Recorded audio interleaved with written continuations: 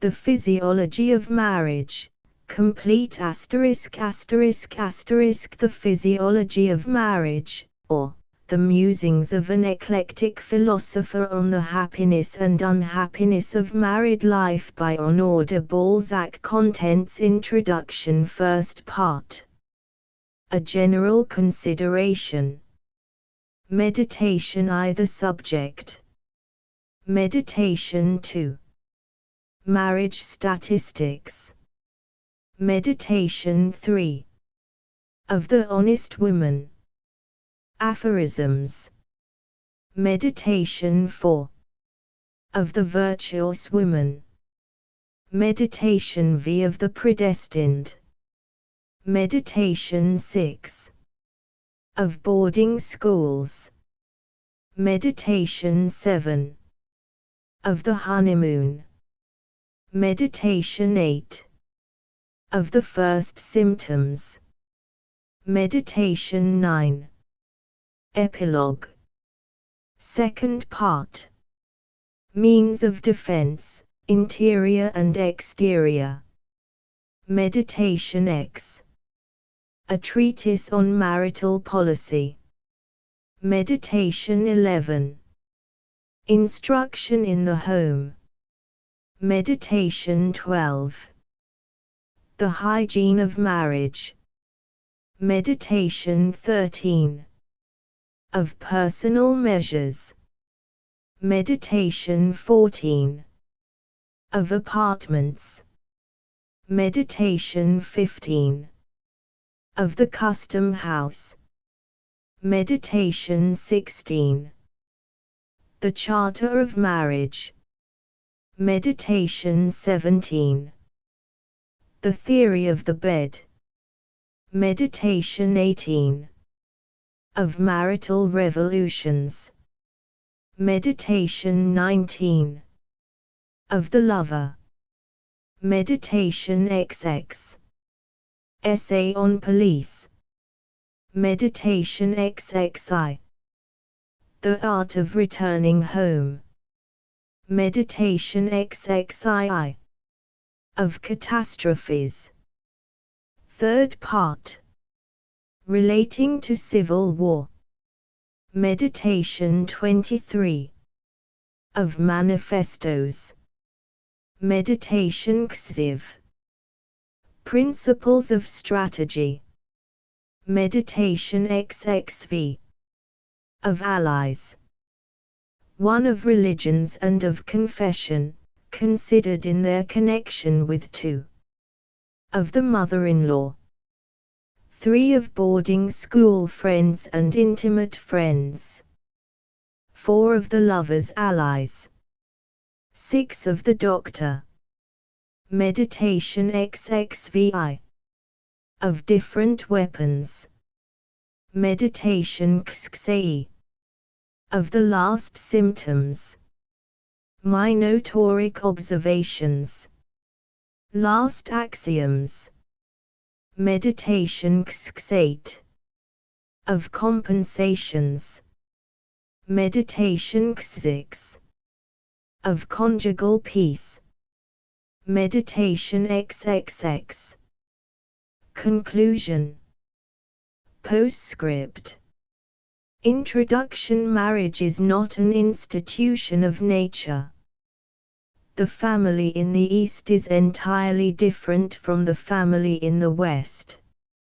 Man is the servant of nature, and the institutions of society are grafts, not spontaneous growths of nature. Laws are made to suit manners, and manners vary. Marriage must therefore undergo the gradual development towards perfection to which all human affairs submit. These words, pronounced in the presence of the Conseil d'État by Napoleon during the discussion of the Civil Code, produced a profound impression upon the author of this book, and perhaps unconsciously he received the suggestion of this work, which he now presents to the public. And indeed at the period during which, while still in his youth, he studied French law, the word adultery made a singular impression upon him. Taking, as it did, a prominent place in the code, this word never occurred to his mind without conjuring up its mournful train of consequences. Tears, shame, hatred, terror, secret crime, bloody wars, families without a head, and social misery rose like a sudden line of phantoms before him when he read the solemn word adultery. Later on, when he became acquainted with the most cultivated circles of society, the author perceived that the rigor of marriage laws was very generally modified by adultery. He found that the number of unhappy homes was larger than that of happy marriages. In fact, he was the first to notice that of all human sciences that which relates to marriage was the least progressive. But this was the observation of a young man, and with him, as with so many others, this thought, like a pebble flung into the bosom of a lake, was lost in the abyss of his tumultuous thoughts. Nevertheless, in spite of himself, the author was compelled to investigate, and eventually there was gathered within his mind, little by little, a swarm of conclusions, more or less just, on the subject of married life. Works like the present one are formed in the mind of the author with as much mystery as that with which truffles grow on the scented plains of Perigord.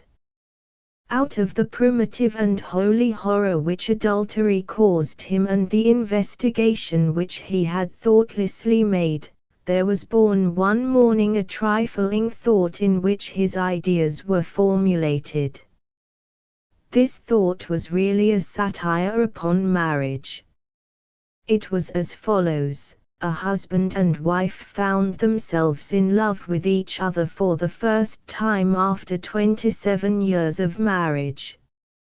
He amused himself with this little axiom and passed a whole week in delight, grouping around this harmless epigram the crowd of ideas which came to him unconsciously and which he was astonished to find that he possessed. His humorous mood yielded at last to the claims of serious investigation. Willing as he was to take a hint, the author returned to his habitual idleness. Nevertheless, this slight germ of science and of joke grew to perfection, unfostered, in the fields of thought.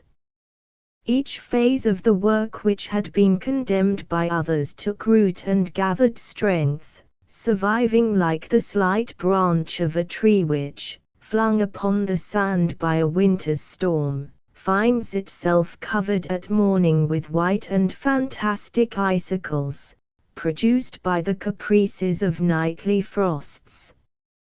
So the sketch lived on and became the starting point of myriad branching moralizations. It was like a polypus which multiplies itself by generation.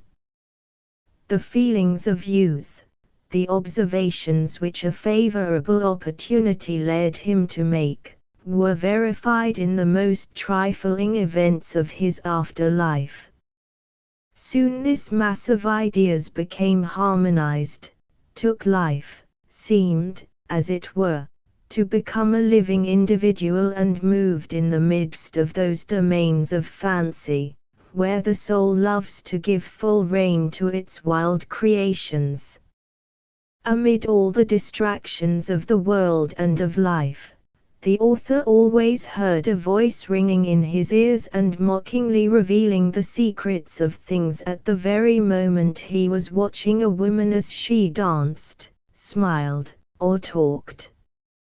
Just as Mephistopheles pointed out to Faust in that terrific assemblage at the Brocken, faces full of frightful augury, so the author was conscious in the midst of the ball of a demon who would strike him on the shoulder with a familiar air and say to him, "Do you notice that enchanting smile? it is a grin of hatred. And then the demon would strut about like one of the captains in the old comedies of Hardy. He would twitch the folds of a lace mantle and endeavor to make new the fretted tinsel and spangles of its former glory.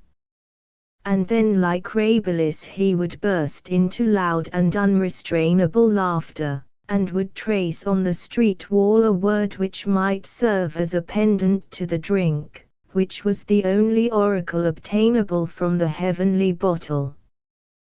This literary trilby would often appear seated on piles of books, and with hooked fingers would point out with a grin of malice 2 yellow volumes whose title dazzled the eyes. Then when he saw he had attracted the author's attention he spelt out, in a voice alluring as the tones of an harmonica, Physiology of Marriage. But almost always he appeared at night during my dreams, gentle as some fairy guardian. He tried by words of sweetness to subdue the soul which he would appropriate to himself. While he attracted, he also scoffed at me, supple as a woman's mind, cruel as a tiger. His friendliness was more formidable than his hatred, for he never yielded a caress without also inflicting a wound. One night in particular he exhausted the resources of his sorceries, and crowned all by a last effort.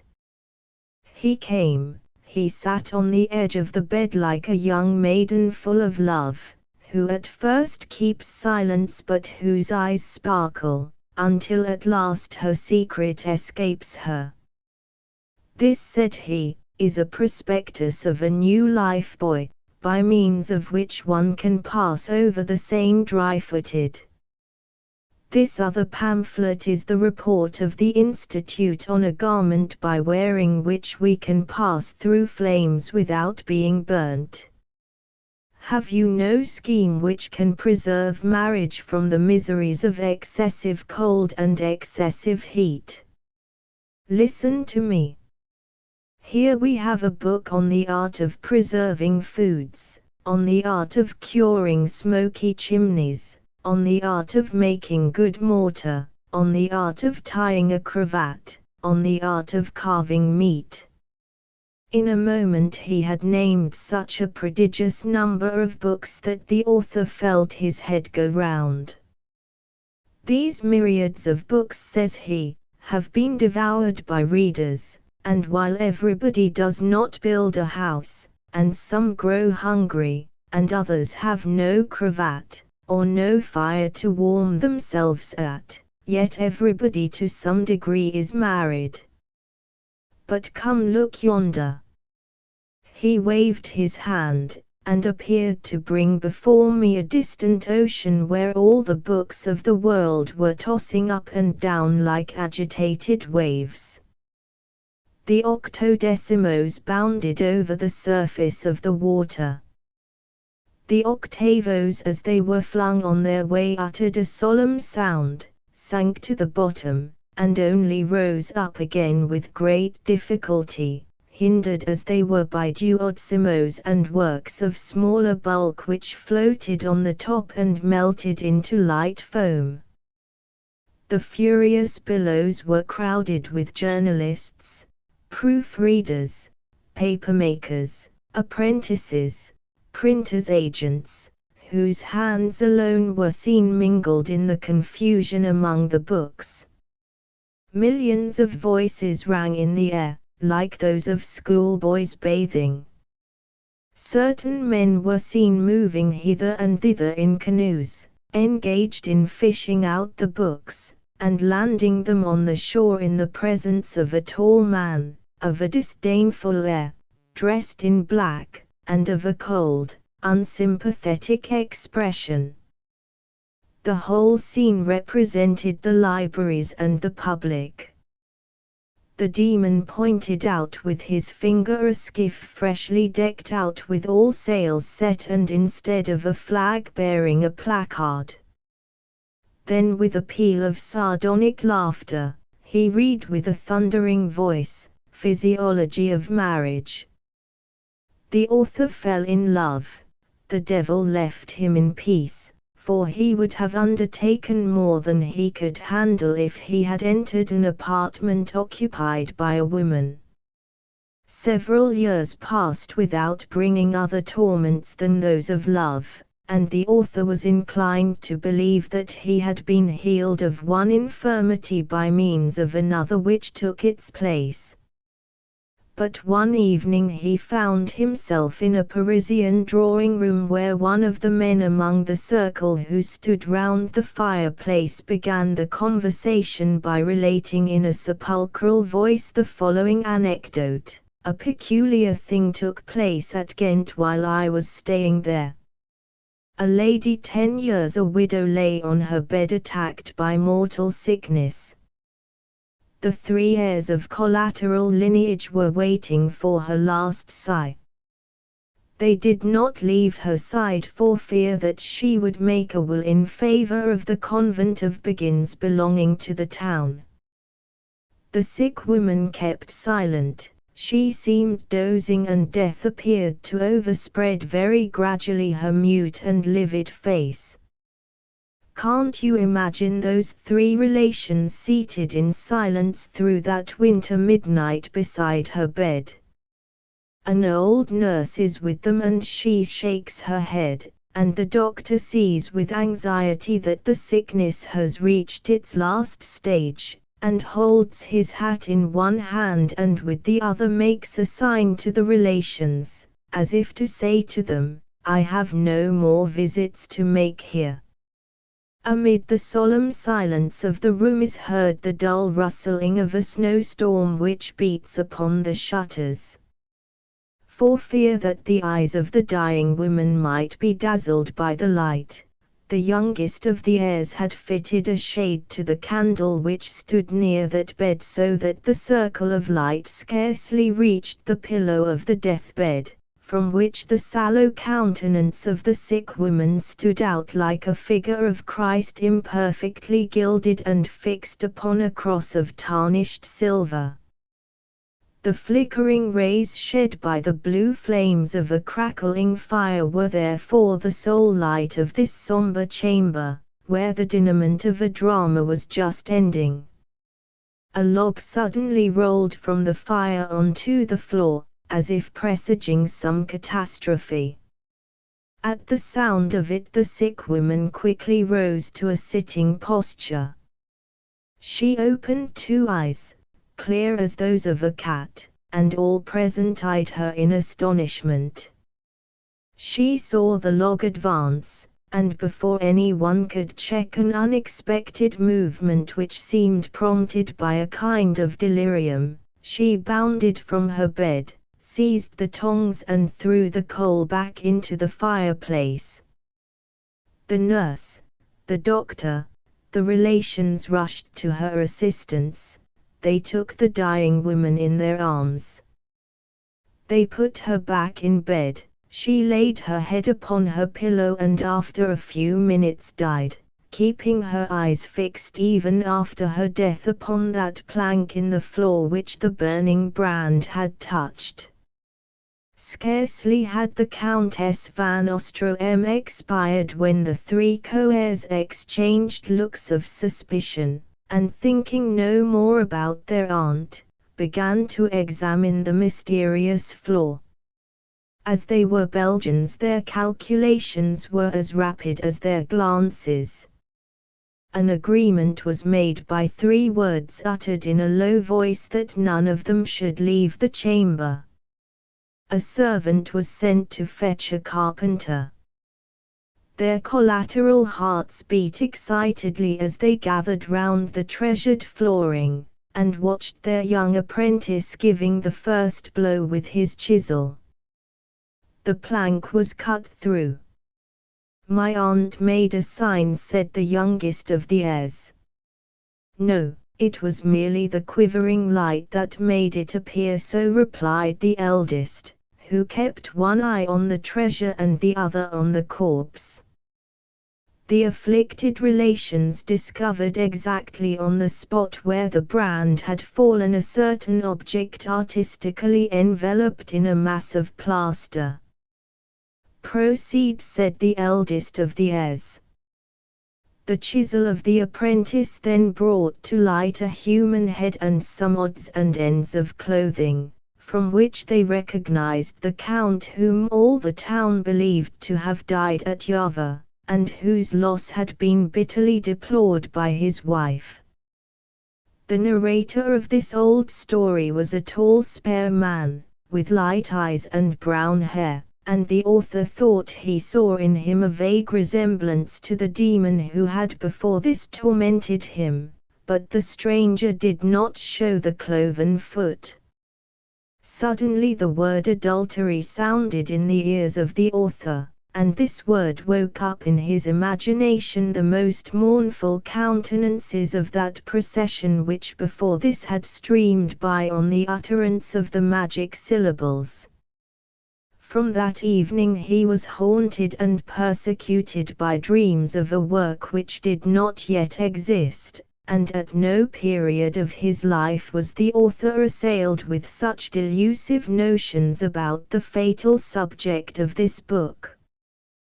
But he bravely resisted the fiend, although the latter referred the most unimportant incidents of life to this unknown work, and like a custom-house officer set his stamp of mockery upon every occurrence. Some days afterwards the author found himself in the company of two ladies. The first of them had been one of the most refined and the most intellectual women of Napoleon's court. In his day she occupied a lofty position, but the sudden appearance of the Restoration caused her downfall. She became a recluse. The second, who was young and beautiful, was at that time living at Paris the life of a fashionable woman. They were friends, because, the one being 40 and the other 22 years old, they were seldom rivals on the same field. The author was considered quite insignificant by the first of the two ladies, and since the other soon discovered this, they carried on in his presence the conversation which they had begun in a frank discussion of a woman's lot. "Have you noticed, dear, that women in general bestow their love only upon a fool?" "What do you mean by that, Duchess?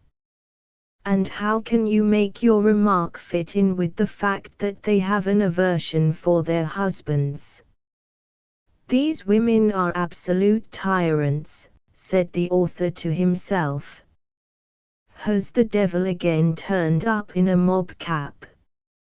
"No, dear, I am not joking," replied the Duchess, "and I shudder with fear for myself when I coolly consider people whom I have known in other times. Wit always has a sparkle which wounds us, and the man who has much of it makes us fear him perhaps, and if he is a proud man he will be capable of jealousy, and is not therefore to our taste. In fact, we prefer to raise a man to our own height rather than to have to climb up to his. Talent has great successes for us to share in, but the fool affords enjoyment to us, and we would sooner hear said that is a very handsome man than to see our lover elected to the Institute. That's enough, Duchess. You have absolutely startled me." And the young coquette began to describe the lovers about whom all the women of her acquaintance raved.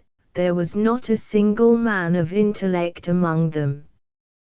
"But I swear by my virtue," she said, "their husbands are worth more." "But these are the sort of people they choose for husbands," the Duchess answered gravely. "Tell me," asked the author, "is the disaster which threatens the husband in France quite inevitable?" "It is," replied the Duchess, with a smile, and the rage which certain women breathe out against those of their sex, whose unfortunate happiness it is to entertain a passion, proves what a burden to them is their chastity. If it were not for fear of the devil, one would be lazy, another owes her virtue to the dryness of her selfish heart, a third to the silly behavior of her first lover, another still. The author checked this outpour of revelation by confiding to the two ladies his design for the work with which he had been haunted. They smiled and promised him their assistance. The youngest, with an air of gaiety, suggested one of the first chapters of the undertaking, by saying that she would take upon herself to prove mathematically that women who are entirely virtuous were creatures of reason. When the author got home he said at once to his demon, "Come. I am ready, let us sign the compact." But the demon never returned. If the author has written here the biography of his book, he has not acted on the prompting of fatuity. He relates facts which may furnish material for the history of human thought, and will without doubt explain the work itself. It may perhaps be important to certain anatomists of thought to be told that the soul is feminine. Thus, although the author made a resolution not to think about the book which he was forced to write, the book, nevertheless, was completed. One page of it was found on the bed of a sick man, another on the sofa of a boudoir. The glances of women when they turned in the mazes of a waltz flung to him some thoughts. A gesture or a word filled his disdainful brain with others. On the day when he said to himself, "This work, which haunts me, shall be achieved," everything vanished, and like the three Belgians, he drew forth a skeleton from the place over which he had bent to seize a treasure. A mild, pale countenance took the place of the demon who had tempted me. It wore an engaging expression of kindliness. There were no sharp-pointed arrows of criticism in its lineaments.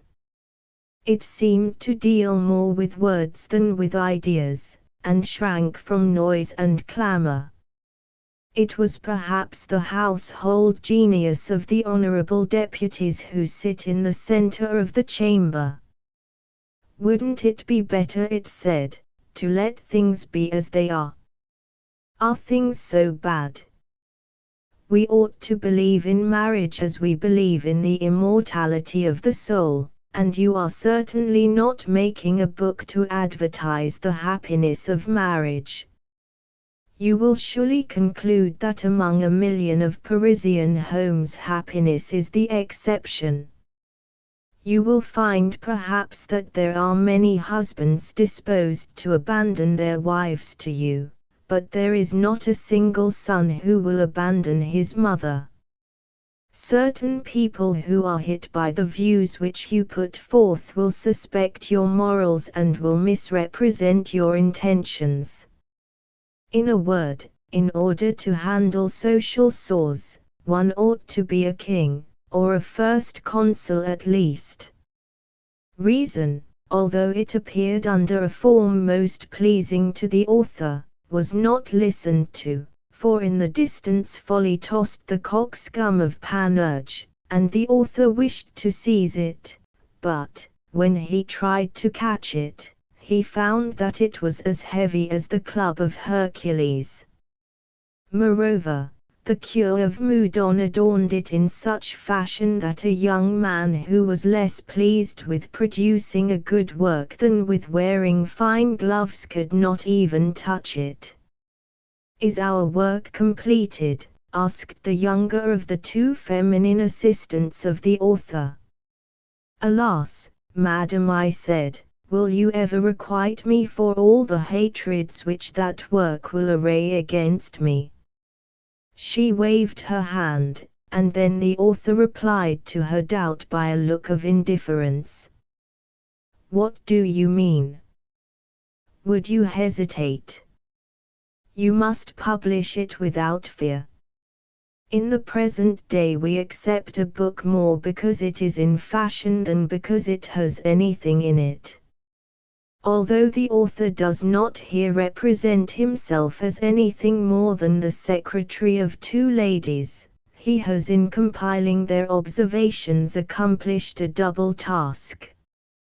With regard to marriage, he has here arranged matters which represent what everybody thinks but no one dares to say. But has he not also exposed himself to public displeasure by expressing the mind of the public? Perhaps, however, the eclecticism of the present essay will save it from condemnation. All the while that he indulges in banter, the author has attempted to popularize certain ideas which are particularly consoling. He has almost always endeavored to lay bare the hidden springs which move the human soul. While undertaking to defend the most material interests of man, judging them or condemning them, he will perhaps bring to light many sources of intellectual delight. But the author does not foolishly claim always to put forth his pleasantries in the best of taste. He has merely counted upon the diversity of intellectual pursuits in expectation of receiving as much blame as approbation. The subject of his work was so serious that he is constantly launched into anecdote, because at the present day anecdotes are the vehicle of all moral teaching, and the anti-narcotic of every work of literature. In literature, analysis and investigation prevail, and the wearying of the reader increases in proportion with the egotism of the writer. This is one of the greatest misfortunes that can befall a book, and the present author has been quite aware of it. He has therefore so arranged the topics of this long essay as to afford resting places for the reader. This method has been successfully adopted by a writer, who produced on the subject of taste a work somewhat parallel to that which is here put forth on the subject of marriage. From the former the present writer may be permitted to borrow a few words in order to express a thought which he shares with the author of them. This quotation will serve as an expression of homage to his predecessor, whose success has been so swiftly followed by his death. When I write and speak of myself in the singular, this implies a confidential talk with the reader. He can examine the statement, discuss it, doubt and even ridicule it. But when I arm myself with the formidable we, I become the professor and demand submission.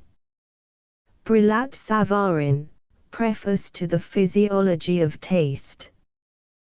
5 December, 1829. First part. A general consideration. We will declaim against stupid laws until they are changed, and in the meantime blindly submit to them. Diderot, Supplement to the Voyage of Bougainville. Meditation I. The subject. Physiology, what must I consider your meaning? Is not your object to prove that marriage unites for life two beings who do not know each other? That life consists in passion, and that no passion survives marriage? That marriage is an institution necessary for the preservation of society, but that it is contrary to the laws of nature? That divorce, this admirable release from the misfortunes of marriage, should with one voice be reinstated? That, in spite of all its inconveniences, Marriage is the foundation on which property is based. That it furnishes invaluable pledges for the security of government. That there is something touching in the association of two human beings for the purpose of supporting the pains of life. That there is something ridiculous in the wish that one and the same thoughts should control two wills. That the wife is treated as a slave. That there has never been a marriage entirely happy. That marriage is filled with crimes and that the known murders are not the worst. That fidelity is impossible, at least to the man.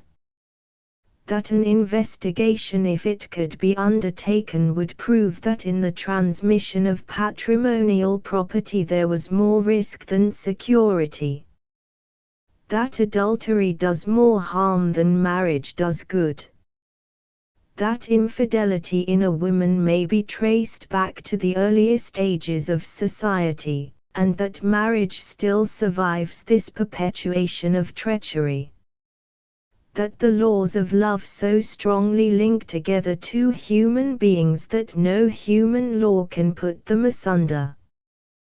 That while there are marriages recorded on the public registers, there are others over which nature herself has presided, and they have been dictated either by the mutual memory of thought, or by an utter difference of mental disposition, or by corporeal affinity in the parties named, that it is thus that heaven and earth are constantly at variance. That there are many husbands fine in figure and of superior intellect whose wives have lovers exceedingly ugly, insignificant in appearance or stupid in mind. All these questions furnish material for books, but the books have been written and the questions are constantly reappearing. Physiology, what must I take you to mean? Do you reveal new principles? Would you pretend that it is the right thing that women should be made common? Lycurgus and certain Greek peoples as well as Tartars and savages have tried this. Can it possibly be right to confine women? The Ottomans once did so, and nowadays they give them their liberty. Would it be right to marry young women without providing a dowry and yet exclude them from the right of succeeding to property? Some English authors and some moralists have proved that this, with the admission of divorce, is the surest method of rendering marriage happy. Should there be a little hygge in each marriage establishment? There is no need to pass a law for that. The provision of the code which makes an unfaithful wife liable to a penalty in whatever place the crime be committed, and that other article which does not punish the erring husband unless his concubine dwells beneath the conjugal roof, implicitly admits the existence of mistresses in the city. Sanchez has written a dissertation on the penal cases incident to marriage. He has even argued on the illegitimacy and the opportuneness of each form of indulgence. He has outlined all the duties, moral, religious and corporeal, of the married couple. In short, his work would form 12 volumes in octavo if the huge folio entitled De Matrimonio were thus represented. Clouds of lawyers have flung clouds of treatises over the legal difficulties which are born of marriage. There exist several works on the judicial investigation of impotency. Legions of doctors have marshaled their legions of books on the subject of marriage in its relation to medicine and surgery. In the 19th century, the physiology of marriage is either an insignificant compilation or the work of a fool written for other fools. Old priests have taken their balances of gold and have weighed the most trifling scruples of the marriage consciences. Old lawyers have put on their spectacles and have distinguished between every kind of married transgression. Old doctors have seized the scalpel and drawn it over all the wounds of the subject. Old judges have mounted to the bench and have decided all the cases of marriage dissolution. Whole generations have passed unuttered cries of joy or of grief on the subject. Each age has cast its vote into the urn. The Holy Spirit, poets and writers have recounted everything from the days of Eve to the Trojan War, from Helen to Madame de Maintenon, from the mistress of Louis XIV to the women of their own day. Physiology, what must I consider your meaning? Shall I say that you intend to publish pictures more or less skillfully drawn, for the purpose of convincing us that a man marries, from ambition, that is well known, from kindness, in order to deliver a girl from the tyranny of her mother, from rage, in order to disinherit his relations, from scorn of a faithless mistress, from weariness of a pleasant bachelor life, from folly, for each man always commits one, in consequence of a wager, which was the case with Lord Byron, from interest, which is almost always the case, from youthfulness on leaving college, like a blockhead, from ugliness, fear of some day failing to secure a wife, through Machiavellism, in order to be the heir of some old woman at an early date, from necessity, in order to secure the standing to our son, from obligation, the damsel having shown herself weak, from passion, in order to become more surely cured of it, on account of a quarrel, in order to put an end to a lawsuit, from gratitude, by which he gives more than he has received, from goodness, which is the fate of doctrinaires, from the condition of a will when a dead uncle attaches his legacy to some girl, marriage with whom is the condition of succession, from custom, in imitation of his ancestors, from old age, in order to make an end of life, from yatadi, that is the hour of going to bed and signifies amongst the Turks all bodily needs, from religious zeal, like the Duke of Saint Anan, who did not wish to commit sin, the foregoing queries came in, untranslatable, alphabetic order in the original. Editor, but these incidents of marriage have furnished matter for 30,000 comedies and 100,000 romances. Physiology, for the third and last time I ask you, what is your meaning? So far everything is commonplace as the pavement of the street, familiar as a crossway. Marriage is better known than the Barabbas of the Passion. All the ancient ideas which it calls to light permeate literature since the world is the world, and there is not a single opinion which might serve to the advantage of the world, nor a ridiculous project which could not find an author to write it up, a printer to print it, a bookseller to sell it, and a reader to read it. Allow me to say to you, like Rabelais, who is in every sense our master, gentlemen, God save and guard you. Where are you? I cannot see you, wait until I put on my spectacles. Ah! I see you now, you, your wives, your children. Are you in good health? I am glad to hear it. But it is not for you that I am writing. Since you have grown-up children, that ends the matter. Ah! It is you, illustrious tipplers, pampered and gouty, and you, tireless pie cutters, favorites who come dear, day-long pantagruelists who keep your private birds, gay and gallant, and who go to tierce, to sexts, to nuns, and also to vespers and compline and never tire of going. It is not for you that the physiology of marriage is addressed, for you are not married and may you never be married. You heard of bigots, snails, hypocrites, dotards, lechers, booted for pilgrimage to Rome, disguised and marked, as it were, to deceive the world.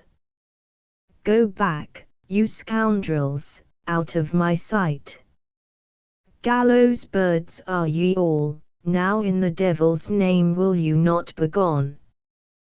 There are none left now but the good souls who love to laugh, not the snivellers who burst into tears in prose or verse, whatever their subject be, who make people sick with their odes, their sonnets, their meditation, none of these dreamers, but certain old-fashioned pantagruelists who don't think twice about it when they are invited to join a banquet or provoked to make a repartee, who can take pleasure in a book like Peace and the Lard with commentary of Rabelais, or in the one entitled The Dignity of Breeches, and who esteem highly the fair books of high degree, a quarry hard to run down and redoubtable to wrestle with.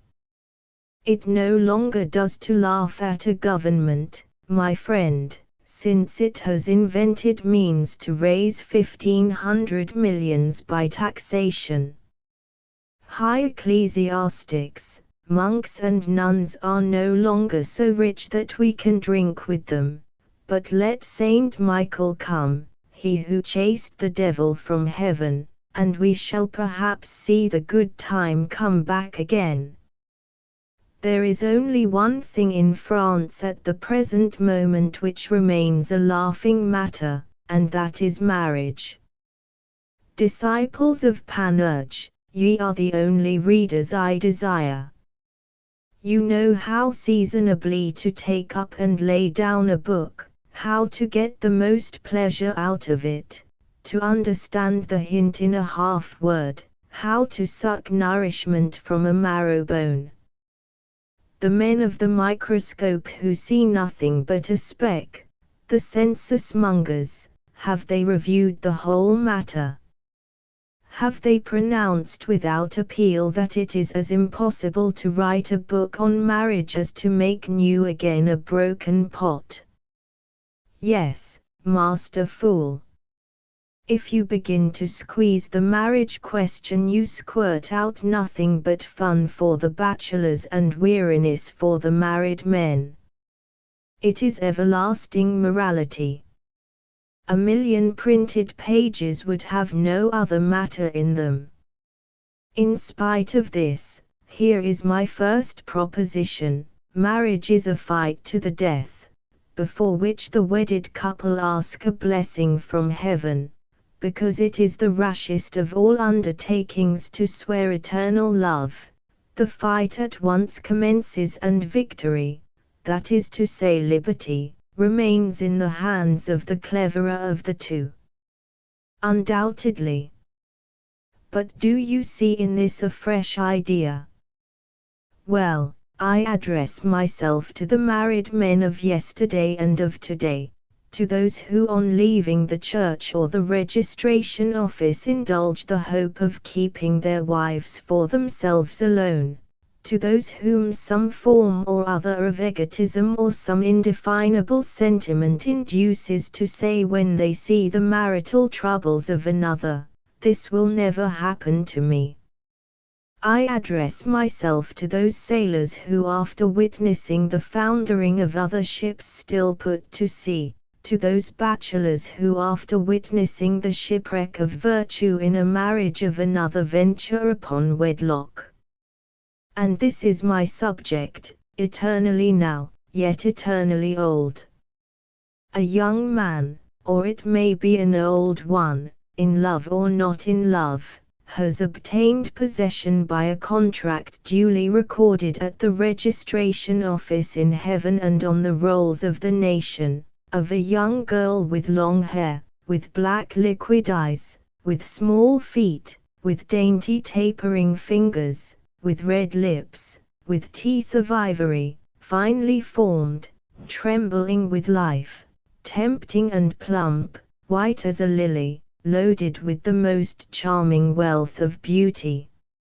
Her drooping eyelashes seem like the points of the iron crown. Her skin, which is as fresh as the calyx of a white camellia, is streaked with the purple of the red camellia. Over her virginal complexion one seems to see the bloom of young fruit and the delicate down of a young peach. The azure veins spread a kindling warmth over this transparent surface. She asks for life and she gives it. She is all joy and love, all tenderness and candor. She loves her husband, or at least believes she loves him.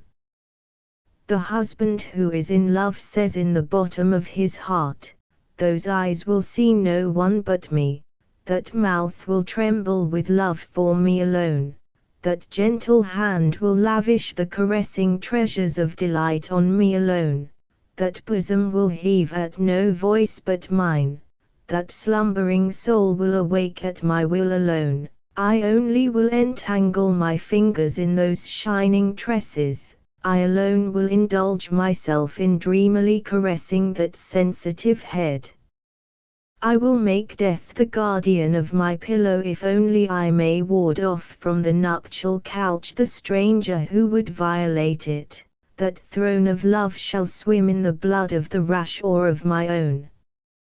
Tranquility, honor, happiness, the ties of home, the fortune of my children, all are at stake there. I would defend them as a lioness defends her cubs.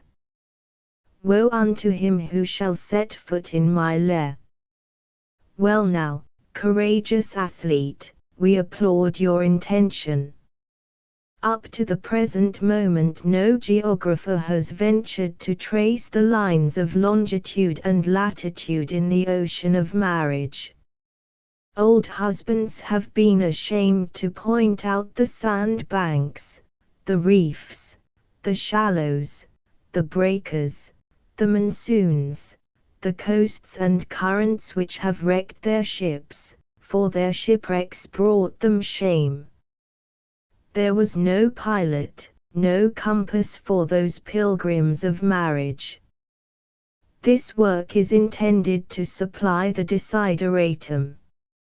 Without mentioning grocers and drapers, there are so many people occupied in discovering the secret motives of women, that it is really a work of charity to classify for them, by chapter and verse, all the secret situations of marriage. A good table of contents will enable them to put their finger on each movement of their wife's heart, as a table of logarithms tells them the product of a given multiplication. And now what do you think about that? Is not this a novel undertaking, and one which no philosopher has as yet approached? I mean this attempt to show how a woman may be prevented from deceiving her husband. Is not this the comedy of comedies? Is it not a second speculum vitae humanae? We are not now dealing with the abstract questions which we have done justice to already in this meditation. At the present day in ethics as in exact science, the world asks for facts for the results of observation.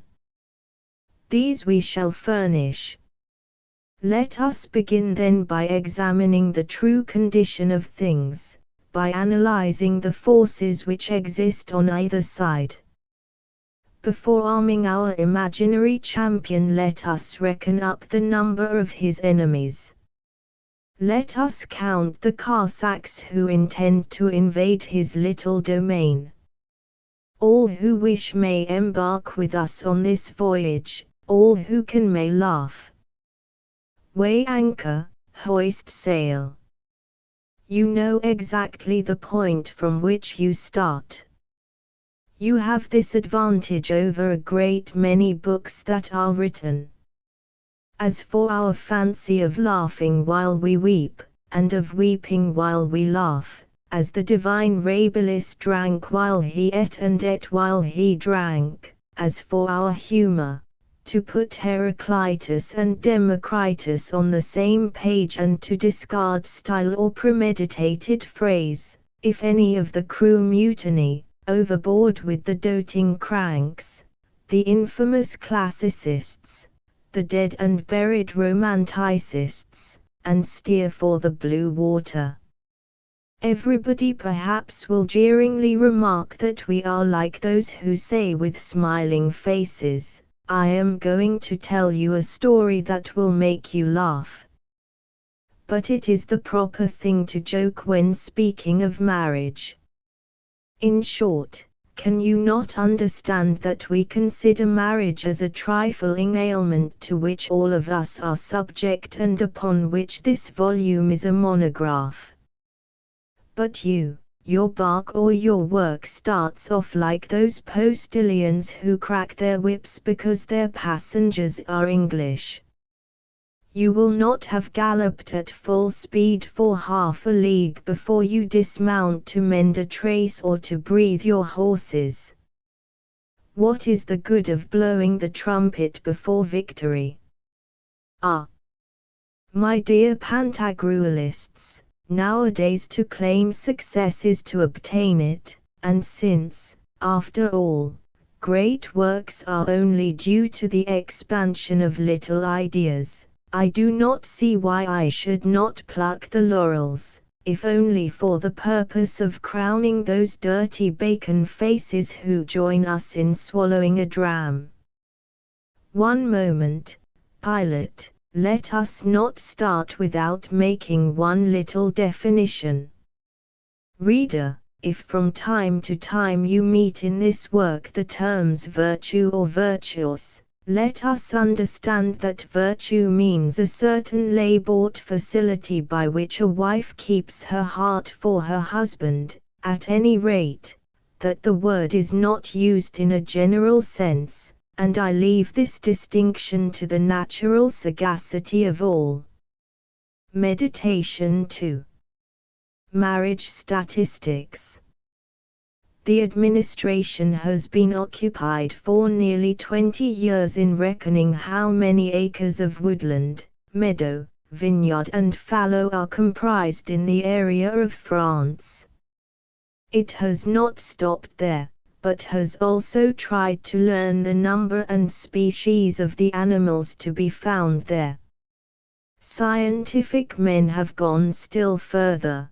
They have reckoned up the cords of wood, the pounds of beef, the apples and eggs consumed in Paris.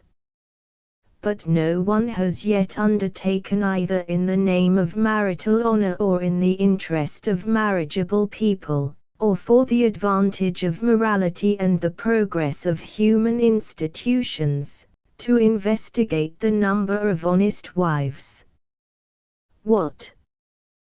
The French government, if inquiry is made of it, is able to say how many men it has under arms, how many spies, how many employees, how many scholars, but, when it is asked how many virtuous women, it can answer nothing. If the King of France took into his head to choose his august partner from among his subjects, the administration could not even tell him the number of white lambs from whom he could make his choice. It would be obliged to resort to some competition which awards the rose of good conduct, and that would be a laughable event. Were the ancients then our masters in political institutions as in morality?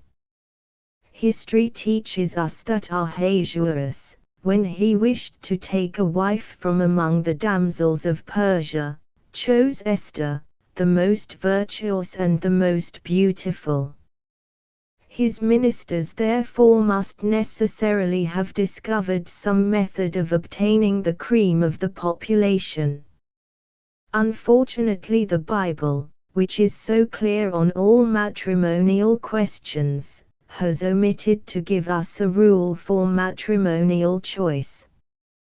Let us try to supply this gap in the work of the administration by calculating the sum of the female sex in France.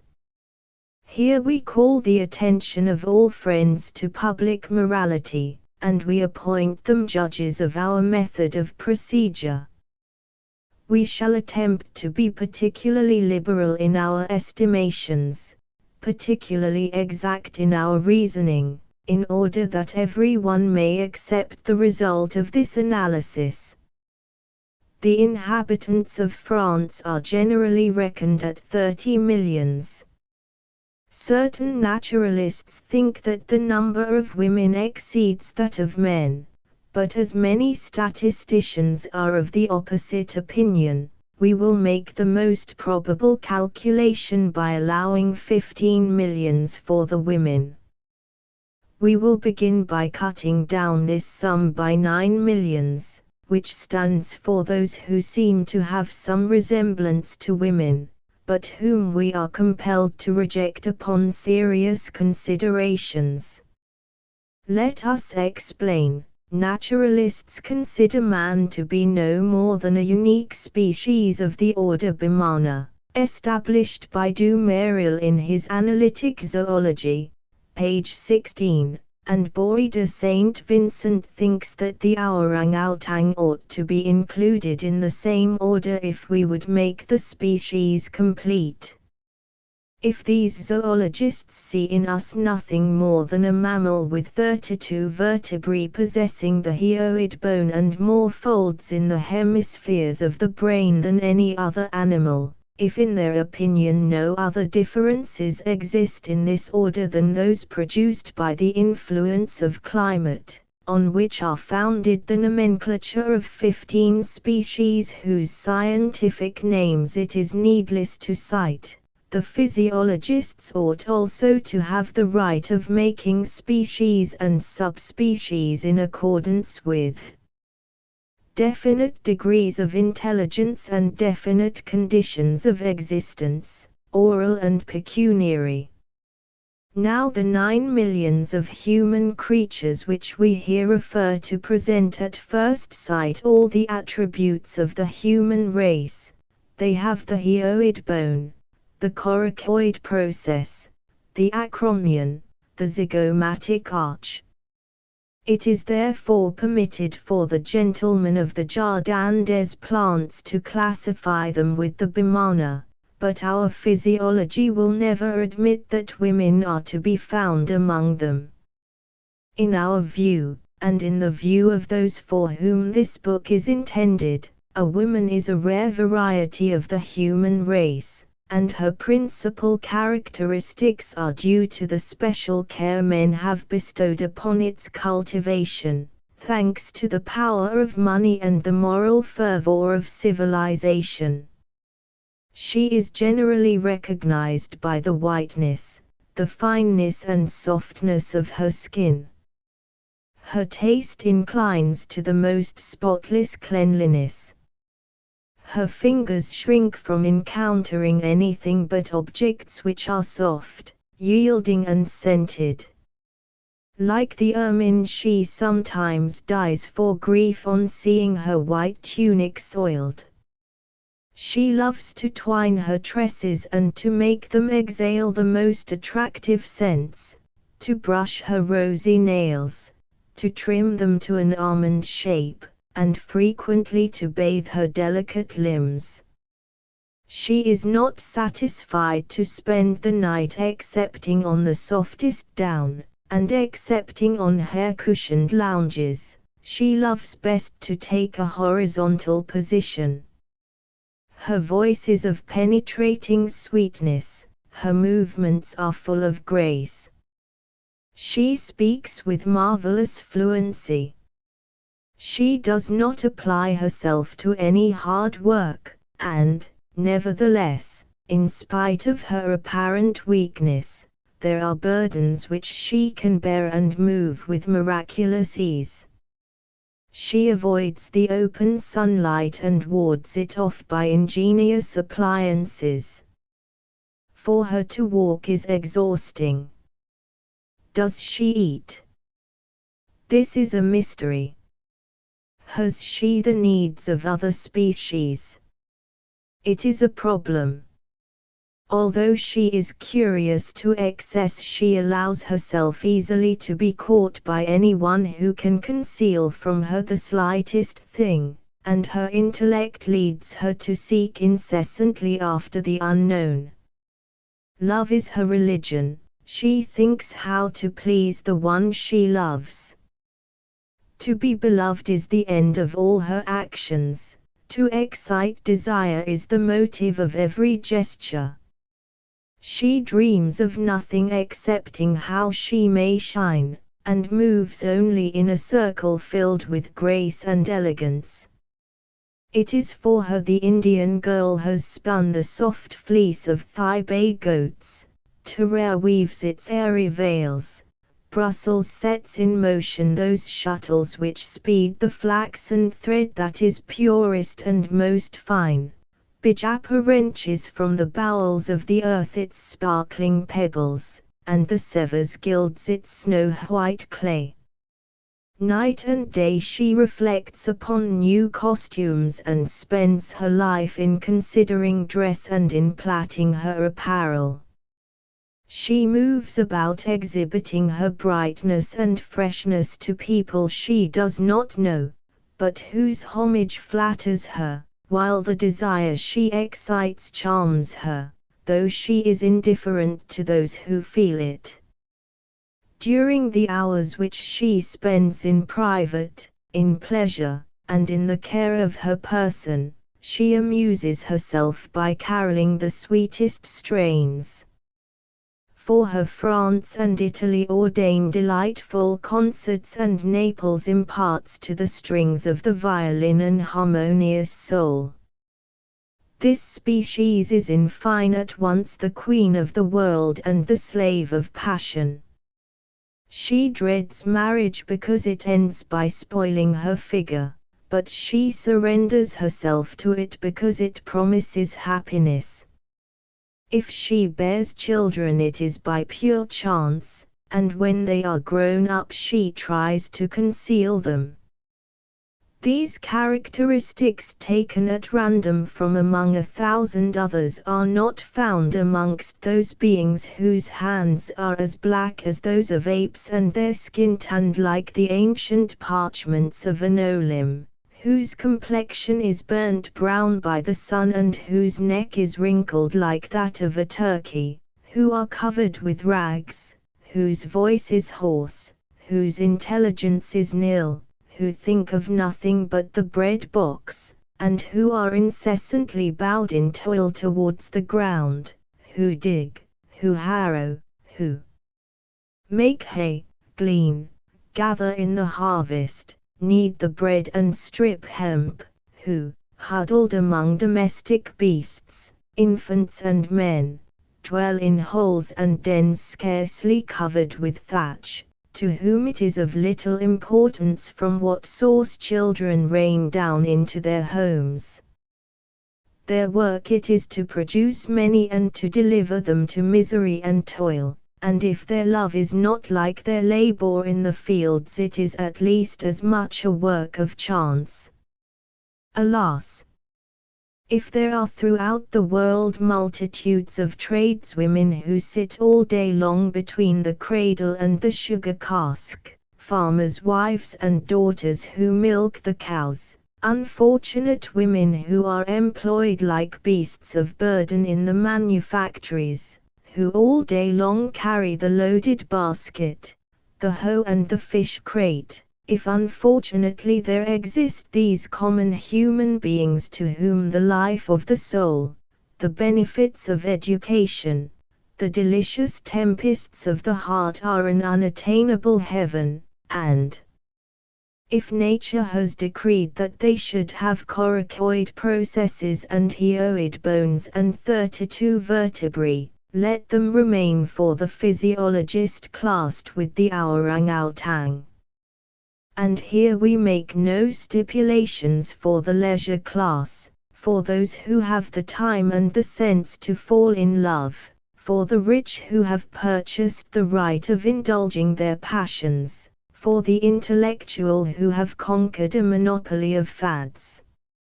Anathema on all those who do not live by thought. We say raker and fool to all those who are not ardent, young, beautiful and passionate.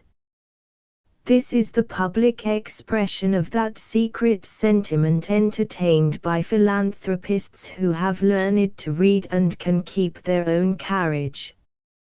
Among the 9 millions of the proscribed, the tax-gatherer, the magistrate, the lawmaker and the priest doubtless see living souls who are to be ruled and made subject to the administration of justice. But the man of sentiment, the philosopher of the boudoir, while he eats his fine bread, made of corn, sown and harvested by these creatures, will reject them and relegate them, as we do, to a place outside the genus woman.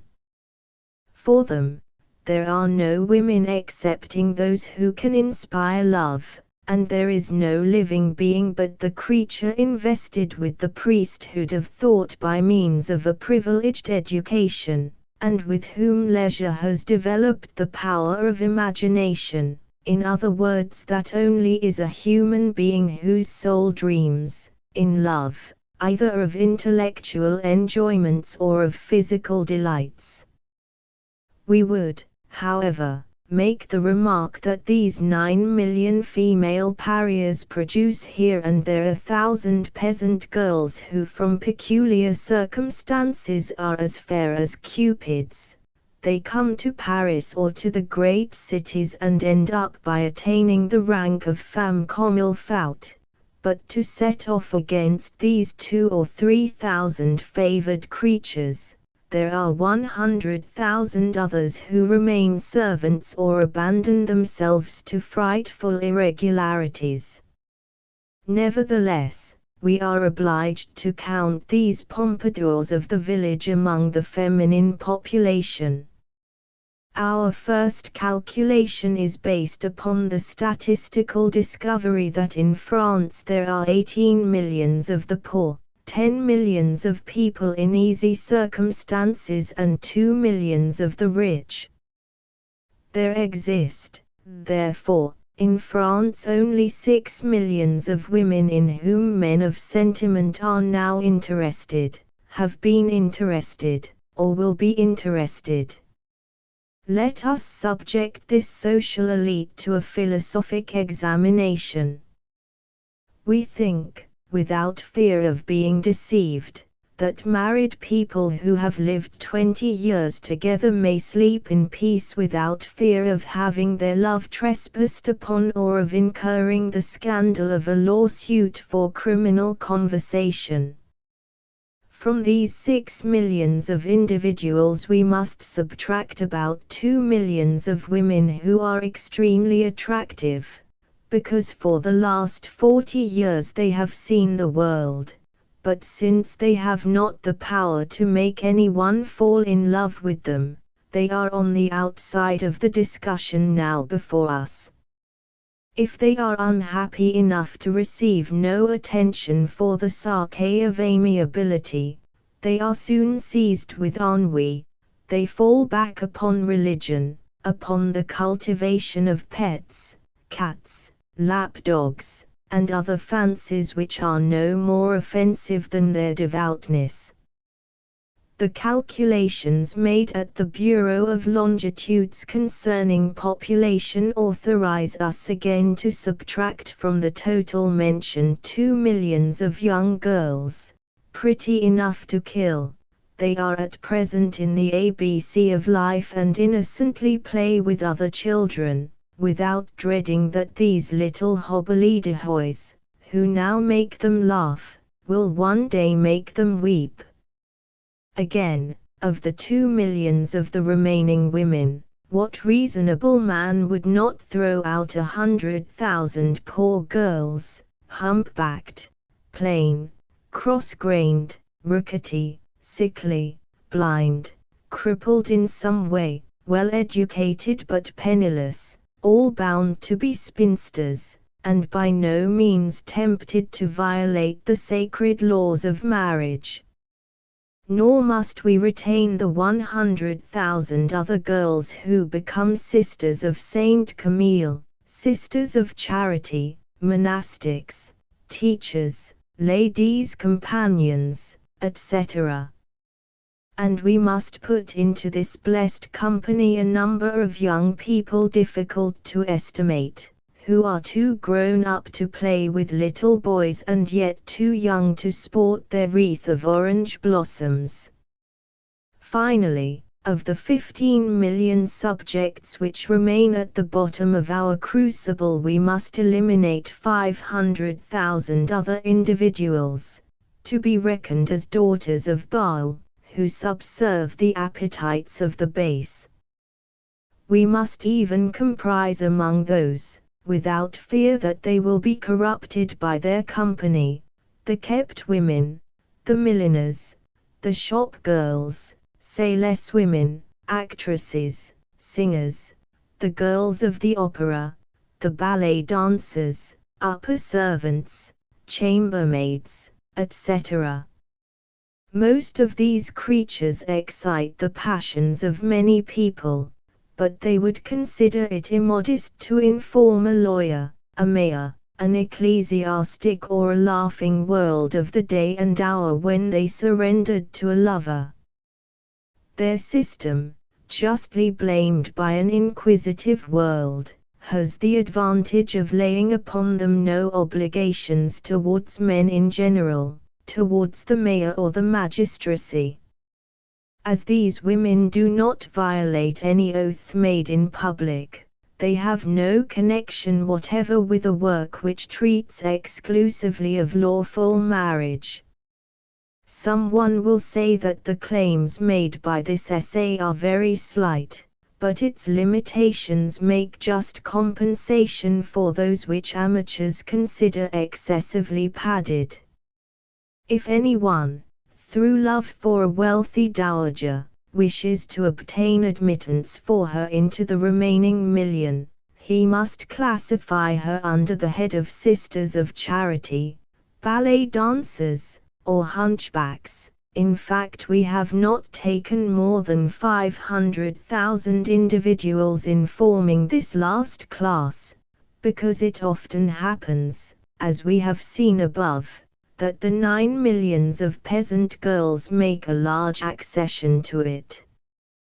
We have for the same reason omitted the working girl class and the hucksters. The women of these two sections are the product of efforts made by 9 millions of female Bimana to rise to the higher civilization. But for its scrupulous exactitude, many persons might regard this statistical meditation as a mere joke.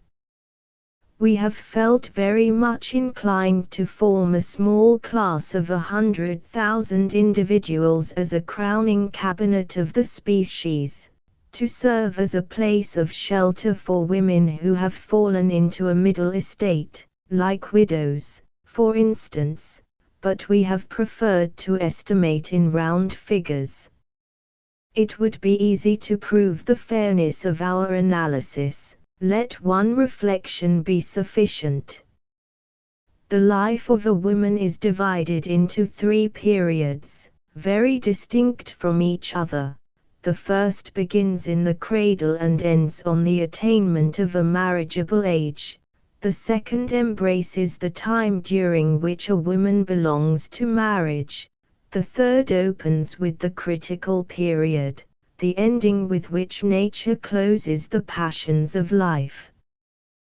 These 3 spheres of existence, being almost equal in duration, might be employed for the classification into equal groups of a given number of women. Thus in a mass of 6 millions, omitting fractions, there are about 2 million girls between 1 and 18, 2 millions women between 18 and 40 and 2 millions of old women. The caprices of society have divided the 2 millions of marriageable women into 3 main classes, namely, those who remain spinsters for reasons which we have defined, those whose virtue does not reckon in the obtaining of husbands, and the million of women lawfully married, with whom we have to deal. You see then, by the exact sifting out of the feminine population, that there exists in France a little flock of barely a million white lambs, a privileged fold into which every wolf is anxious to enter. Let us put this million of women, already winnowed by our fan, through another examination. To arrive at the true idea of the degree of confidence which a man ought to have in his wife, let us suppose for a moment that all wives will deceive their husbands. On this hypothesis, it will be proper to cut out about 1/20, viz., young people who are newly married and who will be faithful to their vows for a certain time. Another 20th will be in ill health. This will be to make a very modest allowance for human infirmities. Certain passions, which we are told destroy the dominion of the man over the heart of his wife, namely, aversion, grief, the bearing of children, will account for another 20th.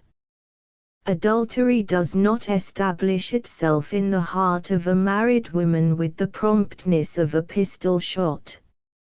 Even when sympathy with another rouses feelings on first sight, a struggle always takes place, whose duration discounts the total sum of conjugal infidelities.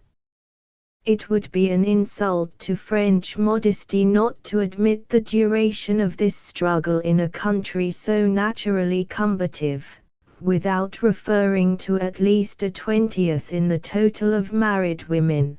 But then we will suppose that there are certain sickly women who preserve their lovers while they are using soothing draughts, and that there are certain wives whose confinement makes sarcastic celibates smile. In this way we shall vindicate the modesty of those who enter upon the struggle from motives of virtue. For the same reason we should not venture to believe that a woman forsaken by her lover will find a new one on the spot, but this discount being much more uncertain than the preceding one, we will estimate it at 1/40th. These several rebates will reduce our sum total to 800,000 women, when we come to calculate the number of those who are likely to violate married faith. Who would not at the present moment wish to retain the persuasion that wives are virtuous? Are they not the supreme flower of the country? Are they not all blooming creatures, fascinating the world by their beauty, their youth, their life and their love? To believe in their virtue is a sort of social religion, for they are the ornament of the world, and form the chief glory of France. It is in the midst of this million we are bound to investigate the number of honest women, the number of virtuous women. The work of investigating this and of arranging the results under 2 categories requires whole meditations, which may serve as an appendix to the present one. Meditation 3. Of the honest woman. The preceding meditation has proved that we possess in France a floating population of 1 million women reveling in the privilege of inspiring those passions which a gallant man avows without shame, or dissembles with delight. It is then among this million of women that we must carry our lantern of Diogenes in order to discover the honest women of the land. This inquiry suggests certain digressions. Two young people, well dressed, whose slender figures and rounded arms suggest a paver's tool, and whose boots are elegantly made, meet one morning on the boulevard, at the end of the Passage des Panoramas. "What, is this you?" "Yes, dear boy, it looks like me, doesn't it?" Then they laugh, with more or less intelligence, according to the nature of the joke which opens the conversation. When they have examined each other with the sly curiosity of a police officer on the lookout for a clue, when they are quite convinced of the newness of each other's gloves, of each other's waistcoat and of the taste with which their cravats are tied, when they are pretty certain that neither of them is down in the world, they link arms, and if they start from the Theatre des Varieties, they have not reached Frascati's before they have asked each other a roundabout question whose free translation may be this: "Whom are you living with now?" As a general rule, she is a charming woman. Who is the infantryman of Paris into whose ear there have not dropped, like bullets in the day of battle, thousands of words uttered by the passer-by, and who has not caught one of those numberless sayings which, according to Rabelais, hang frozen in the air? But the majority of men take their way through Paris in the same manner as they live and eat, that is, without thinking about it. There are very few skillful musicians, very few practiced physiognomists who can recognize the key in which these vagrant notes are set, the passion that prompts these floating words. Ah! To wander over Paris. What an adorable and delightful existence is that! To saunter is a science, it is the gastronomy of the eye. To take a walk is to vegetate, to saunter is to live. The young and pretty women, long contemplated with ardent eyes, would be much more admissible in claiming a salary than the cook who asks for 20 sous from the Limousin, whose nose with inflated nostrils took in the perfumes of beauty. To saunter is to enjoy life. It is to indulge the flight of fancy, it is to enjoy the sublime pictures of misery, of love, of joy, of gracious or grotesque physiognomies, it is to pierce with a glance the abysses of 1,000 existences. For the young it is to desire all, and to possess all, for the old it is to live the life of the youthful, and to share their passions. Now how many answers have not the sauntering artists heard to the categorical question which is always with us? She is 35 years old, but you would not think she was more than 20, said an enthusiastic youth with sparkling eyes, who, freshly liberated from college, would, like cherubin, embrace all. Zounds! Mine has dressing gowns of batiste and diamond rings for the evening, said a lawyer's clerk. But she has a box at the Franchise, said an army officer. At any rate, cried another one, an elderly man who spoke as if he were standing on the defense, she does not cost me a sou. In our case, wouldn't you like to have the same chance, my respected friend? And he patted his companion lightly on the shoulder. Oh, she loves me, said another. It seems too good to be true, but she has the most stupid of husbands. Ah, Buffon has admirably described the animals, but the Bible called husband, what a pleasant thing for a married man to hear. Oh, what an angel you are, my dear, is the answer to a request discreetly whispered into the ear. Can you tell me her name or point her out to me? Oh, no, she is an honest woman. When a student is loved by a waitress, he mentions her name with pride and takes his friends to lunch at her house. If a young man loves a woman whose husband is engaged in some trade dealing with articles of necessity, he will answer, blushingly, she is the wife of a haberdasher, of a stationer, of a hatter, of a linen draper, of a clerk, etc. But this confession of love for an inferior which butts and blows in the midst of packages, loaves of sugar, or flannel waistcoats is always accompanied with an exaggerated praise of the lady's fortune. The husband alone is engaged in the business, he is rich, he has fine furniture. The loved one comes to her lover's house, she wears a cashmere shawl, she owns a country house, etc. In short, a young man is never wanting in excellent arguments to prove that his mistress is very nearly, if not quite, an honest woman. This distinction originates in the refinement of our manners and has become as indefinite as the line which separates bon ton from vulgarity. What then is meant by an honest woman?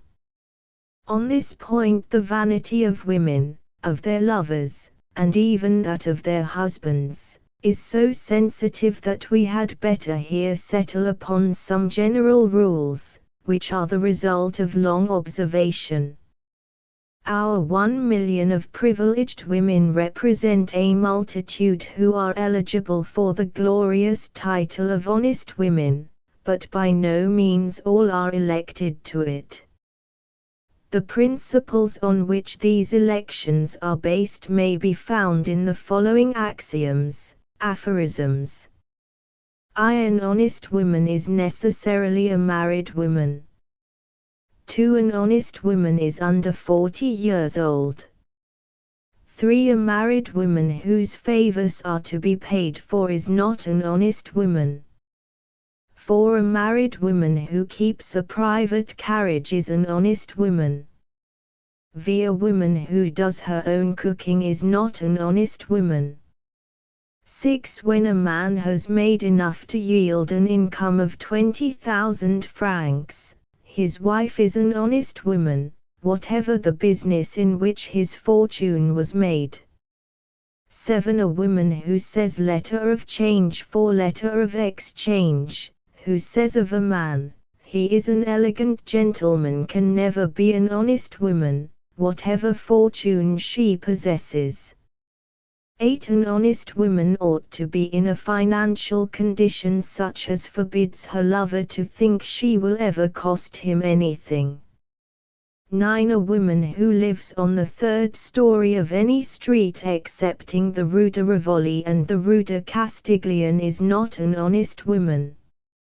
The wife of a banker is always an honest woman, but the woman who sits at the cashier's desk cannot be one, unless her husband has a very large business and she does not live over his shop.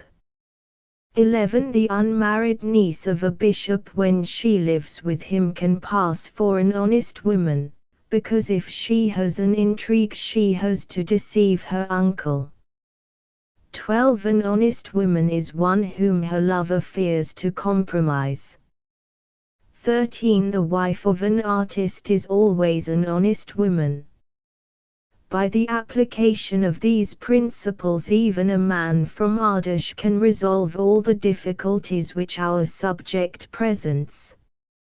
In order that a woman may be able to keep a cook, may be finely educated, may possess the sentiment of coquetry, may have the right to pass whole hours in her boudoir lying on a sofa, and may live a life of soul, she must have at least 6,000 francs a year if she lives in the country, and 20,000 if she lives at Paris.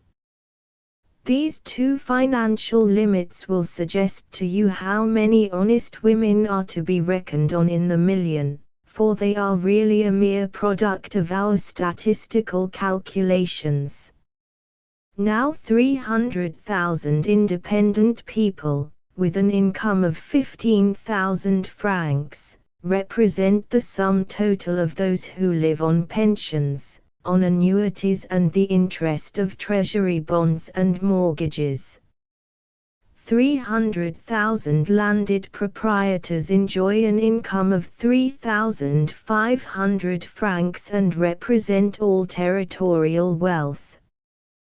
200,000 pays, at the rate of 1,500 francs each, represent the distribution of public funds by the state budget, by the budgets of the cities and departments, less the national debt, church funds and soldiers' pay, i.e. 5 sous a day with allowances for washing, weapons, victuals, clothes, etc. 200,000 fortunes amassed in commerce, reckoning the capital at 20,000 francs in each case, represent all the commercial establishments possible in France. Here we have 1,000,000 husbands represented.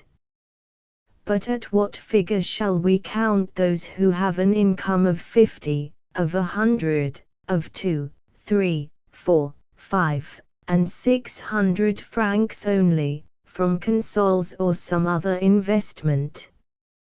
How many landed proprietors are there who pay taxes amounting to no more than 100 sous, 20 francs, 100 francs, 200, or 280? At what number shall we reckon those of the governmental leeches, who are merely quill drivers with a salary of 600 francs a year? How many merchants who have nothing but a fictitious capital shall we admit? These men are rich in credit and have not a single actual sou, and resemble the sieves through which Pactolus flows. And how many brokers whose real capital does not amount to more than 1,000, 2,000, 4,000, 5,000 francs? Business, my respects to you.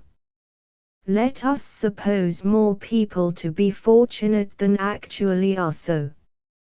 Let us divide this million into parts. 500,000 domestic establishments will have an income ranging from 100 to 3,000 francs, and 5,000 women will fulfill the conditions which entitle them to be called honest women. After these observations, which close our meditation on statistics, we are entitled to cut out of this number 100,000 individuals. Consequently, we can consider it to be proven mathematically that there exist in France no more than 400,000 women who can furnish to men of refinement the exquisite and exalted enjoyments which they look for in love. And here it is fitting to make a remark to the adepts for whom we write, that love does not consist in a series of eager conversations, of nights of pleasure, of an occasional caress more or less well timed and a spark of amour-propre baptized by the name of jealousy. Our 400,000 women are not of those concerning whom it may be said, the most beautiful girl in the world can give only what she has. No, they are richly endowed with treasures which appeal to our ardent imaginations.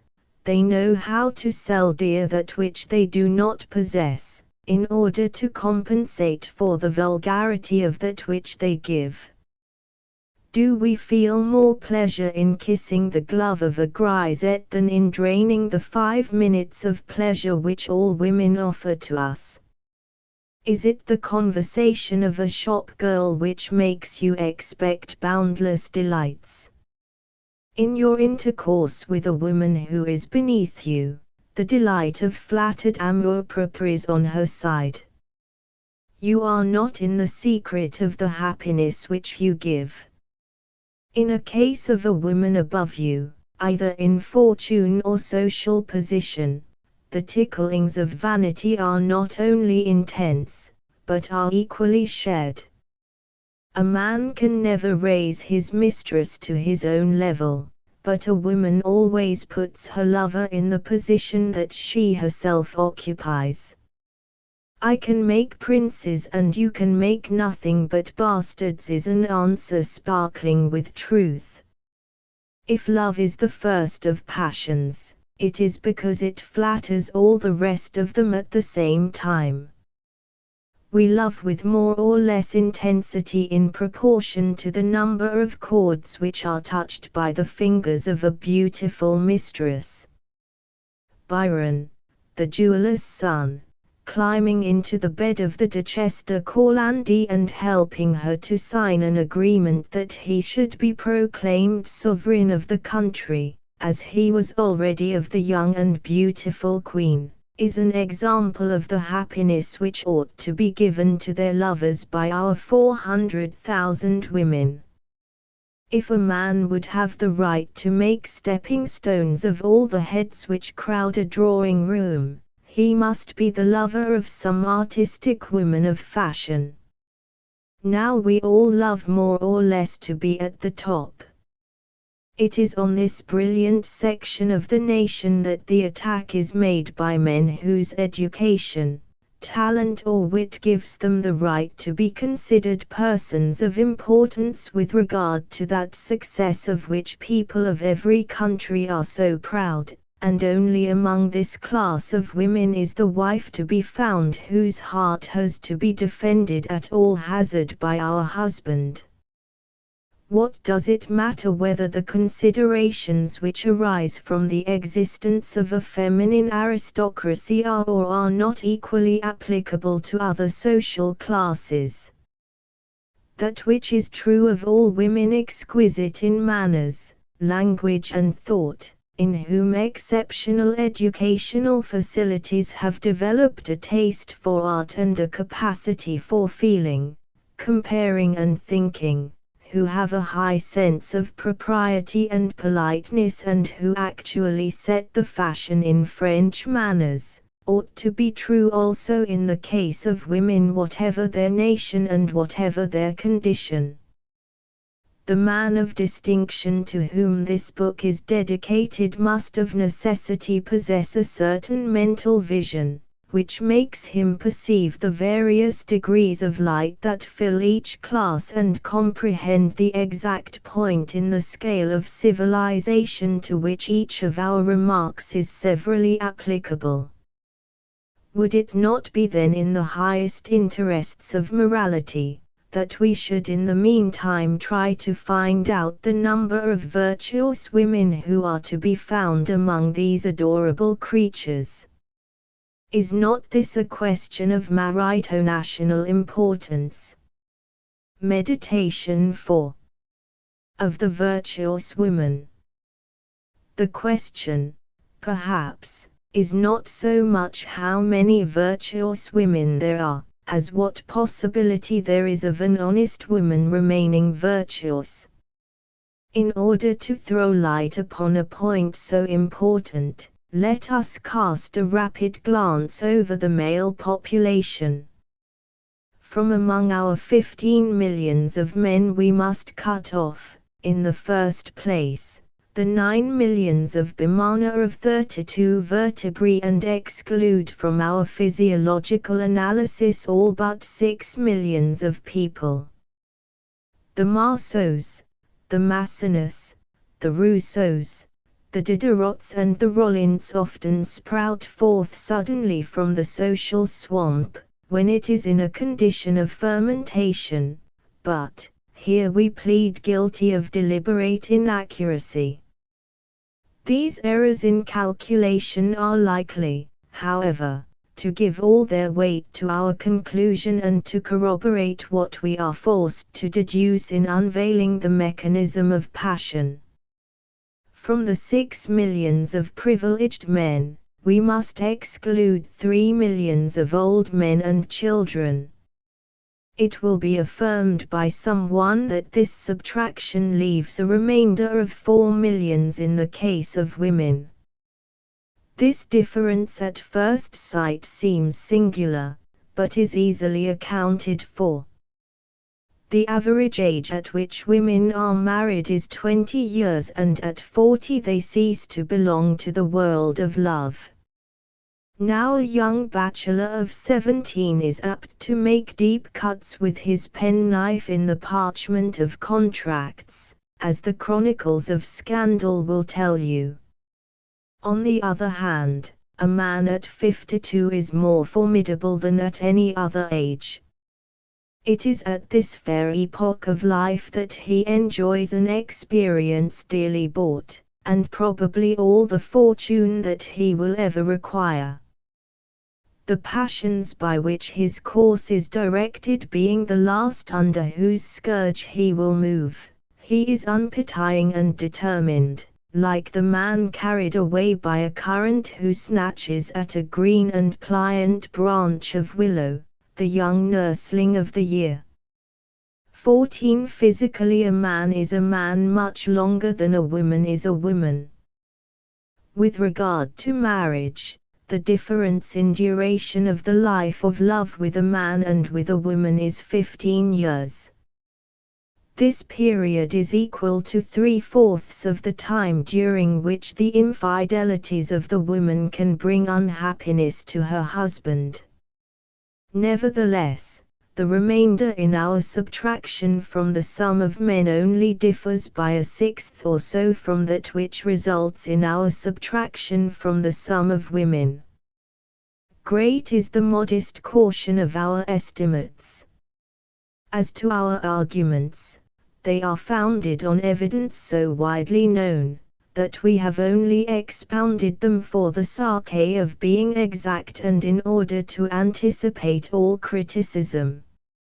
It has, therefore, been proved to the mind of every philosopher, however little disposed he may be to forming numerical estimates, that there exists in France a floating mass of 3 million men between 17 and 52, all perfectly alive, well provided with teeth, quite resolved on biting, in fact, biting and asking nothing better than the opportunity of walking strong and upright along the way to paradise. The above observations entitle us to separate from this mass of men 1 million husbands. Suppose for an instant that these, being satisfied and always happy, like our model husband, confine themselves to conjugal love. Our remainder of 2 millions do not require 5 sous to make love. It is quite sufficient for a man to have a fine foot and a clear eye in order to dismantle the portrait of a husband. It is not necessary that he should have a handsome face nor even a good figure, provided that a man appears to be intellectual and has a distinguished expression of face. Women never look where he comes from but where he is going to. The charms of youth are the unique equipage of love, a coat made by Brisson, a pair of gloves bought from Boivin, elegant shoes, for whose payment the dealer trembles, a well-tied cravat are sufficient to make a man king of the drawing-room, and soldiers, although the passion for gold lace and aiguillettes has died away, do not soldiers form of themselves a redoubtable legion of celibates? Not to mention Eginhard, for he was a private secretary, has not a newspaper recently recorded how a German princess bequeathed her fortune to a simple lieutenant of cuirassiers in the Imperial Guard? But the notary of the village, who in the wilds of Gascony does not draw more than 36 deeds a year, sends his son to study law at Paris. The hatter wishes his son to be a notary. The lawyer destines his to be a judge. The judge wishes to become a minister in order that his sons may be peers. At no epoch in the world's history has there been so eager a thirst for education. Today it is not intellect but cleverness that promenades the streets. From every crevice in the rocky surface of society brilliant flowers burst forth as the spring brings them on the walls of a ruin. Even in the caverns there droop from the vaulted roof faintly colored tufts of green vegetation. The sun of education permeates all. Since this vast development of thought, this even and fruitful diffusion of light, we have scarcely any men of superiority, because every single man represents the whole education of his age. We are surrounded by living encyclopedias who walk about, think, act and wish to be immortalized. Hence the frightful catastrophes of climbing ambitions and insensate passions. We feel the want of other worlds. There are more hives needed to receive the swarms, and especially are we in need of more pretty women. But the maladies by which a man is afflicted do not nullify the sum total of human passion. To our shame be it spoken, a woman is never so much attached to us as when we are sick. With this thought, all the epigrams written against the little sex, for it is antiquated nowadays to say the fair sex, ought to be disarmed of their point and changed into madrigals of eulogy. All men ought to consider that the sole virtue of a woman is to love and that all women are prodigiously virtuous, and at that point to close the book and end their meditation. Ah!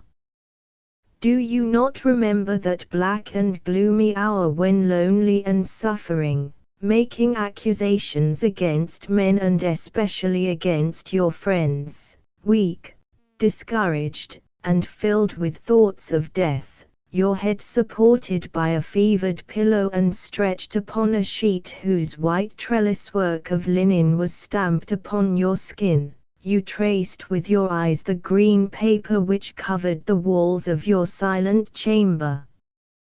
Do you recollect, I say, seeing someone noiselessly open your door, exhibiting her fair young face, framed with rolls of gold, and a bonnet which you had never seen before? She seemed like a star in a stormy night, smiling and stealing towards you with an expression in which distress and happiness were blended, and flinging herself into your arms. How did you manage it? What did you tell your husband, you ask? Your husband. Ah! This brings us back again into the depths of our subject. 15 Morally, the man is more often and longer a man than the woman is a woman. On the other hand, we ought to consider that among these 2 millions of celibates there are many unhappy men, in whom a profound sense of their misery and persistent toil have quenched the instinct of love, that they have not all passed through college, that there are many artisans among them, many footmen. The Duke of Gevers, an extremely plain and short man, as he walked through the park of Versailles saw several lackeys of fine appearance and said to his friends, "Look how these fellows are made by us, and how they imitate us, that there are many contractors, many tradespeople who think of nothing but money, many drudges of the shop, that there are men more stupid and actually more ugly than God would have made them, that there are those whose character is like a chestnut without a kernel, that the clergy are generally chaste, that there are men so situated in life that they can never enter the brilliant sphere in which honest women move, whether for want of a coat, or from their bashfulness, or from the failure of a mahout to introduce them. But let us leave to each one the task of adding to the number of these exceptions in accordance with his personal experience, for the object of a book is above all things to make people think, and let us instantly suppress 1/2 of the sum total and admit only that there are 1,000,000 of hearts worthy of paying homage to honest women. This number approximately includes those who are superior in all departments. Women love only the intellectual, but justice must be done to virtue. As for these amiable celibates, each of them relates a string of adventures, all of which seriously compromise honest women. It would be a very moderate and reserved computation to attribute no more than 3 adventures to each celibate, but if some of them count their adventures by the dozen, there are many more who confine themselves to 2 or 3 incidents of passion and some to a single one in their whole life, so that we have in accordance with the statistical method taken the average. Now if the number of celibates be multiplied by the number of their excesses in love, the result will be 3 millions of adventures. To set against this we have only 400,000 honest women. If the God of goodness and indulgence who hovers over the worlds does not make a second washing of the human race, it is doubtless because so little success attended the first. Here then we have a people, a society which has been sifted, and you see the result. 16 manners are the hypocrisy of nations, and hypocrisy is more or less perfect. 17 virtue, perhaps, is nothing more than politeness of soul. Physical love is a craving like hunger, excepting that man eats all the time, and in love his appetite is neither so persistent nor so regular as at the table. A piece of bread and a carafe of water will satisfy the hunger of any man, but our civilization has brought to light the science of gastronomy. Love has its piece of bread, but it has also its science of loving, that science which we call coquetry, a delightful word which the French alone possess, for that science originated in this country. Well, after all, isn't it enough to enrage all husbands when they think that man is so endowed with an innate desire to change from one food to another, that in some savage countries, where travelers have landed, they have found alcoholic drinks and ragouts. Hunger is not so violent as love, but the caprices of the soul are more numerous, more bewitching, more exquisite in their intensity than the caprices of gastronomy, but all that the poets and the experiences of our own life have revealed to us on the subject of love, arms us celibates with a terrible power. We are the lion of the gospel seeking whom we may devour. Then, let every one question his conscience on this point, and search his memory if he has ever met a man who confined himself to the love of one woman only.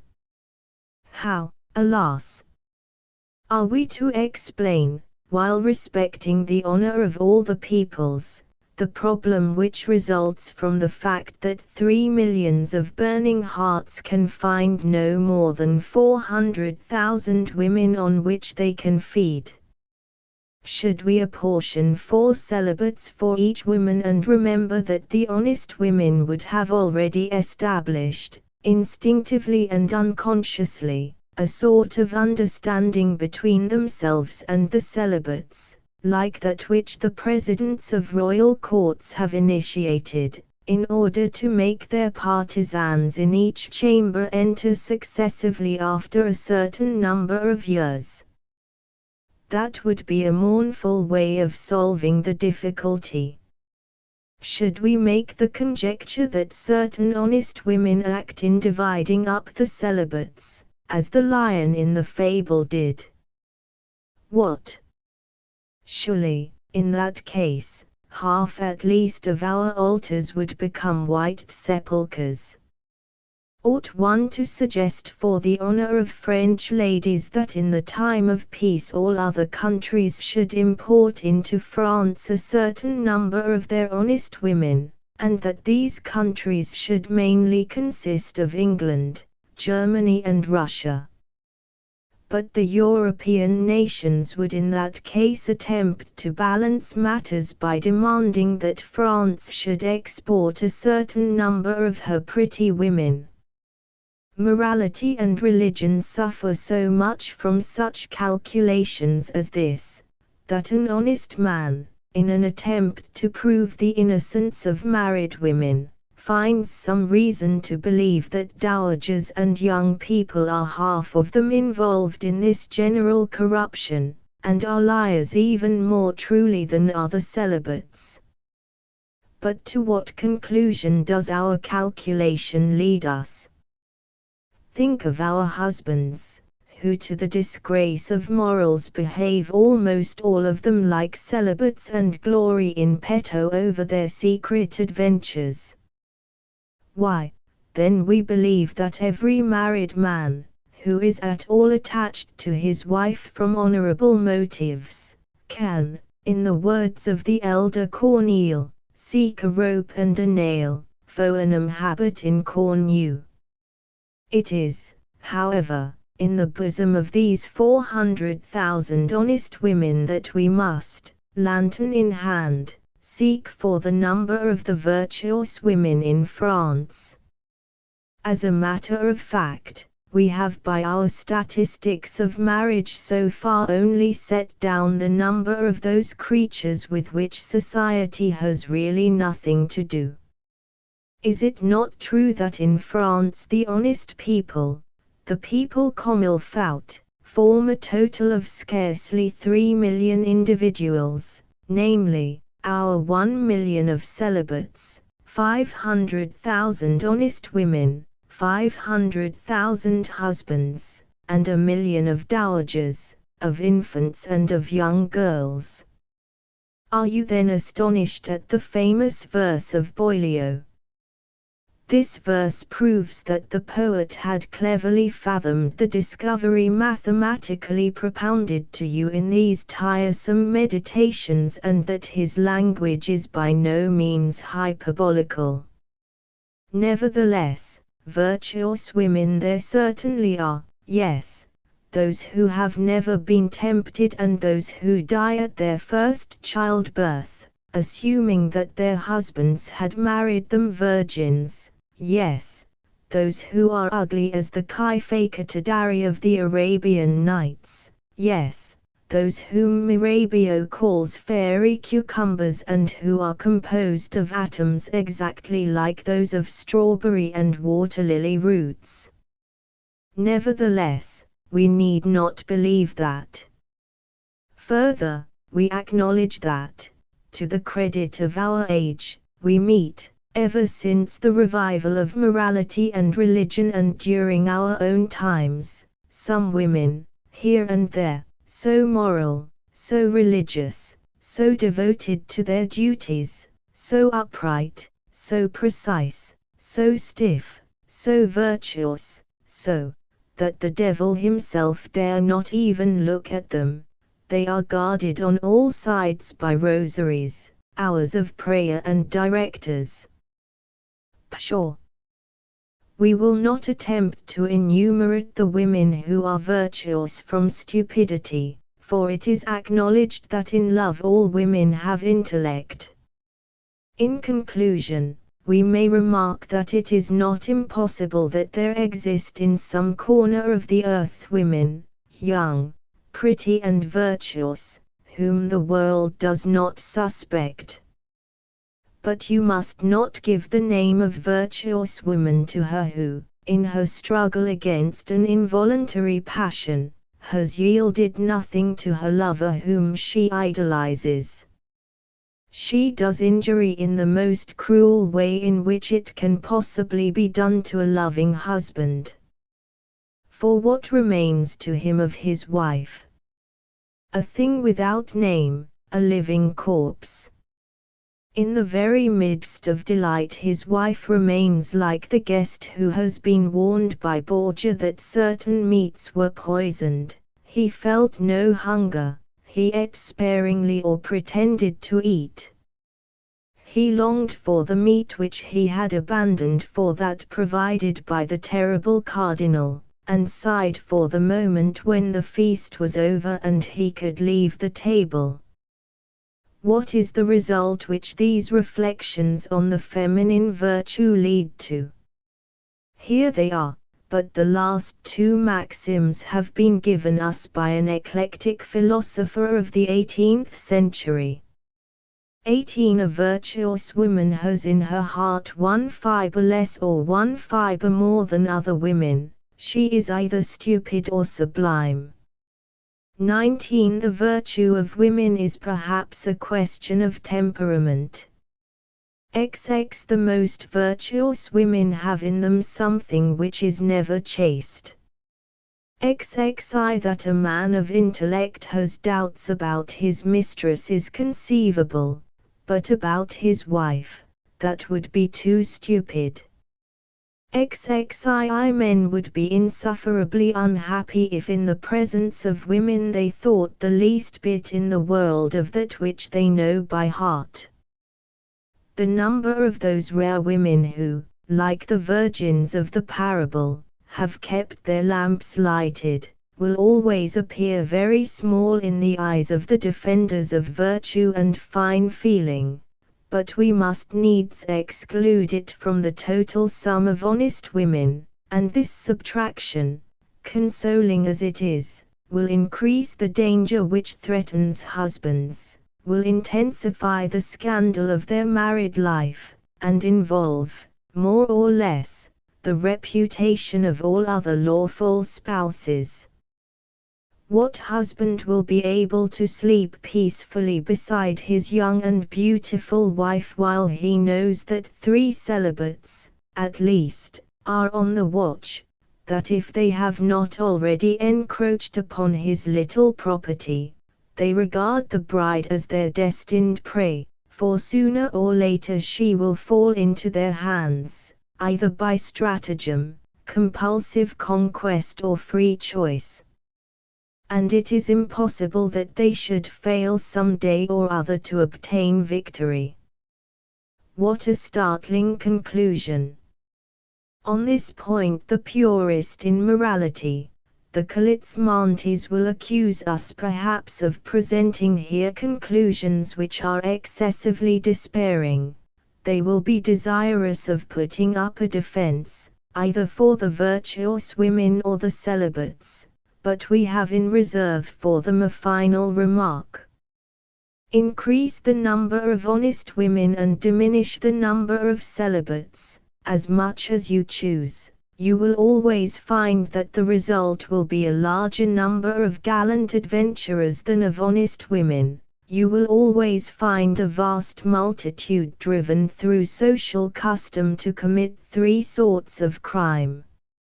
If they remain chaste, their health is injured, while they are the slaves of the most painful torture. They disappoint the sublime ends of nature, and finally die of consumption, drinking milk on the mountains of Switzerland. If they yield to legitimate temptations, they either compromise the honest women, and on this point we re-enter on the subject of this book, or else they debase themselves by a horrible intercourse with the 500,000 women of whom we spoke in the 3rd category of the first meditation, and in this case, have still considerable chance of visiting Switzerland, drinking milk and dying there. Have you never been struck, as we have been, by a certain error of organization in our social order, the evidence of which gives a moral certainty to our last calculations? The average age at which a man marries is 30 years. The average age at which his passions, his most violent desires for genital delight are developed, is 20 years. Now during the 10 fairest years of his life, during the green season in which his beauty, his youth and his wit make him more dangerous to husbands than at any other epoch of his life, he finds himself without any means of satisfying legitimately that irresistible craving for love which burns in his whole nature. During this time, representing the sixth part of human life, we are obliged to admit that the sixth part or less of our total male population and the sixth part which is the most vigorous is placed in a position which is perpetually exhausting for them, and dangerous for society. "Why don't they get married?" cries a religious woman. But what father of good sense would wish his son to be married at 20 years of age? Is not the danger of these precocious unions apparent at all? It would seem as if marriage was a state very much at variance with natural habitude, seeing that it requires a special ripeness of judgment in those who conform to it. All the world knows what Rousseau said: there must always be a period of libertinage in life either in one state or another. It is an evil leaven which sooner or later ferments. Now what mother of a family is there who would expose her daughter to the risk of this fermentation when it has not yet taken place? On the other hand, what need is there to justify a fact under whose domination all societies exist? Are there not in every country, as we have demonstrated, a vast number of men who live as honestly as possible, without being either celibates or married men?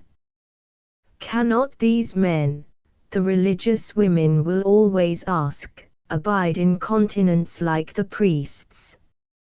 Certainly, madam.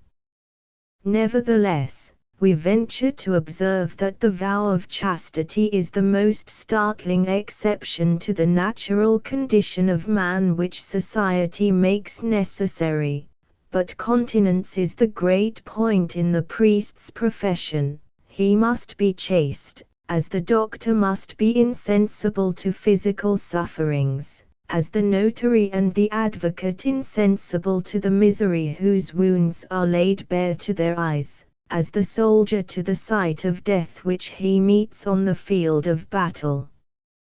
From the fact that the requirements of civilization ossify certain fibers of the heart and render callous certain membranes, we must not necessarily conclude that all men are bound to undergo this partial and exceptional death of the soul. This would be to reduce the human race to a condition of atrocious moral suicide. But let it be granted that, in the atmosphere of a drawing-room the most Jansenistic in the world, appears a young man of 28 who has scrupulously guarded his robe of innocence and is as truly virginal as the heathcock which gourmands enjoy. Do you not see that the most austere of virtuous women would merely pay him a sarcastic compliment on his courage? The magistrate, the strictest that ever mounted a bench, would shake his head and smile, and all the ladies would hide themselves, so that he might not hear their laughter. When the heroic and exceptional young victim leaves the drawing-room, what a deluge of jokes bursts upon his innocent head! What a shower of insults! What is held to be more shameful in France than impotence, than coldness, than the absence of all passion, than simplicity. The only king of France who would not have laughed was perhaps Louis XIII, but as for his roue of a father, he would perhaps have banished the young man, either under the accusation that he was no Frenchman or from a conviction that he was setting a dangerous example. Strange contradiction. A young man is equally blamed if he passes life in Holy Land, to use an expression of bachelor life. Could it possibly be for the benefit of the honest women that the prefects of police, and mayors of all time have ordained that the passions of the public shall not manifest themselves until nightfall, and shall cease at 11 o'clock in the evening? Where do you wish that our mass of celibates should sow their wild oats? And who is deceived on this point? As Figaro asks, is it the governments or the governed? The social order is like the small boys who stop their ears at the theatre, so as not to hear the report of the firearms. Is society afraid to probe its wound, or has it recognized the fact that evil is irremediable and things must be allowed to run their course? But there crops up here a question of legislation, for it is impossible to escape the material and social dilemma created by this balance of public virtue in the matter of marriage.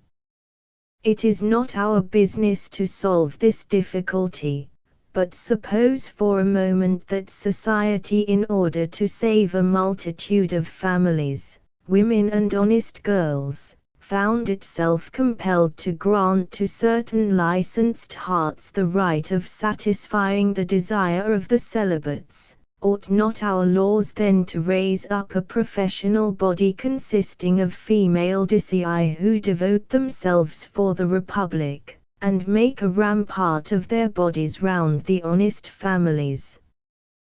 The legislators have been very wrong hitherto in disdaining to regulate the lot of courtesans. 23. The courtesan is an institution if she is a necessity. This question bristles with so many ifs and buts that we will bequeath it for solution to our descendants. It is right that we shall leave them something to do. Moreover, its discussion is not germane to this work, for in this, more than in any other age, there is a great outburst of sensibility. At no other epoch have there been so many rules of conduct, because never before has it been so completely accepted that pleasure comes from the heart. Now, what man of sentiment is there, what celibate is there, who, in the presence of 400,000 young and pretty women arrayed in the splendors of fortune and the graces of wit, rich in treasures of coquetry, and lavish in the dispensing of happiness, would wish to go? For shame. Let us put forth for the benefit of our future legislature in clear and brief axioms the result arrived at during the last few years. Xiv. In the social order, inevitable abuses are laws of nature, in accordance with which mankind should frame their civil and political institutes. XXV. Adultery is like a commercial failure, with this difference, says Jeanfort, that it is the innocent party who has been ruined and who bears the disgrace. In France the laws that relate to adultery and those that relate to bankruptcy require great modifications. Are they too indulgent? Do they sin on the score of bad principles? Caveant consuls. Come now, courageous athlete, who have taken as your task that which is expressed in the little apostrophe which our first meditation addresses to people who have the charge of a wife. What are you going to say about it? We hope that this rapid review of the question does not make you tremble, that you are not one of those men whose nervous fluid congeals at the sight of a precipice or a boa constrictor. Well, my friend, he who owns soil has war and toil. The men who want your gold are more numerous than those who want your wife. After all, husbands are free to take these trifles for arithmetical estimates, or arithmetical estimates for trifles. The illusions of life are the best things in life. That which is most respectable in life is our futile credulity. Do there not exist many people whose principles are merely prejudices, and who, not having the force of character to form their own ideas of happiness and virtue, accept what is ready-made for them by the hand of legislators?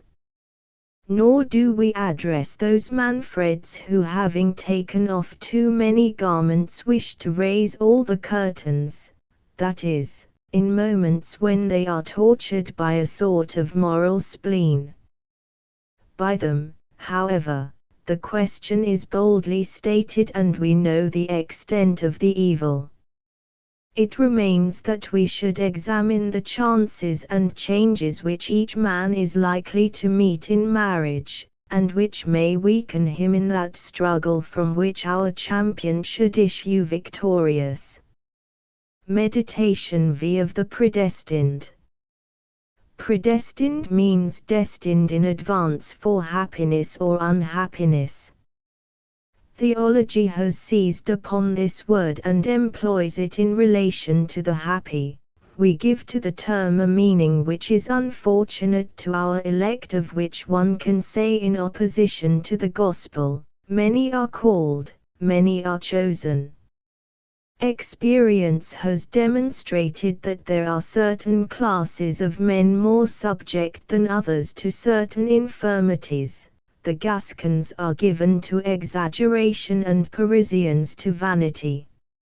As we see that apoplexy attacks people with short necks, or butchers are liable to carbuncle, as gout attacks the rich, health the poor, deafness kings, paralysis administrators, so it has been remarked that certain classes of husbands and their wives are more given to illegitimate passions. Thus they forestall the celibates, they form another sort of aristocracy. If any reader should be enrolled in one of these aristocratic classes, he will, we hope, have sufficient presence of mind, he or at least his wife, instantly to call to mind the favorite axiom of Wilhelm's Latin grammar, no rule without exception. A friend of the house may even recite the verse, present company always excepted. And then everyone will have the right to believe, in petto, that he forms the exception. But our duty, the interest which we take in husbands and the keen desire which we have to preserve young and pretty women from the caprices and catastrophes which a lover brings in his train, force us to give notice to husbands that they ought to be especially on their guard. In this recapitulation first are to be reckoned the husbands whom business, position or public office calls from their houses and detains for a definite time. It is these who are the standard bearers of the brotherhood. Among them, we would reckon magistrates, holding office during pleasure or for life, and obliged to remain at the palace for the greater portion of the day. Other functionaries sometimes find means to leave their office at business hours, but a judge or a public prosecutor, seated on his cushion of lilies, is bound even to die during the progress of the hearing. There is his field of battle. It is the same with the deputies and peers who discuss the laws, of ministers who share the toils of the king, of secretaries who work with the ministers, of soldiers on campaign, and indeed with the corporal of the police patrol, as the letter of Laflo, in the Sentimental Journey, plainly shows. Next to the men who are obliged to be absent from home at certain fixed hours, come the men whom vast and serious undertakings leave not 1 minute for love-making. Their foreheads are always wrinkled with anxiety, their conversation is generally void of merriment. At the head of these unfortunates we must place the bankers, who toil in the acquisition of millions, whose heads are so full of calculations that the figures burst through their skulls and range themselves in columns of addition on their foreheads. These millionaires, forgetting most of the time the sacred laws of marriage and the attention due to the tender flower which they have undertaken to cultivate, never think of watering it or of defending it from the heat and cold. They scarcely recognize the fact that the happiness of their spouses is in their keeping. If they ever do remember this, it is at table, when they see seated before them a woman in rich array, or when a coquette, fearing their brutal repulse, comes, gracious as Venus, to ask them for cash. Oh! It is then that they recall, sometimes very vividly, the rights specified in the 213th article of the Civil Code, and their wives are grateful to them. But like the heavy tariff which the law lays upon foreign merchandise, their wives suffer and pay the tribute, in virtue of the axiom which says, "There is no pleasure without pain."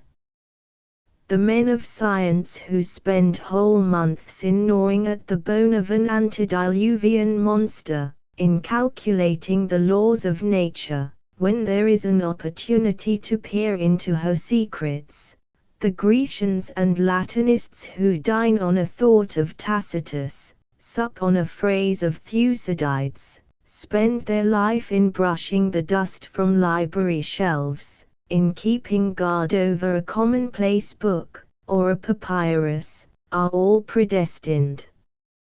So great is their abstraction or their ecstasy, that nothing that goes on around them strikes their attention. Their unhappiness is consummated, in full light of noon they scarcely even perceive it. O happy men! 1,000 times happy! Example, Bosie, returning home after session at the academy, surprises his wife with a German.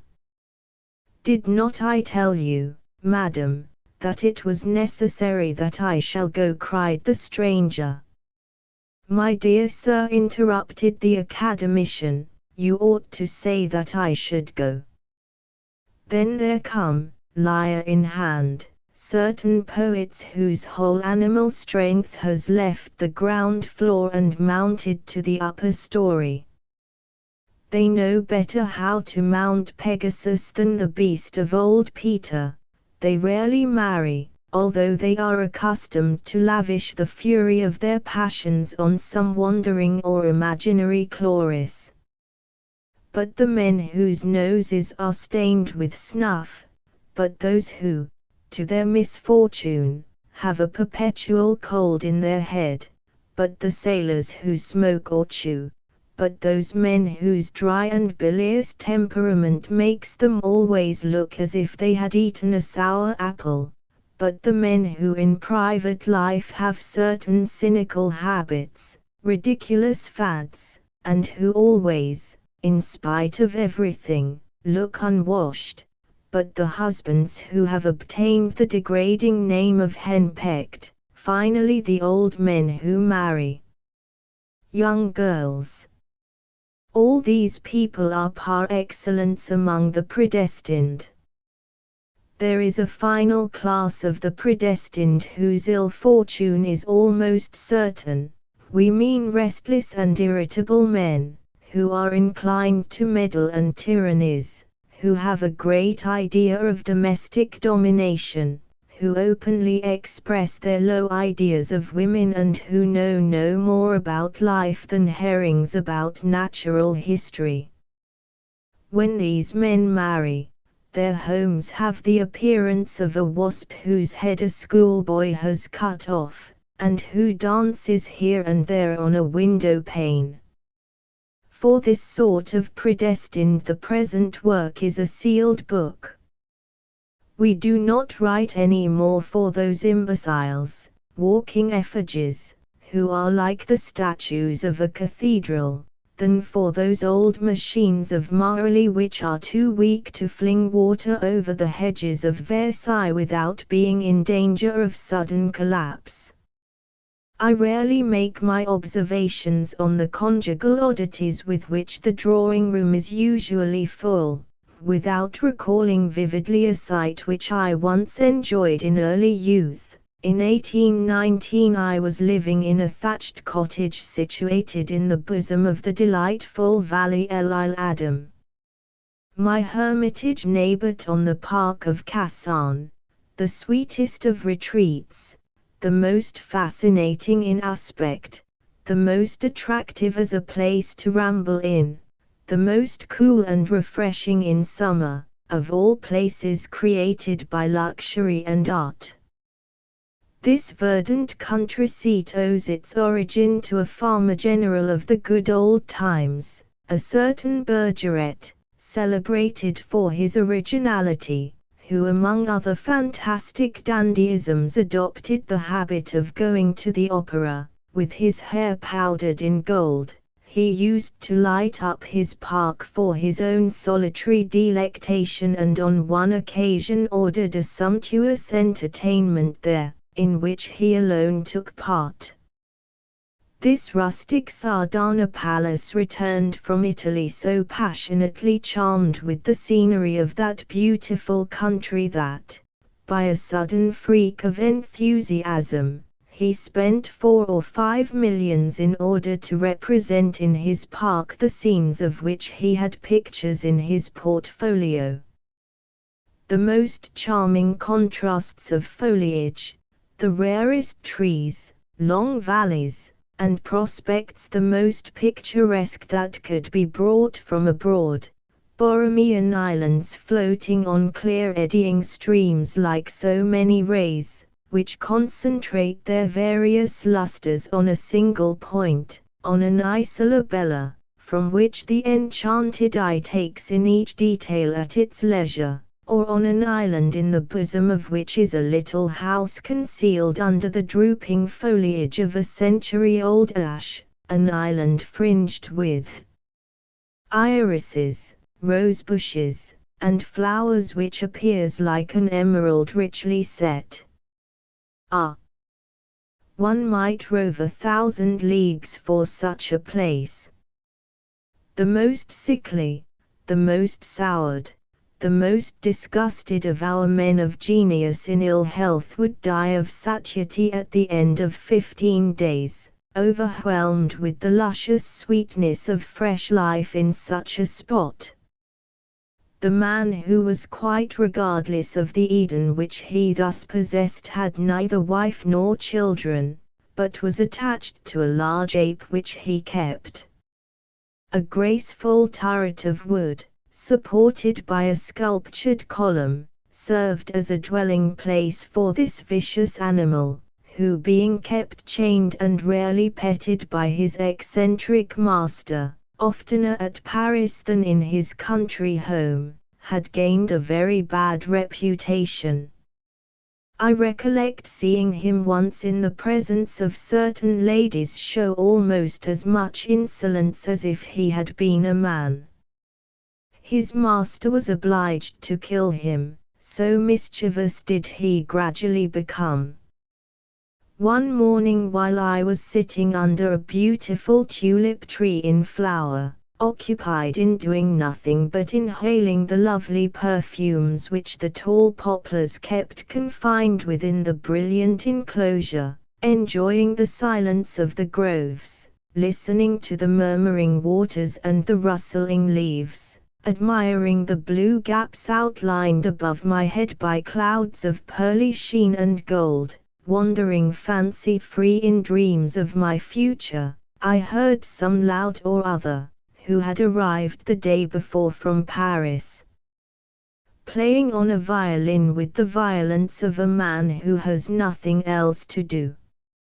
I would not wish for my worst enemy to hear anything so utterly in discord with the sublime harmony of nature.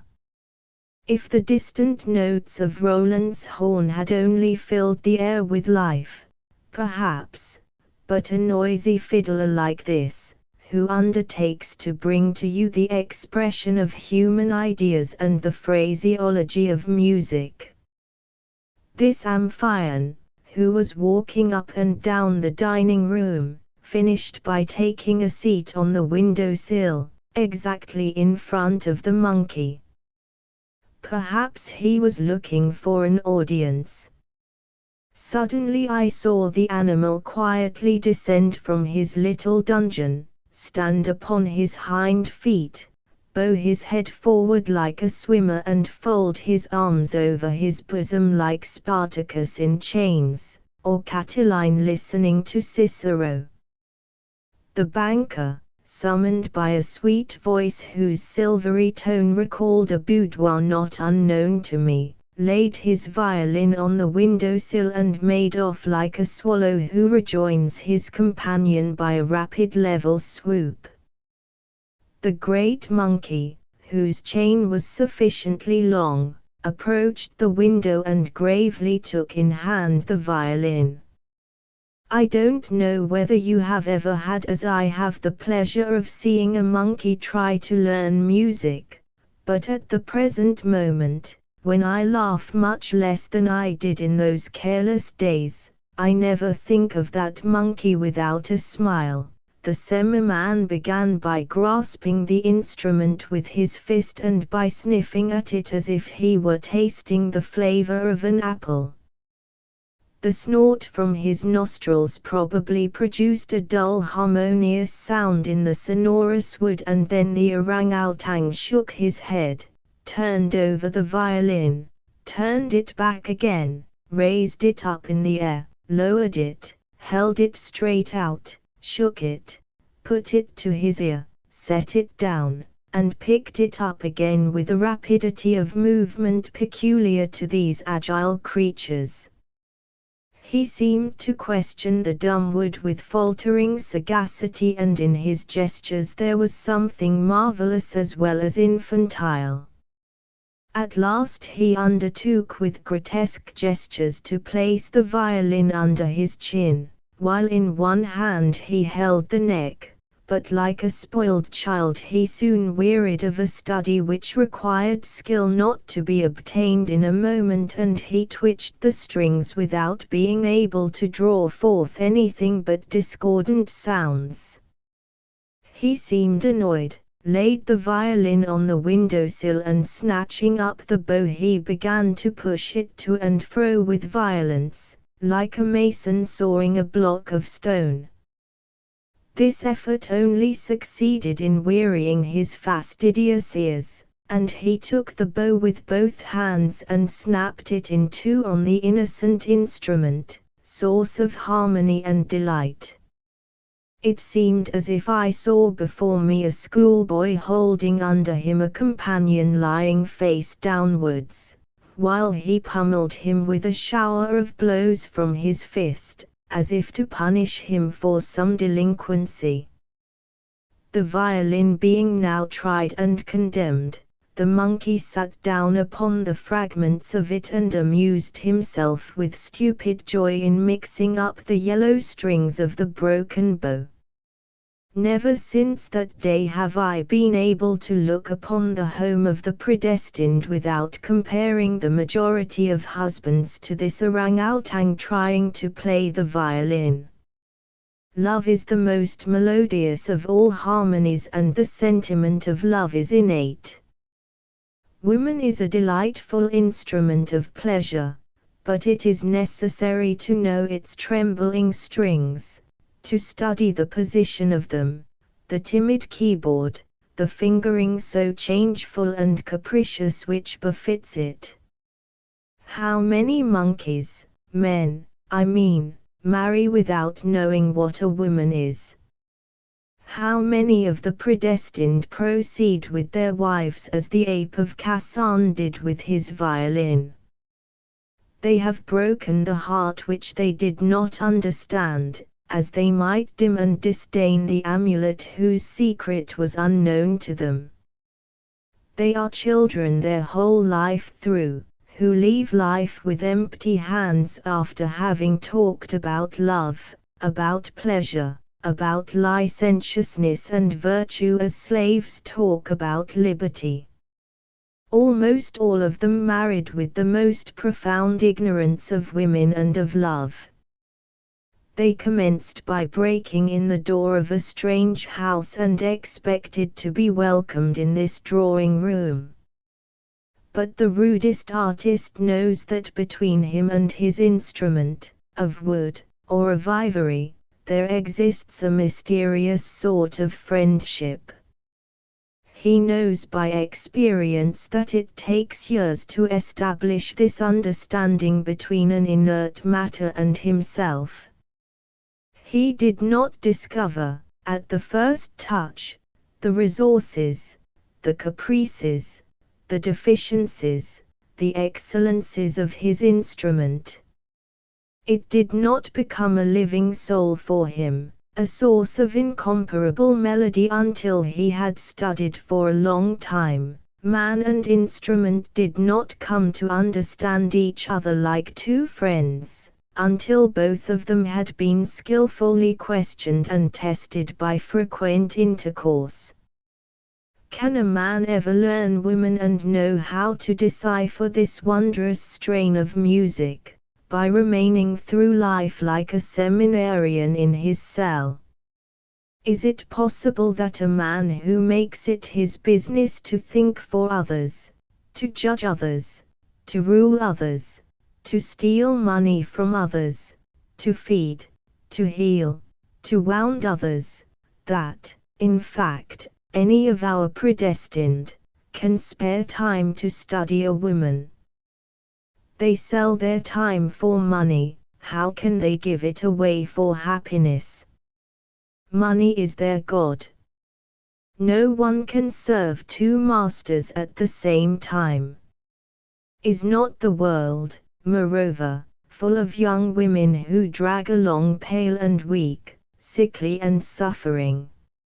Some of them are the prey of feverish inflammations more or less serious, others lie under the cruel tyranny of nervous attacks more or less violent. All the husbands of these women belong to the class of the ignorant and the predestined. They have caused their own misfortune and expended as much pains in producing it as the husband artist would have bestowed in bringing to flower the late and delightful blooms of pleasure. The time which an ignorant man passes to consummate his own ruin is precisely that which a man of knowledge employs in the education of his happiness. XXVI do not begin marriage by a violation of law. In the preceding meditations we have indicated the extent of the evil with the reckless audacity of those surgeons, who boldly induce the formation of false tissues under which a shameful wound is concealed. Public virtue, transferred to the table of our amphitheatre, has lost even its carcass under the strokes of the scalpel. Lover or husband, have you smiled, or have you trembled at this evil?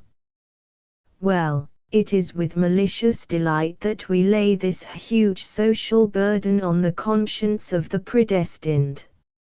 Harlequin, when he tried to find out whether his horse could be accustomed to go without food, was not more ridiculous than the men who wish to find happiness in their home and yet refuse to cultivate it with all the pains which it demands.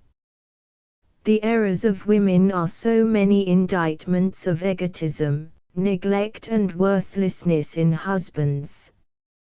Yet it is yours, reader, it pertains to you, who have often condemned in another the crime which you yourself commit. It is yours to hold the balance.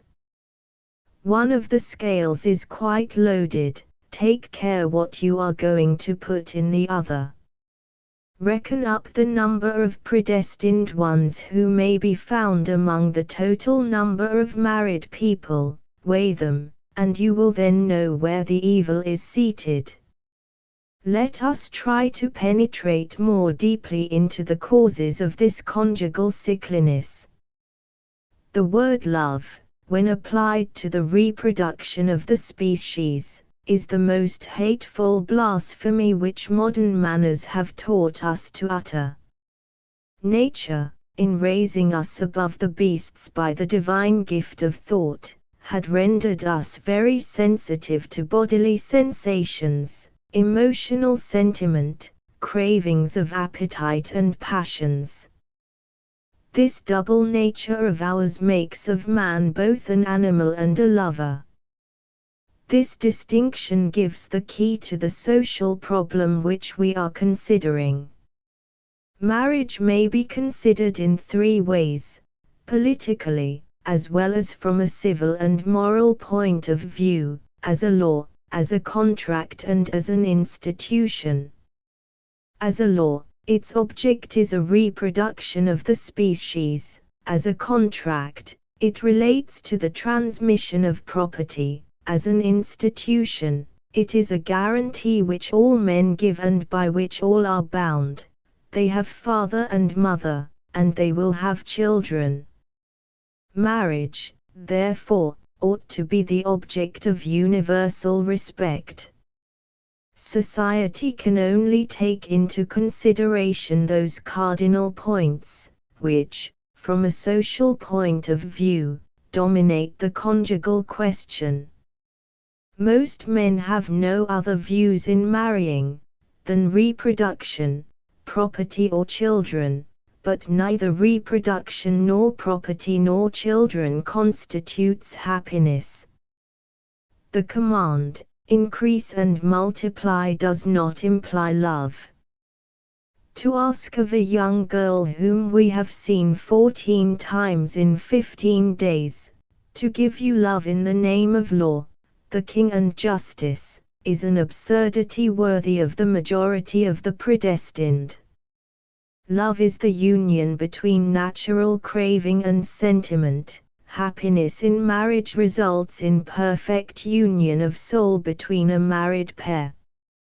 Hence it follows that in order to be happy a man must feel himself bound by certain rules of honor and delicacy.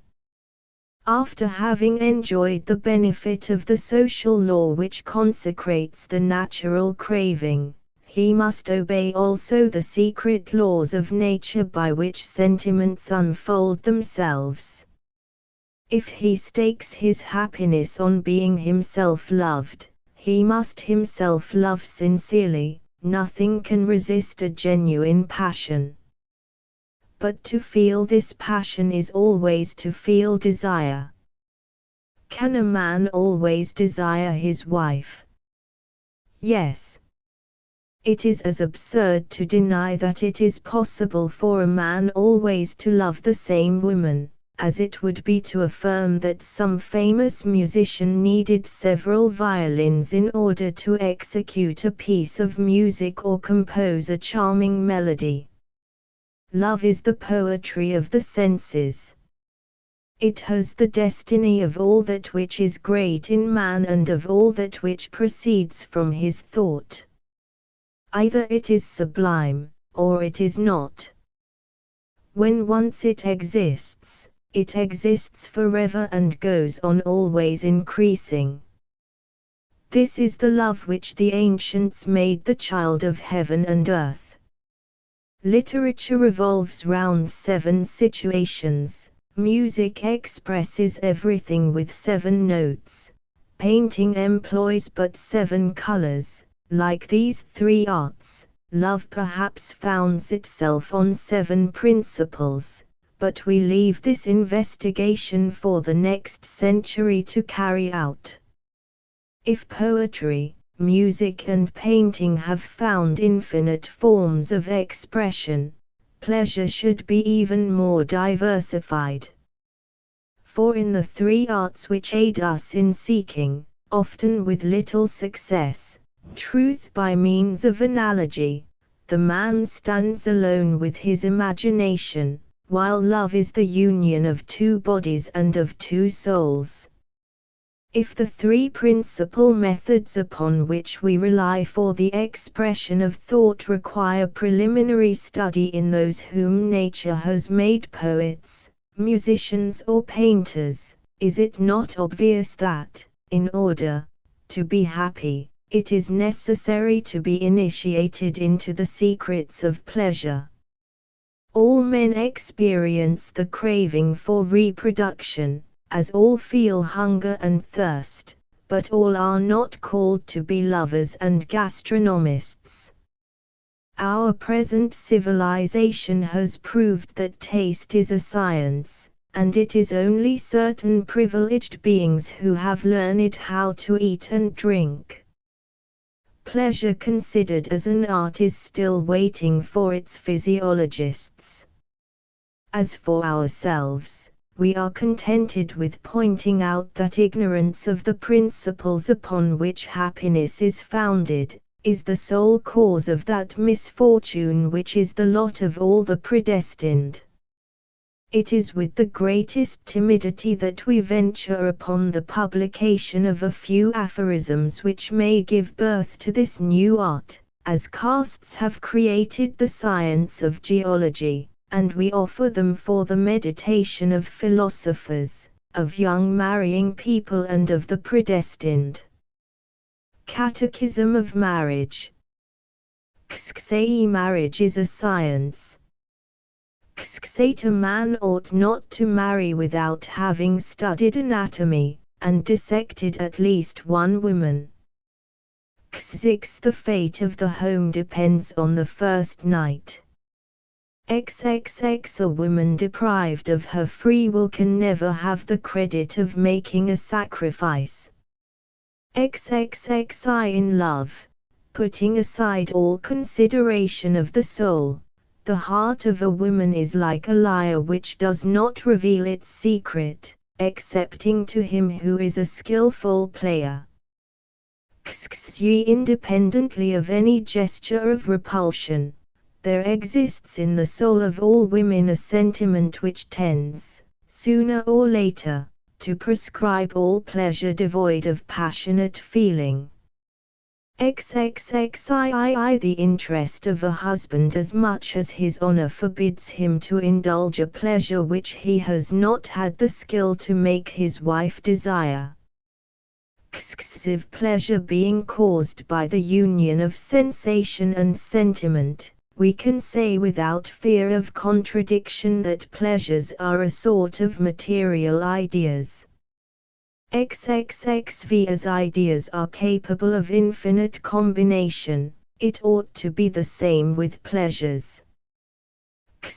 In the life of man there are no 2 moments of pleasure exactly alike, any more than there are 2 leaves of identical shape upon the same tree. If there are differences between 1 moment of pleasure and another, a man can always be happy with the same woman.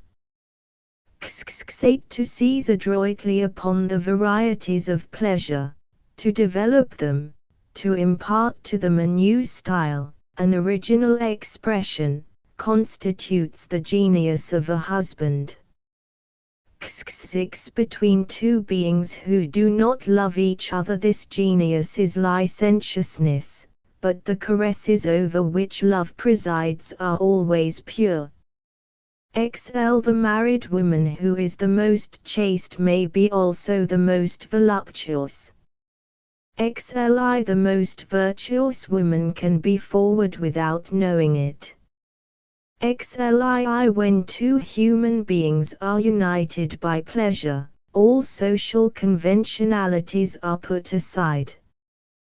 This situation conceals a reef on which many vessels are wrecked. A husband is lost if he once forgets there is a modesty which is quite independent of coverings. Conjugal love ought never either to put on or to take away the bandage of its eyes, excepting at the due season. XLII Power does not consist in striking with force or with frequency, but in striking true. XLive To call a desire into being, to nourish it, to develop it, to bring it to full growth, to excite it, to satisfy it, is a complete poem of itself. XLV The progression of pleasures is from the distich to the quatrain, from the quatrain to the sonnet, from the sonnet to the ballad, from the ballad to the ode, from the ode to the cantata, from the cantata to the dithyramb. The husband who commences with dithyramb is a fool. XLVI Each night ought to have its menu. XLAE Marriage must incessantly contend with a monster which devours everything, that is, familiarity. XLATE If a man cannot distinguish the difference between the pleasures of 2 consecutive nights, he has married too early. XLIX It is easier to be a lover than a husband, for the same reason that it is more difficult to be witty every day than to say bright things from time to time.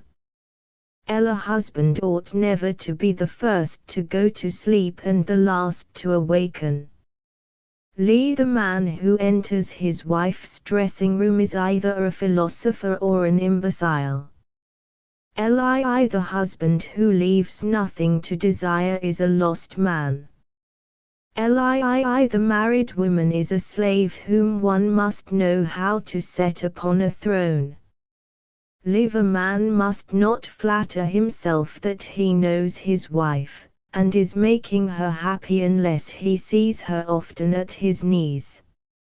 It is to the whole ignorant troop of our predestined, of our legions of snivellers, of smokers, of snuff-takers, of old and captious men that Sterne addressed, in Tristram Shandy, the letter written by Walter Shandy to his brother Toby, when this last proposed to marry the widow Wadman.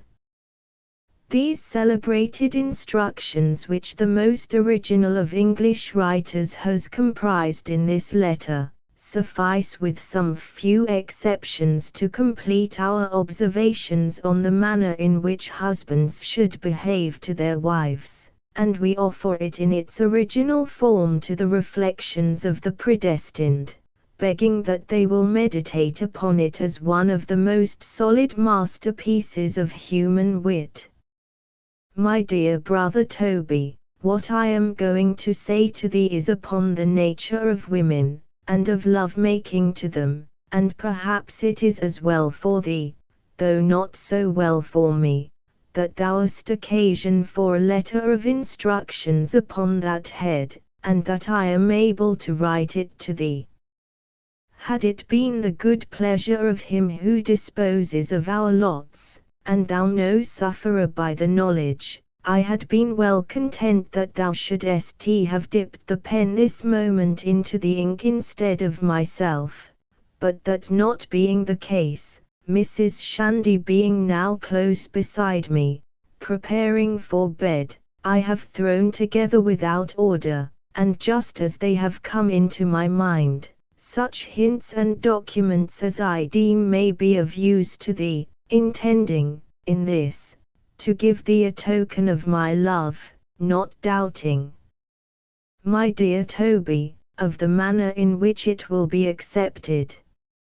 In the first place, with regard to all which concerns religion in the affair, though I perceive from a glow in my cheek, that I blush as I begin to speak to thee upon the subject, as well knowing, notwithstanding thy unaffected secrecy, how few of its offices thou neglectest, yet I would remind thee of one, during the continuance of thy courtship, in a particular manner, which I would not have omitted, and that is, never to go forth upon the enterprise, whether it be in the morning or in the afternoon, without first recommending thyself to the protection of Almighty God, that He may defend thee from the evil one.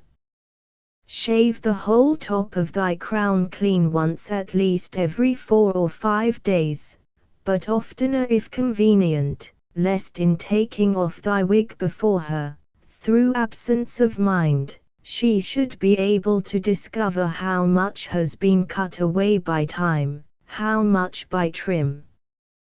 'Twere better to keep ideas of baldness out of her fancy.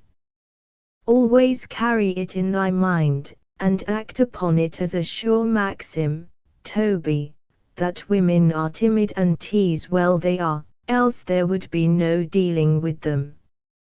Let not thy breeches be too tight, or hang too loose about thy thighs, like the trunk hose of our ancestors.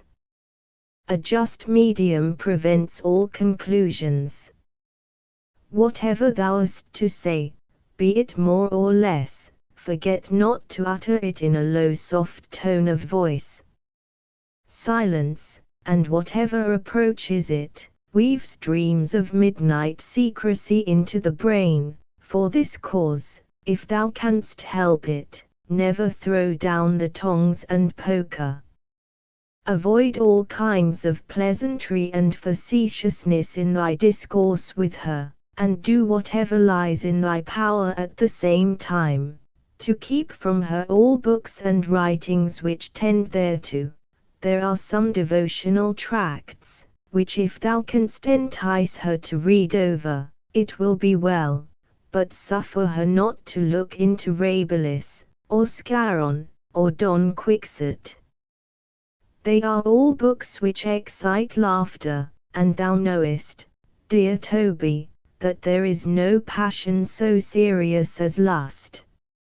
Stick a pin in the bosom of thy shirt, before thou enterest her parlour. And if thou art permitted to sit upon the same sofa with her, and she gives thee occasion to lay thy hand upon hers, beware of taking it. Thou canst not lay thy hand upon hers, but she will feel the temper of thine. Leave that and as many other things as thou canst, quite undetermined. By so doing, thou wilt have her curiosity on thy side, and if she is not conquered by that, and thy us continues still kicking, which there is great reason to suppose, thou must begin, with first losing a few ounces of blood below the ears, according to the practice of the ancient Scythians, who cured the most intemperate fits of the appetite by that means. Avicenna, after this, is for having the part anointed with the syrup of hellebore, using proper evacuations and purges, and I believe rightly. But thou must eat little or no goat's flesh, nor red deer, nor even foal's flesh by any means, and carefully abstain, that is, as much as thou canst, from peacocks, cranes, coots, didappers and water hens. As for thy drink, I need not tell thee, it must be the infusion of vervain and the herb hania, of which Aelian relates such effects, but if thy stomach pulls with it, discontinue it from time to time, taking cucumbers, melons, purslane, water lilies, woodbine, and lettuce, in the stead of them. There is nothing further for thee, which occurs to me at present, unless the breaking out of a fresh war. So wishing everything, dear Toby, for the best, I rest thy affectionate brother, Walter Shandy. Under the present circumstances Sterne himself would doubtless have omitted from his letter the passage about the ass, and, far from advising the predestined to be bled, he would have changed the regimen of cucumbers and lettuces for one eminently substantial. He recommended the exercise of economy, in order to attain to the power of magic liberality in the moment of war, thus imitating the admirable example of the English government, which in time of peace has 200 ships in commission, but whose shipwrights can, in time of need, furnish double that quantity when it is desirable to scour the sea and carry off a whole foreign navy. When a man belongs to the small class of those who by a liberal education have been made masters of the domain of thought, he ought always, before marrying, to examine his physical and moral resources. To contend advantageously with the tempest which so many attractions tend to raise in the heart of his wife, a husband ought to possess, besides the science of pleasure and a fortune which saves him from sinking into any class of the predestined, robust health, exquisite tact, considerable intellect, too much good sense to make his superiority felt, excepting on fit occasions, and finally great acuteness of hearing and sight. If he has a handsome face, a good figure, a manly air, and yet falls short of all these promises, he will sink into the class of the predestined. On the other hand, a husband who is plain in features but has a face full of expression, will find himself, if his wife once forgets his plainness, in a situation most favorable for his struggle against the genius of evil. He will study, and this is a detail omitted from the letter of Sterne, to give no occasion for his wife's disgust. Also, he will resort moderately to the use of perfumes, which, however, always expose beauty to injurious suspicions. He ought as carefully to study how to behave and how to pick out subjects of conversation, as if he were courting the most inconstant of women. It is for him that a philosopher has made the following reflection: more than one woman has been rendered unhappy for the rest of her life, has been lost and dishonored by a man whom she has ceased to love, because he took off his coat awkwardly, trimmed one of his nails crookedly, put on a stocking wrong side out, and was clumsy with a button. One of the most important of his duties will be to conceal from his wife the real state of his fortune, so that he may satisfy her fancies and caprices as generous celibates are wont to do. Then the most difficult thing of all, a thing to accomplish which superhuman courage is required, is to exercise the most complete control over the ass of which Sterne speaks. This ass ought to be as submissive as a serf of the 13th century was to his lord, to obey and be silent, advance and stop, at the slightest word. Even when equipped with these advantages, a husband enters the lists with scarcely any hope of success. Like all the rest, he still runs the risk of becoming, for his wife, a sort of responsible editor.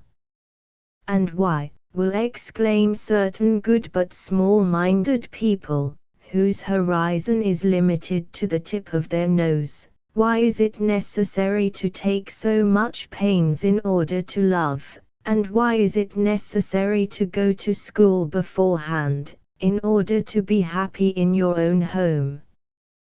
Does the government intend to institute a professional chair of love, just as it has instituted a chair of law. This is our answer. These multiplied rules, so difficult to deduce, these minute observations, these ideas which vary so as to suit different temperaments, are innate, so to speak, in the heart of those who are born for love, just as his feeling of taste and his indescribable felicity in combining ideas are natural to the soul of the poet, the painter or the musician. The men who would experience any fatigue in putting into practice the instructions given in this meditation are naturally predestined, just as he who cannot perceive the connection which exists between two different ideas is an imbecile. As a matter of fact, love has its great men although they be unrecognized, as war has its Napoleons, poetry its André Cheniers and philosophy its Descartes. This last observation contains the germ of a true answer to the question which men from time immemorial have been asking: why are happy marriages so very rare? This phenomenon of the moral world is rarely met with for the reason that people of genius are rarely met with. A passion which lasts is a sublime drama acted by two performers of equal talent, a drama in which sentiments form the catastrophe, where desires are incidents and the lightest thought brings a change of scene. Now how is it possible, in this herd of Bimana which we call a nation, to meet, on any but rare occasions, a man and a woman who possess in the same degree the genius of love, when men of talent are so thinly sown and so rare in all other sciences, in the pursuit of which the artist needs only to understand himself, in order to attain success? Up to the present moment, we have been confronted with making a forecast of the difficulties, to some degree physical, which two married people have to overcome, in order to be happy.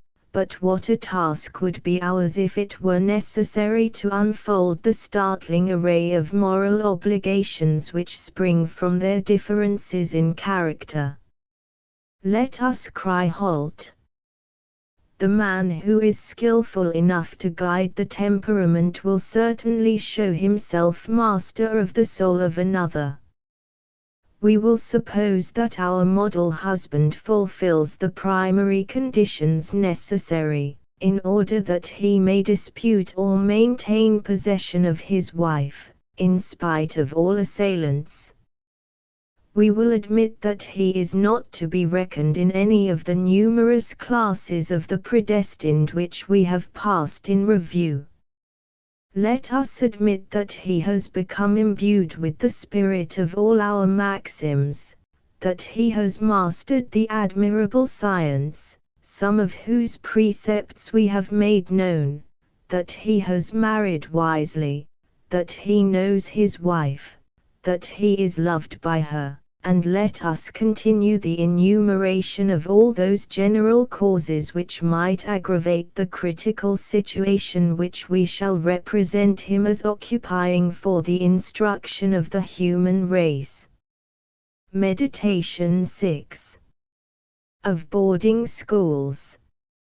If you have married a young lady whose education has been carried on at a boarding school, there are 30 more obstacles to your happiness, added to all those which we have already enumerated, and you are exactly like a man who thrusts his hands into a wasp's nest. Immediately, therefore, after the nuptial blessing has been pronounced, without allowing yourself to be imposed upon by the innocent ignorance, the frank graces and the modest countenance of your wife, you ought to ponder well and faithfully follow out the axioms and precepts which we shall develop in the second part of this book. You should even put into practice the rigors prescribed in the third part, by maintaining an active surveillance, a paternal solicitude at all hours, for the very day after your marriage, perhaps on the evening of your wedding day, there is danger in the house.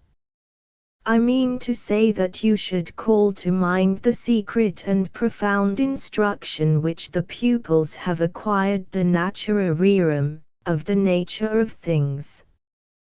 Did Lapierus, Cook or Captain Perry ever show so much ardor in navigating the ocean towards the poles as the scholars of the Lycee do in approaching forbidden tracts in the ocean of pleasure?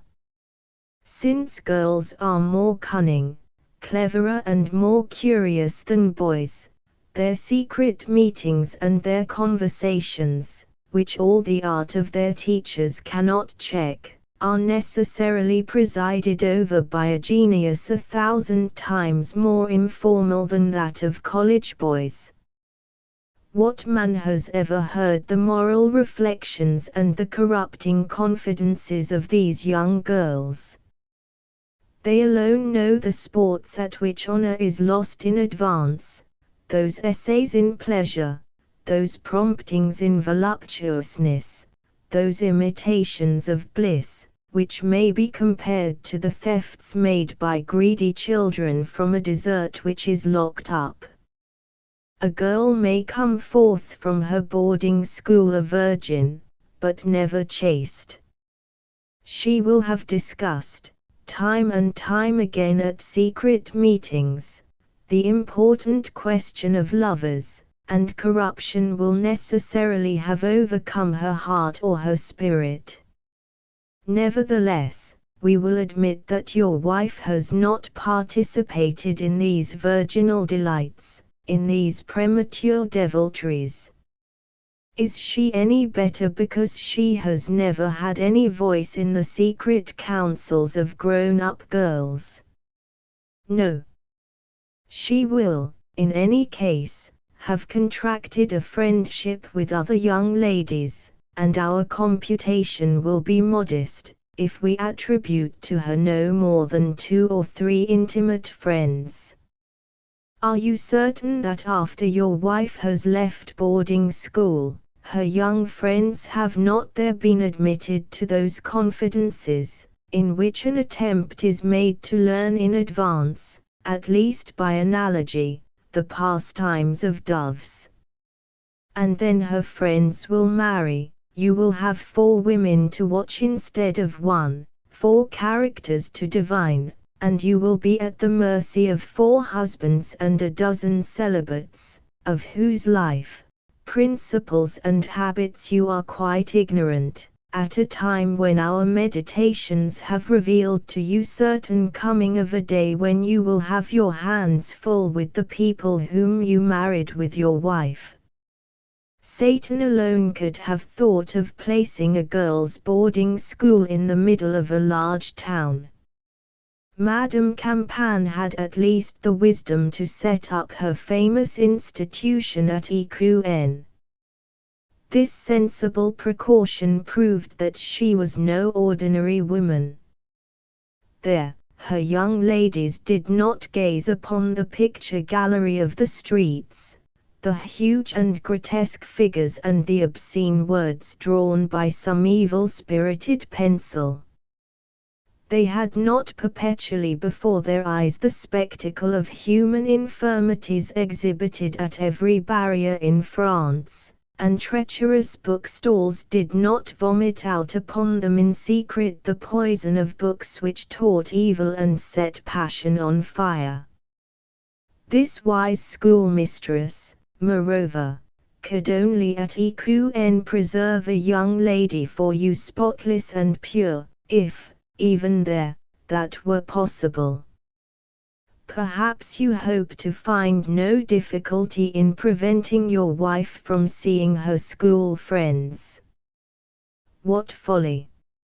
She will meet them at the ball, at the theatre, out walking and in the world at large, and how many services 2 friends can render each other. But we will meditate upon this new subject of alarm in its proper place and order. Nor is this all. If your mother-in-law sent her daughter to a boarding school, do you believe that this was out of solicitude for her daughter?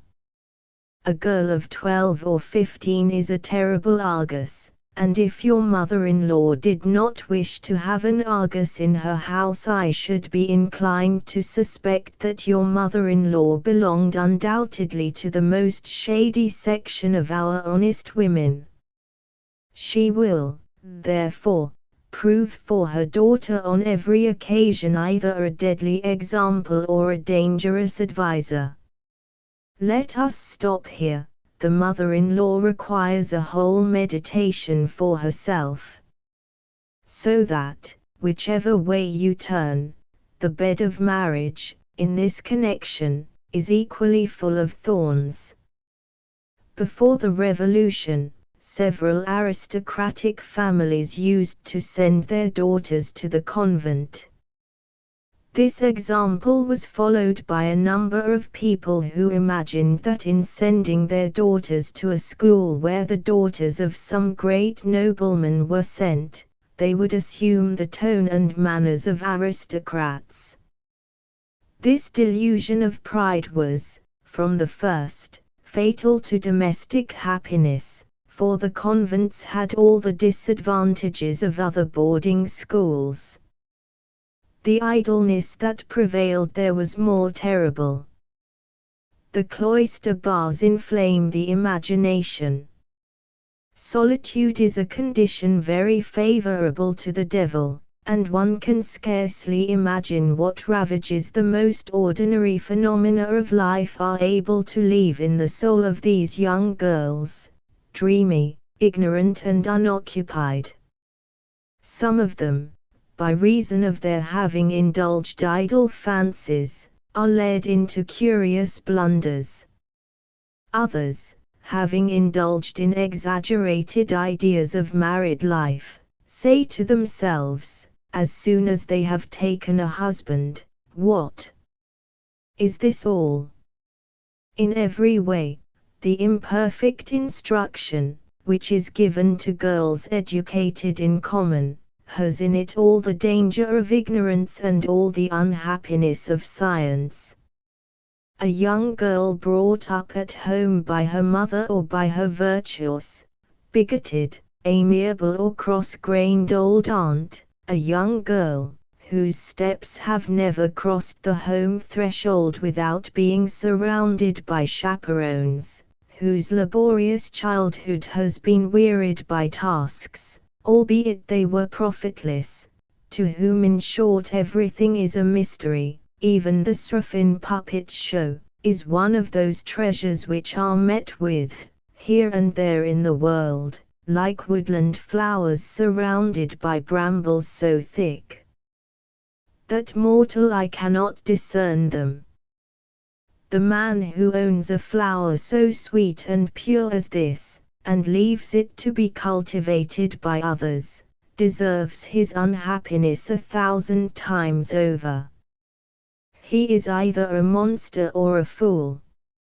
And if in the preceding meditation we have succeeded in proving to you that by far the greater number of men live in the most absolute indifference to their personal honor, in the matter of marriage, is it reasonable to believe that any considerable number of them are sufficiently rich, sufficiently intellectual, sufficiently penetrating to waste, like Burchell in The Vicar of Wakefield, 1 or 2 years in studying and watching the girls whom they mean to make their wives, when they pay so little attention to them after conjugal possession during that period of time which the English call the honeymoon, and whose influence we shall shortly discuss.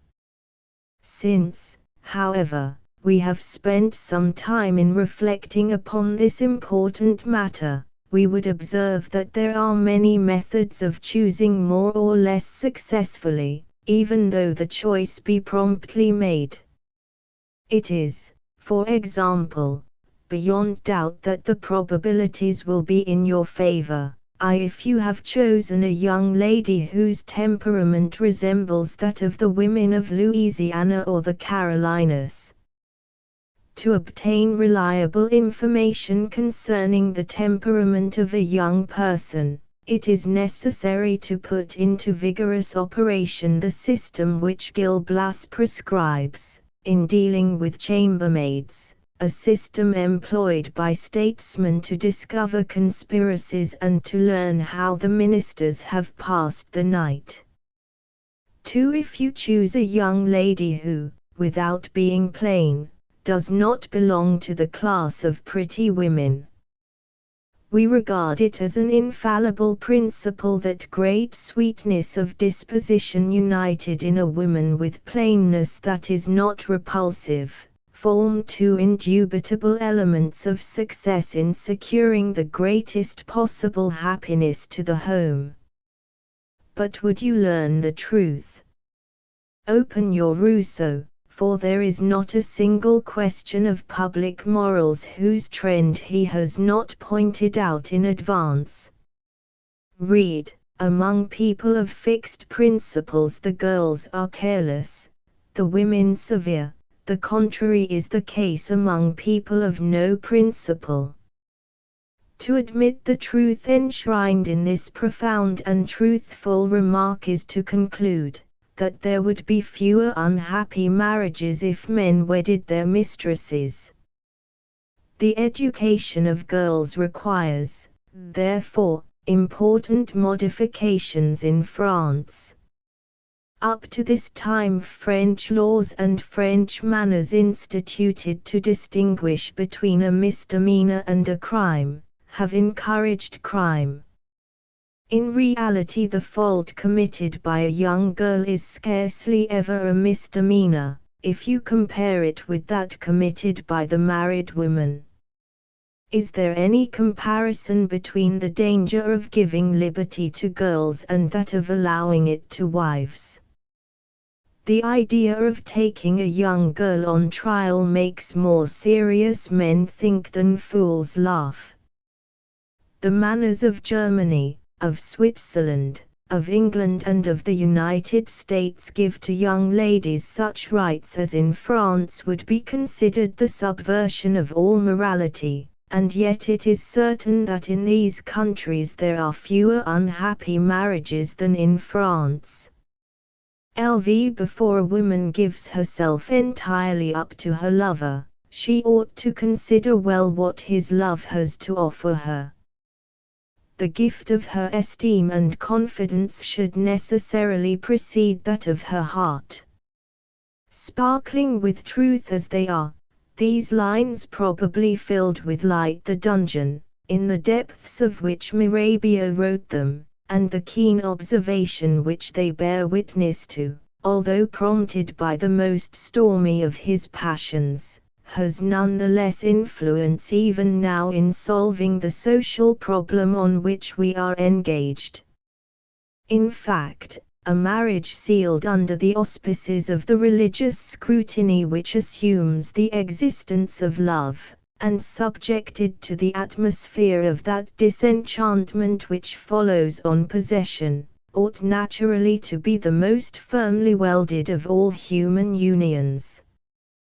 A woman then ought never to reproach her husband for the legal right, in virtue of which she belongs to him. She ought not to find in this compulsory submission any excuse for yielding to a lover, because some time after her marriage she has discovered in her own heart a traitor whose sophisms seduce her by asking 20 times an hour, wherefore, since she has been given against her will to a man whom she does not love, should she not give herself, of her own free will, to a man whom she does love? A woman is not to be tolerated in her complaints concerning faults inseparable from human nature. She has, in advance, made trial of the tyranny which they exercise, and taken sides with the caprices which they exhibit. A great many young girls are likely to be disappointed in their hopes of love, but will it not be an immense advantage to them to have escaped being made the companions of men whom they would have had the right to despise? Certain alarmists will exclaim that such an alteration in our manners would bring about a public dissoluteness which would be frightful, that the laws, and the customs which prompt the laws, could not after all authorize scandal and immorality, and if certain unavoidable abuses do exist, at least society ought not to sanction them.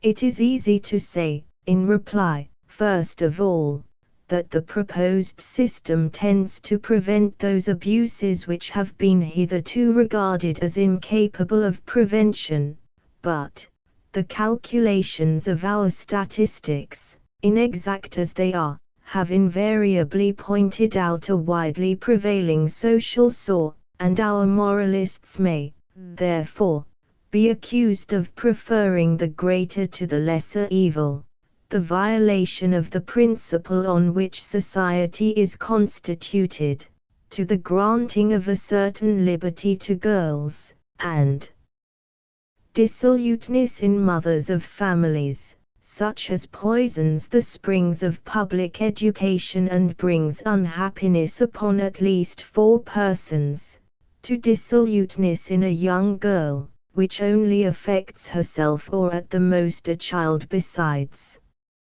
Let the virtue of 10 virgins be lost rather than forfeit this sanctity of morals, that crown of honor with which the mother of a family should be invested.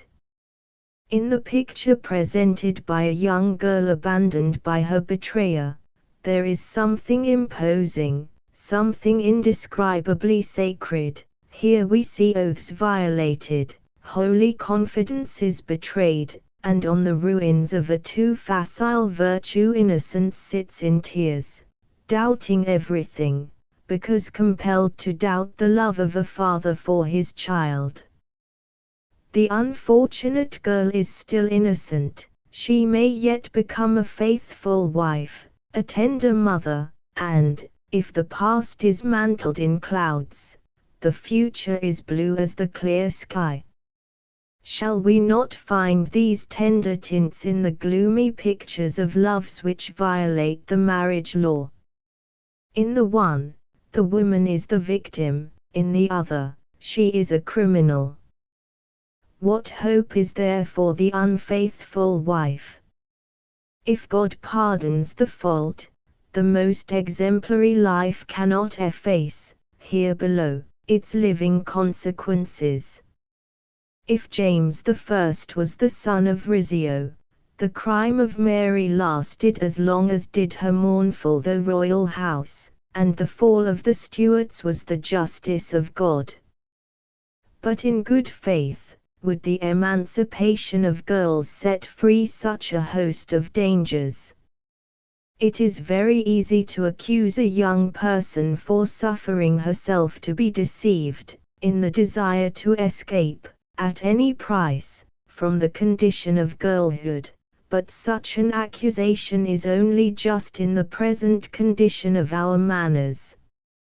At the present day, a young person knows nothing about seduction and its snares, she relies altogether upon her weakness, and mingling with this reliance the convenient maxims of the fashionable world, she takes as her guide while under the control of those desires which everything conspires to excite, her own deluding fancies, which prove a guide all the more treacherous, because a young girl rarely ever confides to another the secret thoughts of her first love.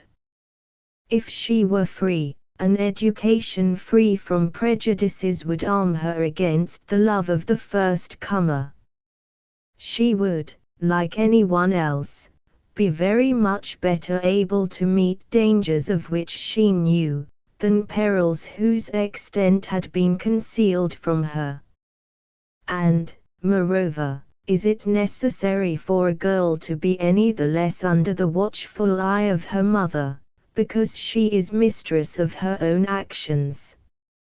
Are we to count as nothing the modesty and the fears which nature has made so powerful in the soul of a young girl, for the very purpose of preserving her from the misfortune of submitting to a man who does not love her?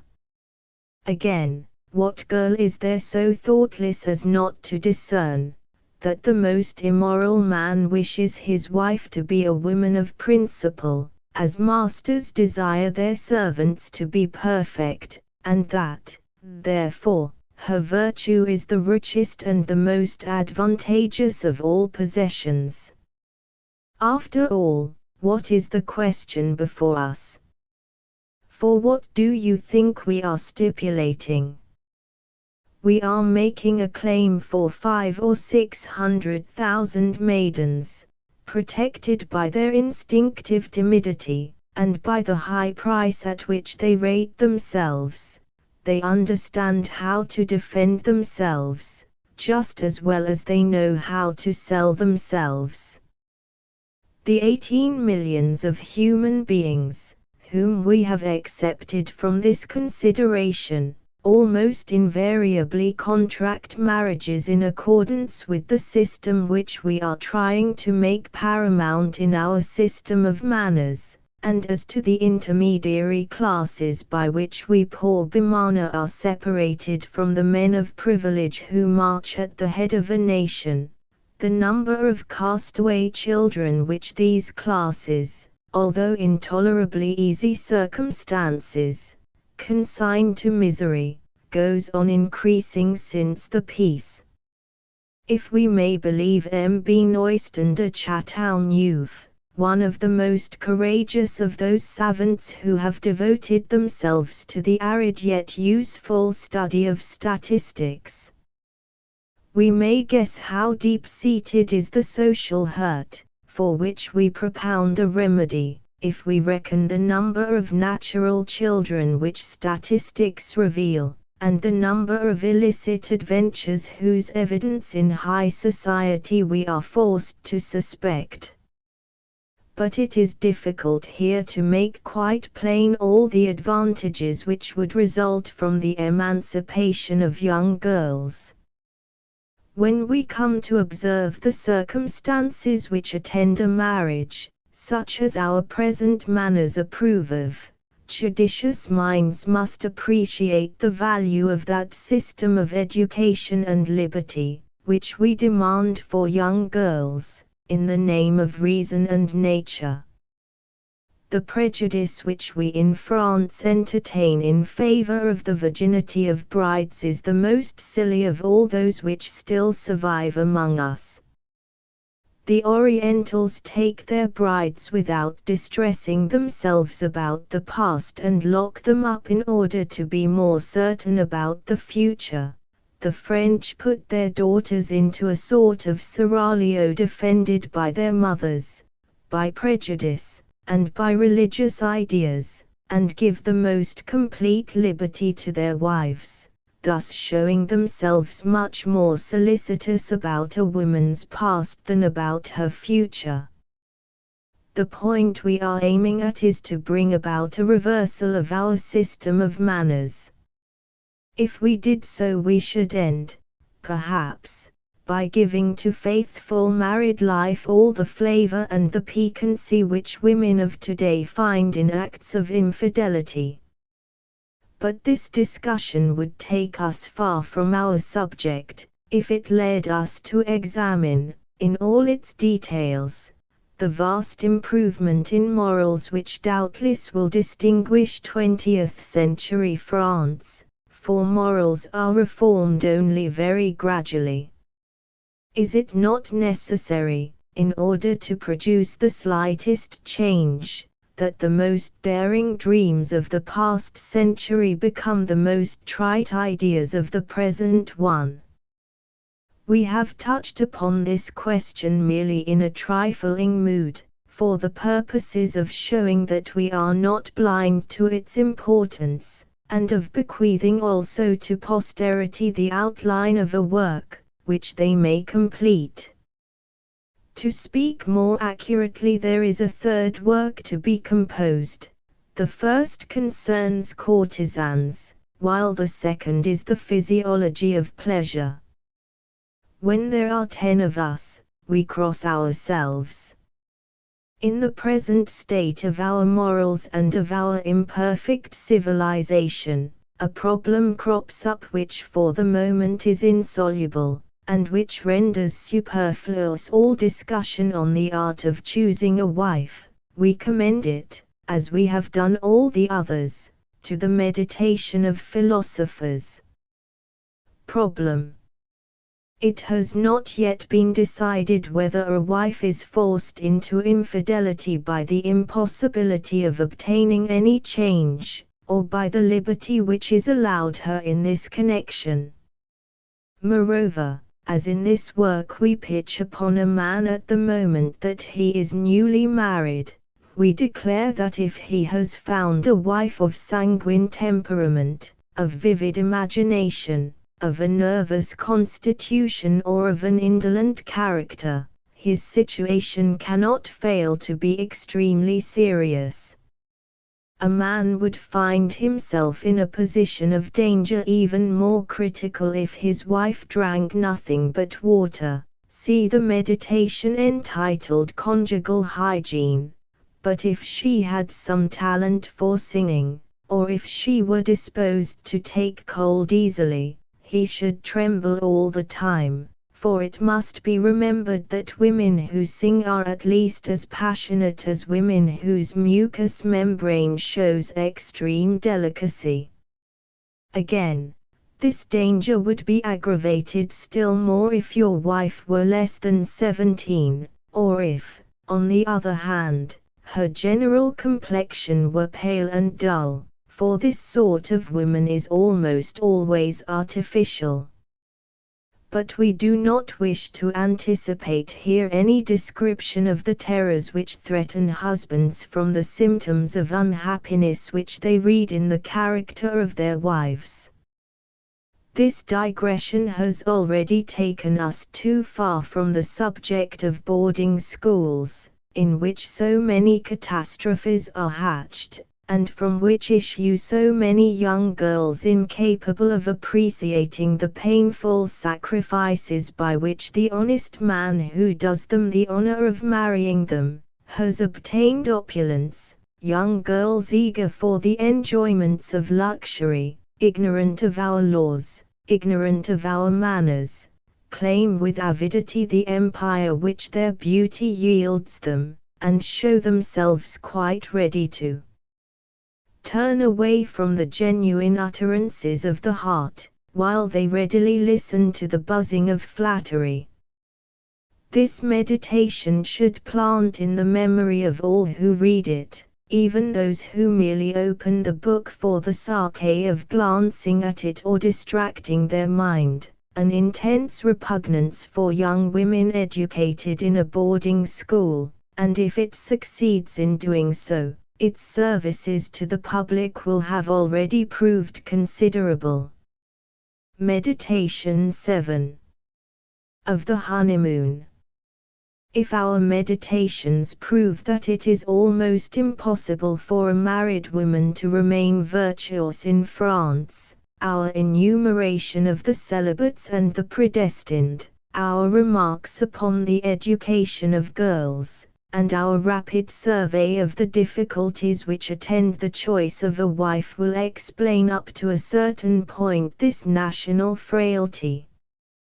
Thus, after indicating frankly the aching malady under which the social slate is laboring, we have sought for the causes in the imperfection of the laws, in the irrational condition of our manners, in the incapacity of our minds, and in the contradictions which characterize our habits. A single point still claims our observation, and that is the first onslaught of the evil we are confronting. We reach this first question on approaching the high problems suggested by the honeymoon, and although we find here the starting point of all the phenomena of married life, It appears to us to be the brilliant link round which are clustered all our observations, our axioms, our problems, which have been scattered deliberately among the wise quips which our loquacious meditations retail. The honeymoon would seem to be, if we may use the expression, the apogee of that analysis to which we must apply ourselves, before engaging in battle our two imaginary champions. The expression honeymoon is an Anglicism, which has become an idiom in all languages, so gracefully does it depict the nuptial season which is so fugitive, and during which life is nothing but sweetness and rapture. The expression survives as illusions and errors survive, for it contains the most odious of falsehoods. If this season is presented to us as a nymph crowned with fresh flowers, caressing as a siren, it is because in it is unhappiness personified, and unhappiness generally comes during the indulgence of folly. The married couple who intend to love each other during their whole life have no notion of a honeymoon. For them it has no existence, or rather its existence is perennial. They are like the immortals who do not understand death. But the consideration of this happiness is not germane to our book, and for our readers marriage is under the influence of two moons, the honeymoon and the red moon. This last terminates its course by a revolution, which changes it to a crescent, and when once it rises upon a home its light there is eternal. How can the honeymoon rise upon two beings who cannot possibly love each other? How can it set, when once it has risen? Have all marriages their honeymoon? Let us proceed to answer these questions in order. It is in this connection that the admirable education which we give to girls, and the wise provisions made by the law under which men marry, bear all their fruit. Let us examine the circumstances which precede and attend those marriages which are least disastrous. The tone of our morals develops in the young girl whom you make your wife a curiosity which is naturally excessive, but as mothers in France pique themselves on exposing their girls every day to the fire which they do not allow to scorch them, this curiosity has no limit. Her profound ignorance of the mysteries of marriage conceals from this creature, who is as innocent as she is crafty, a clear view of the dangers by which marriage is followed, and as marriage is incessantly described to her as an epoch in which tyranny and liberty equally prevail, and in which enjoyment and supremacy are to be indulged in, her desires are intensified by all her interest in an existence as yet unfulfilled. For her to marry is to be called up from nothingness into life. If she has a disposition for happiness, for religion, for morality, the voices of the law and of her mother have repeated to her that this happiness can only come to her from you. Obedience, if it is not virtue, is at least a necessary thing with her, for she expects everything from you. In the first place, society sanctions the slavery of a wife, but she does not conceive even the wish to be free, for she feels herself weak, timid and ignorant. Of course she tries to please you, unless a chance error is committed, or she is seized by a repugnance which it would be unpardonable in you not to divine. She tries to please because she does not know you. In a word, in order to complete your triumph, you take her at a moment when nature demands, often with some violence, the pleasure of which you are the dispenser. Like Saint Peter you hold the keys of paradise, I would ask of any reasonable creature, would a demon marshal round the angel whose ruin he had vowed all the elements of disaster with more solicitude than that with which good morals conspire against the happiness of a husband? Are you not a king surrounded by flatterers?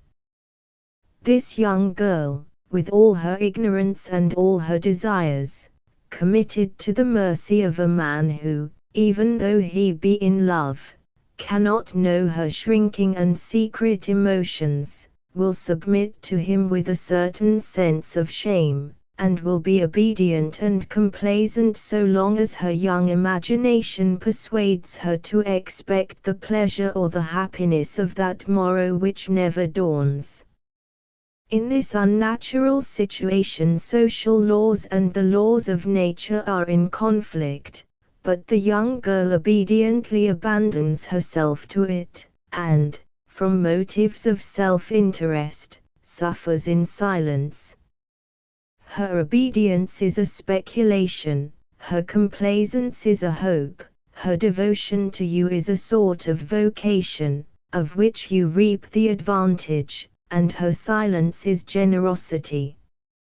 She will remain the victim of your caprices so long as she does not understand them. She will suffer from the limitations of your character until she has studied it. She will sacrifice herself without love, because she believed in the show of passion you made at the first moment of possession. She will no longer be silent when once she has learned the uselessness of her sacrifices. And then the morning arrives when the inconsistencies which have prevailed in this union rise up like branches of a tree bent down for a moment under a weight which has been gradually lightened.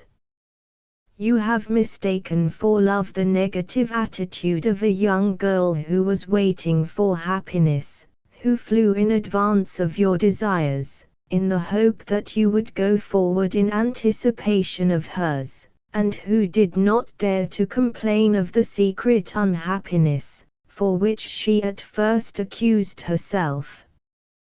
What man could fail to be the dupe of a delusion prepared at such long range, and in which a young innocent woman is at once the accomplice and the victim?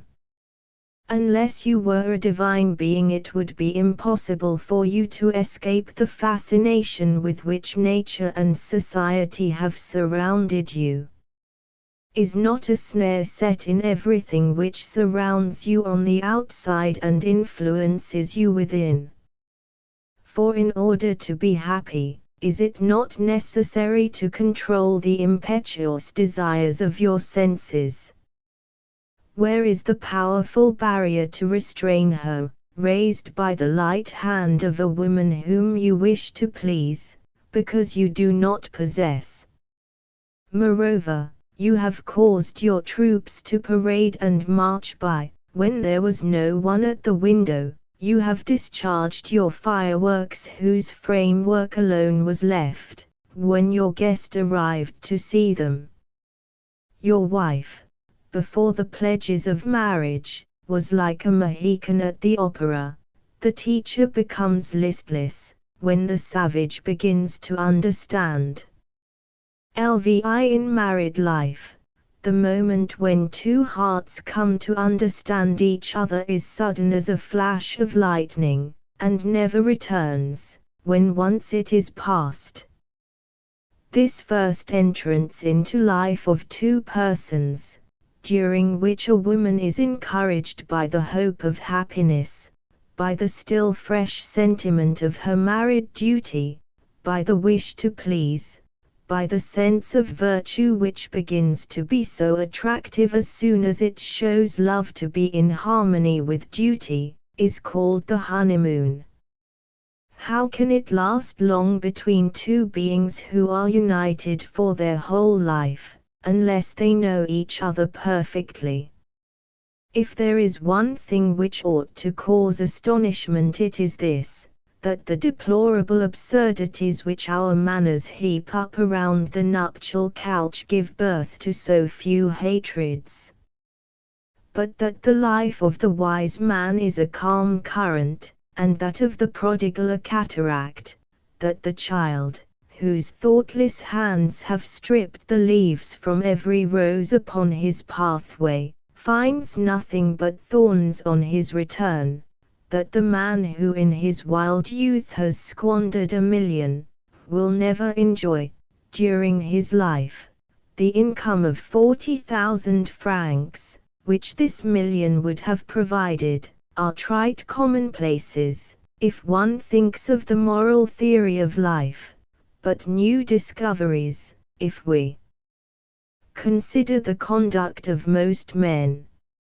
You may see here a true image of all honeymoons. This is their history, this is the plain fact and not the cause that underlies it. But that men endowed with a certain power of thought by a privileged education, and accustomed to think deliberately, in order to shine in politics, literature, art, commerce or private life, that these men should all marry with the intention of being happy, of governing a wife, either by love or by force, and should all tumble into the same pitfall and should become foolish, after having enjoyed a certain happiness for a certain time. This is certainly a problem whose solution is to be found rather in the unknown depths of the human soul, than in the quasi-physical truths, on the basis of which we have hitherto attempted to explain some of these phenomena. The risky search for the secret laws, which almost all men are bound to violate without knowing it, under these circumstances, promises abundant glory for anyone even though he make shipwreck in the enterprise upon which we now venture to set forth. Let us then make the attempt.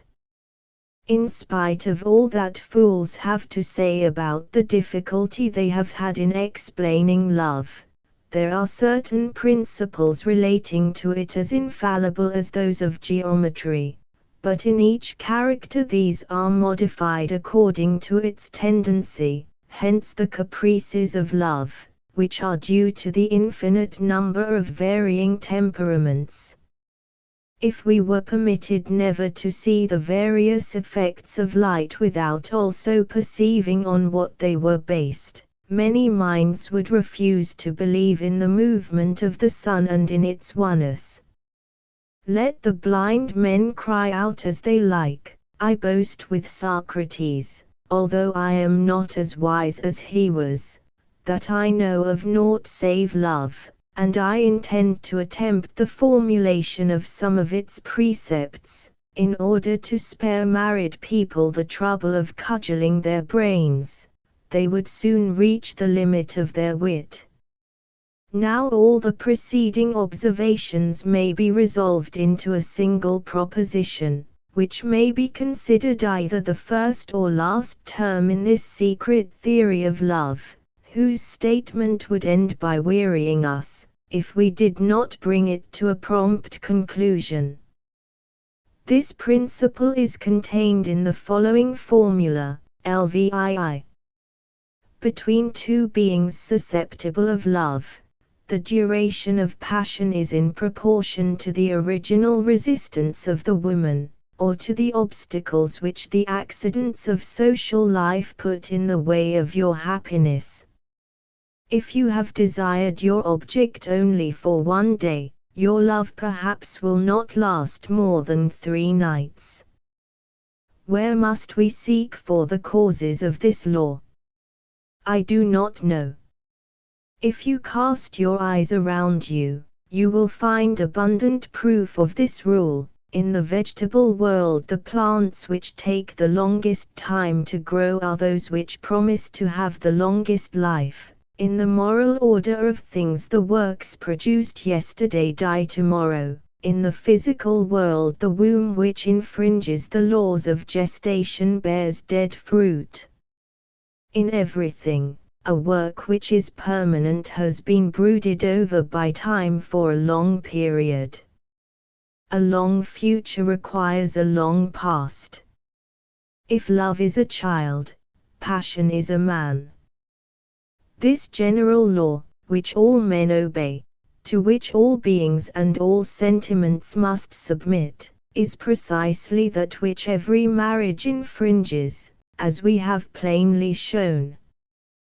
This principle has given rise to the love tales of the Middle Ages, the Amadises, the Lancelots, the Tristans of ballad literature, whose constancy may justly be called fabulous, are allegories of the national mythology which our imitation of Greek literature nipped in the bud.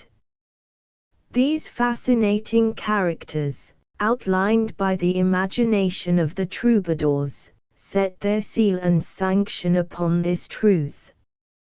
Late we do not attach ourselves permanently to any possessions, excepting in proportion to the trouble, toil and longing which they have cost us.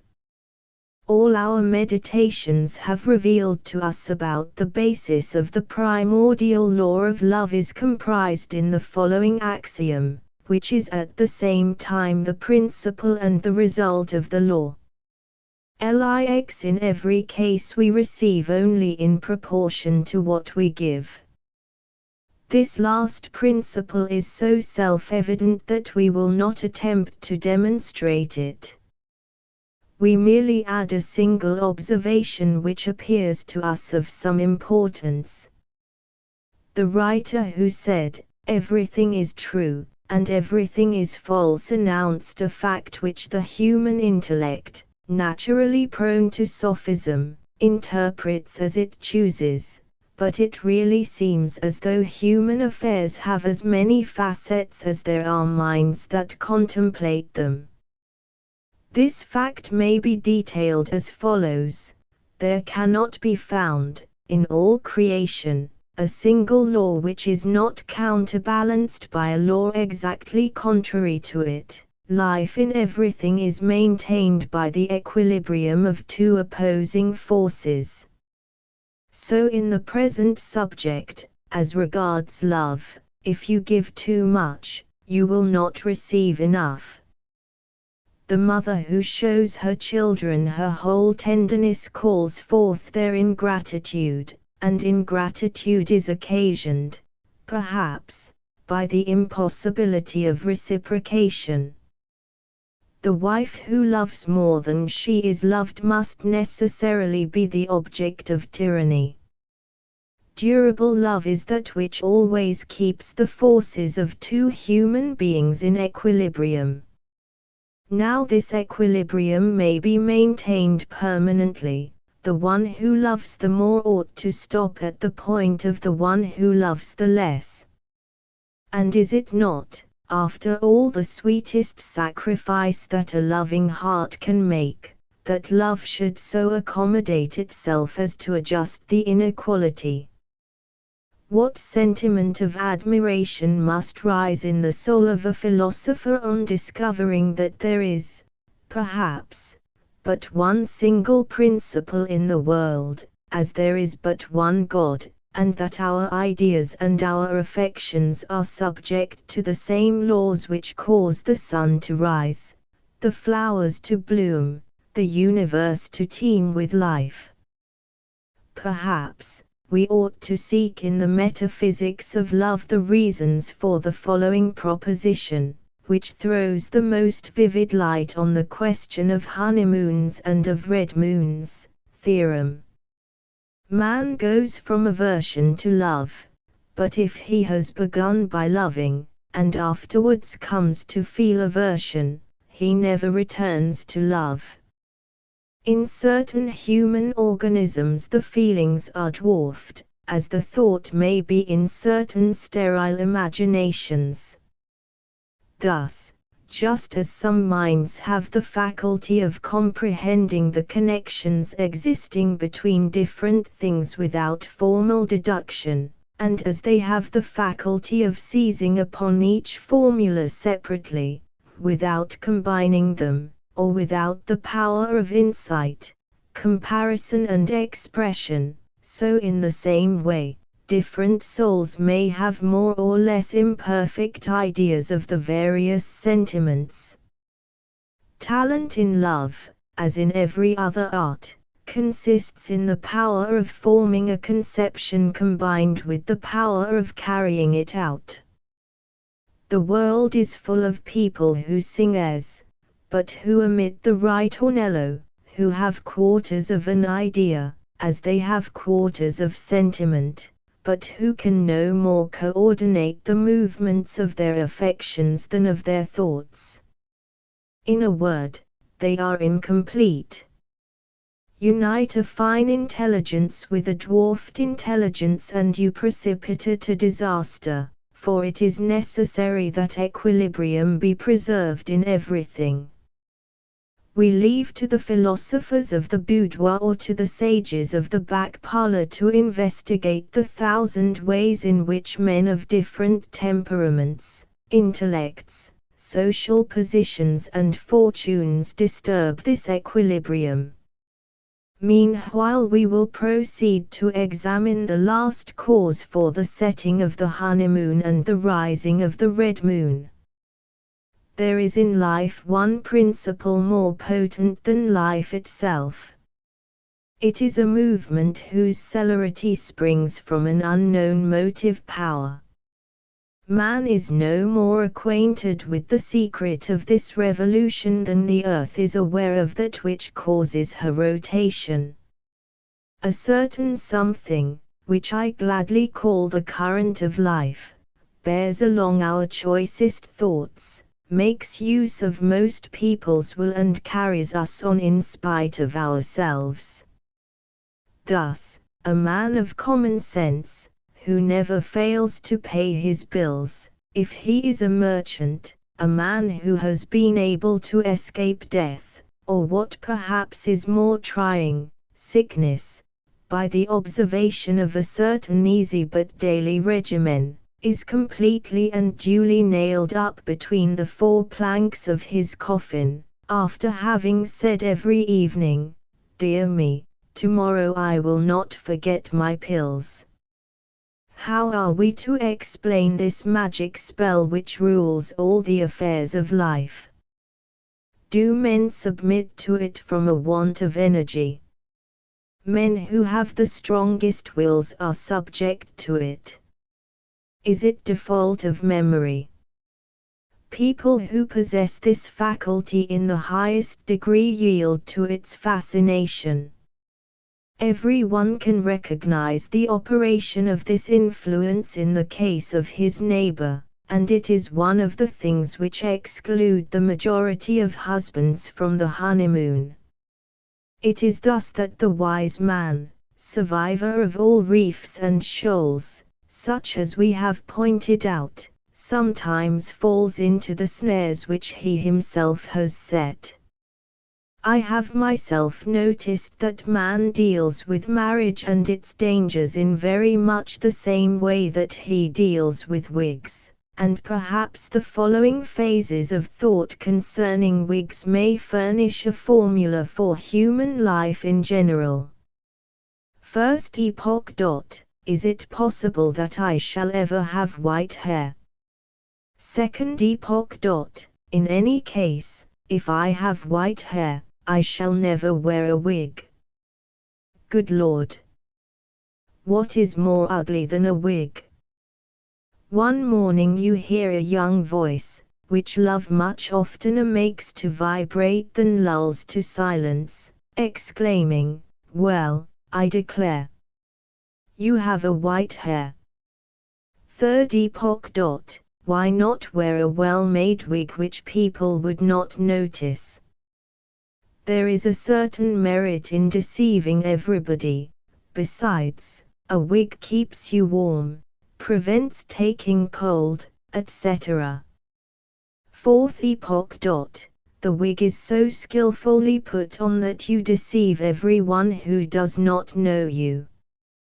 The wig takes up all your attention, and amour propre makes you every morning as busy as the most skillful hairdresser. Fifth epoch. The neglected wig. good heavens! How tedious it is, to have to go with bare head every evening, and to curl one's wig every morning. Sixth epoch. The wig allows certain white hairs to escape.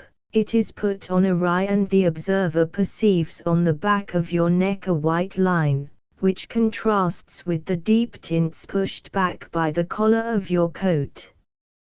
Seventh epoch. Your wig is as scraggy as dog's tooth grass, and, excuse the expression, you are making fun of your wig.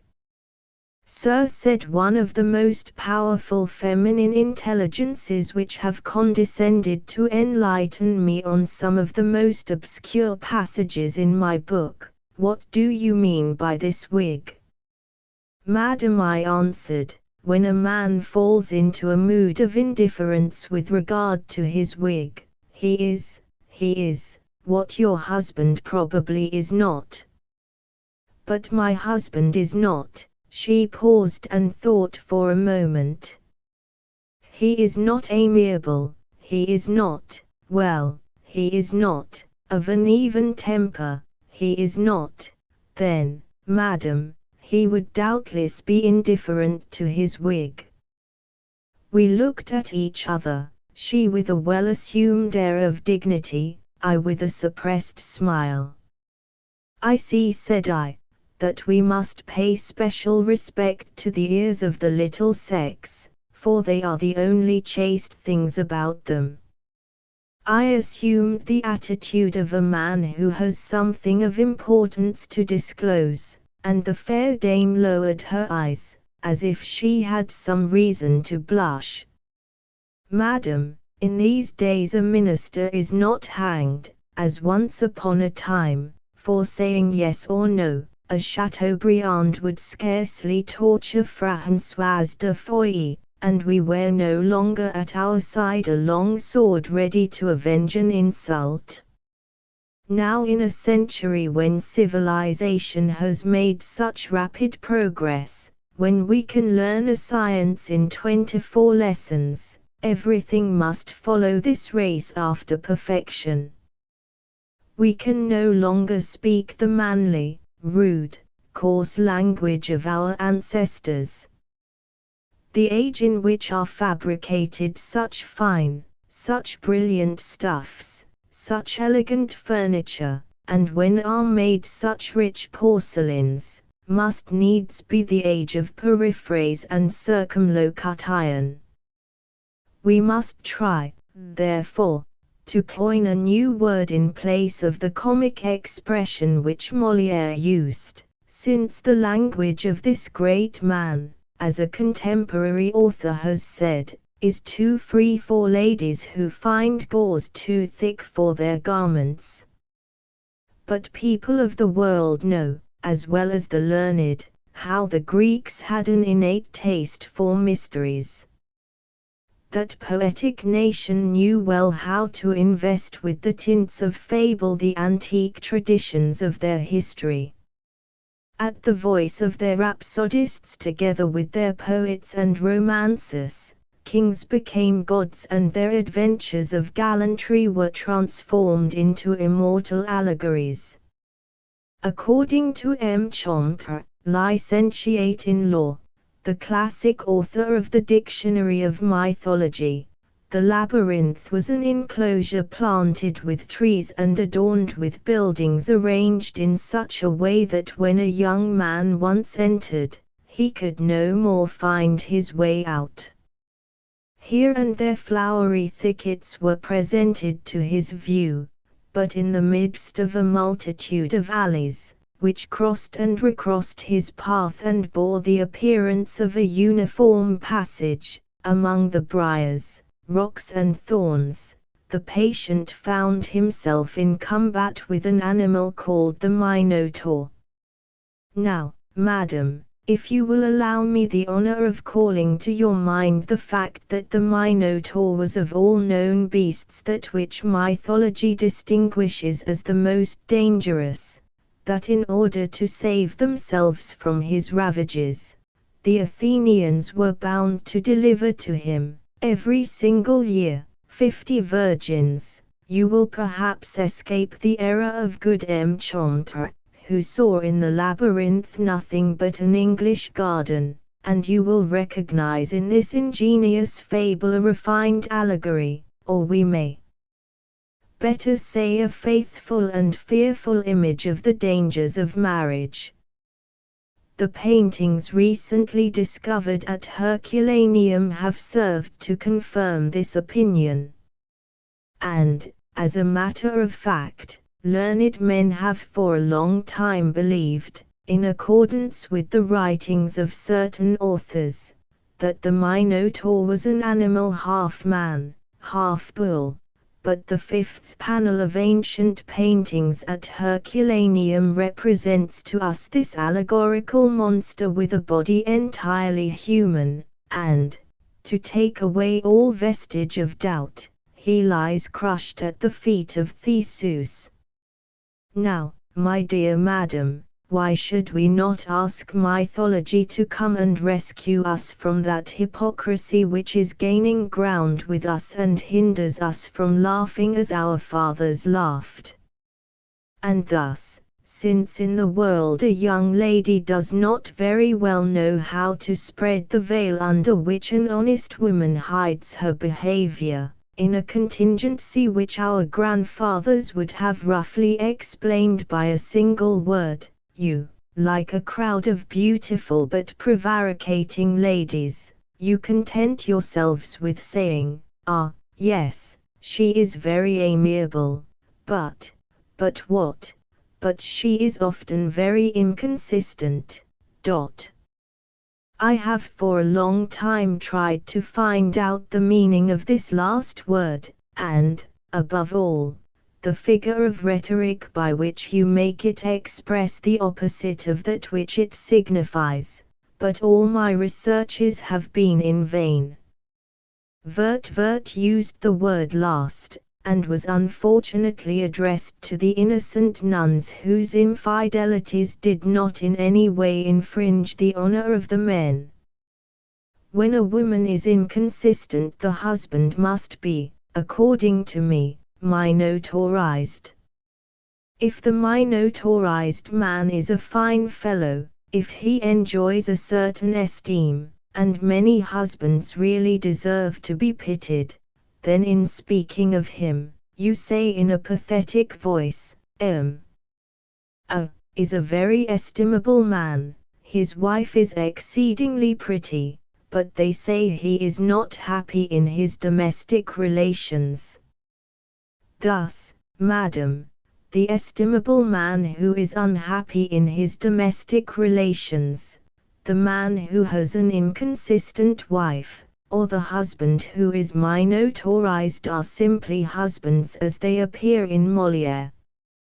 Well, then, O goddess of modern taste, do not these expressions seem to you characterized by a transparency chaste enough for anybody? "Ah, mon Dieu," she answered, laughing, "if the thing is the same, what does it matter whether it be expressed in 2 syllables or in 100?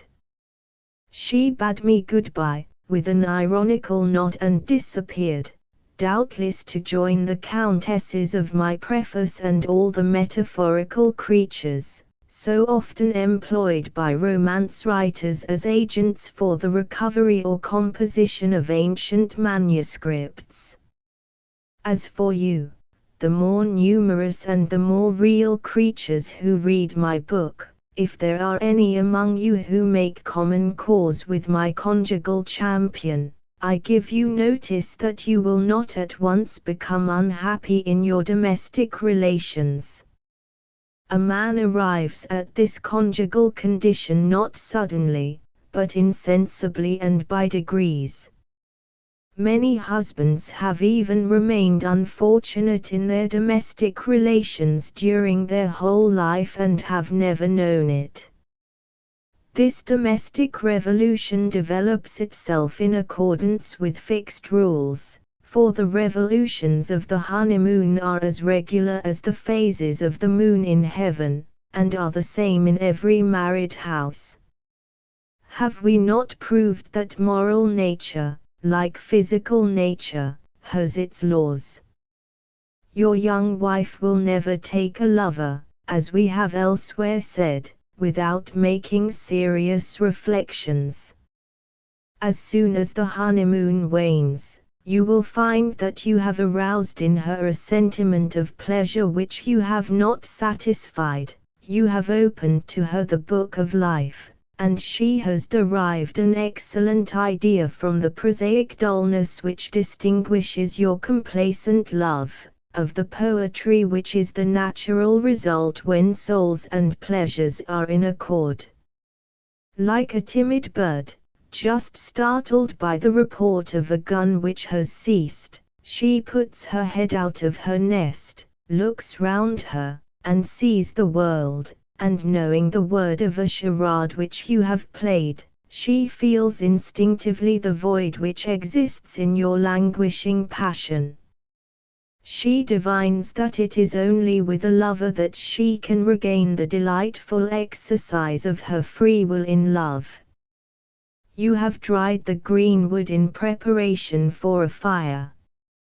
In the situation in which both of you find yourselves, there is no woman, even the most virtuous, who would not be found worthy of a grande passion, who has not dreamed of it, and who does not believe that it is easily kindled, for there is always found a certain amour-propre ready to reinforce that conquered enemy, a jaded wife. If the role of an honest woman were nothing more than perilous, said an old lady to me, I would admit that it would serve. But it is tiresome, and I have never met a virtuous woman who did not think about deceiving somebody.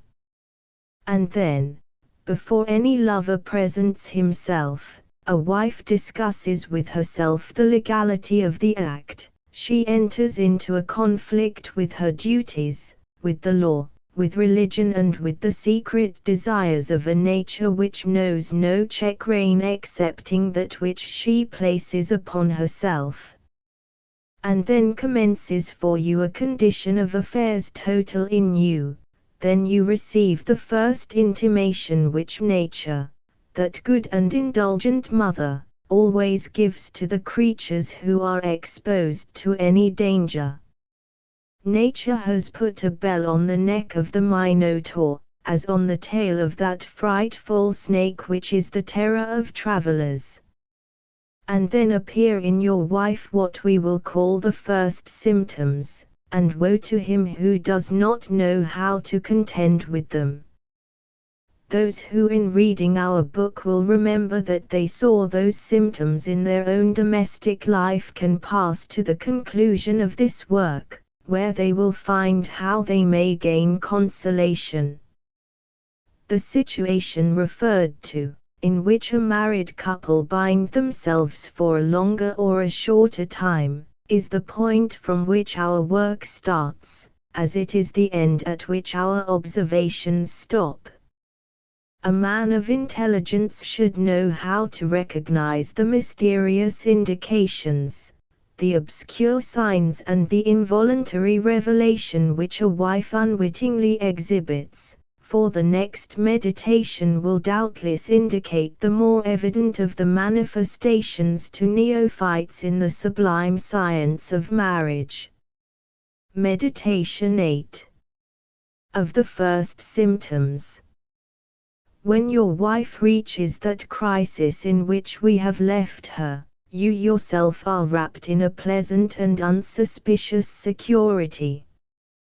You have so often seen the sun that you begin to think it is shining over everybody. You therefore give no longer that attention to the least action of your wife, which was impelled by your first outburst of passion. This indolence prevents many husbands from perceiving the symptoms which, in their wives, herald the first storm, and this disposition of mind has resulted in the minotaurization of more husbands than have either opportunity, carriages, sofas and apartments in town. The feeling of indifference in the presence of danger is to some degree justified by the apparent tranquility which surrounds you. The conspiracy which is formed against you by our million of hungry celibates seems to be unanimous in its advance. Although all are enemies of each other and know each other well, a sort of instinct forces them into cooperation. Two persons are married. The myrmidons of the Minotaur, young and old, have usually the politeness to leave the bride and bridegroom entirely to themselves at first.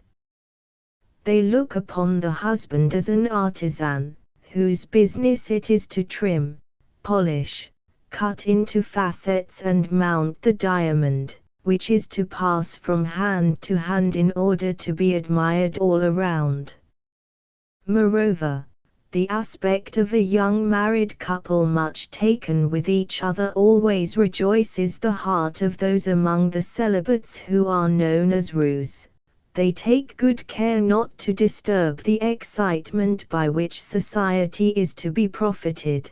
They also know that heavy showers do not last long. They therefore keep quiet. They watch and wait with incredible vigilance for the moment when bride and groom begin to weary of the seventh heaven. The tact with which celibates discover the moment when the breeze begins to rise in a new home can only be compared to the indifference of those husbands for whom the red moon rises. There is, even in intrigue, a moment of ripeness which must be waited for. The great man is he who anticipates the outcome of certain circumstances. Men of 52, whom we have represented as being so dangerous, know very well, for example, that any man who offers himself as lover to a woman and is haughtily rejected, will be received with open arms 3 months afterwards.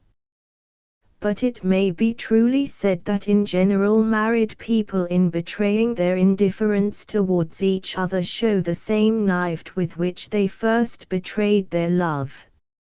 At the time when you are traversing with Madame the ravishing fields of the seventh heaven, where according to their temperament, newly married people remain encamped for a longer or shorter time, as the preceding meditation has proved, you go little or not at all into society.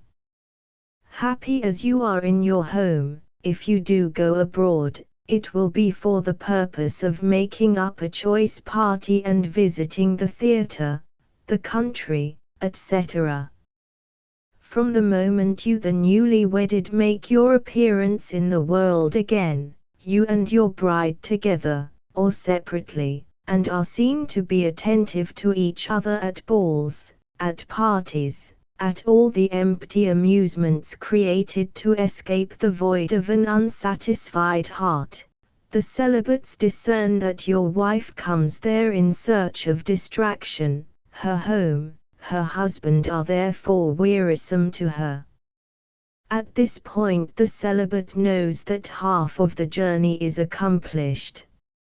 At this point you are on the eve of being minotaurized, and your wife is likely to become inconsistent, which means that she is on the contrary likely to prove very consistent in her conduct, that she has reasoned it out with astonishing sagacity and that you are likely very soon to smell fire. From that moment she will not in appearance fail in any of her duties, and will put on the colors of that virtue in which she is most lacking. Said Crebillon, alas! Is it right to be heir of the man who we slay? Never has she seemed more anxious to please you. She will seek, as much as possible, to allay the secret wounds which she thinks about inflicting upon your married bliss. She will do so by those little attentions which induce you to believe in the eternity of her love, hence the proverb, happy as a fool. But in accordance with the character of women, they either despise their own husbands from the very fact that they find no difficulty in deceiving them, or they hate them when they find themselves circumvented by them, or they fall into a condition of indifference towards them, which is 1,000 times worse than hatred. In this emergency, the first thing which may be diagnosed in a woman is a decided hardness of behavior. A woman loves to be saved from herself, to escape her conscience, but without the eagerness shown in this connection by wives who are thoroughly unhappy. She dresses herself with especial care, in order, she will tell you, to flatter your amour-propre by drawing all eyes upon her in the midst of parties and public entertainments. When she returns to the bosom of her stupid home, you will see that, at times, she is gloomy and thoughtful, then suddenly laughing and gay as if beside herself, or assuming the serious expression of a German when he advances to the fight.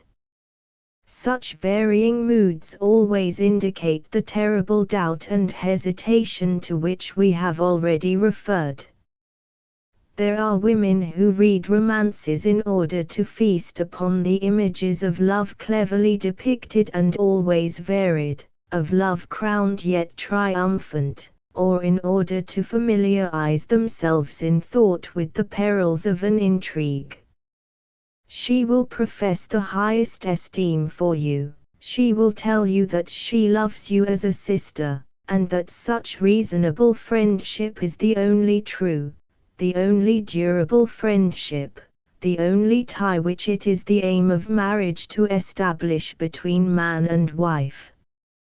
She will adroitly distinguish between the duties which are all she has to perform and the rights which she can demand to exercise. She views with indifference, appreciated by you alone, all the details of married happiness. This sort of happiness, perhaps, has never been very agreeable to her, and moreover it is always with her. She knows it well, she has analyzed it, and what slight but terrible evidence comes from these circumstances to prove to an intelligent husband that this frail creature argues and reasons, instead of being carried away on the tempest of passion. LX The more a man judges, the less he loves. And now will burst forth from her those pleasantries at which you will be the first to laugh, and those reflections which will startle you by their profundity. Now you will see sudden changes of mood and the caprices of a mind which hesitates.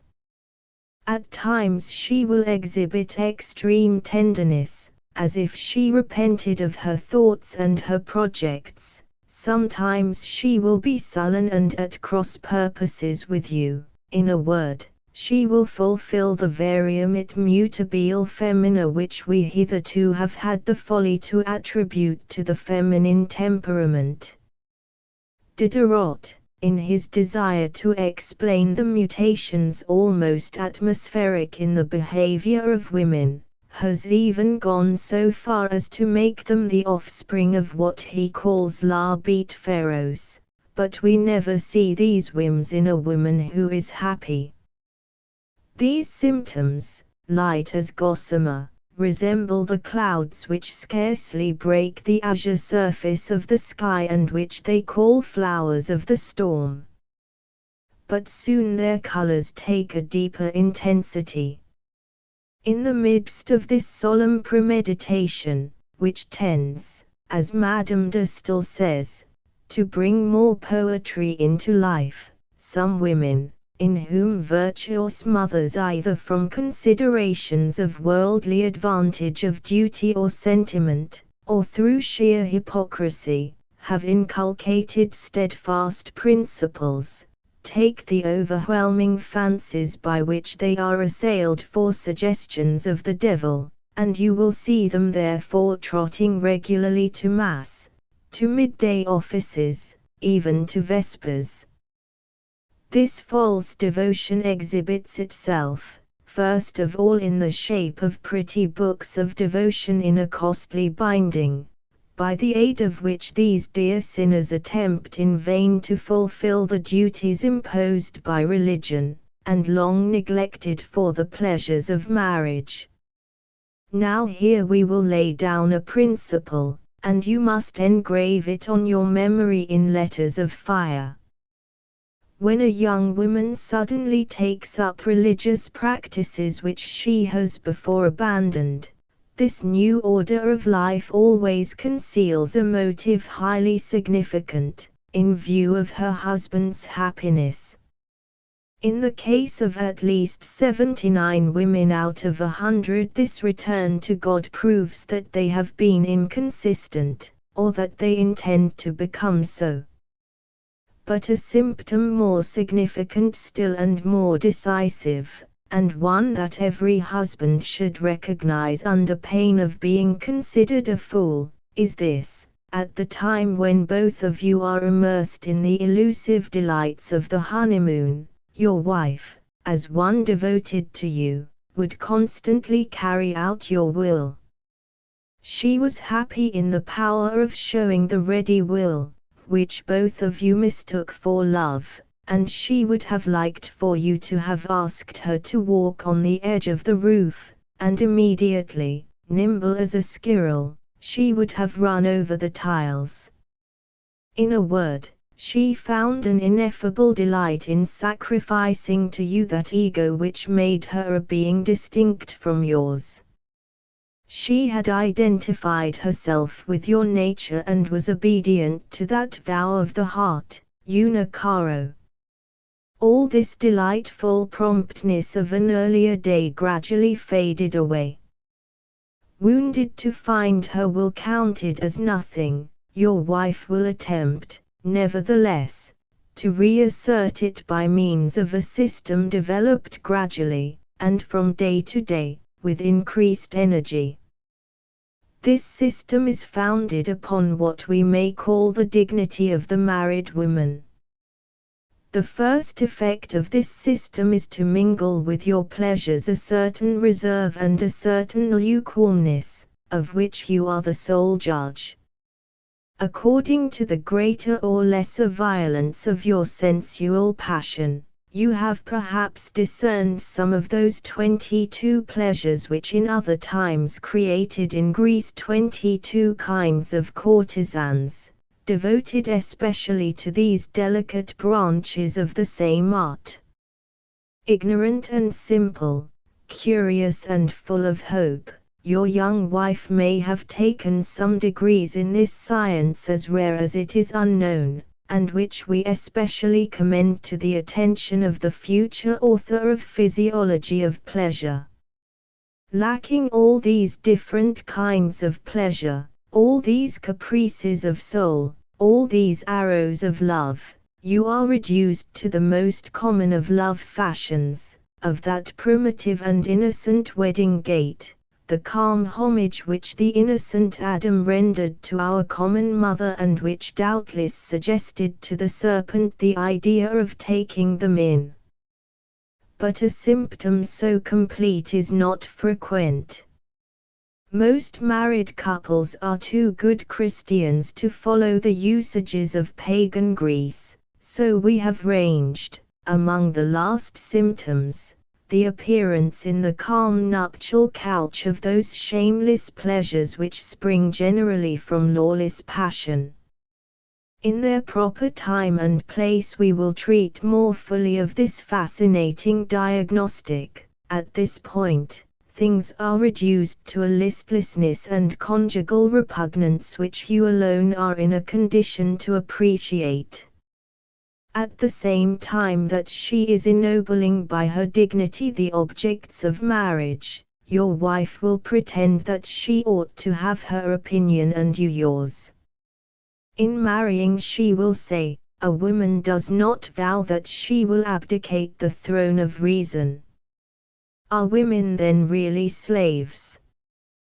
Human laws can fetter the body, but the mind, God has placed it so near himself that no human hand can touch it.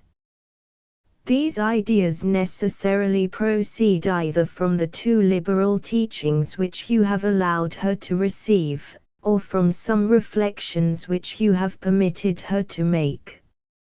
A whole meditation has been devoted to home instruction. Then your wife begins to say, "My chamber, my bed, my apartment." To many of your questions she will reply, "But, my dear, this is no business of yours." Or, "Men have their part in the direction of the house, and women have theirs." Or, laughing at men who meddle in household affairs, she will affirm that men do not understand some things. The number of things which you do not understand increases day by day. One fine morning, you will see in your little church 2 altars, where before you never worshipped but at one. The altar of your wife and your own altar have become distinct, and this distinction will go on increasing, always in accordance with the system founded upon the dignity of women. Then the following ideas will appear, and they will be inculcated in you whether you like it or not, by means of a living force very ancient in origin and little known. Steam power, horse power, man power, and water power are good inventions, but nature has provided women with a moral power, in comparison with which all other powers are nothing. We may call it rattle power. This force consists in a continuance of the same sound, in an exact repetition of the same words, in a reversion, over and over again, to the same ideas, and this so unvaried, that from hearing them over and over again you will admit them, in order to be delivered from the discussion. Thus the power of the rattle will prove to you that you are very fortunate to have such an excellent wife, that she has done you too much honor in marrying you, that women often see clearer than men, that you ought to take the advice of your wife in everything, and almost always ought to follow it, that you ought to respect the mother of your children, to honor her and have confidence in her, that the best way to escape being deceived is to rely upon a wife's refinement, for according to certain old ideas which we have had the weakness to give credit, it is impossible for a man to prevent his wife from minotaurizing him, that a lawful wife is a man's best friend, that a woman is mistress in her own house and queen in her drawing room, etc.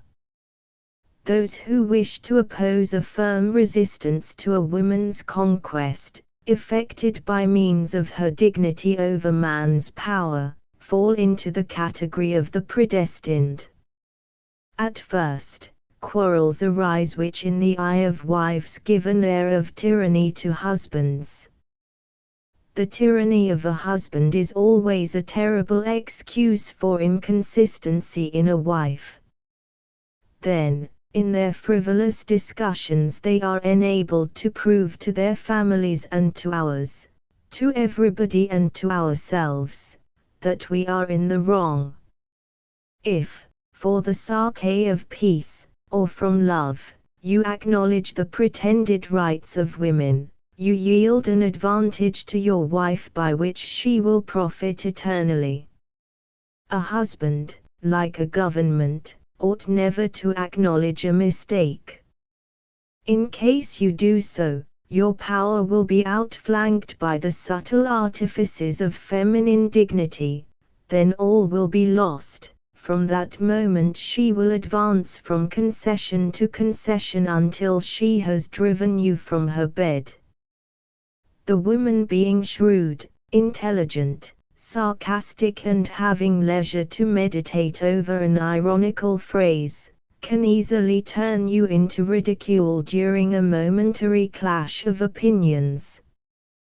The day on which she turns you into ridicule, sees the end of your happiness.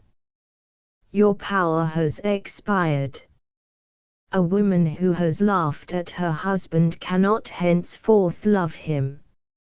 A man should be, to the woman who is in love with him, a being full of power, of greatness, and always imposing.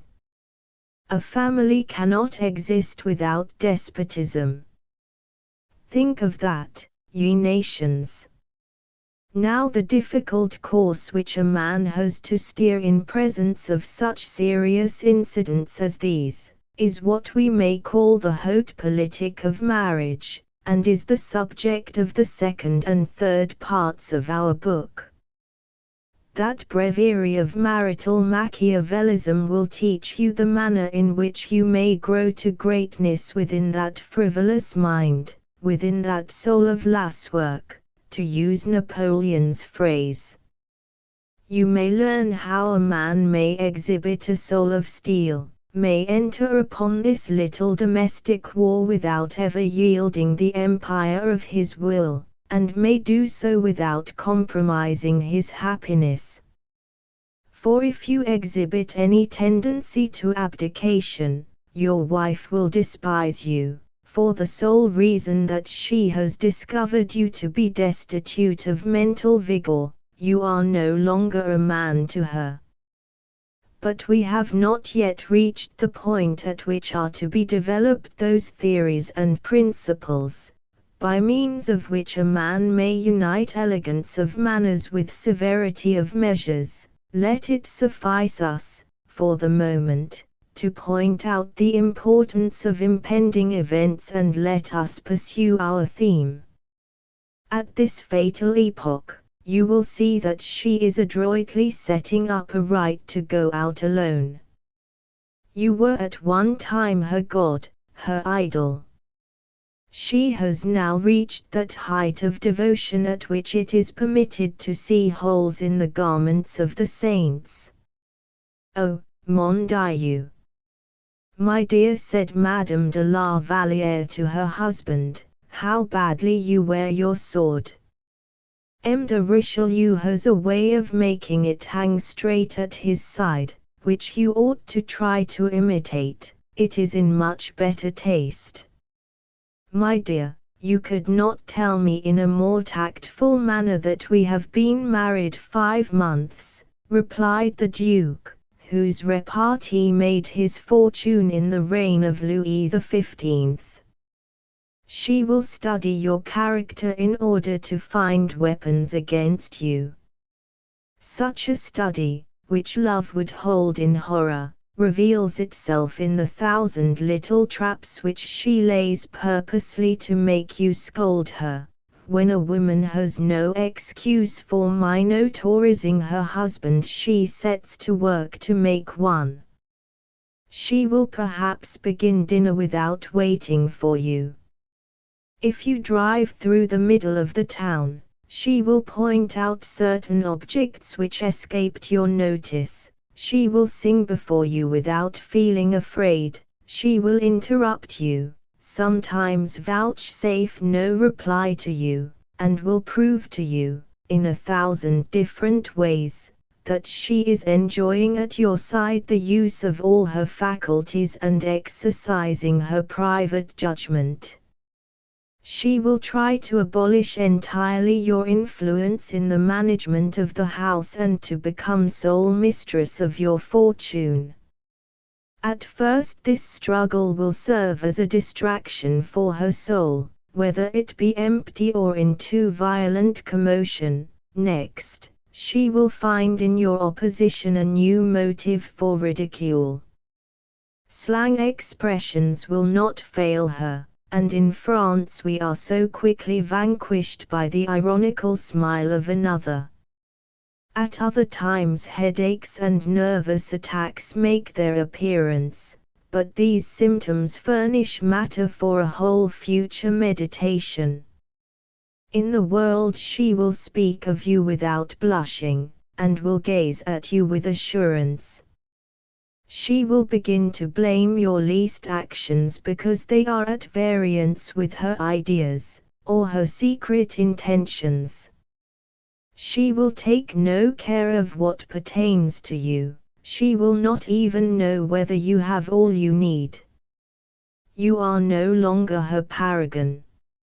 In imitation of Louis XIV, who carried to his mistresses the bouquets of orange blossoms which the head gardener of Versailles put on his table every morning, M. de Vivonne used almost every day to give his wife choice flowers during the early period of his marriage. One morning he found the bouquet lying on the side table without having been placed, as usual, in a vase of water. "Oh," said he, "if I am not a cuckold, I shall very soon be one." You go on a journey for 8 days and you receive no letters, or you receive 3 pages of which are blank. Symptom. You come home mounted on a valuable horse which you like very much, and between her kisses your wife shows her uneasiness about the horse and his fodder. Symptom. To these features of the case, you will be able to add others. We shall endeavor in the present volume always to paint things in bold fresco style and leave the miniatures to you. According to the characters concerned, the indications which we are describing, veiled under the incidents of ordinary life, are of infinite variety. One man may discover a symptom in the way a shawl is put on, while another needs to receive a fillip to his intellect, in order to notice the indifference of his mate. Some fine spring morning, the day after a ball, or the eve of a country party, this situation reaches its last phase. Your wife is listless and the happiness within her reach has no more attractions for her. Her mind, her imagination, perhaps her natural caprices call for a lover. Nevertheless, she dare not yet embark upon an intrigue whose consequences and details fill her with dread. You are still there for some purpose or other. You are a weight in the balance, although a very light one. On the other hand, the lover presents himself arrayed in all the graces of novelty and all the charms of mystery.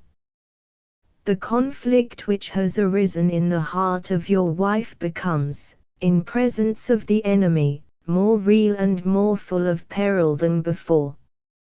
Very soon the more dangers and risks there are to be run, the more she burns to plunge into that delicious gulf of fear, enjoyment, anguish and delight. Her imagination kindles and sparkles, her future life rises before her eyes, colored with romantic and mysterious hues. Her soul discovers that existence has already taken its tone from this struggle which to a woman has so much solemnity in it. All is agitation, all is fire, all is commotion within her. She lives with 3 times as much intensity as before, and judges the future by the present. The little pleasure which you have lavished upon her bears witness against you, for she is not excited as much by the pleasures which she has received, as by those which she is yet to enjoy. Does not imagination show her that her happiness will be keener with this lover, whom the laws deny her, than with you? And then, she finds enjoyment even in her terror and terror in her enjoyment.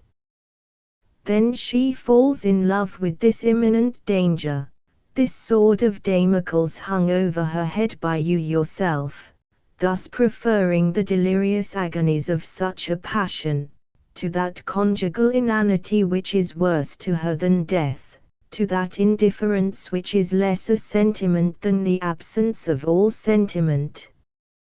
You, who must go to pay your respects to the Minister of Finance, to write memorandums at the bank, to make your reports at the Bourse, or to speak in the Chamber, you, young men, who have repeated with many others in our first meditation the oath that you will defend your happiness in defending your wife, what can you oppose to these desires of hers which are so natural?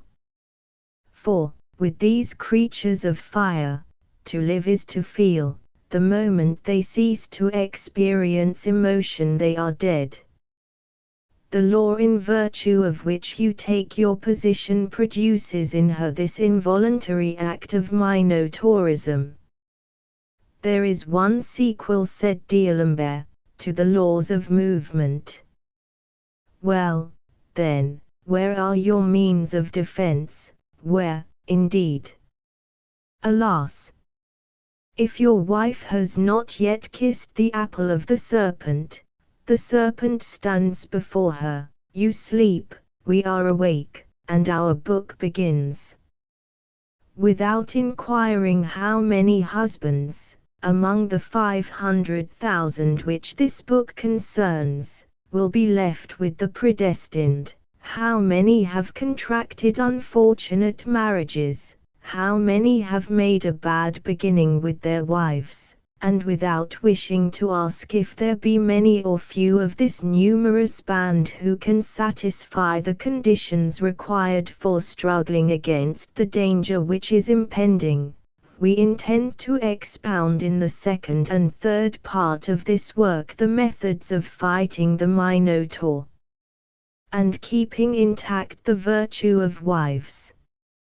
But if fate, the devil, the celibate, opportunity, desire your ruin, in recognizing the progress of all intrigues, in joining in the battles which are fought by every home, you will possibly be able to find some consolation. Many people have such a happy disposition, that on showing to them the condition of things and explaining to them the why and the wherefore, they scratch their foreheads, rub their hands, stamp on the ground, and are satisfied. Meditation 9. Epilogue. Faithful to our promise, this first part has indicated the general causes which bring all marriages to the crises which we are about to describe, and, in tracing the steps of this conjugal preamble, we have also pointed out the way in which the catastrophe is to be avoided, for we have pointed out the errors by which it is brought about. But these first considerations would be incomplete if, after endeavoring to throw some light upon the inconsistency of our ideas, of our manners and of our laws, with regard to a question which concerns the life of almost all living beings, we did not endeavor to make plain, in a short peroration, the political causes of the infirmity which pervades all modern society. After having exposed the secret vices of marriage, would it not be an inquiry worthy of philosophers to search out the causes which have rendered it so vicious? The system of law and of manners which so far directs women and controls marriage in France, is the outcome of ancient beliefs and traditions which are no longer in accordance with the eternal principles of reason and of justice, brought to light by the Great Revolution of 1789. Three great disturbances have agitated France: the conquest of the country by the Romans, the establishment of Christianity, and the invasion of the Franks. Each of these events has left a deep impress upon the soil, upon the laws, upon the manners and upon the intellect of the nation. Greece, having one foot on Europe and the other on Asia, was influenced by her voluptuous climate in the choice of her marriage institutions. She received them from the East, where her philosophers, her legislators and her poets went to study the abstruse antiquities of Egypt and Chaldea. The absolute seclusion of women which was necessitated under the burning sun of Asia prevailed under the laws of Greece and Ionia. The women remained in confinement within the marbles of the gynecium.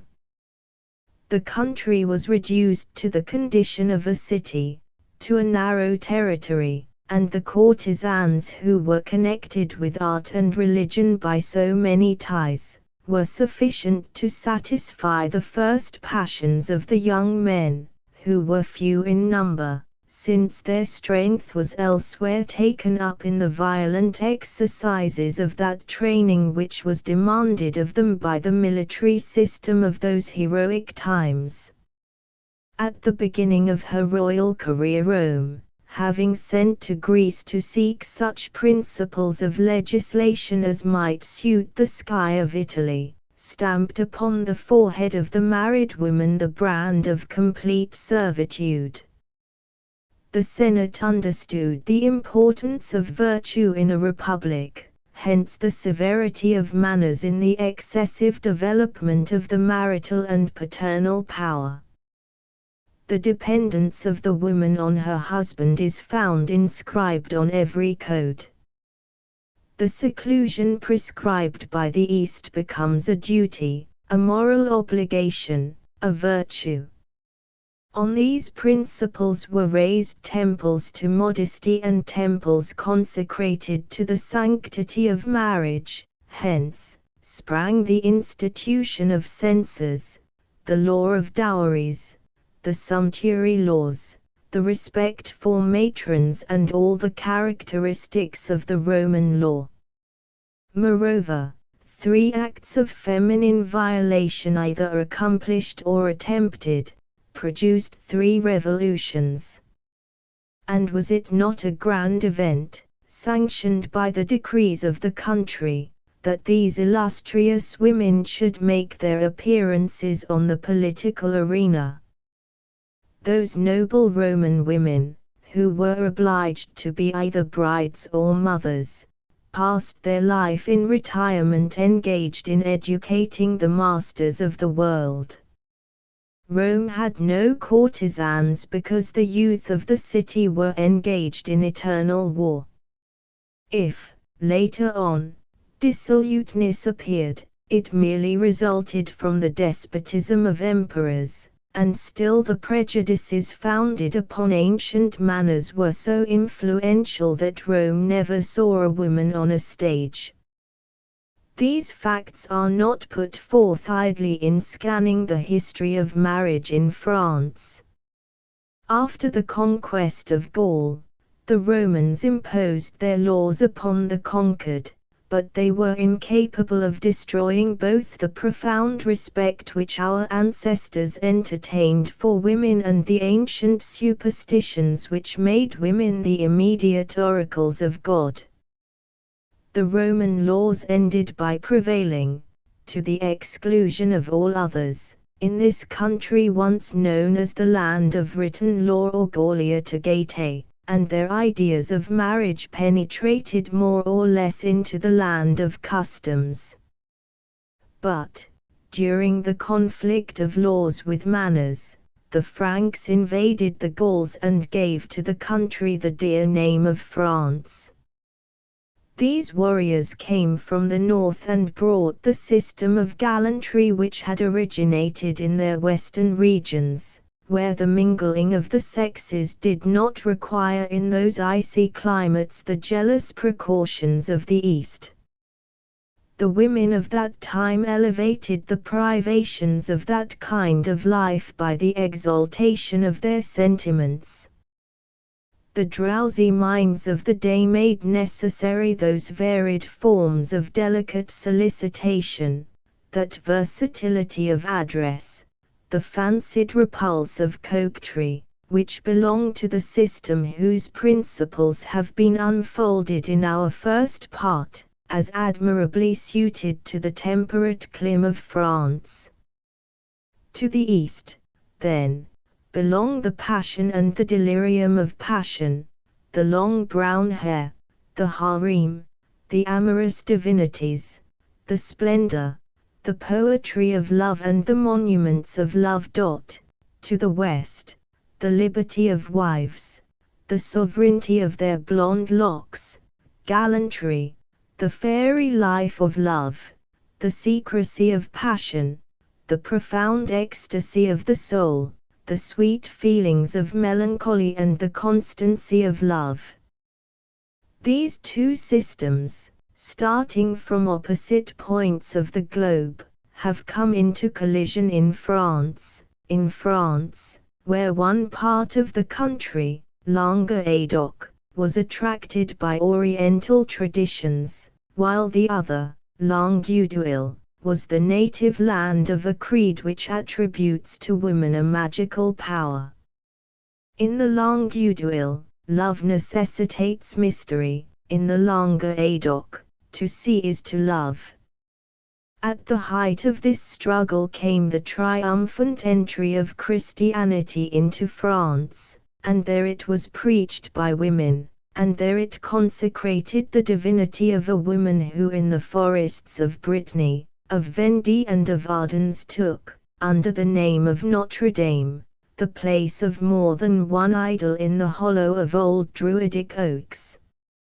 If the religion of Christ, which is above all things a code of morality and politics, gave a soul to all living beings, proclaimed that equality of all in the sight of God, and by such principles as these fortified the chivalric sentiments of the North, this advantage was counterbalanced by the fact that the sovereign pontiff resided at Rome, of which seat he considered himself the lawful heir, through the universality of the Latin tongue, which became that of Europe during the Middle Ages, and through the keen interest taken by monks, writers and lawyers in establishing the ascendancy of certain codes, discovered by a soldier in the sack of Amalfi.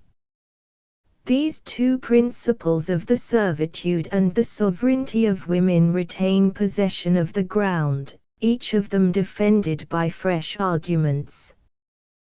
The Salic law, which was a legal error, was a triumph for the principle of political and civil servitude for women, but it did not diminish the power which French manners accorded them, for the enthusiasm of chivalry which prevailed in Europe supplanted the party of manners against the party of law. And in this way was created that strange phenomenon which since that time has characterized both our national despotism and our legislation, for ever since those epochs which seemed to presage the Revolution, when the spirit of philosophy rose and reflected upon the history of the past, France has been the prey of many convulsions. Feudalism, the Crusades, the Reformation, the struggle between the monarchy and the aristocracy. Despotism and priestcraft have so closely held the country within their clutches, that woman still remains the subject of strange counter-opinions, each springing from one of the three great movements to which we have referred. Was it possible that the woman question should be discussed and women's political education and marriage should be ventilated when feudalism threatened the throne, when reform menaced both king and barons, and the people, between the hierarchy and the empire, were forgotten?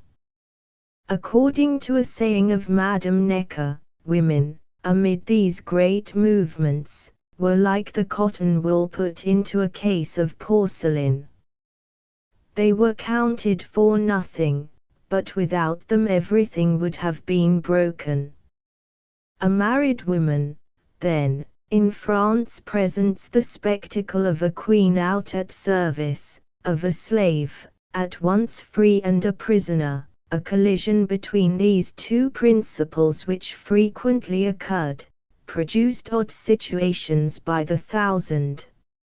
And then, woman was physically little understood, and what was actually sickness in her was considered a prodigy, witchcraft or monstrous turpitude. In those days these creatures, treated by the law as reckless children, and put under guardianship, were by the manners of the time deified and adored. Like the freedmen of emperors, they disposed of crowns, they decided battles, they awarded fortunes, they inspired crimes and revolutions, wonderful acts of virtue, by the mere flash of their glances, and yet they possessed nothing and were not even possessors of themselves. They were equally fortunate and unfortunate. Armed with their weakness and strong in instinct, they launched out far beyond the sphere which the law allotted them, showing themselves omnipotent for evil, but impotent for good, without merit in the virtues that were imposed upon them, without excuse in their vices, accused of ignorance and yet denied an education, neither altogether mothers nor altogether wives. Having all the time to conceal their passions, while they fostered them, they submitted to the coquetry of the Franks, while they were obliged, like Roman women, to stay within the ramparts of their castles and bring up those who were to be warriors. While no system was definitely decided upon by legislation as to the position of women, their minds were left to follow their inclinations, and there are found among them as many who resemble Marion de Lorme as those who resemble Cornelia. There are vices among them, but there are as many virtues. These were creatures as incomplete as the laws which governed them. They were considered by some as a being midway between man and the lower animals, as a malignant beast which the laws could not too closely fetter, and which nature had destined, with so many other things, to serve the pleasure of men, while others held woman to be an angel in exile, a source of happiness and love, the only creature who responded to the highest feelings of man, while her miseries were to be recompensed by the idolatry of every heart. How could the consistency, which was wanting in a political system, be expected in the general manners of the nation? And so woman became what circumstances and men made her, instead of being what the climate and native institutions should have made her, sold, married against her taste, in accordance with the patria potestas of the Romans, at the same time that she fell under the marital despotism which desired her seclusion. She found herself tempted to take the only reprisals which were within her power.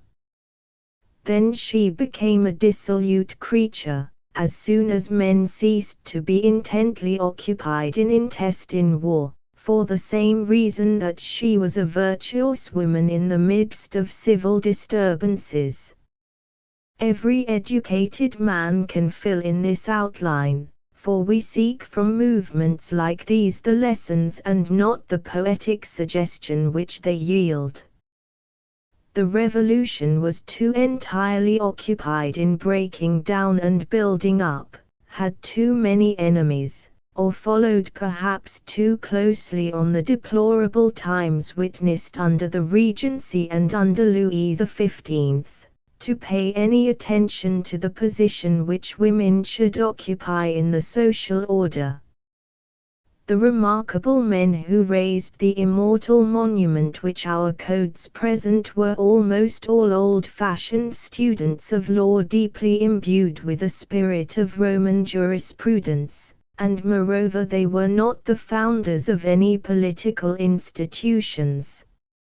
Sons of the Revolution, they believed, in accordance with that movement, that the law of divorce wisely restricted and the bond of dutiful submission were sufficient ameliorations of the previous marriage law. When that former order of things was remembered, the change made by the new legislation seemed immense. At the present day the question as to which of these two principles shall triumph rests entirely in the hands of our wise legislators. The past has teaching which should bear fruit in the future. Have we lost all sense of the eloquence of fact? The principles of the East resulted in the existence of eunuchs and seraglios. The spurious social standing of France has brought in the plague of courtesans and the more deadly plague of our marriage system, and thus, to use the language of a contemporary, the East sacrifices to paternity men and the principle of justice, France, women and modesty. Neither the East nor France has attained the goal which their institutions point to, for that is happiness. The man is not more loved by the women of a harem than the husband is sure of being in France, as the father of his children, and marrying is not worth what it costs. It is time to offer no more sacrifice to this institution, and to amass a larger sum of happiness in the social state by making our manners and our institution conformable to our climate. Constitutional government, a happy mixture of two extreme political systems, despotism and democracy, suggests by the necessity of blending also the two principles of marriage, which so far clash together in France. The liberty which we boldly claim for young people is the only remedy for the host of evils whose source we have pointed out, by exposing the inconsistencies resulting from the bondage in which girls are kept. Let us give back to youth the indulgence of those passions, those coquetries, love and its terrors, love and its delights, and that fascinating company which followed the coming of the Franks. At this vernal season of life no fault is irreparable, and high men will come forth from the bosom of experiences, armed with confidence, stripped of hatred, and love in marriage will be justified, because it will have had the privilege of comparison. In this change of manners the disgraceful plague of public prostitution will perish of itself. It is especially at the time when the man possesses the frankness and timidity of adolescence, that in his pursuit of happiness he is competent to meet and struggle with great and genuine passions of the heart.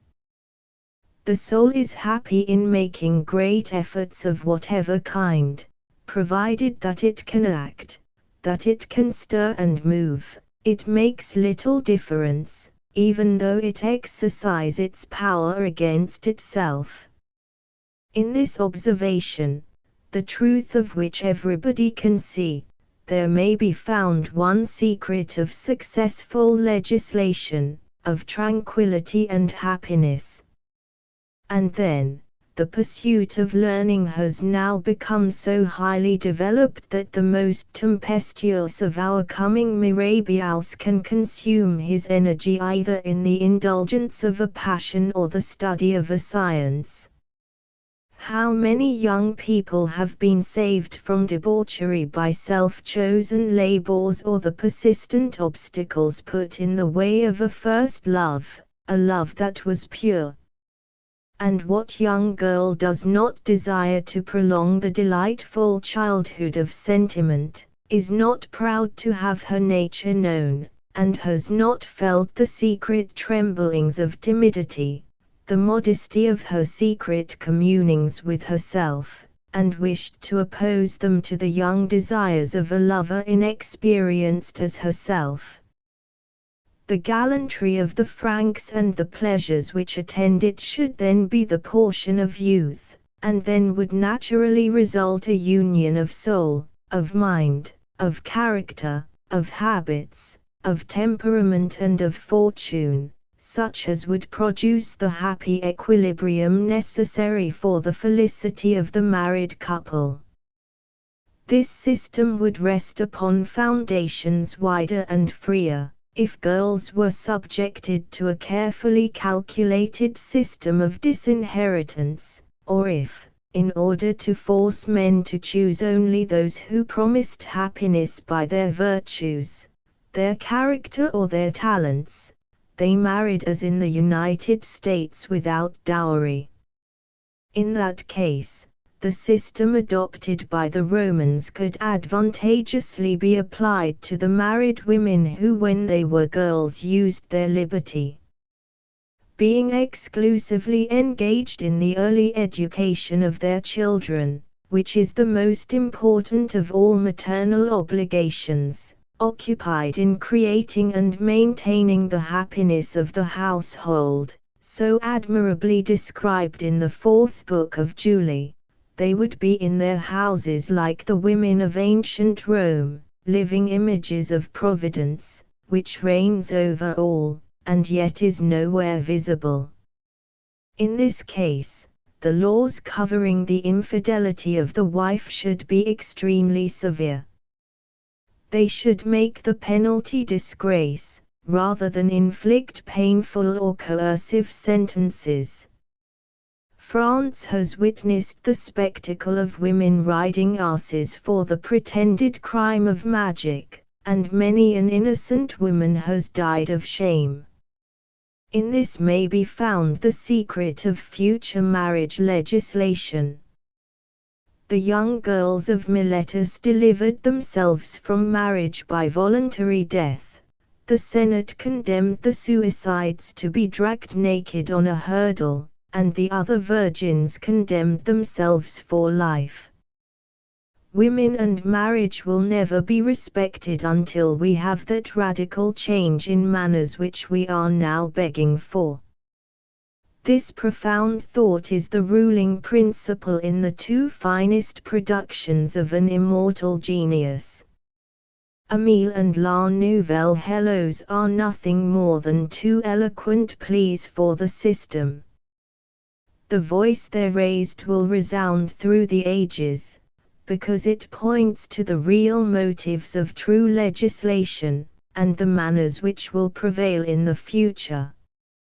By placing children at the breast of their mothers, Jean-Jacques rendered an immense service to the cause of virtue, but his age was too deeply gangrened with abuses to understand the lofty lessons unfolded in those 2 poems. It is right to add also that the philosopher was in these works overmastered by the poet, and in leaving in the heart of Julie after her marriage some vestiges of her first love, he was led astray by the attractiveness of a poetic situation, more touching indeed, but less useful than the truth which he wished to display.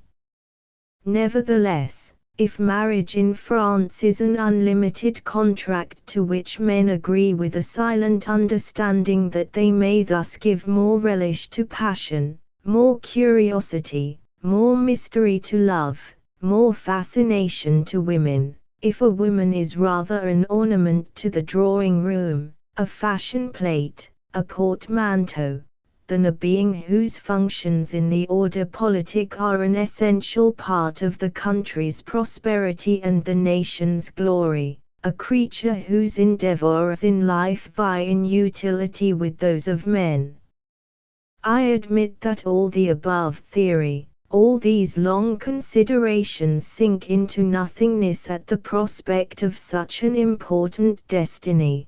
But after having squeezed a pound of actualities in order to obtain 1 drop of philosophy, having paid sufficient homage to that passion for the historic, which is so dominant in our time, let us turn our glance upon the manners of the present period. Let us take the cap and bells and the coxcomb of which Rabelais once made a sceptre, and let us pursue the course of this inquiry without giving to one joke more seriousness than comports with it, and without giving to serious things the jesting tone which ill befits them. Second part. Means of defense, interior and exterior. To be or not to be, that is the question. Shakespeare, Hamlet. Meditation X. A treatise on marital policy.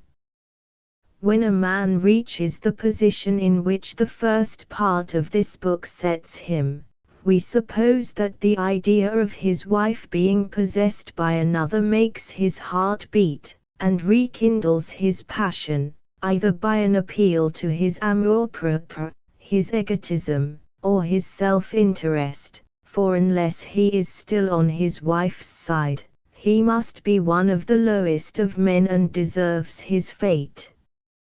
In this trying moment it is very difficult for a husband to avoid making mistakes, for, with regard to most men, the art of ruling a wife is even less known than that of judiciously choosing one. However, marital policy consists chiefly in the practical application of three principles which should be the soul of your conduct.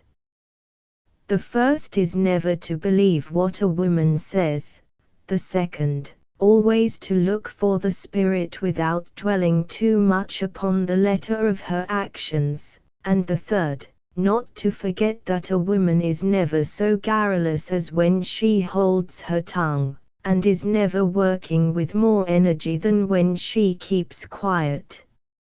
From the moment that your suspicions are aroused, you ought to be like a man mounted on a tricky horse, who always watches the ears of the beast, in fear of being thrown from the saddle. But art consists not so much in the knowledge of principles, as in the manner of applying them. To reveal them to ignorant people is to put a razor in the hand of a monkey. Moreover, the first and most vital of your duties consists in perpetual dissimulation, an accomplishment in which most husbands are sadly lacking. In detecting the symptoms of minotaurism a little too plainly marked in the conduct of their wives, most men at once indulge in the most insulting suspicions. Their minds contract a tinge of bitterness which manifests itself in their conversation, and in their manners, and the alarm which fills their heart, like the gas flame in a glass globe, lights up their countenances so plainly, that it accounts for their conduct. Now a woman, who has 12 hours more than you have each day to reflect and to study you, reads the suspicion written upon your face at the very moment that it arises. She will never forget this gratuitous insult. Nothing can ever remedy that. All is now said and done, and the very next day, if she has opportunity, she will join the ranks of inconsistent women. You ought then to begin under these circumstances to affect towards your wife the same boundless confidence that you have hitherto had in her. If you begin to lull her anxieties by honeyed words, you are lost. She will not believe you, for she has her policy as you have yours. Now there is as much need for tact as for kindliness in your behavior, in order to inculcate in her, without her knowing it, a feeling of security, which will lead her to lay back her ears, and prevent you from using rein or spur at the wrong moment. But how can we compare a horse, the frankest of all animals, to a being, the flashes of whose thought, and the movements of whose impulses render her at moments more prudent than the servite Fra Paolo, the most terrible adviser that the ten at Venice ever had, more deceitful than a king, more adroit than Louis XI, more profound than Machiavelli, as sophistical as Hobbes, as acute as Voltaire, as pliant as the fiancé of Mamolin, and distrustful of no one in the whole wide world but you. Moreover, to this dissimulation, by means of which the springs that move your conduct ought to be made as invisible as those that move the world, must be added absolute self-control. That diplomatic imperturbability, so boasted of by Talleyrand, must be the least of your qualities. His exquisite politeness and the grace of his manners must distinguish your conversation. The professor here expressly forbids you to use your whip, if you would obtain complete control over your gentle Andalusian steed. LXI If a man strike his mistress it is a self-inflicted wound, but if he strike his wife it is suicide. How can we think of a government without police, an action without force, a power without weapons? Now this is exactly the problem which we shall try to solve in our future meditations. But first we must submit two preliminary observations. They will furnish us with two other theories concerning the application of all the mechanical means which we propose you should employ. An instance from life will refresh these arid and dry dissertations. The hearing of such a story will be like laying down a book, to work in the field. In the year 1822, on a fine morning in the month of February, I was traversing the boulevards of Paris, from the quiet circles of the Marais to the fashionable quarters of the Chaussée d'Antin, and I observed for the first time, not without a certain philosophic joy, the diversity of physiognomy and the varieties of costume which, from the Rue du Pas de la Mule even to the Madeleine, made each portion of the boulevard a world of itself, and this whole zone of Paris, a grand panorama of manners. Having at that time no idea of what the world was, and little thinking that one day I should have the audacity to set myself up as a legislator on marriage, I was going to take lunch at the house of a college friend, who was perhaps too early in life afflicted with a wife and two children. My former professor of mathematics lived at a short distance from the house of my college friend, and I promised myself the pleasure of a visit to this worthy mathematician before indulging my appetite for the dainties of friendship. I accordingly made my way to the heart of a study, where everything was covered with a dust which bore witness to the lofty abstraction of the scholar. But a surprise was in store for me there.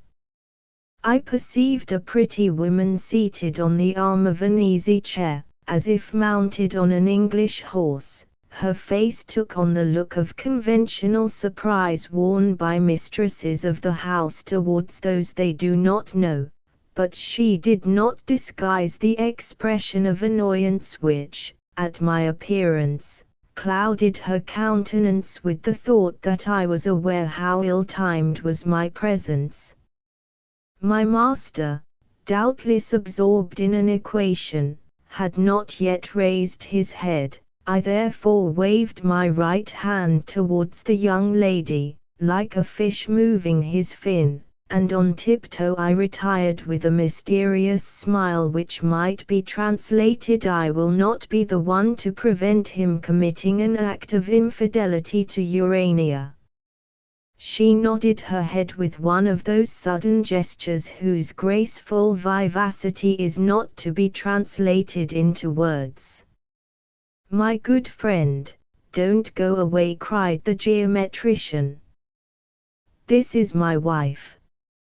I bowed for the second time. O Colon, why wert thou not present to applaud the only one of thy pupils who understood from that moment the expression, anacreontic as applied to a bow?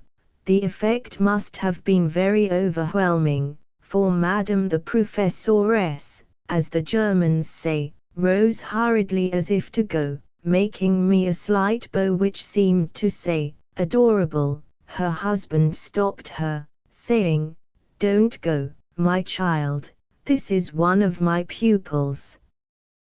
The young woman bent her head towards the scholar as a bird perched on a bough stretches its neck to pick up a seed.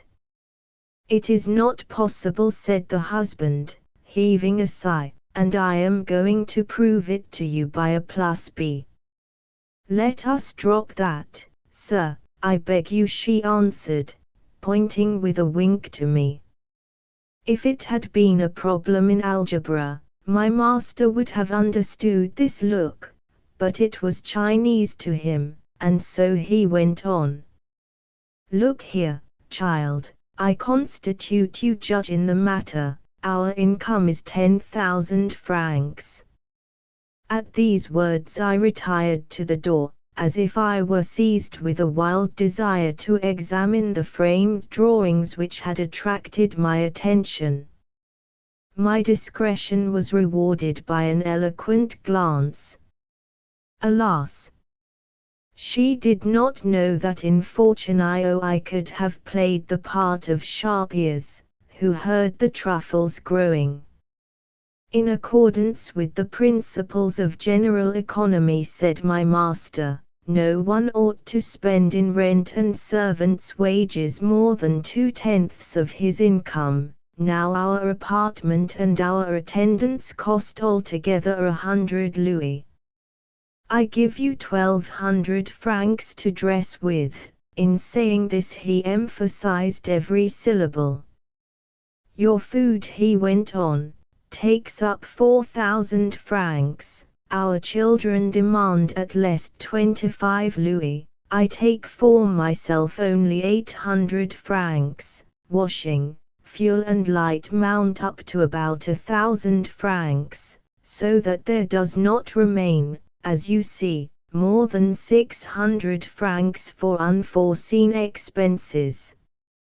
In order to buy the cross of diamonds, we must draw 1,000 crowns from our capital, and if once we take that course, my little darling, there is no reason why we should not leave Paris, which you love so much, and at once take up our residence in the country, in order to retrench.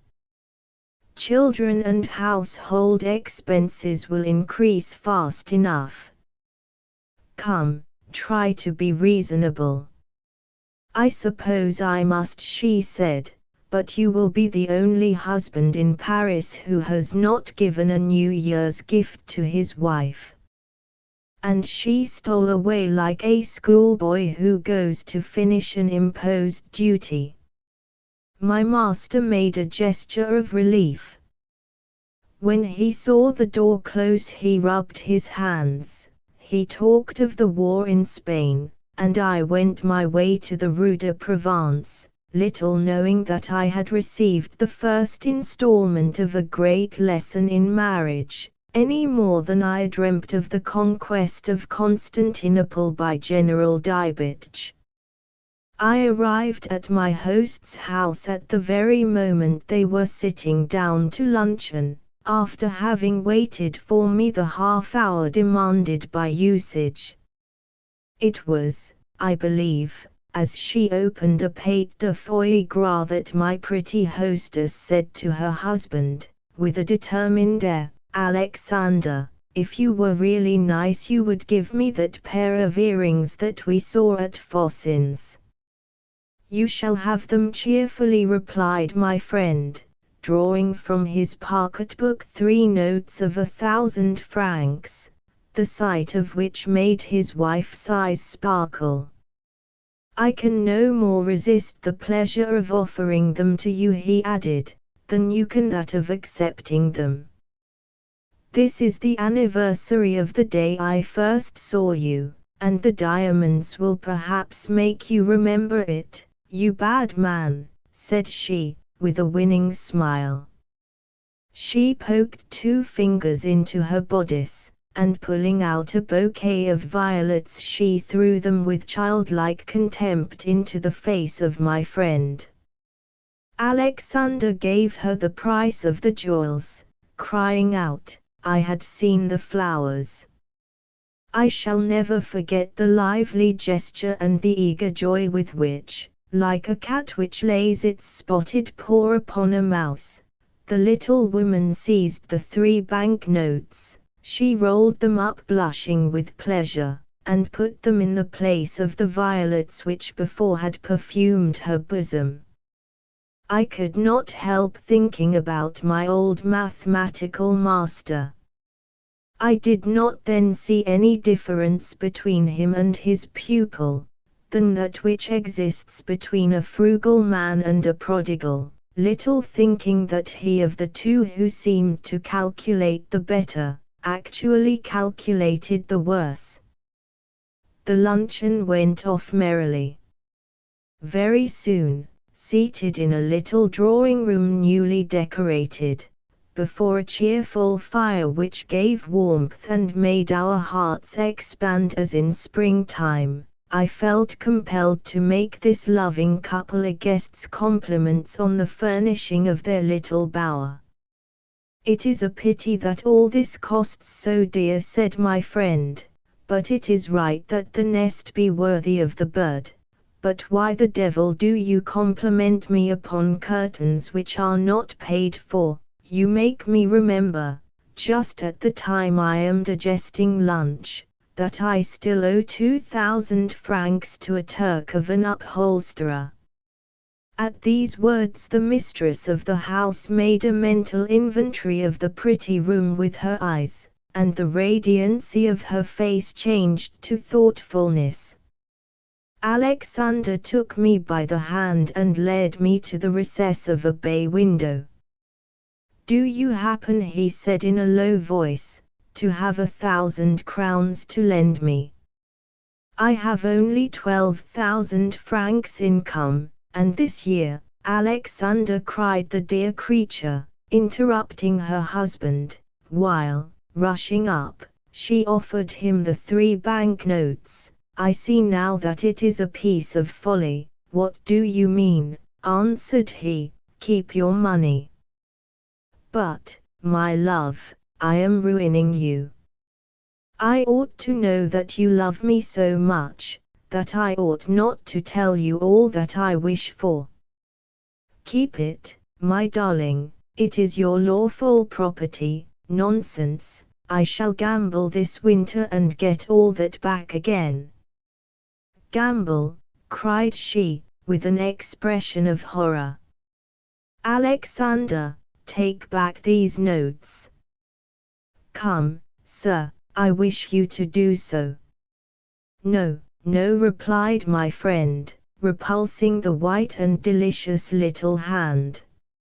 "Are you not going on Thursday to a ball of Madame de B ? "I will think about what you asked of me," said I to my comrade. I went away bowing to his wife, but I saw plainly after that scene that my anacreontic salutation did not produce much effect upon her. He must be mad, thought I as I went away, to talk of 1,000 crowns to a law student. 5 days later I found myself at the house of Madame de B , whose balls were becoming fashionable. In the midst of the quadrilles I saw the wife of my friend and that of the mathematician. Madame Alexander wore a charming dress, some flowers and white muslin were all that composed it. She wore a little cross, a largenette, hanging by a black velvet ribbon which set off the whiteness of her scented skin. Long pairs of gold decorated her ears. On the neck of Madame the Professoress sparkled a superb cross of diamonds. How funny that is, said I to a personage who had not yet studied the world's ledger, nor deciphered the heart of a single woman. That personage was myself. If I had then the desire to dance with those fair women, it was simply because I knew a secret which emboldened my timidity. So after all, madam, you have your cross, I said to her first. Well, I fairly won it, she replied, with a smile hard to describe. How is this, no earrings? I remarked to the wife of my friend. Ah, she replied, I have enjoyed possession of them during a whole luncheon time, but you see that I have ended by converting Alexander. He allowed himself to be easily convinced. She answered with a look of triumph. 8 years afterwards, this scene suddenly rose to my memory, though I had long since forgotten it, and in the light of the candles I distinctly discerned the moral of it. Yes, a woman has a horror of being convinced of anything. When you try to persuade her, she immediately submits to being led astray and continues to play the role which nature gave her. In her view, to allow herself to be won over is to grant a favor, but exact arguments irritate and confound her. In order to guide her, you must employ the power which she herself so frequently employs and which lies in an appeal to sensibility. It is therefore in his wife, and not in himself, that a husband can find the instruments of his despotism. As diamond cuts diamond, so must the woman be made to tyrannize over herself. To know how to offer the earrings in such a way that they will be returned, is a secret whose application embraces the slightest details of life. And now let us pass to the second observation. He who can manage property of 1 tomon, can manage one of 100,000, says an Indian proverb, and I, for my part, will enlarge upon this Asiatic adage and declare, that he who can govern one woman can govern a nation, and indeed there is very much similarity between these two governments. Must not the policy of husbands be very nearly the same as the policy of kings? Do not we see kings trying to amuse the people in order to deprive them of their liberty, throwing food at their heads for 1 day, in order to make them forget the misery of a whole year, preaching to them not to steal and at the same time stripping them of everything, and saying to them, it seems to me that if I were the people I should be virtuous. It is from England that we obtain the precedent which husbands should adopt in their houses. Those who have eyes ought to see that when the government is running smoothly, the Whigs are rarely in power. A long Tory ministry has always succeeded an ephemeral Liberal cabinet. The orators of a national party resemble the rats which wear their teeth away in gnawing the rotten panel. They close up the hole as soon as they smell the nuts and the lard locked up in the royal cupboard. The woman is the Whig of our government. Occupying the situation in which we have left her, she might naturally aspire to the conquest of more than one privilege.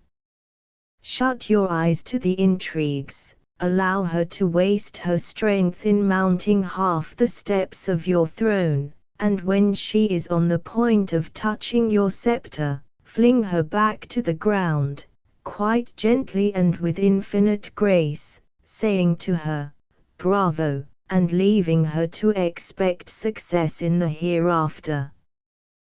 The craftiness of this maneuver will prove a fine support to you in the employment of any means which it may please you to choose from your arsenal, for the object of subduing your wife. Such are the general principles which a husband should put into practice, if he wishes to escape mistakes in ruling his little kingdom. Nevertheless, in spite of what was decided by the minority at the Council of Macon, Montesquieu, who had perhaps foreseen the coming of constitutional government, has remarked, I forget in what part of his writings, that good sense in public assemblies is always found on the side of the minority. We discern in a woman a soul and a body, and we commence by investigating the means to gain control of her moral nature. The exercise of thought, whatever people may say, is more noble than the exercise of bodily organs, and we give precedence to science over cookery and to intellectual training over hygiene. Meditation 11. Instruction in the home. Whether wives should or should not be put under instruction, such is the question before us.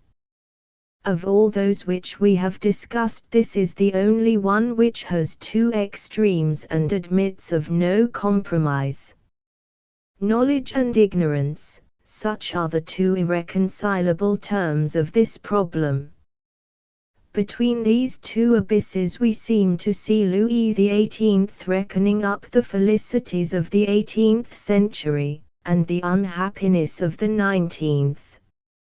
Seated in the center of the seesaw, which he knew so well how to balance by his own weight, he contemplates at one end of it the fanatic ignorance of a lay brother, the apathy of a serf, the shining armor on the horses of a banneret. He thinks he hears the cry, France and Monsieur Saint Denis. But he turns round, he smiles as he sees the haughty look of a manufacturer, who is captain in the National Guard, the elegant carriage of a stockbroker, the simple costume of a peer of France turned journalist and sending his son to the Polytechnique.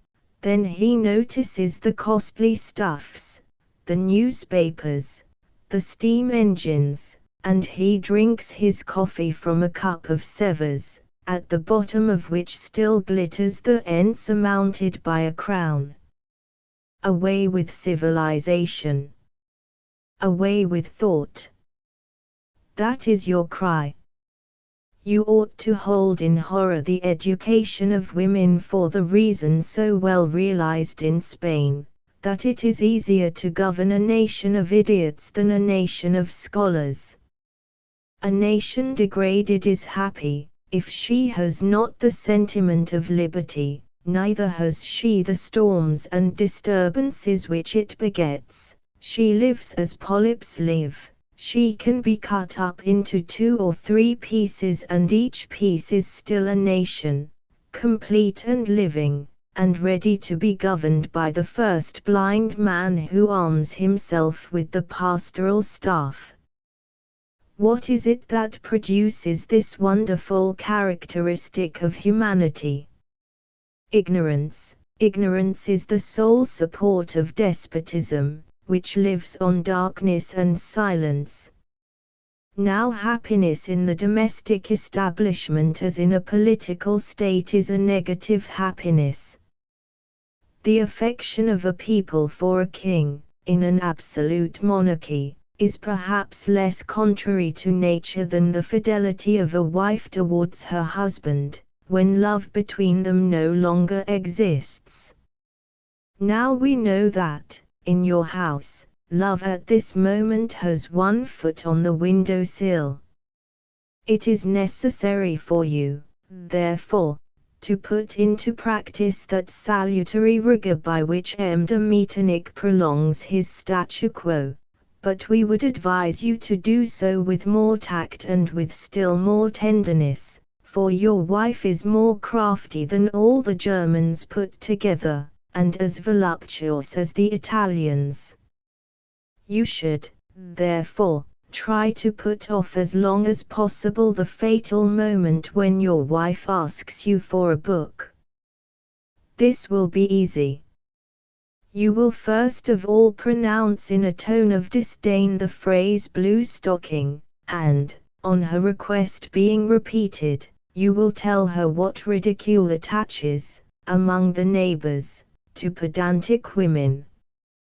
You will then repeat to her, very frequently, that the most lovable and the wittiest women in the world are found at Paris, where women never read, that women are like people of quality who, according to Mascarillo, know everything without having learned anything, that a woman while she is dancing, or while she is playing cards, without even having the appearance of listening, ought to know how to pick up from the conversation of talented men the ready-made phrases out of which fools manufacture their wit at Paris, that in this country decisive judgments on men and affairs are passed round from hand to hand, and that the little cutting phrase with which a woman criticizes an author, demolishes a work, or heaps contempt on a picture,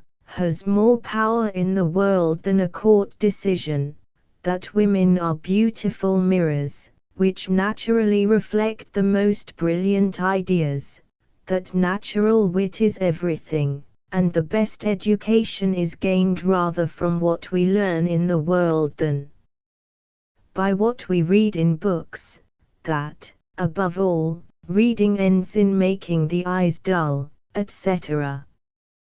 To think of leaving a woman at liberty to read the books which her character of mind may prompt her to choose. This is to drop a spark in a powder magazine. It is worse than that. It is to teach your wife to separate herself from you, to live in an imaginary world, in a paradise. For what do women read? Works of passion, the Confessions of Rousseau, romances, and all those compositions which work most powerfully on their sensibility. They like neither argument nor the ripe fruits of knowledge. Now have you ever considered the results which follow these poetical readings? Romances, and indeed all works of imagination, paint sentiments and events with colors of a very different brilliancy from those presented by nature. The fascination of such works springs less from the desire which each author feels to show his skill in putting forth choice and delicate ideas than from the mysterious working of the human intellect. It is characteristic of man to purify and refine everything that he lays up in the treasury of his thoughts. What human faces, what monuments of the dead are not made more beautiful than actual nature in the artistic representation? The soul of the reader assists in this conspiracy against the truth, either by means of the profound silence which it enjoys in reading or by the fire of mental conception with which it is agitated or by the clearness with which imagery is reflected in the mirror of the understanding.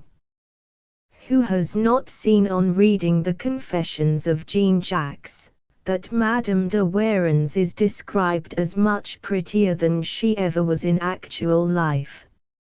It might almost be said that our souls dwell with delight upon the figures which they had met in a former existence, under fairer skies, that they accept the creations of another soul only as wings on which they may soar into space, features the most delicate they bring to perfection by making them their own, and the most poetic expression which appears in the imagery of an author brings forth still more ethereal imagery in the mind of a reader. To read is to join with the writer in a creative act. The mystery of the transubstantiation of ideas, originates perhaps in the instinctive consciousness that we have of a vocation loftier than our present destiny? Or is it based on the lost tradition of a former life? What must that life have been, if this slight residuum of memory offers us such volumes of delight? Moreover, in reading plays and romances, woman, a creature much more susceptible than we are to excitement, experiences the most violent transport. She creates for herself an ideal existence beside which all reality grows pale. She at once attempts to realize this voluptuous life, to take to herself the magic which she sees in it. And, without knowing it, she passes from spirit to letter and from soul to sense. And would you be simple enough to believe that the manners, the sentiments of a man like you, who usually dress and undress before your wife, can counterbalance the influence of these books and outshine the glory of their fictitious lovers, in whose garments the fair reader sees neither hole nor stain? Poor fool! Too late, alas! For her happiness and for yours, your wife will find out that the heroes of poetry are as rare in real life as the Apollos of sculpture. Very many husbands will find themselves embarrassed in trying to prevent their wives from reading, yet there are certain people who allege that reading has this advantage, that men know what their wives are about when they have a book in hand. In the first place you will see, in the next meditation, what a tendency the sedentary life has to make a woman quarrelsome.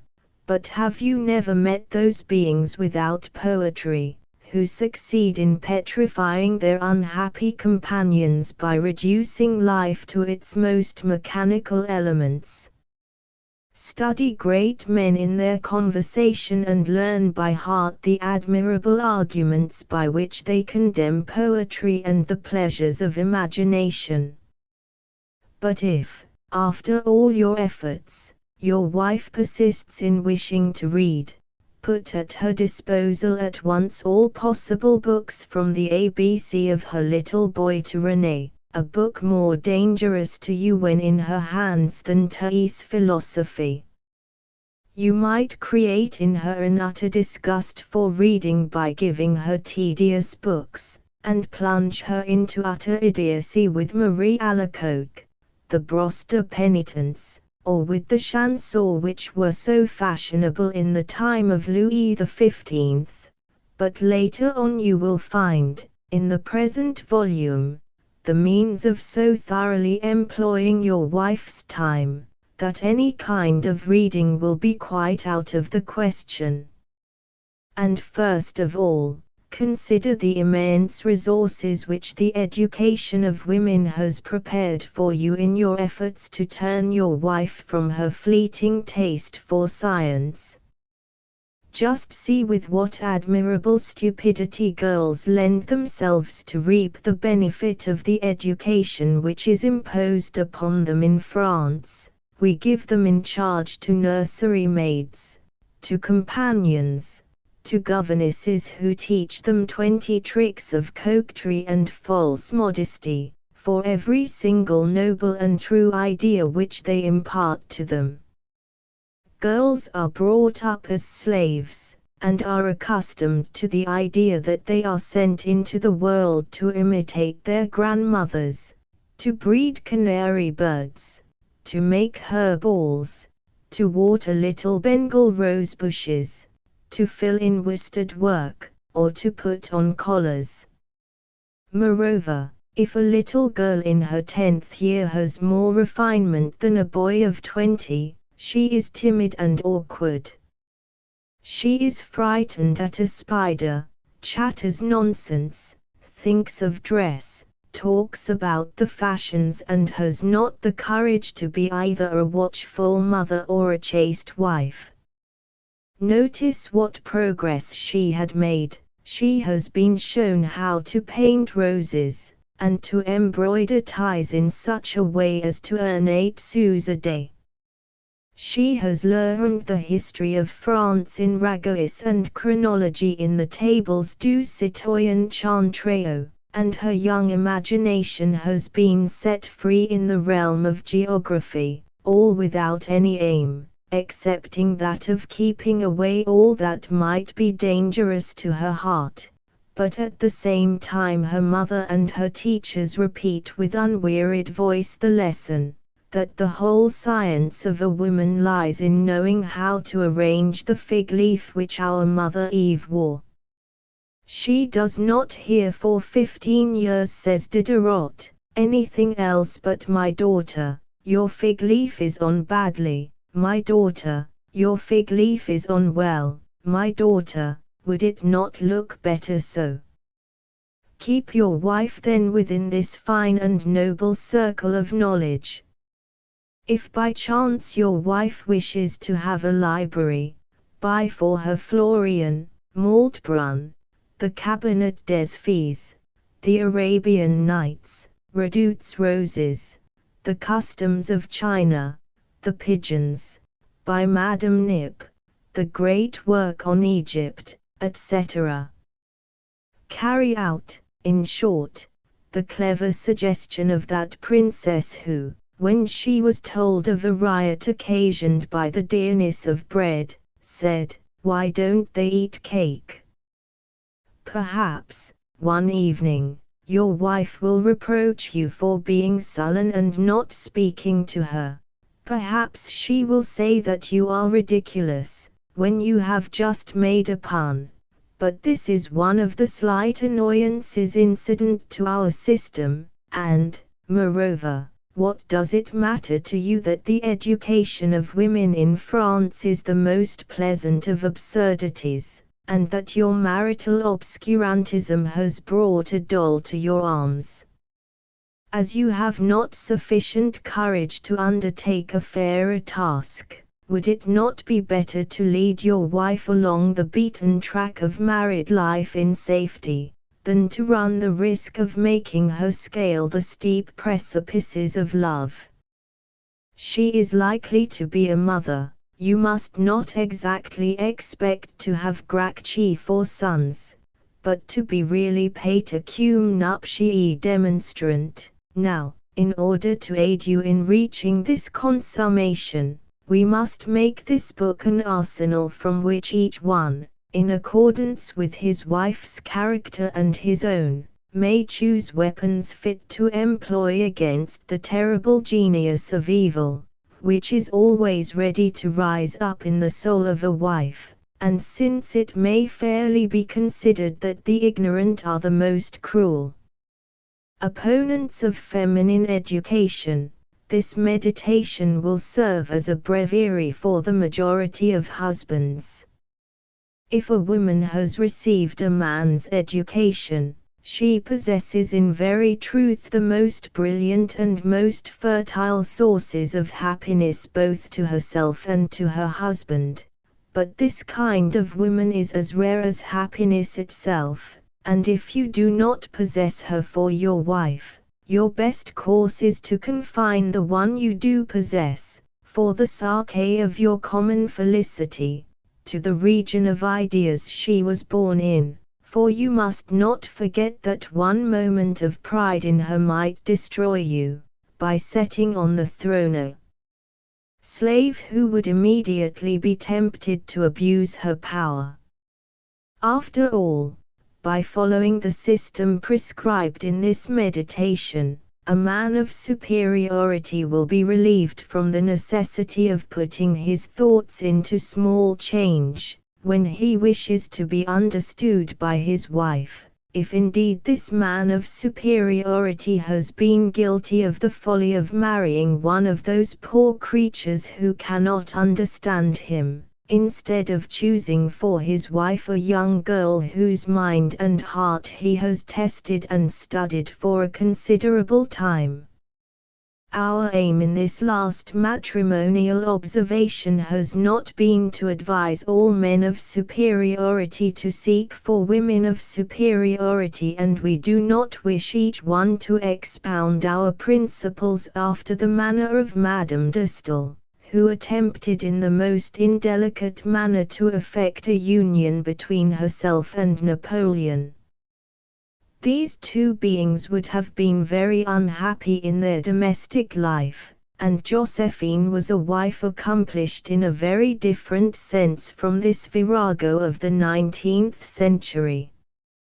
And, indeed, when we praise those undiscoverable girls so happily educated by chance, so well endowed by nature, whose delicate souls endure so well the rude contact of the great soul of him we call a man, we mean to speak of those rare and noble creatures of whom Goethe has given us a model in his Clara of Egmont. We are thinking of those women who seek no other glory than that of playing their part well, who adapt themselves with amazing pliancy to the will and pleasure of those whom nature has given them for masters, soaring at one time into the boundless sphere of their thought and in turn stooping to the simple task of amusing them as if they were children, understanding well the inconsistencies of masculine and violent souls, understanding also their slightest word,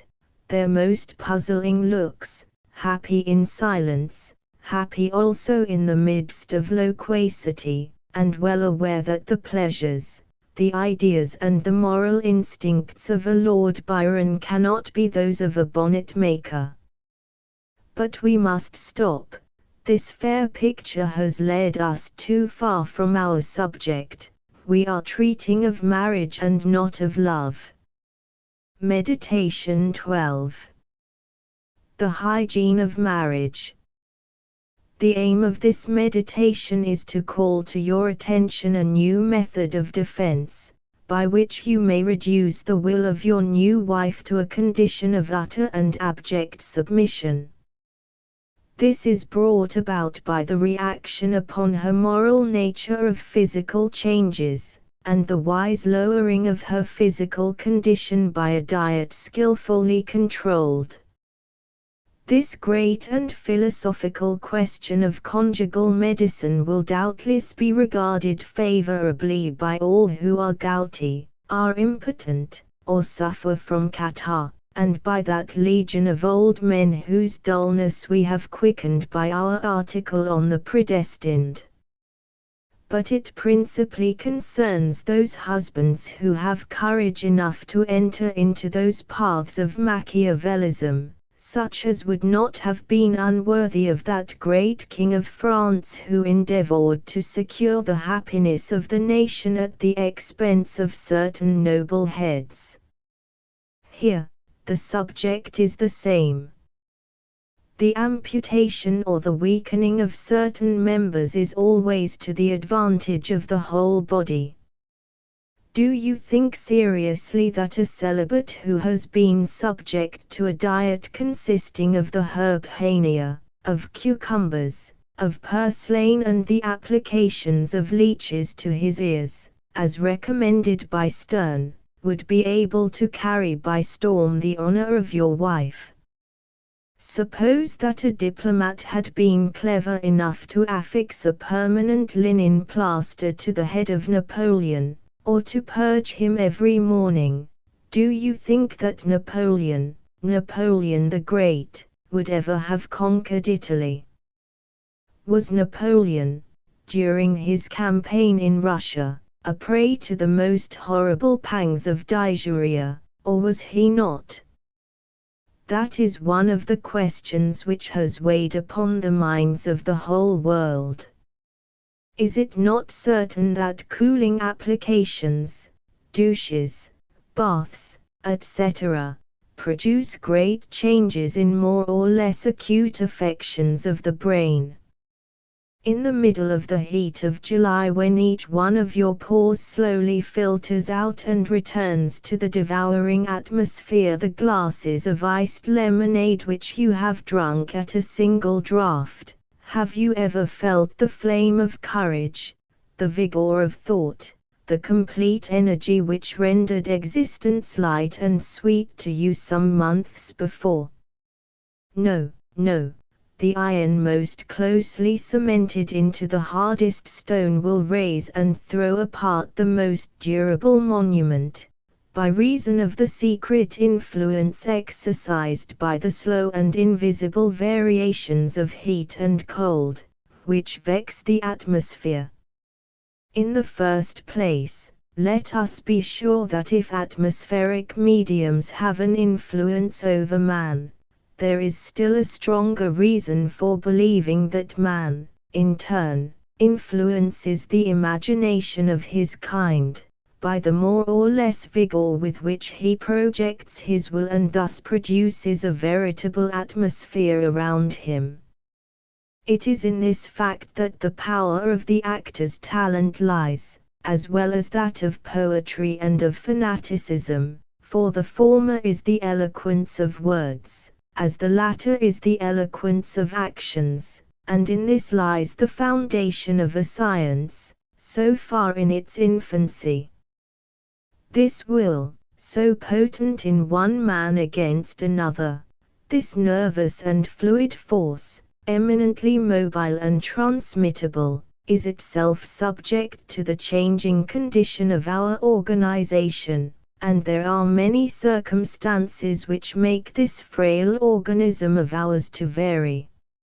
At this point, our metaphysical observation shall stop and we will enter into an analysis of the circumstances which develop the will of man and impart to it a greater degree of strength or weakness. Do not believe, however, that it is our aim to induce you to put cataplasms on the honor of your wife, to lock her up in a sweating house, or to seal her up like a letter. No. We will not even attempt to teach you the magnetic theory which would give you the power to make your will triumph in the soul of your wife. There is not a single husband who would accept the happiness of an eternal love at the price of this perpetual strain laid upon his animal forces. But we shall attempt to expound a powerful system of hygiene, which will enable you to put out the flame when your chimney takes fire. The elegant women of Paris and the provinces, and these elegant women form a very distinguished class among the honest women, have plenty of means of attaining the object which we propose, without rummaging in the arsenal of medicine for the 4 cold specifics, the water lily and the 1,000 inventions worthy only of witches. We will leave to Aelian his herb Hania and to Sterne the purslane and cucumber which indicate too plainly his antiphlogistic purpose. You should let your wife recline all day long on soft armchairs, in which she sinks into a veritable bath of eiderdown or feathers. You should encourage in every way that does no violence to your conscience, the inclination which women have to breathe no other air but the scented atmosphere of a chamber seldom opened, where daylight can scarcely enter through the soft, transparent curtains. You will obtain marvelous results from this system, after having previously experienced the shock of her excitement. But if you are strong enough to support this momentary transport of your wife, you will soon see her artificial energy die away. In general, women love to live fast, but, after their tempest of passion, return to that condition of tranquility which ensures the happiness of a husband.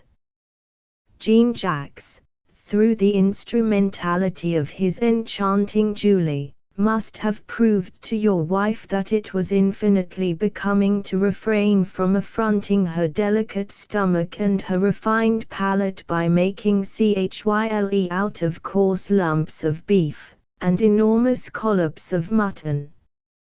Is there anything purer in the world than those interesting vegetables, always fresh and scentless, those tinted fruits, that coffee, that fragrant chocolate, those oranges, the golden apples of Atalanta, the dates of Arabia and the biscuits of Brussels, a wholesome and elegant food which produces satisfactory results, at the same time that it imparts to a woman an air of mysterious originality.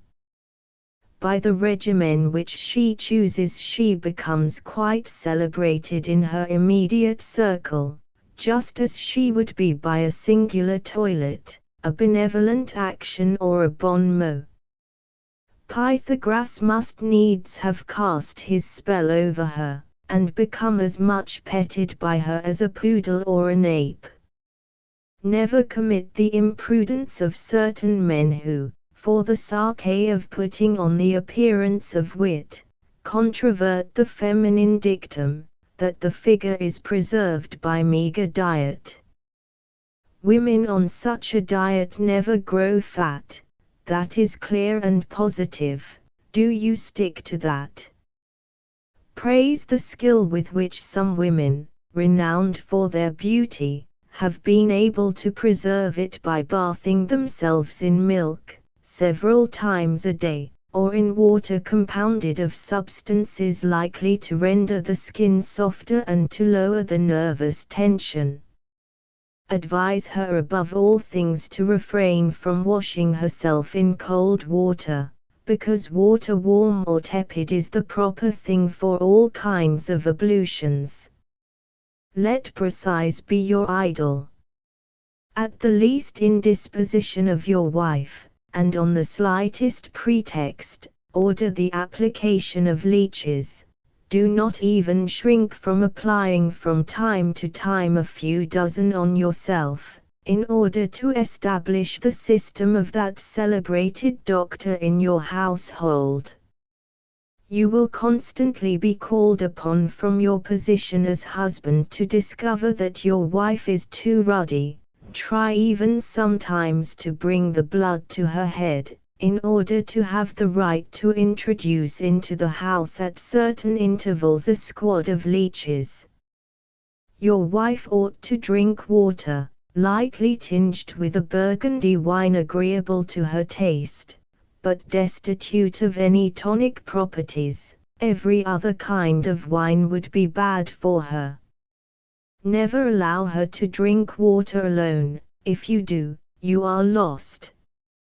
Impetuous fluid. As soon as you press against the floodgates of the brain, how quickly do they yield to your power? Then curiosity comes swimming by, making signs to her companions to follow. They plunge into the current. Imagination sits dreaming on the bank. She follows the torrent with her eyes and transforms the fragments of straw and reed into masts and bowsprit. And scarcely has the transformation taken place, before desire, holding in one hand her skirt drawn up even to her knees, appears, sees the vessel and takes possession of it. O ye drinkers of water, it is by means of that magic spring that you have so often turned and turned again the world at your will, throwing beneath your feet the weak, trampling on his neck, and sometimes changing even the form and aspect of nature. If by this system of inaction, in combination with our system of diet, you fail to obtain satisfactory results, throw yourself with might and main into another system, which we will explain to you. Man has a certain degree of energy given to him. Such and such a man or woman stands to another as 10 is to 30, as 1 to 5, and there is a certain degree of energy which no one of us ever exceeds. The quantity of energy, or willpower, which each of us possesses diffuses itself like sound. It is sometimes weak, sometimes strong. It modifies itself according to the octaves to which it mounts. This force is unique, and although it may be dissipated in desire, in passion, in toils of intellect or in bodily exertion, it turns towards the object to which man directs it. A boxer expends it in blows of the fist, the baker in kneading his bread, the poet in the enthusiasm which consumes and demands an enormous quantity of it. It passes to the feet of the dancer. In fact, every one diffuses it at will. And may I see the Minotaur tranquilly seated this very evening upon my bed, if you do not know as well as I do how he expends it. Almost all men spend in necessary toils, or in the anguish of direful passions, this fine sum of energy and of will, with which nature has endowed them.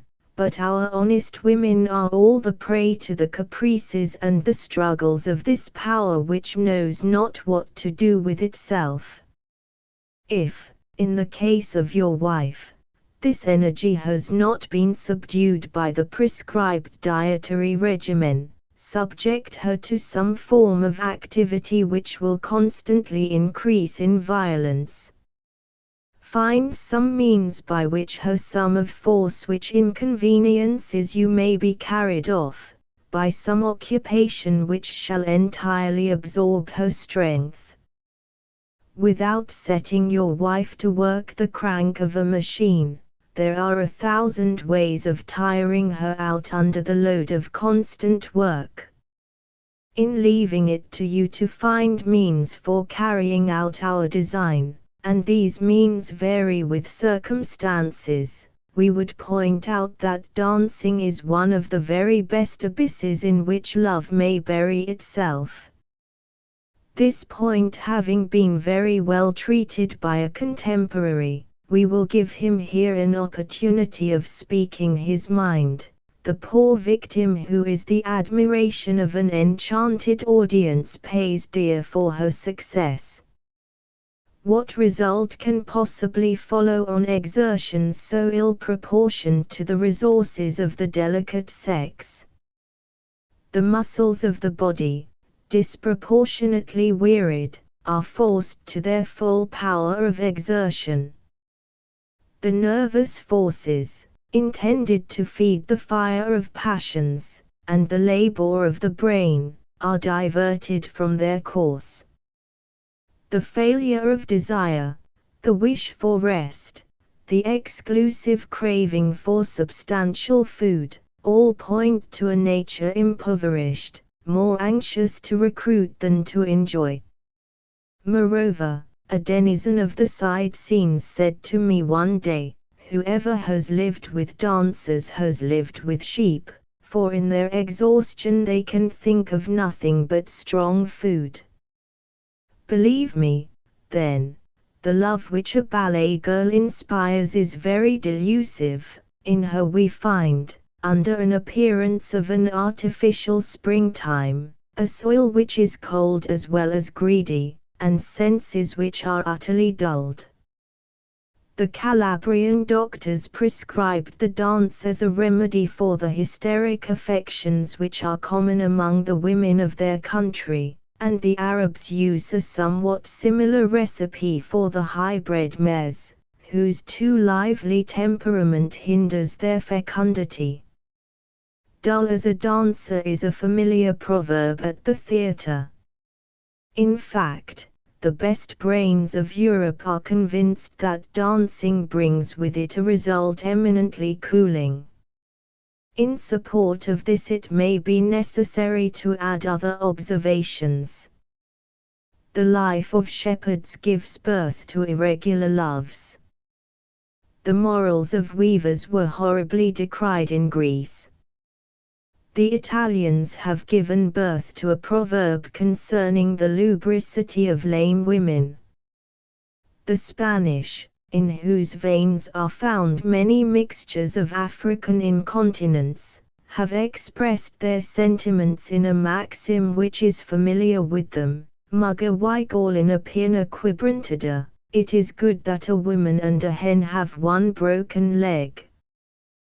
The profound sagacity of the Orientals in the art of pleasure is altogether expressed by this ordinance of the Caliph Hakim, founder of the Druses, who forbade, under pain of death, the making in his kingdom of any shoes for women. It seems that over the whole globe the tempests of the heart wait only to break out after the limbs are at rest. What an admirable maneuver it would be to make a wife dance, and to feed her on vegetables. Do not believe that these observations, which are as true as they are wittily stated, contradict in any way the system which we have previously prescribed. By the latter, as by the former, we succeed in producing in a woman that needed listlessness, which is the pledge of repose and tranquility. By the latter you leave a door open, that the enemy may flee; by the former, you slay him. Now at this point it seems to us that we hear timorous people and those of narrow views rising up against our idea of hygiene in the name of morality and sentiment. Is not woman endowed with a soul? Has she not feelings as we have? What right has anyone, without regard to her pain, her ideas, or her requirements, to hammer her out, as a cheap metal, out of which a workman fashions a candlestick or an extinguisher? Is it because the poor creatures are already so feeble and miserable that a brute claims the power to torture them, merely at the dictate of his own fancies, which may be more or less just?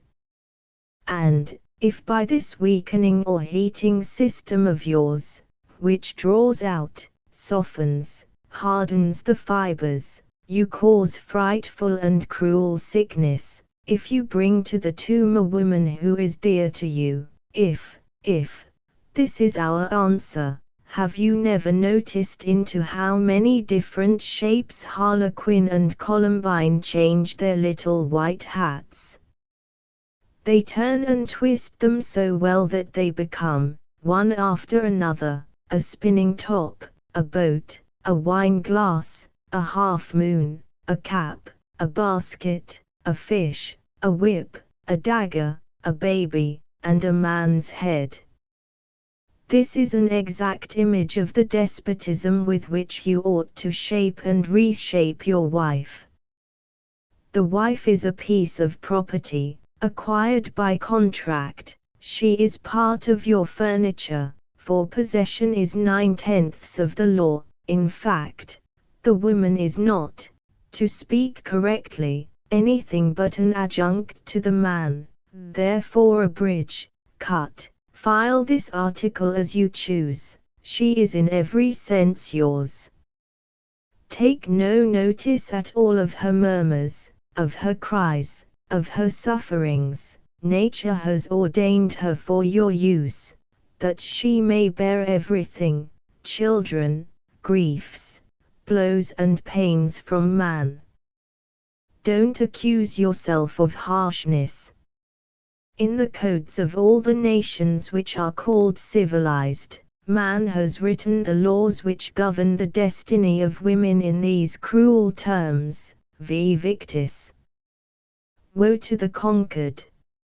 Finally, think upon this last observation, the most weighty, perhaps, of all that we have made up to this time: if you, her husband, do not break under the scourge of your will this weak and charming reed, there will be a celibate, capricious and despotic, ready to bring her under a yoke more cruel still, and she will have to endure 2 tyrannies instead of 1. Under all considerations, therefore, humanity demands that you should follow the system of our hygiene. Meditation 13. Of personal measures. Perhaps the preceding meditations will prove more likely to develop general principles of conduct, than to repel force by force. They furnish, however, the pharmacopoeia of medicine and not the practice of medicine. Now consider the personal means which nature has put into your hands for self-defense, for Providence has forgotten no one, if to the sepia, that fish of the Adriatic, has been given the black dye by which he produces a cloud in which he disappears from his enemy. You should believe that a husband has not been left without a weapon, and now the time has come for you to draw yours. You ought to have stipulated before you married that your wife should nurse her own children, in this case, as long as she is occupied in bearing children or in nursing them you will avoid the danger from 1 or 2 quarters. The wife who is engaged in bringing into the world and nursing a baby has not really the time to bother with a lover, not to speak of the fact that before and after her confinement she cannot show herself in the world. In short, how can the most bold of the distinguished women who are the subject of this work show herself under these circumstances in public?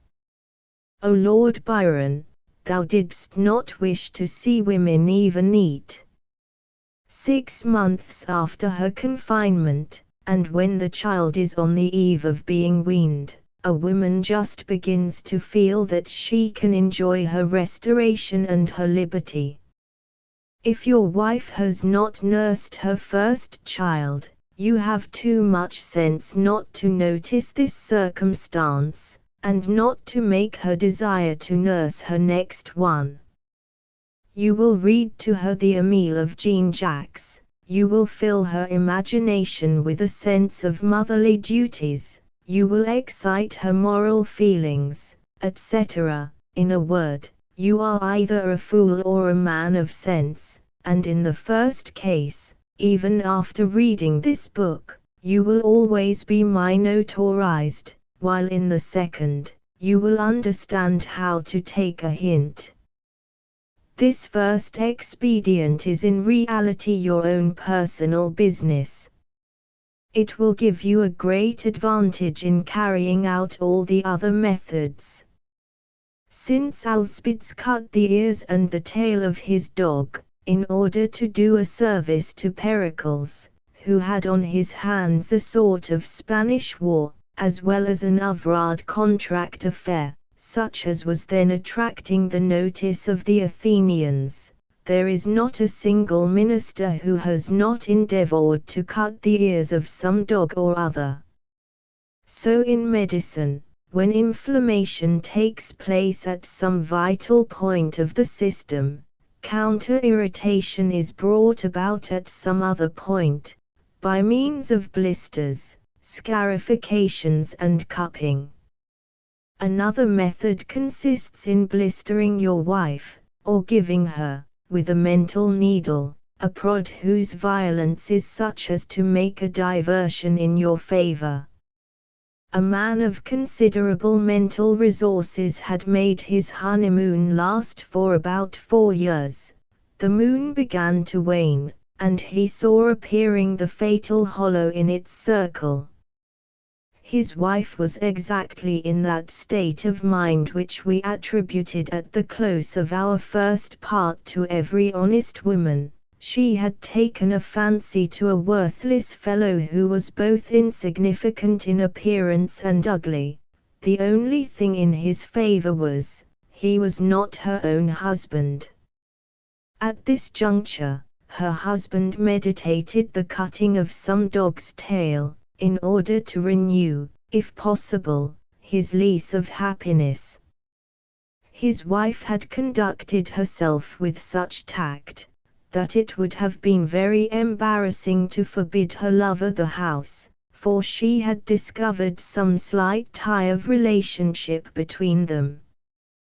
The danger became, day by day, more imminent. The scent of the Minotaur was all around. One evening the husband felt himself plunged into a mood of deep vexation so acute as to be apparent to his wife. His wife had begun to show him more kindness than she had ever exhibited, even during the honeymoon, and hence question after question racked his mind. On her part a dead silence reigned. The anxious questionings of his mind were redoubled, his suspicions burst forth, and he was seized with forebodings of future calamity. Now, on this occasion, he deftly applied a Japanese blister, which burned as fiercely as an auto the Fe of the year 1600.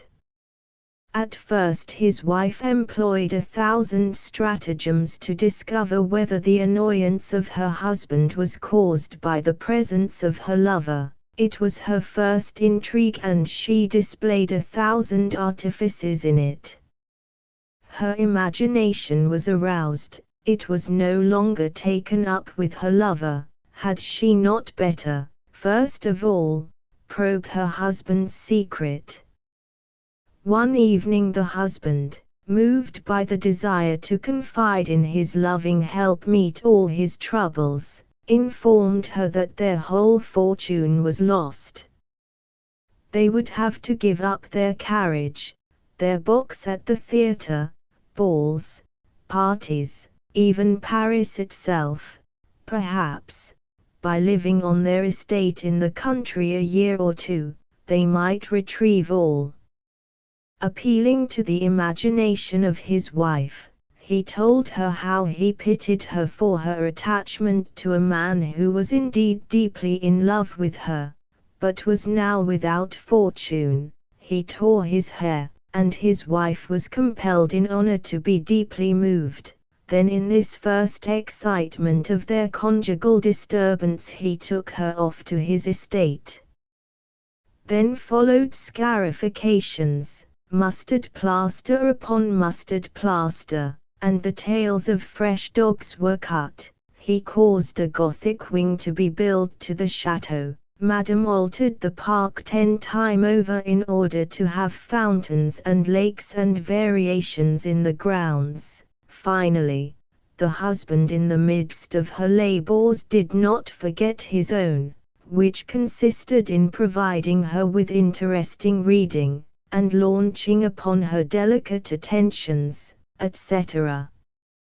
Notice, he never informed his wife of the trick he had played on her, and if his fortune was recuperated, it was directly after the building of the wing, and the expenditure of enormous sums in making watercourses.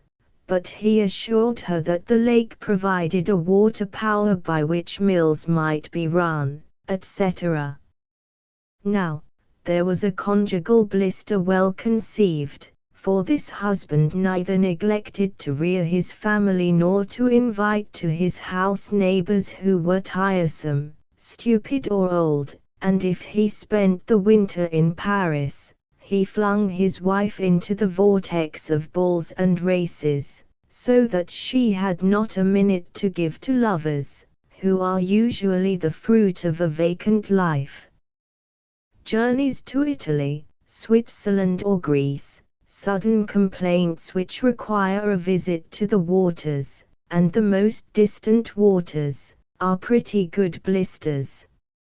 In fact, a man of sense should know how to manufacture 1,000 of them. Let us continue our examination of such personal methods.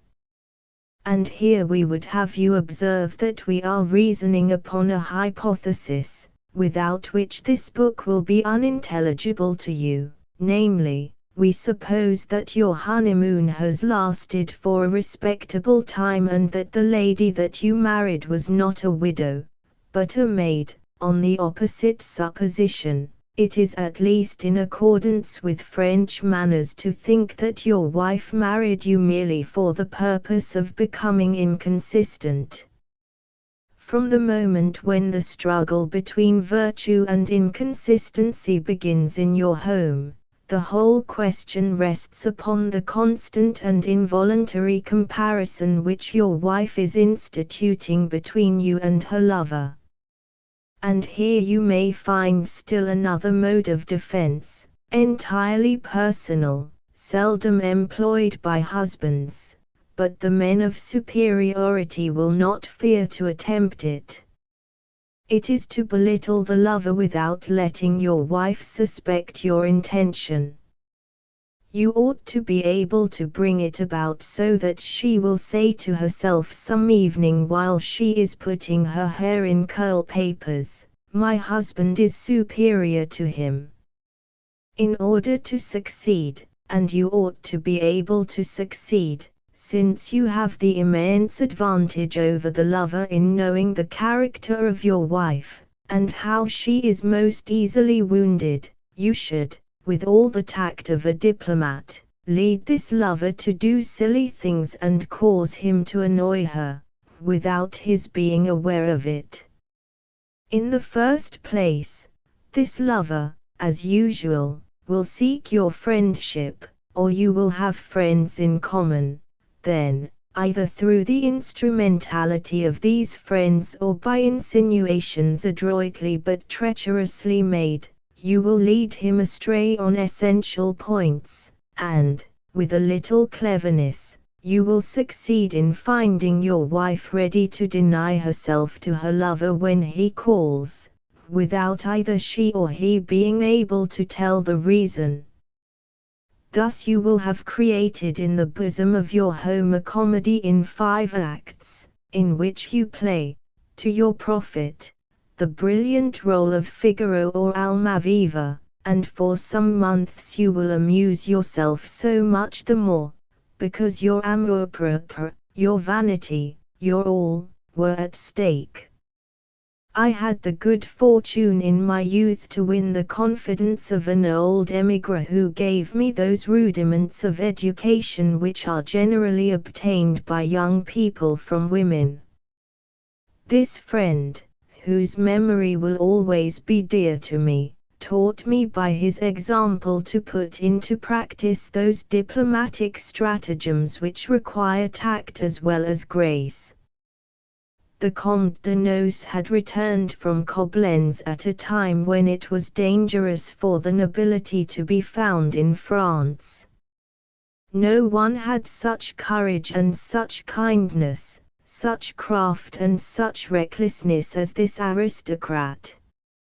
Although he was 60 years old, he had married a woman of 25, being compelled to this act of folly by soft-heartedness, for he thus delivered this poor child from the despotism of a capricious mother. "Would you like to be my widow?" this amiable old gentleman had said to Mademoiselle de Pontivy, but his heart was too affectionate not to become more attached to his wife than a sensible man ought to be. As in his youth he had been under the influence of several among the cleverest women in the court of Louis XV, he thought he would have no difficulty in keeping his wife from any entanglement. What man excepting him have I ever seen, who could put into successful practice the teachings which I am endeavoring to give to husbands? What charm could he impart to life by his delightful manners and fascinating conversation? His wife never knew until after his death what she then learned from me, namely, that he had the gout. He had wisely retired to a home in the hollow of a valley, close to a forest. God only knows what rambles he used to take with his wife.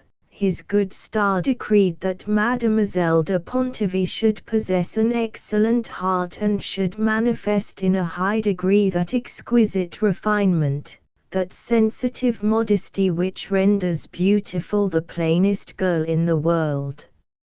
All of a sudden, one of his nephews, a good-looking military man, who had escaped from the disasters of Moscow, returned to his uncle's house, as much for the sake of learning how far he had to fear his cousins, as in the hope of laying siege to his aunt.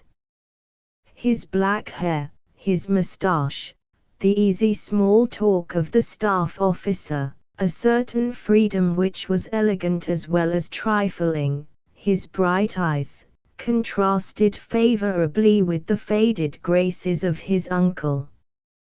I arrived at the precise moment when the young countess was teaching her newly found relation to play backgammon. The proverb says that women never learn this game excepting from their lovers, and vice versa.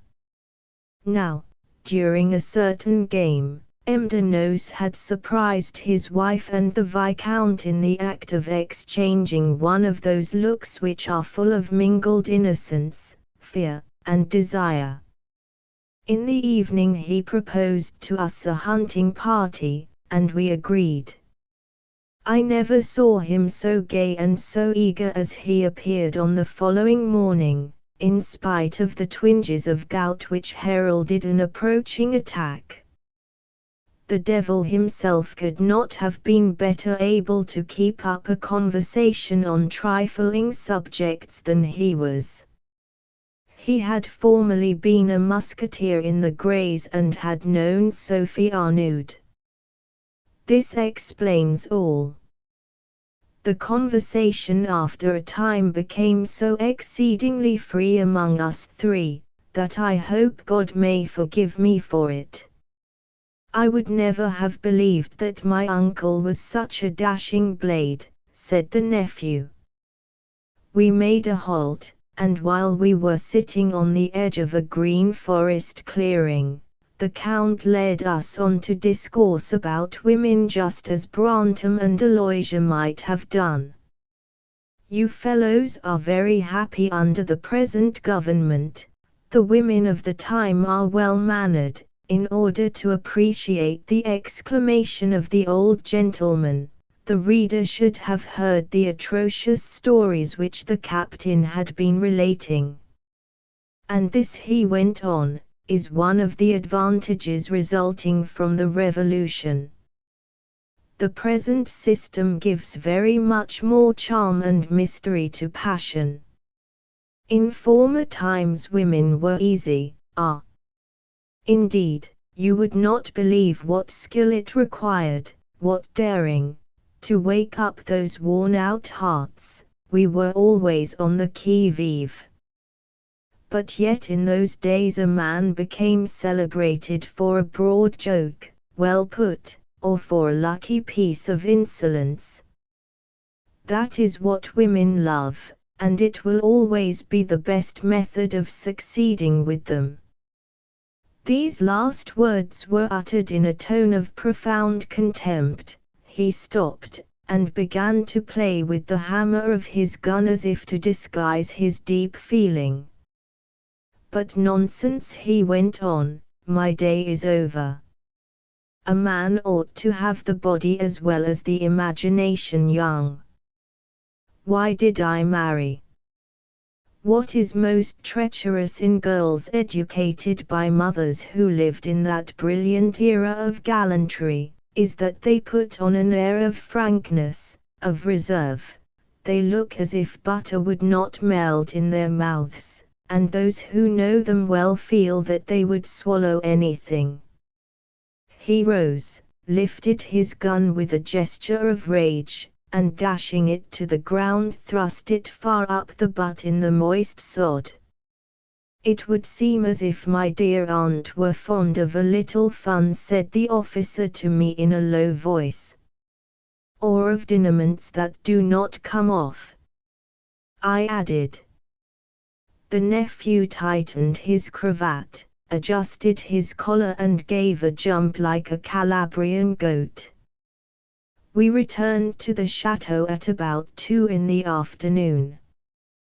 The Count kept me with him until dinner time, under the pretext of looking for some medals, of which he had spoken during our return home. The dinner was dull. The Countess treated her nephew with stiff and cold politeness. When we entered the drawing-room, the Count said to his wife, "Are you going to play backgammon? We will leave you." The young Countess made no reply. She gazed at the fire, as if she had not heard. Her husband took some steps towards the door, inviting me by the wave of his hand to follow him. At the sound of his footsteps, his wife quickly turned her head. "Why do you leave us?" said she. "You will have all tomorrow to show your friend the reverse of the medals." The Count remained.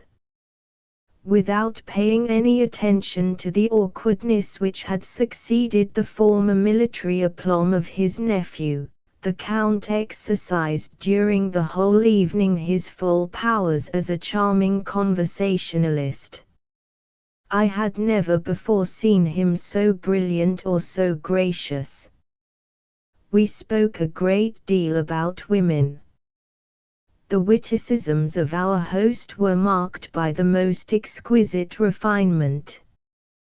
He made me forget that his hair was white, for he showed the brilliancy which belonged to a youthful heart, a gaiety which effaces the wrinkles from the cheek and melts the snow of wintry age. The next day the nephew went away. Even after the death of M. de Nos, I tried to profit by the intimacy of those familiar conversations in which women are sometimes caught off their guard to sound her, but I could never learn what impertinence the Viscount had exhibited towards his aunt. His insolence must have been excessive, for since that time Madame de Nos has refused to see her nephew, and up to the present moment never hears him named without a slight movement of her eyebrows. I did not at once guess the end at which the Comte de Nos aimed, in inviting us to go shooting, but I discovered later that he had played a pretty bold game. Nevertheless, if you happen at last, like M. de Nos, to carry off a decisive victory, do not forget to put into practice at once the system of blisters, and do not for a moment imagine that such tours de force are to be repeated with safety. If that is the way you use your talents, you will end by losing caste in your wife's estimation, for she will demand of you, reasonably enough, double what you would give her, and the time will come when you declare bankruptcy. The human soul in its desires follows a sort of arithmetical progression, the end and origin of which are equally unknown. Just as the opium eater must constantly increase his doses in order to obtain the same result, so our mind, imperious as it is weak, desires that feeling, ideas and objects should go on ever increasing in size and in intensity. Hence the necessity of cleverly distributing the interest in a dramatic work, and of graduating doses in medicine. Thus you see, if you always resort to the employment of means like these, that you must accommodate such daring measures to many circumstances, and success will always depend upon the motives to which you appeal. And finally, have you influence, powerful friends, an important post? The last means I shall suggest cuts to the root of the evil. Would you have the power to send your wife's lover off by securing his promotion, or his change of residence by an exchange, if he is a military man? You cut off by this means all communication between them. Later on we will show you how to do it. For sub lata causa tollitur effectus, Latin words which may be freely translated there is no effect without a cause. Nevertheless, you feel that your wife may easily choose another lover, but in addition to these preliminary expedients, you will always have a blister ready, in order to gain time, and calculate how you may bring the affair to an end by fresh devices. Study how to combine the system of blisters with the mimic whiles of Carlin, the immortal Carlin of the Comedie Italienne who always held and amused an audience for whole hours, by uttering the same words, varied only by the art of pantomime and pronounced with 1,000 inflections of different tone. The Queen said to the King, "Imitate Carlin, discover some method of always keeping your wife in check, so as not to be checkmated yourself. Take a degree among constitutional ministers, a degree in the art of making promises. Habituate yourself to show at seasonable times the punchinello which makes children run after you without knowing the distance they run. We are all children, and women are all inclined through their curiosity to spend their time in pursuit of a will-o'-the-wisp. The flame is brilliant and quickly vanishes, but is not the imagination at hand to act as your ally? Finally, study the happy art of being near her and yet not being near her, of seizing the opportunity which will yield you preeminence in her mind without ever crushing her with a sense of your superiority, or even of her own happiness. If the ignorance in which you have kept her does not altogether destroy her intellect, you must remain in such relations with her that each of you will still desire the company of the other." Meditation 14. Of apartments. The preceding methods and systems are in a way purely moral. They share the nobility of the soul. There is nothing repulsive in them. But now we must proceed to consider precautions a la Bartholomew. Do not give way to timidity. There is a marital courage, as there is a civil and military courage, as there is the courage of the National Guard. What is the first course of a young girl after having purchased a parrot? Is it not to fasten it up in a pretty cage, from which it cannot get out without permission? You may learn your duty from this child. Everything that pertains to the arrangement of your house and of your apartments should be planned so as not to give your wife any advantage, in case she has decided to deliver you to the Minotaur. Half of all actual mischances are brought about by the deplorable facilities which the apartments furnish. Before everything else, determine to have for your porter a single man entirely devoted to your person. This is a treasure easily to be found. What husband is there throughout the world who has not either a foster father or some old servant, upon whose knees he has been dandled? There ought to exist by means of your management, a hatred like that of Atreus and Thyestes between your wife and this Nestor, guardian of your gate. This gate is the alpha and omega of an intrigue. May not all intrigues in love be confined in these words, entering and leaving? Your house will be of no use to you if it does not stand between a court and a garden, and so constructed as to be detached from all other buildings. You must abolish all recesses in your apartments. A cupboard, if it contain but 6 pots of preserves, should be walled in. You are preparing yourself for war, and the first thought of a general is to cut his enemy off from supplies. Moreover, all the walls must be smooth, in order to present to the eye lines which may be taken in at a glance, and permit the immediate recognition of the least strange object. If you consult the remains of antique monuments, you will see that the beauty of Greek and Roman apartments sprang principally from the purity of their lines, the clear sweep of their walls and scantiness of furniture. The Greeks would have smiled in pity, if they had seen the gaps which our closets make in our drawing rooms. This magnificent system of defense should above all be put in active operation in the apartment of your wife. Never let her curtain her bed in such a way that one can walk round it amid a maze of hangings. Be inexorable in the matter of connecting passages, and let her chamber be at the bottom of your reception rooms, so as to show at a glance those who come and go.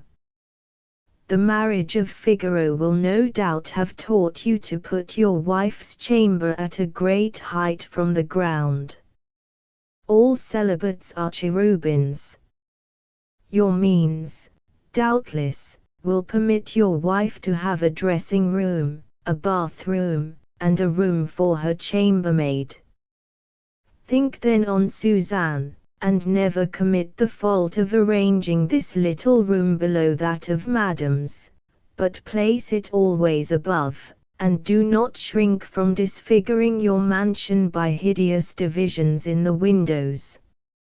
If, by ill luck, you see that this dangerous apartment communicates with that of your wife by a back staircase, earnestly consult your architect. Let his genius exhaust itself in rendering this dangerous staircase as innocent as the primitive garret ladder. We conjure you, let not this staircase have appended to it any treacherous lurking place. Its stiff and angular steps must not be arranged with that tempting curve which Phoebus and Justine found so useful when they waited for the exit of the Marquise de B. Architects nowadays make such staircases as are absolutely preferable to ottomans. Restore rather the virtuous garret steps of our ancestors. Concerning the chimneys in the apartment of Madame, you must take care to place in the flue, 5 feet from the ground, an iron grill, even though it be necessary to put up a fresh one every time the chimney is swept. If your wife laughs at this precaution, suggest to her the number of murders that have been committed by means of chimneys. Almost all women are afraid of robbers. The bed is one of those important pieces of furniture whose structure will demand long consideration. Everything concerning it is of vital importance. The following is the result of long experience in the construction of beds. Give to this piece of furniture a form so original that it may be looked upon without disgust, in the midst of changes of fashion which succeed so rapidly in rendering antiquated the creations of former decorators, for it is essential that your wife be unable to change, at pleasure, this theatre of married happiness. The base should be plain and massive and admit of no treacherous interval between it and the floor, and bear in mind always that the Donna Julia of Byron hid Don Juan under her pillow. But it would be ridiculous to treat lightly so delicate a subject. The bed is the whole of marriage. Moreover, we must not delay to direct your attention to this wonderful creation of human genius, an invention which claims our recognition much more than ships, firearms, matches, wheeled carriages, steam engines of all kinds, more than even barrels and bottles. In the first place, a little thought will convince us that this is all true of the bed, but when we begin to think that it is our second father, that the most tranquil and most agitated half of our existence is spent under its protecting canopy, words fail in eulogizing it. See Meditation 17, entitled Theory of the Bed. When the war, of which we shall speak in our third part, breaks out between you and Madam, you will always have plenty of ingenious excuses for rummaging in the drawers and escritoires, for if your wife is trying to hide from you some statue of her adoration, it is your interest to know where she has hidden it. A gynecium, constructed on the method described, will enable you to calculate at a glance whether there is present in it 2 pounds of silk more than usual. Should a single closet be constructed there, you are a lost man. Above all, accustom your wife, during the honeymoon, to bestow especial pains in the neatness of her apartment. Let nothing put off that. If you do not habituate her to be minutely particular in this respect, if the same objects are not always found in the same places, she will allow things to become so untidy, that you will not be able to see that there are 2 pounds of silk more or less in her room. The curtains of your apartments ought to be of a stuff which is quite transparent, and you ought to contract the habit in the evenings of walking outside so that Madam may see you come right up to the window just out of absent-mindedness. In a word, with regard to windows, let the sills be so narrow that even a sack of flour cannot be set up on them. If the apartment of your wife can be arranged on these principles, you will be in perfect safety, even if there are niches enough there to contain all the saints of paradise. You will be able, every evening, with the assistance of your porter, to strike the balance between the entrances and exits of visitors, and, in order to obtain accurate results, there is nothing to prevent your teaching him to keep a book of visitors, in double entry. If you have a garden, cultivate a taste for dogs, and always keep at large one of these incorruptible guardians under your windows. You will thus gain the respect of the Minotaur, especially if you accustom your four-footed friend to take nothing substantial excepting from the hand of your porter, so that hard-hearted celibates may not succeed in poisoning him. But all these precautions must be taken as a natural thing so that they may not arouse suspicions.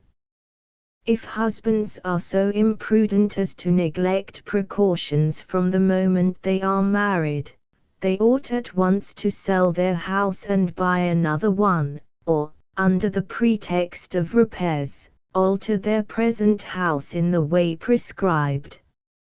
You will without scruple banish from your apartment all sofas, ottomans, lounges, sedan chairs and the like. In the first place, this is the kind of furniture that adorns the homes of grocers, where they are universally found, as they are in those of barbers, but they are essentially the furniture of perdition. I can never see them without alarm. It has always seemed to me that there the devil himself is lurking with his horns and cloven foot. After all, nothing is so dangerous as a chair, and it is extremely unfortunate that women cannot be shut up within the four walls of a bedroom.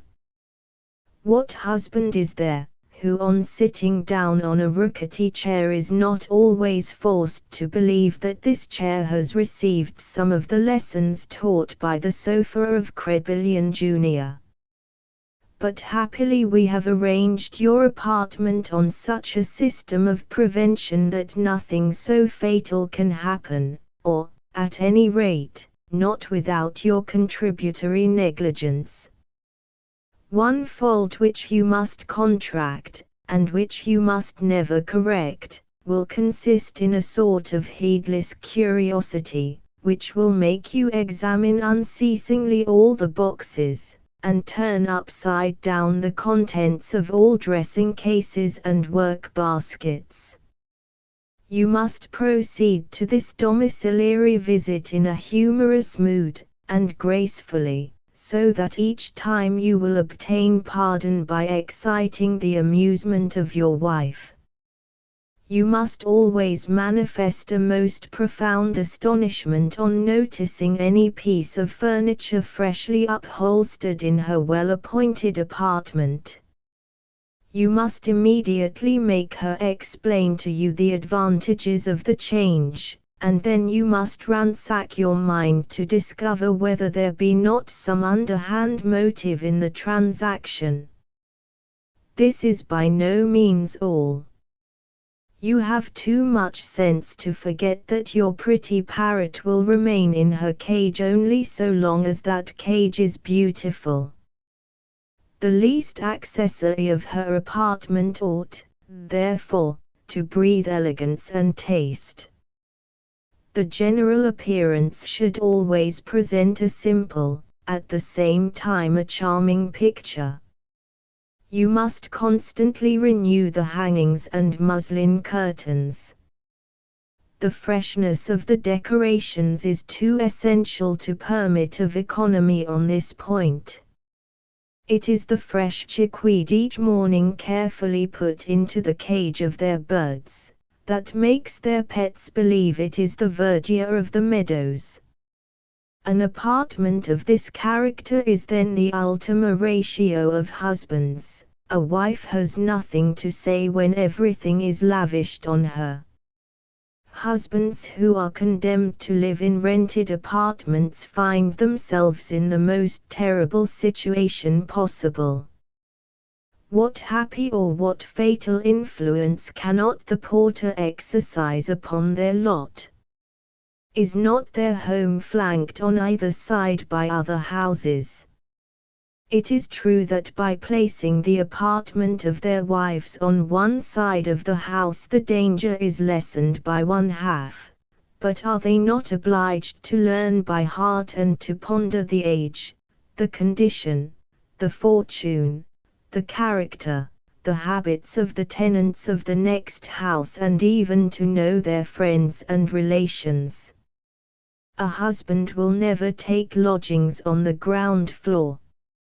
Every man, however, can apply in his apartments the precautionary methods which we have suggested to the owner of a house, and thus the tenant will have this advantage over the owner, that the apartment, which is less spacious than the house, is more easily guarded.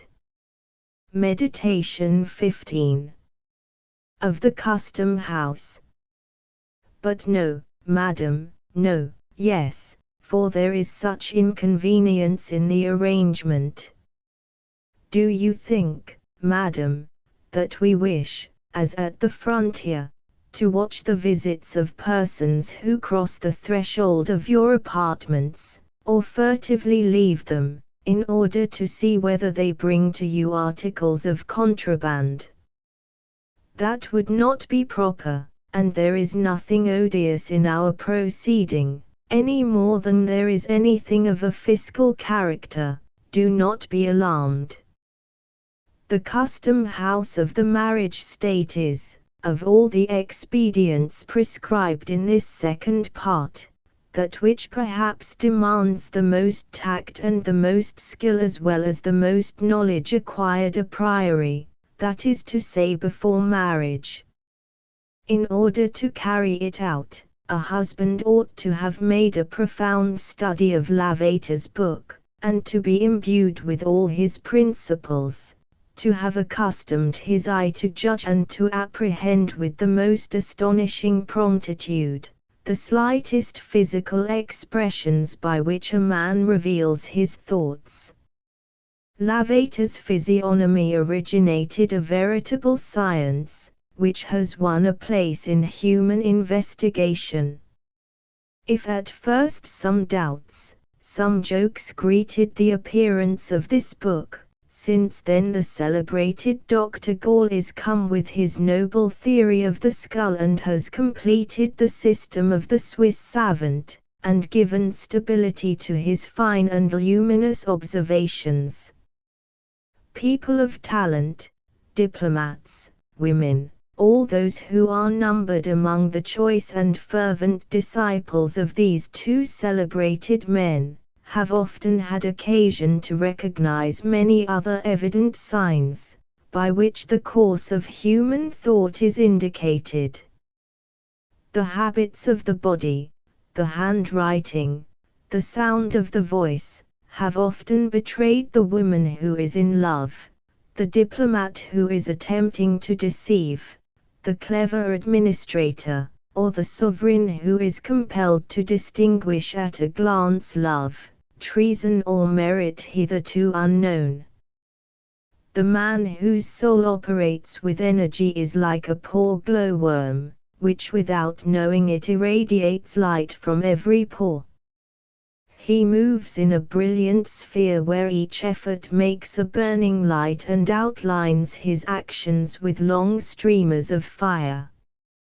These, then, are all the elements of knowledge which you should possess, for the conjugal custom house insists simply in being able by a rapid but searching examination to know the moral and physical condition of all who enter or leave your house, all, that is, who have seen or intend to see your wife.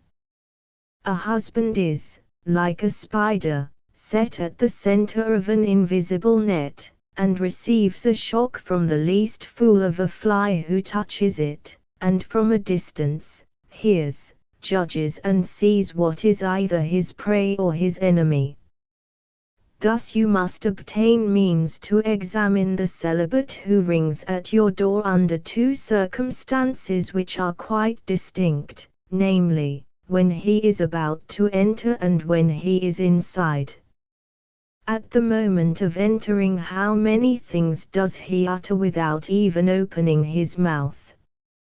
It may be by a slight wave of his hand, or by his plunging his fingers many times into his hair, he sticks up or smooths down his characteristic bang.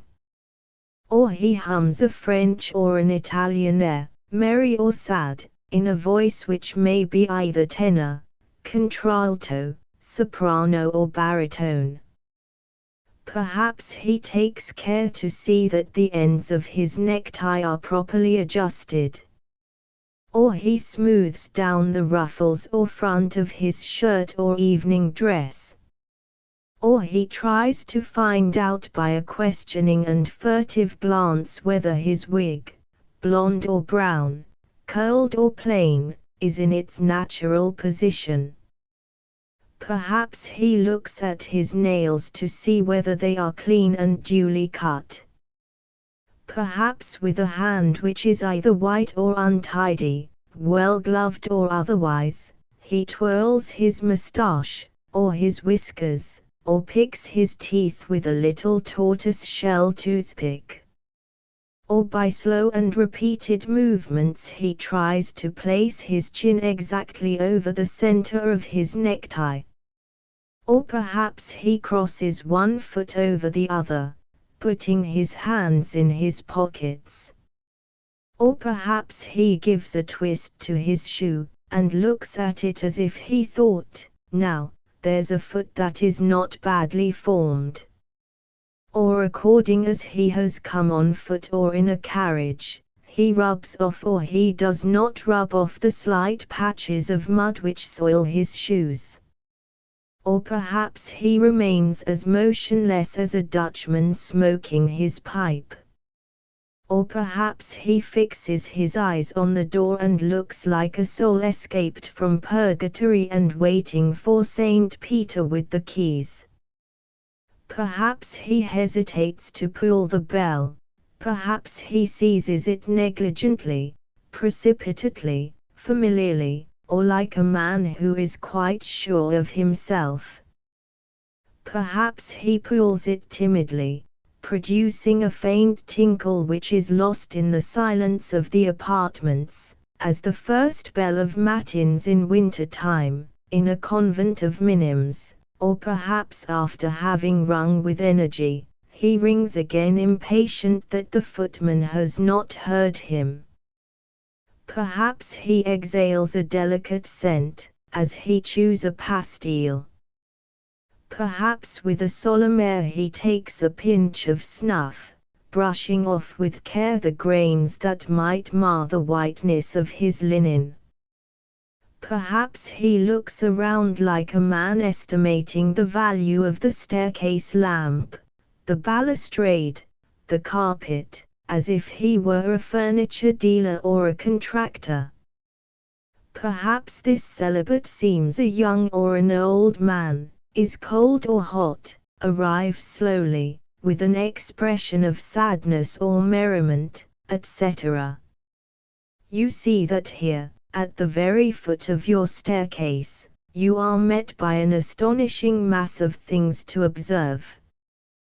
The light pencil strokes, with which we have tried to outline this figure, will suggest to you what is in reality a moral kaleidoscope with millions of variations.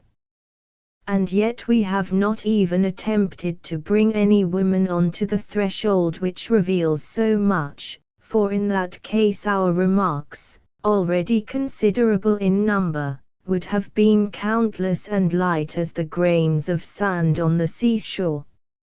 For as a matter of fact, when he stands before the shut door, a man believes that he is quite alone, and he would have no hesitation in beginning a silent monologue, a dreamy soliloquy, in which he revealed his desires, his intentions, his personal qualities, his faults, his virtues, etc. For undoubtedly a man on a stoop is exactly like a young girl of 15 at confession, the evening before her first communion.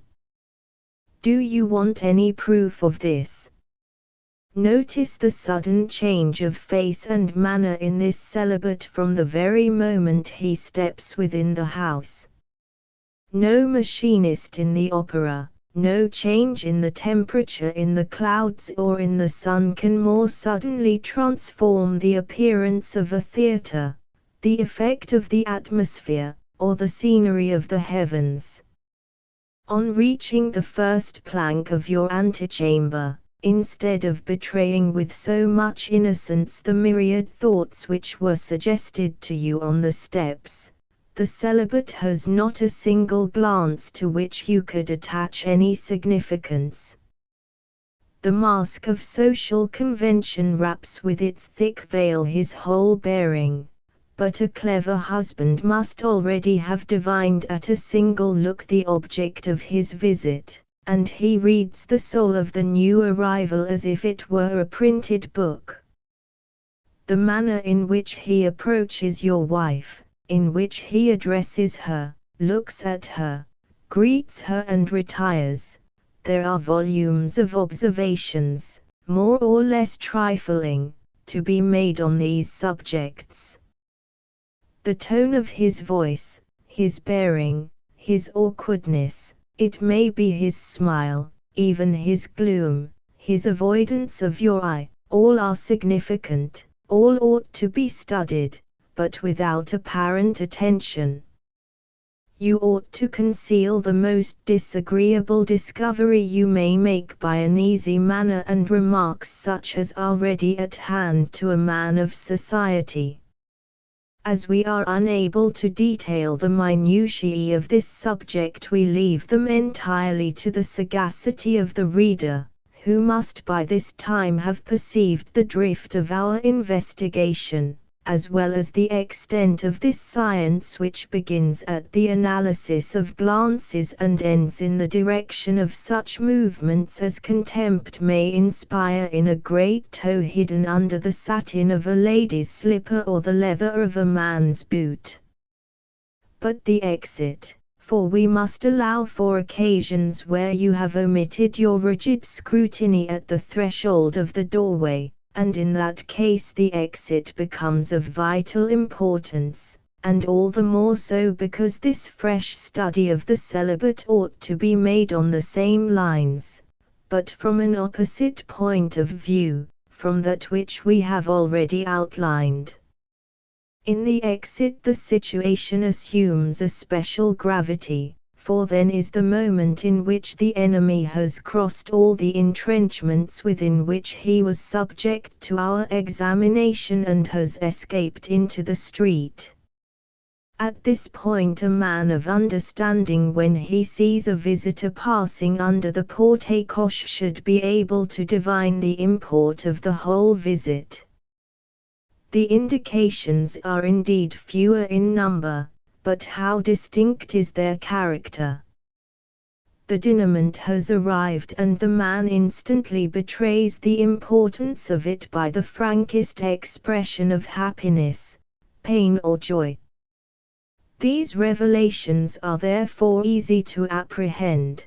They appear in the glance cast either at the building or at the windows of the apartment, in a slow or loitering gait, in the rubbing of hands, on the part of a fool, in the bounding gait of a coxcomb, or the involuntary arrest of his footsteps, which marks the man who is deeply moved. In a word, you see upon the stoop certain questions as clearly proposed to you as if a provincial academy had offered 100 crowns for an essay, but in the exit you behold the solution of these questions clearly and precisely given to you. Our task would be far above the power of human intelligence if it consisted in enumerating the different ways by which men betray their feelings. The discernment of such things is purely a matter of tact and sentiment. If strangers are the subject of these principles of observation, you have a still stronger reason for submitting your wife to the formal safeguards which we have outlined. A married man should make a profound study of his wife's countenance. Such a study is easy, it is even involuntary and continuous. For him the pretty face of his wife must needs contain no mysteries. He knows how her feelings are depicted there and with what expression she shuns the fire of his glance. The slightest movement of the lips, the faintest contraction of the nostrils, scarcely perceptible changes in the expression of the eye, an altered voice, and those indescribable shades of feeling which pass over her features, or the light which sometimes bursts forth from them, are intelligible language to you. The whole woman nature stands before you, all look at her, but none can interpret her thoughts. But for you, the eye is more or less dimmed, wide opened or closed, the lid twitches, the eyebrow moves, a wrinkle, which vanishes as quickly as a ripple on the ocean, furrows her brow for one moment, the lip tightens, it is slightly curved or it is wreathed with animation, for you the woman has spoken. If in those puzzling moments in which a woman tries dissimulation in presence of her husband, you have the spirit of a sphinx in seeing through her, you will plainly observe that your custom-house restrictions are mere child's play to her. When she comes home or goes out, when in a word she believes she is alone, your wife will exhibit all the imprudence of a jackdaw and will tell her secret aloud to herself. Moreover, by her sudden change of expression the moment she notices you, and despite the rapidity of this change, you will not fail to have observed the expression she wore behind your back. You may read her soul as if you were reading a book of plain song. Moreover, your wife will often find herself just on the point of indulging in soliloquies, and on such occasions her husband may recognize the secret feelings of his wife. Is there a man as heedless of love's mysteries as not to have admired, over and over again, the light, mincing, even bewitching gait of a woman who flies on her way to keep an assignation? She glides through the crowd, like a snake through the grass. The costumes and stuffs of the latest fashion spread out their dazzling attractions in the shop windows without claiming her attention. On she goes like the faithful animal who follows the invisible tracks of his master. She is deaf to all compliments, blind to all glances, insensible even to the light touch of the crowd, which is inevitable amid the circulation of Parisian humanity. Oh, how deeply she feels the value of a minute! Her gait, her toilet, the expression of her face, involve her in 1,000 indiscretions, but oh, what a ravishing picture she presents to the idler, and what an ominous page for the eye of a husband to read, is the face of this woman when she returns from the secret place of rendezvous in which her heart ever dwells. Her happiness is impressed even on the unmistakable disarray of her hair, the mass of whose wavy tresses has not received from the broken comb of the celibate that radiant luster, that elegant and well-proportioned adjustment which only the practiced hand of her maid can give. And what charming ease appears in her gait! How is it possible to describe the emotion which adds such rich tints to her complexion, which robs her eyes of all their assurance and gives to them an expression of mingled melancholy and delight, of shame which is yet blended with pride? These observations, stolen from our meditation, of the last symptoms, and which are really suggested by the situation of a woman who tries to conceal everything, may enable you to divine by analogy the rich crop of observation which is left for you to harvest when your wife arrives home, or when, without having committed the great crime, she innocently lets out the secrets of her thoughts. For our own part, we never see a landing without wishing to set up there a mariner's card and a weathercock, as the means to be employed for constructing a sort of domestic observatory depend altogether on places and circumstances. We must leave to the address of a jealous husband the execution of the methods suggested in this meditation. Meditation 16. The Charter of Marriage. I acknowledge that I really know of but one house in Paris which is managed in accordance with the system unfolded in the two preceding meditations. But I ought to add, also, that I have built up my system on the example of that house. The admirable fortress I allude to belonged to a young councillor of state, who was mad with love and jealousy. As soon as he learned that there existed a man who was exclusively occupied in bringing to perfection the institution of marriage in France, he had the generosity to open the doors of his mansion to me and to show me his gymnasium. I admired the profound genius which so cleverly disguised the precautions of almost oriental jealousy under the elegance of furniture, beauty of carpets and brightness of painted decorations. I agreed with him that it was impossible for his wife to render his home a scene of treachery. Sir, said I, To this Othello of the Council of State, who did not seem to me peculiarly strong in the haute politique of marriage, I have no doubt that the Viscountess is delighted to live in this little paradise. She ought indeed to take prodigious pleasure in it, especially if you are here often. But the time will come when she will have had enough of it, for, my dear sir, we grow tired of everything, even of the sublime. What will you do then, when Madam, failing to find in all your inventions their primitive charm, shall open her mouth in a yawn, and perhaps make a request with a view to the exercise of two rights, both of which are indispensable to her happiness: individual liberty, that is, the privilege of going and coming according to the caprice of her will, and the liberty of the press, that is, the privilege of writing and receiving letters without fear of your censure. Scarcely had I said these words when the Vicomte de V grasped my arm tightly and cried, "Yes, such is the ingratitude of women.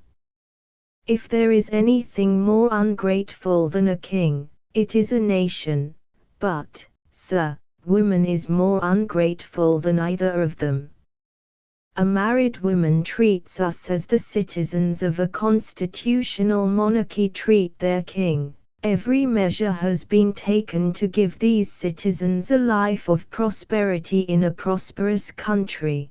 The government has taken all the pains in the world with its gendarmes, its churches, its ministry and all the paraphernalia of its military forces, to prevent the people from dying of hunger, to light the cities by gas at the expense of the citizens, to give warmth to every one by means of the sun which shines at the 45th degree of latitude, and to forbid every one, excepting the tax-gatherers, to ask for money. It has labored hard to give to all the main roads a more or less substantial pavement, but none of these advantages of our fair utopia is appreciated. The citizens want something else.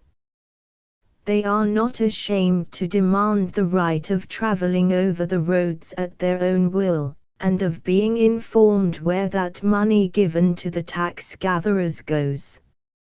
And, finally, the monarch will soon be obliged, if we pay any attention to the chatter of certain scribblers, to give to every individual a share in the throne or to adopt certain revolutionary ideas, which are mere Punch and Judy shows for the public, manipulated by a band of self-styled patriots, riff-raff, always ready to sell their conscience for 1,000,000 francs, for an honest woman, or for a ducal coronet. But, monsieur, I said, interrupting him, while I perfectly agree with you on this last point, the question remains, how will you escape giving an answer to the just demands of your wife? Sir, he replied, I shall answer as the government answers, that is, those governments which are not so stupid as the opposition would make out to their constituents. I shall begin by solemnly interdicting any arrangement, by virtue of which my wife will be declared entirely free. I fully recognize her right to go wherever it seems good to her, to write to whom she chooses, and to receive letters, the contents of which I do not know. My wife shall have all the rights that belong to an English parliament. I shall let her talk as much as she likes, discuss and propose strong and energetic measures, but without the power to put them into execution, and then after that, well, we shall see. By Saint Joseph, said I to myself, here is a man who understands the science of marriage as well as I myself do.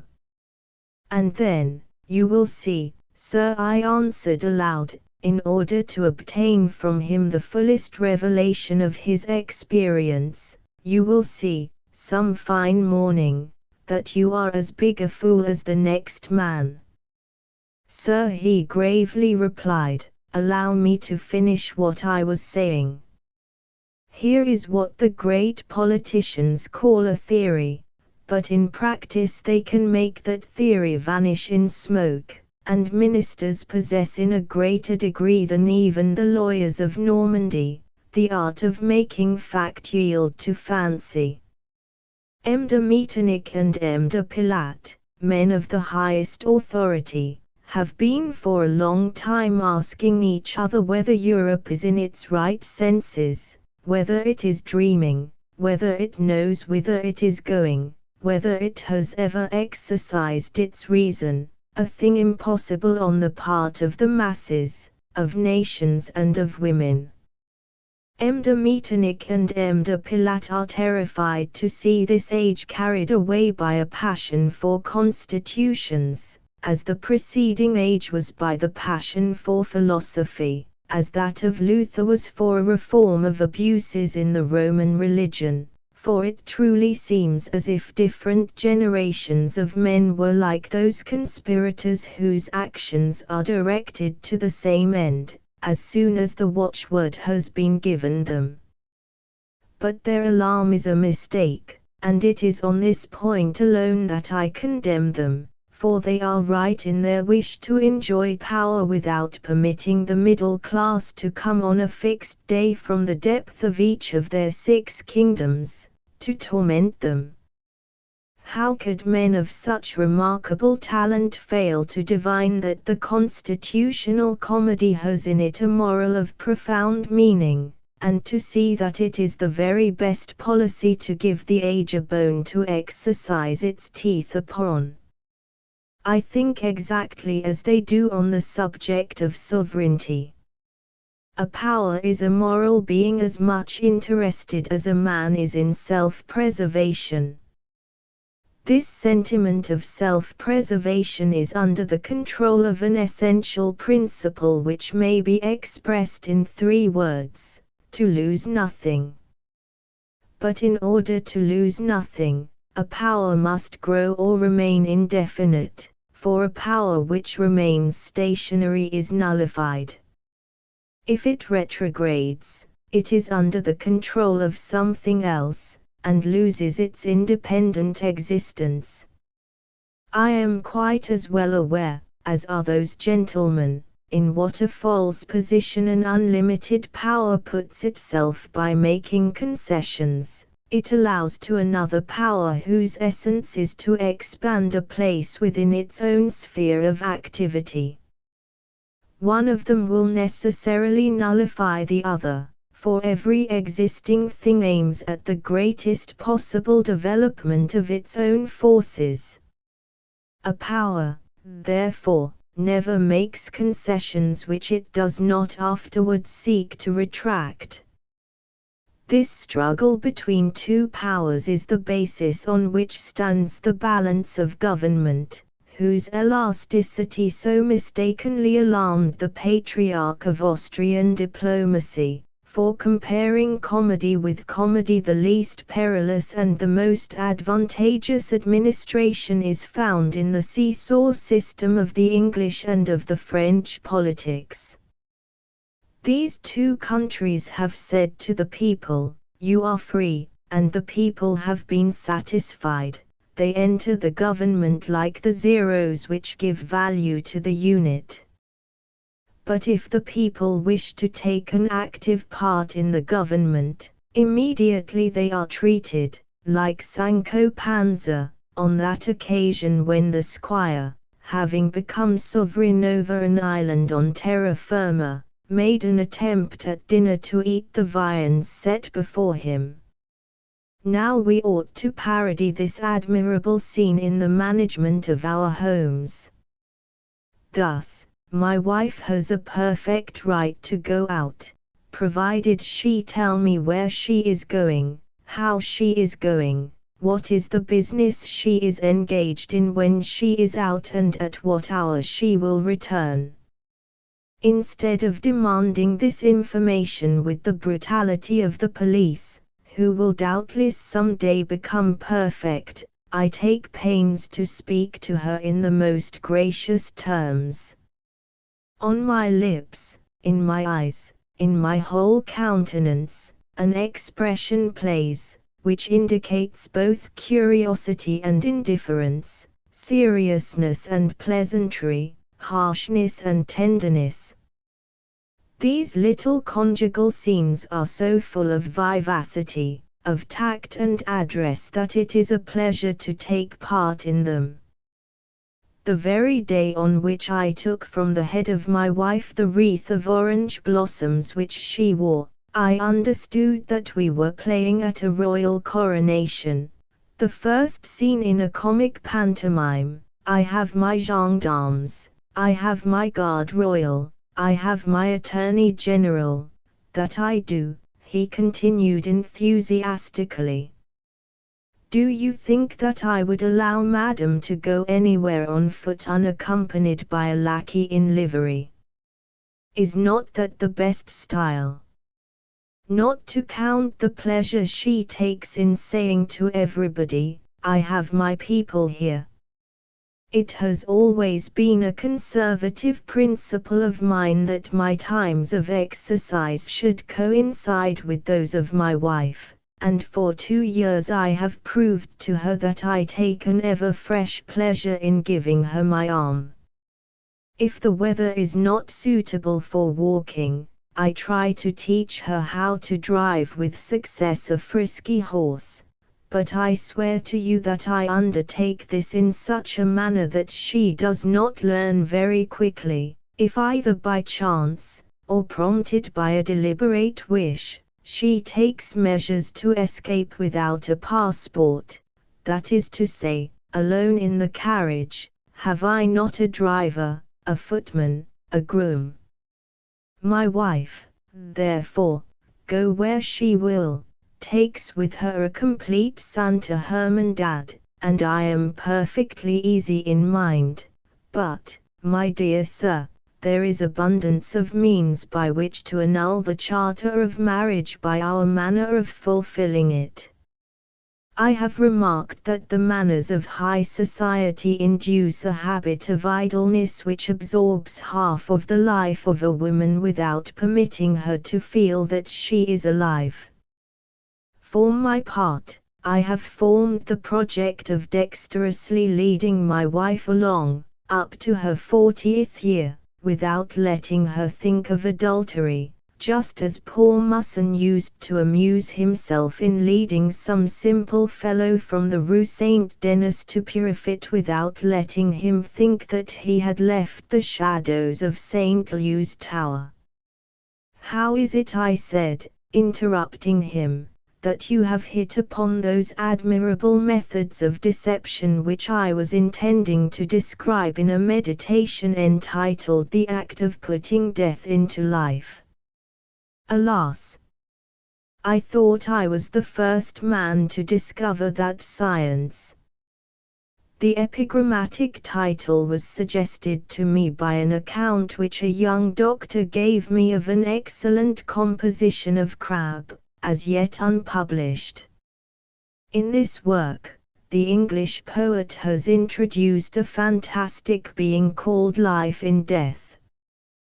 This personage crosses the oceans of the world in pursuit of a living skeleton called Death in Life. I recollect at the time very few people, among the guests of a certain elegant translator of English poetry, understood the mystic meaning of a fable as true as it was fanciful. Myself alone, perhaps, as I sat buried in silence, thought of the whole generations which, as they were hurried along by life, passed on their way without living. Before my eyes rose faces of women by the million, by the myriad, all dead, all disappointed and shedding tears of despair, as they looked back upon the lost moments of their ignorant youth. In the distance I saw a playful meditation rise to birth. I heard the satanic laughter which ran through it. And now you doubtless are about to kill it. But come, tell me in confidence what means you have discovered by which to assist a woman to squander the swift moments during which her beauty is at its full flower and her desires at their full strength. Perhaps you have some stratagems, some clever devices, to describe to me. The Viscount began to laugh at this literary disappointment of mine, and he said to me, with a self-satisfied air, "My wife, like all the young people of our happy century, has been accustomed, for 3 or 4 consecutive years, to press her fingers on the keys of a piano, a long-suffering instrument. She has hammered out Beethoven, warbled the airs of Rossini and run through the exercises of Cramer. I had already taken pains to convince her of the excellence of music. To attain this end, I have applauded her. I have listened without yawning to the most tiresome sonatas in the world, and I have at last consented to give her a box at the Buffon. I have thus gained 3 quiet evenings out of the 7 which God has created in the week. I am the mainstay of the music shops. At Paris there are drawing rooms which exactly resemble the musical snuff boxes of Germany. They are a sort of continuous orchestra to which I regularly go in search of that surfeit of harmony which my wife calls a concert. But most part of the time my wife keeps herself buried in her music books. But, my dear sir, do you not recognize the danger that lies in cultivating in a woman a taste for singing, and allowing her to yield to all the excitements of a sedentary life? It is only less dangerous to make her feed on mutton and drink cold water. My wife never eats anything but the white meat of poultry, and I always take care that a ball shall come after a concert and a reception after an opera. I have also succeeded in making her lie down between 1 and 2 in the day. Ah! My dear sir, the benefits of this nap are incalculable. In the first place, each necessary pleasure is accorded as a favor, and I am considered to be constantly carrying out my wife's wishes. And then I lead her to imagine, without saying a single word, that she is being constantly amused every day from 6 o'clock in the evening, the time of our dinner and of her toilet, until 11 o'clock in the morning, the time when we get up. Ah, sir, how grateful you ought to be for a life which is so completely filled up. I have scarcely more than 3 dangerous hours a day to pass, but she has, of course, sonatas to practice and airs to go over, and there are always rides in the Bois de Boulogne, carriages to try, visits to pay, etc. But this is not all. The fairest ornament of a woman is the most exquisite cleanliness. A woman cannot be too particular in this respect, and no pains she takes can be laughed at. Now her toilet has also suggested to me a method of thus consuming the best hours of the day in bathing. How lucky I am in finding a listener like you!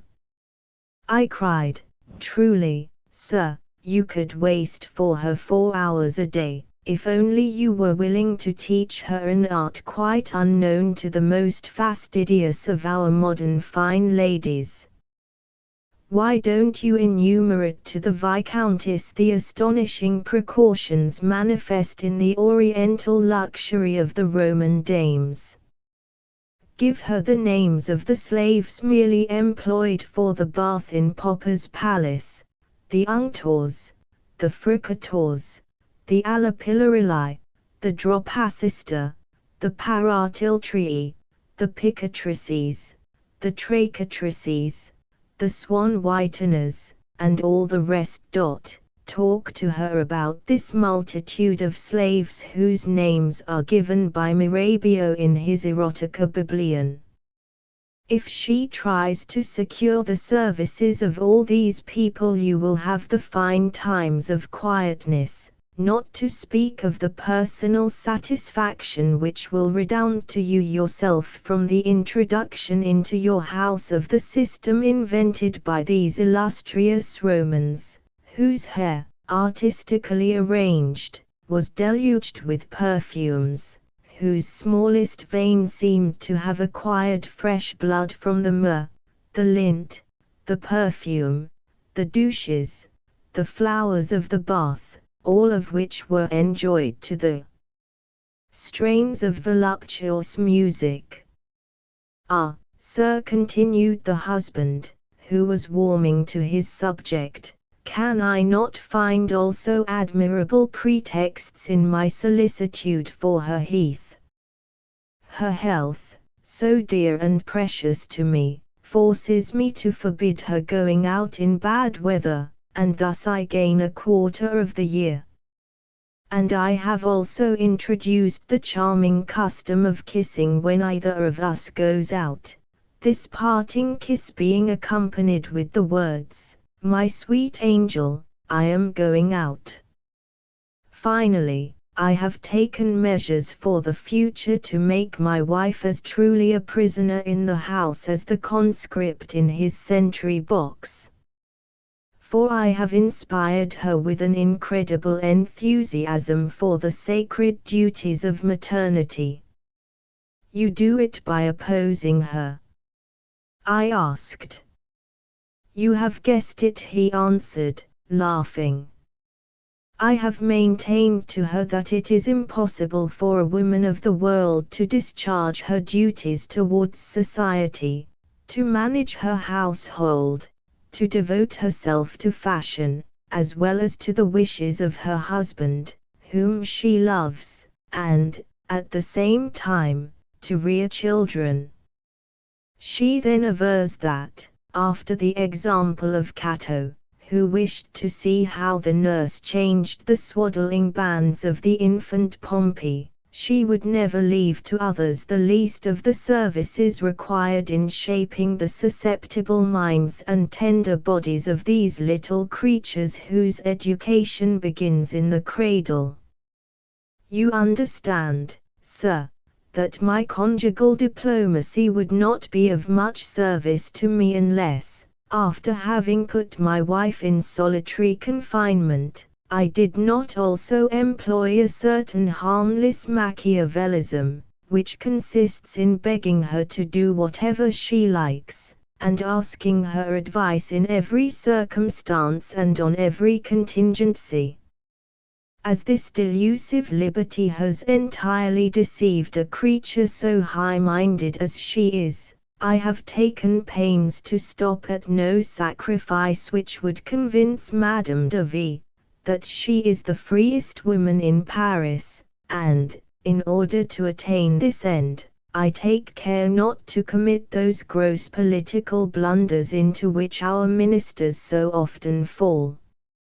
I can see you, said I, when you wish to cheat your wife out of some right granted her by the Charter. I can see you putting on a mild and deliberate air, hiding your dagger under a bouquet of roses, and as you plunge it cautiously into her heart, saying to her with a friendly voice, "My darling, does it hurt?" and she, like those on whose toes you tread in a crowd, will probably reply, "Not in the least." He could not restrain a laugh and said, "Won't my wife be astonished at the last judgment?" "I scarcely know," I replied, "whether you or she will be most astonished." The jealous man frowned, but his face resumed its calmness as I added, "I am truly grateful, sir, to the chance which has given me the pleasure of your acquaintance. Without the assistance of your remarks I should have been less successful than you have been in developing certain ideas which we possess in common. I beg of you that you will give me leave to publish this conversation. Statements which you and I find pregnant with high political conceptions, others perhaps will think characterized by more or less cutting irony, and I shall pass for a clever fellow in the eyes of both parties.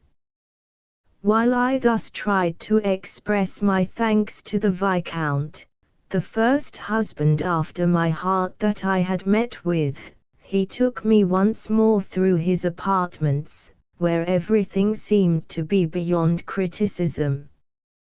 I was about to take leave of him, when opening the door of a little boudoir he showed me a room with an air which seemed to say, "Is there any way by which the least irregularity should occur without my seeing it?" I replied to this silent interrogation by an inclination of the head, such as guests make to their amphitryon when they taste some exceptionally choice dish. "My whole system," he said to me in a whisper, "was suggested to me by 3 words which my father heard Napoleon pronounce at a crowded council of state, when divorce was the subject of conversation. 'Adultery,' he exclaimed, 'is merely a matter of opportunity.' See, then, I have changed these accessories of crime, so that they become spies," added the councillor, pointing out to me a divan covered with tea-colored cashmere, the cushions of which were slightly pressed. "Notice that impression. I learn from it that my wife has had a headache, and has been reclining there."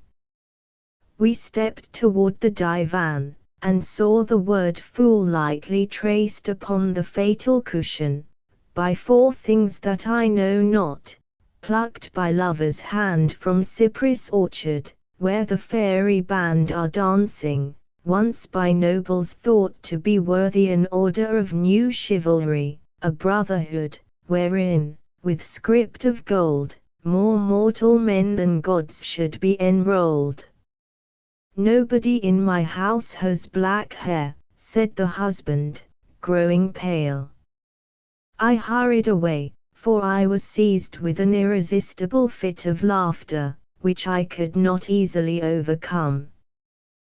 "That man has met his judgment day," I said to myself. "All the barriers by which he has surrounded her have only been instrumental in adding to the intensity of her pleasures." This idea saddened me. The adventure destroyed from summit to foundation 3 of my most important meditations, and the Catholic infallibility of my book was assailed in its most essential point. I would gladly have paid to establish the fidelity of the Viscountess V, a sum as great as very many people would have offered to secure her surrender. But alas! My money will now be kept by me. 3 days afterwards I met the councillor in the foyer of the Italians. As soon as he saw me he rushed up. Impelled by a sort of modesty I tried to avoid him, but grasping my arm, "I have just passed 3 cruel days," he whispered in my ear. "Fortunately my wife is as innocent as perhaps a newborn babe. You have already told me that the Viscountess was extremely ingenious," I said, with unfeeling gaiety. "Oh," he said, "I gladly take a joke this evening, for this morning I had irrefragable proofs of my wife's fidelity. I had risen very early to finish a piece of work for which I had been rushed, and in looking absently in my garden, I suddenly saw the valet de chambre of a general, whose house is next to mine, climbing over the wall. My wife's maid, poking her head from the vestibule, was stroking my dog and covering the retreat of the gallant. I took my opera glass and examined the intruder. His hair was jet black. Never have I seen a Christian face that gave me more delight. And you may well believe that during the day all my perplexities vanished. So, my dear sir, he continued, if you marry, let your dog loose and put broken bottles over the top of your walls. And did the Viscountess perceive your distress during these 3 days? Do you take me for a child? He said, shrugging his shoulders. I have never been so merry in all my life as I have been since we met. You are a great man unrecognized, I cried, and you are not. He did not permit me to conclude, for he had disappeared on seeing one of his friends who approached as if to greet the Viscountess. Now what can we add that would not be a tedious paraphrase of the lessons suggested by this conversation? All is included in it, either as seed or fruit. Nevertheless, you see, O husband, that your happiness hangs on a hair. Meditation 17. The theory of the bed. It was about 7 o'clock in the evening. They were seated upon the academic armchairs, which made a semicircle round a huge hearth, on which a coal fire was burning fitfully, symbol of the burning subject of their important deliberations. It was easy to guess, on seeing the grave but earnest faces of all the members of this assembly, that they were called upon to pronounce sentence upon the life, the fortunes and the happiness of people like themselves. They had no commission excepting that of their conscience, and they gathered there as the assessors of an ancient and mysterious tribunal, but they represented interests much more important than those of kings or of peoples.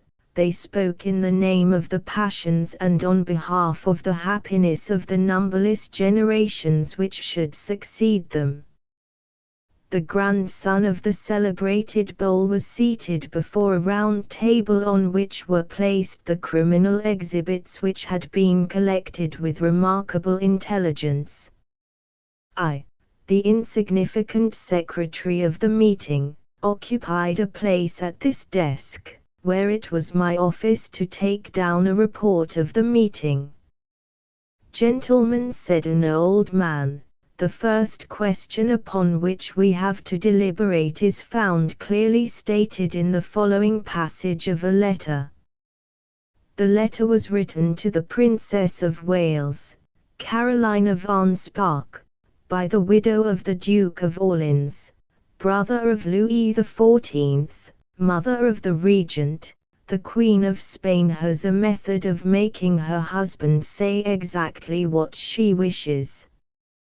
The king is a religious man. He believes that he will be damned if he touched any woman but his wife, and still this excellent prince is of a very amorous temperament. Thus the queen obtains her every wish. She has placed casters on her husband's bed. If he refuses her anything, she pushes the bed away. If he grants her request, the beds stand side by side, and she admits him into hers. And so the king is highly delighted, since he likes. I will not go any further, gentlemen, for the virtuous frankness of the German princess might in this assembly be charged with immorality. Should wise husbands adopt these beds on casters? This is the problem which we have to solve.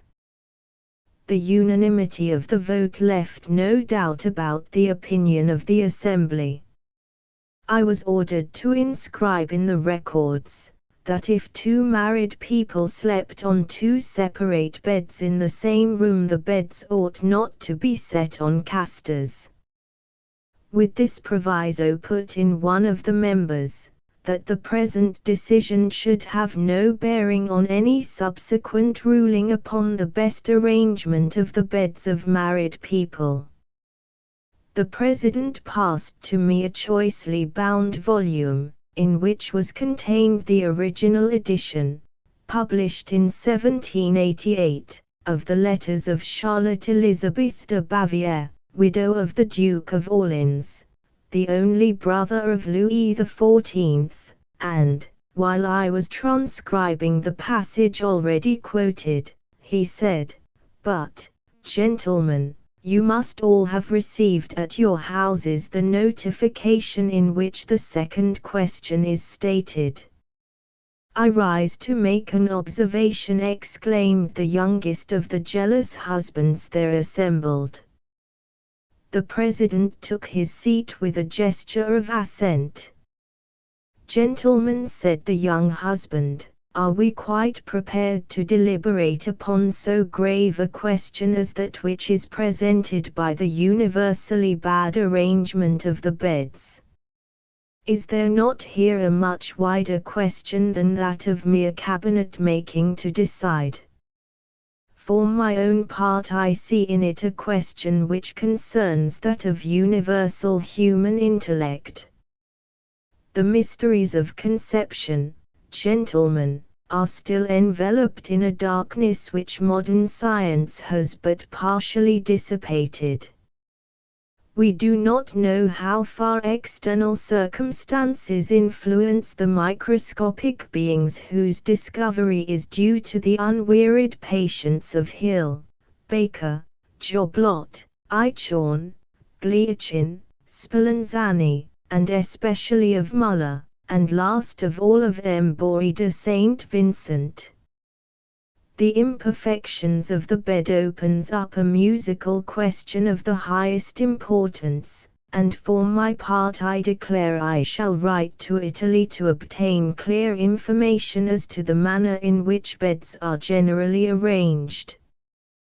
We do not know whether there are in the Italian bed numerous curtain rods, screws and casters, or whether the construction of beds is in this country more faulty than everywhere else, or whether the dryness of timber in Italy, due to the influence of the sun, does not above produce the harmony, the sense of which is to so large an extent innate in Italians. For these reasons I move that we adjourn." "What?" cried a gentleman from the west, impatiently rising to his feet, "are we here to dilate upon the advancement of music? What we have to consider first of all is manners, and the moral question is paramount in this discussion."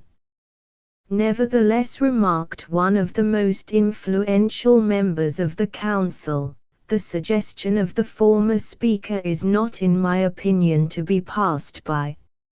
In the last century, gentlemen, Sterne, one of the writers most philosophically delightful and most delightfully philosophic, complained of the carelessness with which human beings were procreated. Shame, he cried, that he who copies the divine physiognomy of man receives crowns and applause, but he who achieves the masterpiece, the prototype of mimic art, feels that like virtue he must be his own reward. Ought we not to feel more interest in the improvement of the human race than in that of horses? Gentlemen, I passed through a little town of Orléans where the whole population consisted of hunchbacks, of glum and gloomy people, veritable children of sorrow, and the remark of the former speaker caused me to recollect that all the beds were in a very bad condition and the bedchambers presented nothing to the eyes of the married couple but what was hideous and revolting. Ah!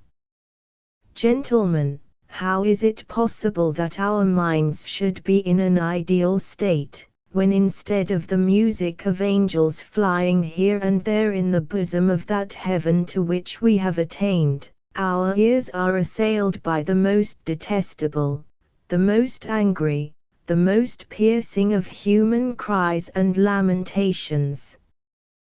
We are perhaps indebted for the fine geniuses who have honored humanity to beds which are solidly constructed, and the turbulent population which caused the French Revolution were conceived perhaps upon a multitude of tottering couches, with twisted and unstable legs, while the Orientals, who are such a beautiful race, have a unique method of making their beds.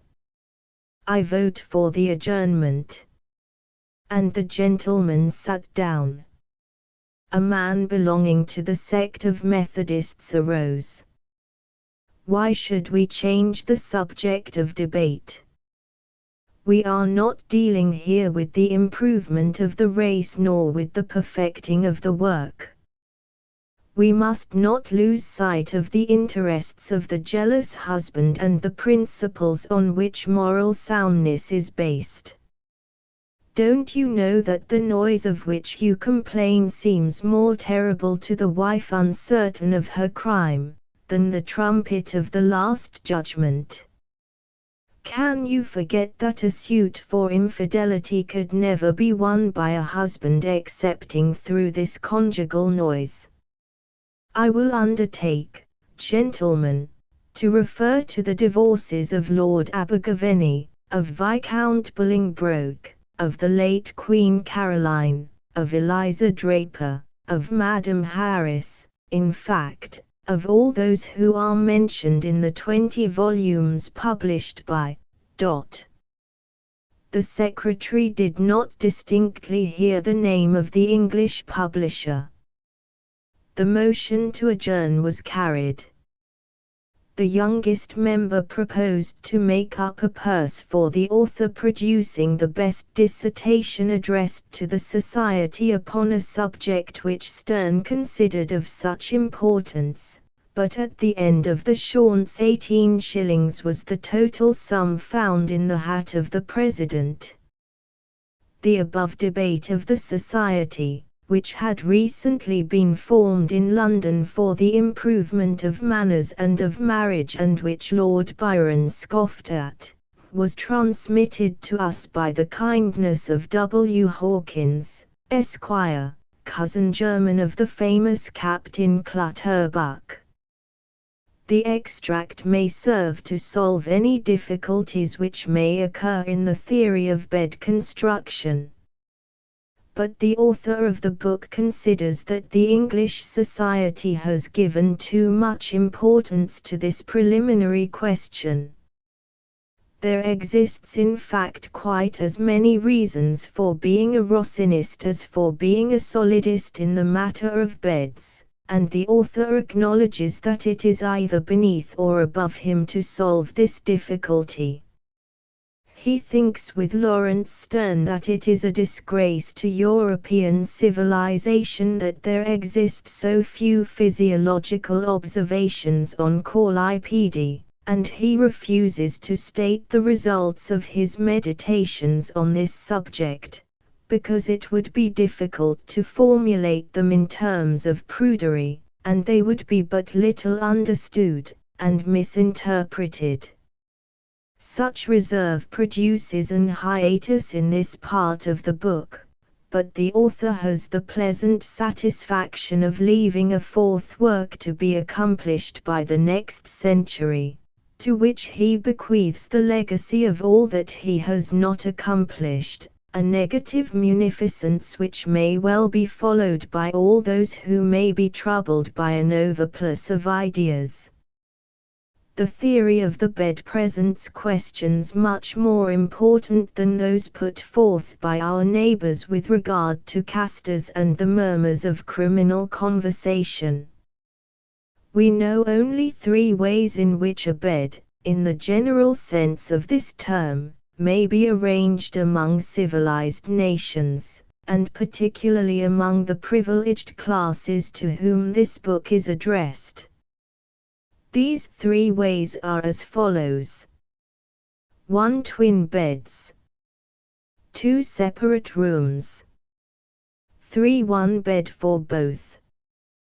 Before applying ourselves to the examination of these 3 methods of living together, which must necessarily have different influences upon the happiness of husbands and wives, we must take a rapid survey of the practical object served by the bed and the part it plays in the political economy of human existence. The most incontrovertible principle which can be laid down in this matter is, that the bed was made to sleep upon. It would be easy to prove that the practice of sleeping together was established between married people but recently, in comparison with the antiquity of marriage. By what reasonings has man arrived at that point in which he brought in vogue a practice so fatal to happiness, to health, even to amour propre? Here we have a subject which it would be curious to investigate. If you knew one of your rivals who had discovered a method of placing you in a position of extreme absurdity before the eyes of those who were dearest to you, for instance, while you had your mouth crooked like that of a theatrical mask, or while your eloquent lips, like the copper faucet of a scanty fountain, dripped pure water, you would probably stab him. This rival is sleep. Is there a man in the world who knows how he appears to others, and what he does when he is asleep? In sleep we are living corpses, we are the prey of an unknown power which seizes us in spite of ourselves, and shows itself in the oddest shapes. Some have a sleep which is intellectual, while the sleep of others is mere stupor. There are some people who slumber with their mouths open in the silliest fashion. There are others who snore loud enough to make the timbers shake. Most people look like the impish devils that Michelangelo sculptured, putting out their tongues in silent mockery of the passers-by.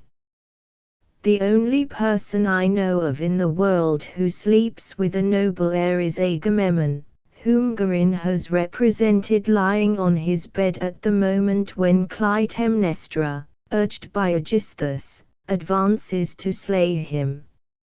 Moreover, I have always had an ambition to hold myself on my pillow as the King of Kings Agamemnon holds himself, from the day that I was seized with dread of being seen during sleep by any other eyes than those of Providence.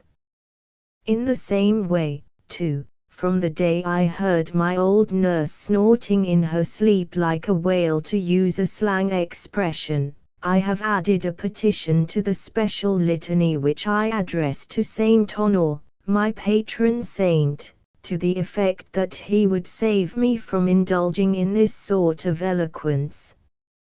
When a man wakes up in the morning, his drowsy face grotesquely surmounted by the folds of a silk handkerchief which falls over his left temple like a police cap, he is certainly a laughable object, and it is difficult to recognize in him the glorious spouse, celebrated in the strophes of Rousseau, but, nevertheless, there is a certain gleam of life to illume the stupidity of a countenance half dead. And if you artists wish to make fine sketches, you should travel on the stagecoach and, when the postilion wakes up the postmaster, just examine the physiognomies of the departmental clerks.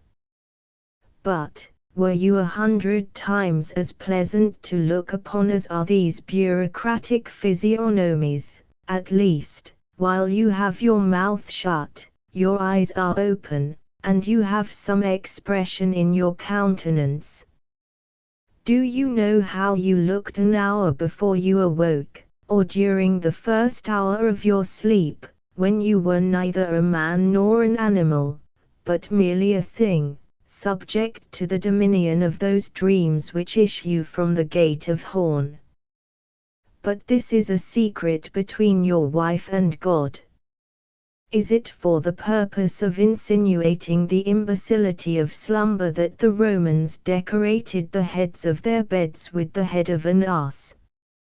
We leave to the gentlemen who form the Academy of Inscriptions the elucidation of this point. Assuredly, the first man who took it into his head, at the inspiration of the devil, not to leave his wife, even while she was asleep, should know how to sleep in the very best style. But do not forget to reckon among the sciences necessary to a man on setting up an establishment, the art of sleeping with elegance. Moreover, we will place here as a corollary to axiom XXV of our marriage catechism the two following aphorisms. A husband should sleep as lightly as a watchdog, so as never to be caught with his eyes shut. A man should accustom himself from childhood to go to bed bareheaded. Certain poets discern in modesty, in the alleged mysteries of love, some reason why the married couple should share the same bed, but the fact must be recognized that if primitive men sought the shade of caverns, the mossy couch of deep ravines, the flinty roof of grottos to protect his pleasure, it was because the delight of love left him without defense against his enemies. No, it is not more natural to lay two heads upon the same pillow, than it is reasonable to tie a strip of muslin round the neck. Civilization is come. It has shut up 1 million of men within an area of 4 square leagues, it has stalled them in streets, houses, apartments, rooms, and chambers 8 feet square. After a time it will make them shut up one upon another like the tubes of a telescope. From this cause and from many others, such as thrift, fear, and ill-concealed jealousy, has sprung the custom of the sleeping together of the married couple, and this custom has given rise to punctuality and simultaneity in rising and retiring. And here you find the most capricious thing in the world, the feeling most preeminently fickle, the thing which is worthless without its own spontaneous inspiration, which takes all its charm from the suddenness of its desires, which owes its attractions to the genuineness of its outbursts.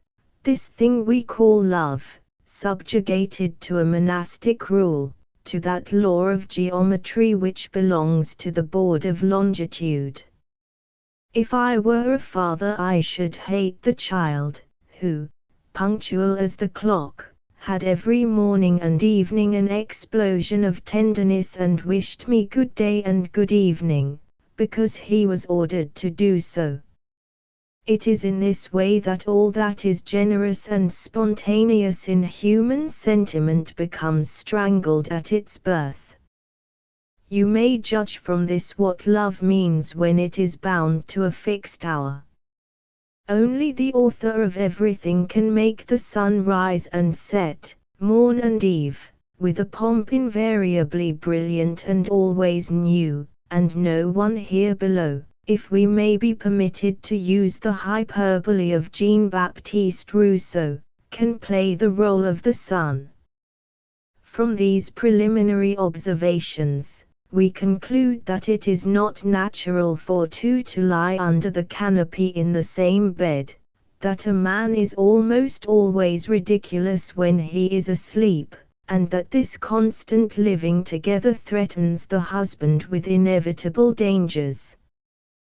We are going to try, therefore, to find out a method which will bring our customs in harmony with the laws of nature, and to combine custom and nature in a way that will enable a husband to find in the mahogany of his bed a useful ally, and an aid in defending himself. 1. Twin beds. If the most brilliant, the best looking, the cleverest of husbands wishes to find himself minotaurized just as the first year of his married life ends, he will infallibly attain that end if he is unwise enough to place 2 beds side by side, under the voluptuous dome of the same alcove. The argument in support of this may be briefly stated. The following are its main lines. The first husband who invented the twin beds was doubtless an obstetrician, who feared that in the involuntary struggles of some dream he might kick the child born by his wife. But no, he was rather some predestined one who distrusted his power of checking a snore. Perhaps it was some young man who, fearing the excess of his own tenderness, found himself always lying at the edge of the bed and in danger of tumbling off, or so near to a charming wife that he disturbed her slumber. But may it not have been some Maintenon who received the suggestion from her confessor, or, more probably, some ambitious woman who wished to rule her husband? Or, more undoubtedly, some pretty little pompadour overcome by that Parisian infirmity so pleasantly described by M. de Maurepas in that quatrain which cost him his protracted disgrace and certainly contributed to the disasters of Louis XVI's reign: Iris, we love those features sweet, your graces all are fresh and free, and flowerets spring beneath your feet, where naught, alas, but flowers are seen. But why should it not have been a philosopher who dreaded the disenchantment which a woman would experience at the sight of a man asleep? And such a one would always roll himself up in a coverlet and keep his head bare. Unknown author of this Jesuitical method, whoever thou art, in the devil's name, we hail thee as a brother. Thou hast been the cause of many disasters.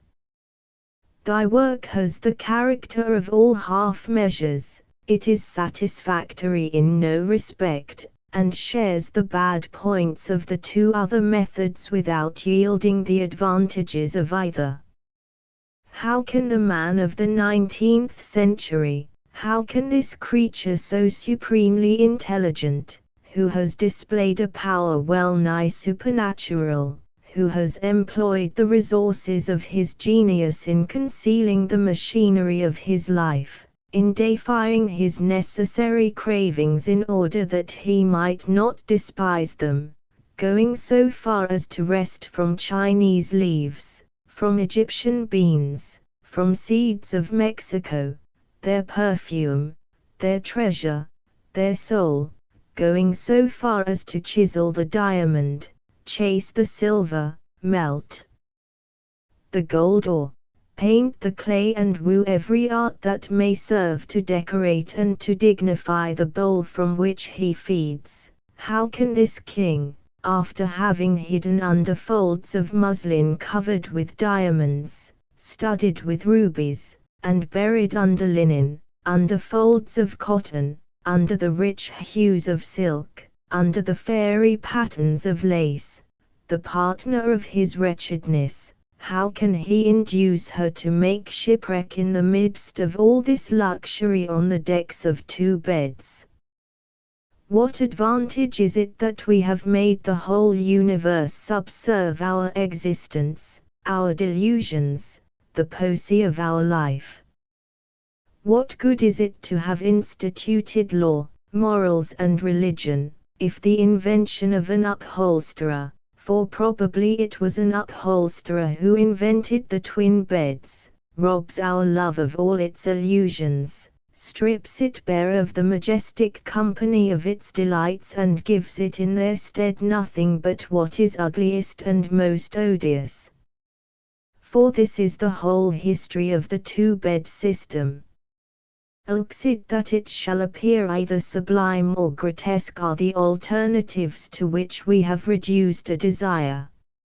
If it be shed, our love is sublime, but should you sleep in twin beds, your love will always be grotesque. The absurdities which this half-separation occasions may be comprised in either one of two situations, which will give us occasion to reveal the causes of very many marital misfortunes. Midnight is approaching as a young woman is putting on her curl papers and yawning as she did so. I do not know whether her melancholy proceeded from a headache, seated in the right or left lobe of her brain, or whether she was passing through one of those seasons of weariness during which all things appear black to us, but to see her negligently putting up her hair for the night, to see her languidly raising her leg to take off her garter, it seemed to me that she would prefer to be drowned rather than to be denied the relief of plunging her draggled life into the slumber that might restore it. At this instant, I know not to what degree from the North Pole she stands, whether at Spitzberg or in Greenland. Cold and indifferent she goes to bed thinking, as Mistress Walter Shandy might have thought, that the morrow would be a day of sickness, that her husband is coming home very late, that the beaten eggs which she has just eaten were not sufficiently sweetened, that she owes more than 500 francs to her dressmaker, in fine, thinking about everything which you may suppose would occupy the mind of a tired woman. In the meanwhile arrives her great lout of a husband, who, after some business meeting, has drunk punch, with a consequent elation.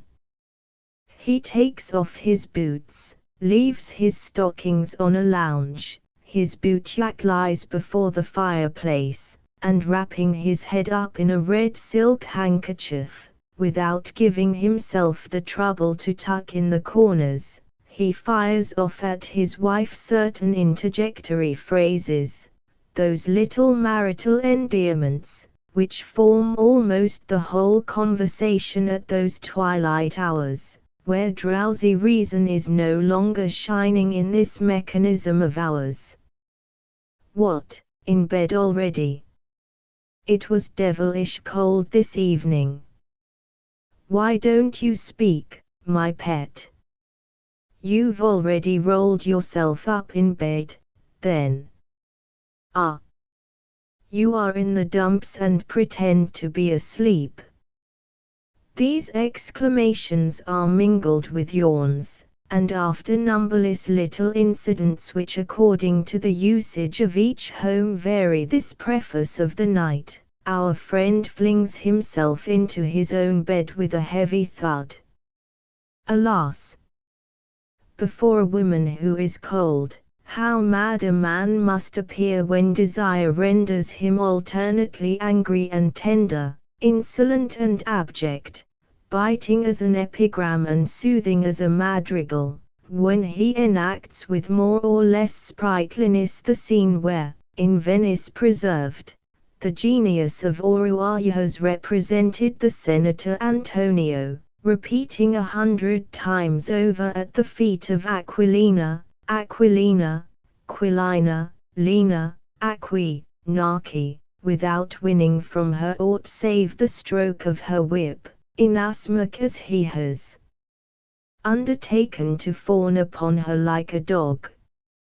In the eyes of every woman, even of a lawful wife, the more a man shows eager passion under these circumstances, the more silly he appears. He is odious when he commands, he is minotaurized if he abuses his power. On this point I would remind you of certain aphorisms in the Marriage Catechism from which you will see that you are violating its most sacred precepts. Whether a woman yields, or does not yield, this institution of twin beds gives to marriage such an element of roughness and nakedness that the most chaste wife and the most intelligent husband are led to immodesty. This scene, which is enacted in 1,000 ways and which may originate in 1,000 different incidents, has a sequel in that other situation which, while it is less pleasant, is far more terrible. One evening when I was talking about these serious matters with the late Comte de Nos, of whom I have already had occasion to speak, a tall white-haired old man, his intimate friend, whose name I will not give, because he is still alive, looked at us with a somewhat melancholy air. We guessed that he was about to relate some tale of scandal, and we accordingly watched him, somewhat as the stenographer of the Moniteur might watch, as he mounted the tribune, a minister whose speech had already been written out for the reporter. The storyteller on this occasion was an old marquis, whose fortune, together with his wife and children, had perished in the disasters of the Revolution. The Marchioness had been one of the most inconsistent women of the past generation. The Marquise accordingly was not wanting in observations on feminine human nature. Having reached an age in which he saw nothing before him but the gulf of the grave, he spoke about himself as if the subject of his talk were Mark Antony or Cleopatra. "My young friend," he did me the honor to address me, for it was I who made the last remark in this discussion, "your reflections make me think of a certain evening, in the course of which one of my friends conducted himself in such a manner as to lose forever the respect of his wife." Now, in those days a woman could take vengeance with marvelous facility, for it was always a word and a blow. The married couple I speak of were particular in sleeping on separate beds, with their head under the arch of the same alcove. They came home one night from a brilliant ball given by the Comte de Mercy, ambassador of the Emperor. The husband had lost a considerable sum at play, so he was completely absorbed in thought. He had to pay a debt, the next day, of 6,000 crowns, and you will recollect, Nos, that 100 crowns couldn't be made up from scraping together the resources of 10 such musketeers. The young woman, as generally happens under such circumstances, was in a gale of high spirits. "Give to the Marquis," she said to a valet de chambre, "all that he requires for his toilet." In those days people dressed for the night. These extraordinary words did not rouse the husband from his mood of abstraction, and then Madame, assisted by her maid, began to indulge in 1,000 coquetries. "Was my appearance to your taste this evening?" "You are always to my taste," answered the Marquise, continuing to stride up and down the room. "You are very gloomy. Come and talk to me, you frowning lover," said she, placing herself before him in the most seductive negligee. "But you can have no idea of the enchantments of the Marchioness unless you had known her." "Ah! You have seen her, Nos," he said with a mocking smile. Finally, in spite of all her allurements and beauty, the Marchioness was lost sight of amid thoughts of the 6,000 crowns which this fool of a husband could not get out of his head, and she went to bed all alone. But women always have one resource left, so that the moment that the good husband made as though he would get into his bed, the Marchioness cried, "Oh, how cold I am!" "So am I," he replied. "How is it that the servants have not warmed our beds?" And then I rang. The Comte de Nos could not help laughing, and the old Marquise, quite put out of countenance, stopped short. Not to divine the desire of a wife, to snore while she lies awake, to be in Siberia when she is in the tropics, these are the slighter disadvantages of twin beds. What risks will not a passionate woman run when she becomes aware that her husband is a heavy sleeper? I am indebted to Beale for an Italian anecdote, to which his dry and sarcastic manner lent an infinite charm, as he told me this tale of feminine hardihood. Ludovico had his palace at one end of the town of Milan, at the other was that of the Countess of Panetti. At midnight, on a certain occasion, Ludovico resolved, at the peril of his life, to make a rash expedition for the sake of gazing for 1 second on the face he adored, and accordingly appeared as if by magic in the palace of his well-beloved. He reached the nuptial chamber. Eliza Panetti, whose heart most probably shared the desire of her lover, heard the sound of his footsteps and divined his intention. She saw through the walls of her chamber a countenance glowing with love. She rose from her marriage bed, light as a shadow she glided to the threshold of her door, with a look she embraced him, she seized his hand, she made a sign to him, she drew him in. "But he will kill you," said he. "Perhaps so. But all this amounts to nothing. Let us grant that most husbands sleep lightly. Let us grant that they sleep without snoring, and that they always discern the degree of latitude at which their wives are to be found. Moreover, all the reasons which we have given why twin beds should be condemned, let us consider but dust in the balance. But, after all, a final consideration would make us also prescribe the use of beds ranged within the limits of the same alcove. To a man placed in the position of a husband, there are circumstances which have led us to consider the nuptial couch as an actual means of defense. For it is only in bed that a man can tell whether his wife's love is increasing or decreasing. It is the conjugal barometer. Now to sleep in twin beds is to wish for ignorance. You will understand, when we come to treat of civil war, see Part 3, of what extreme usefulness a bed is and how many secrets a wife reveals in bed, without knowing it. Do not therefore allow yourself to be led astray by the specious good nature of such an institution as that of twin beds.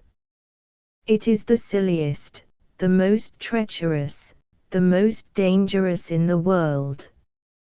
Shame and anathema to him who conceived it.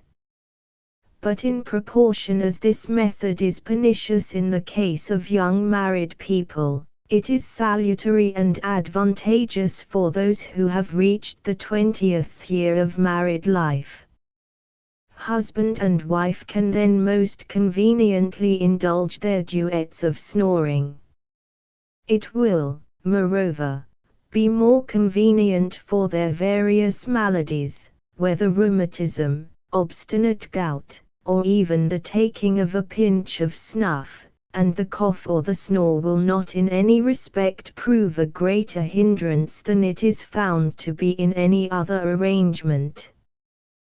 We have not thought it necessary to mention the exceptional cases which authorize a husband to resort to twin beds.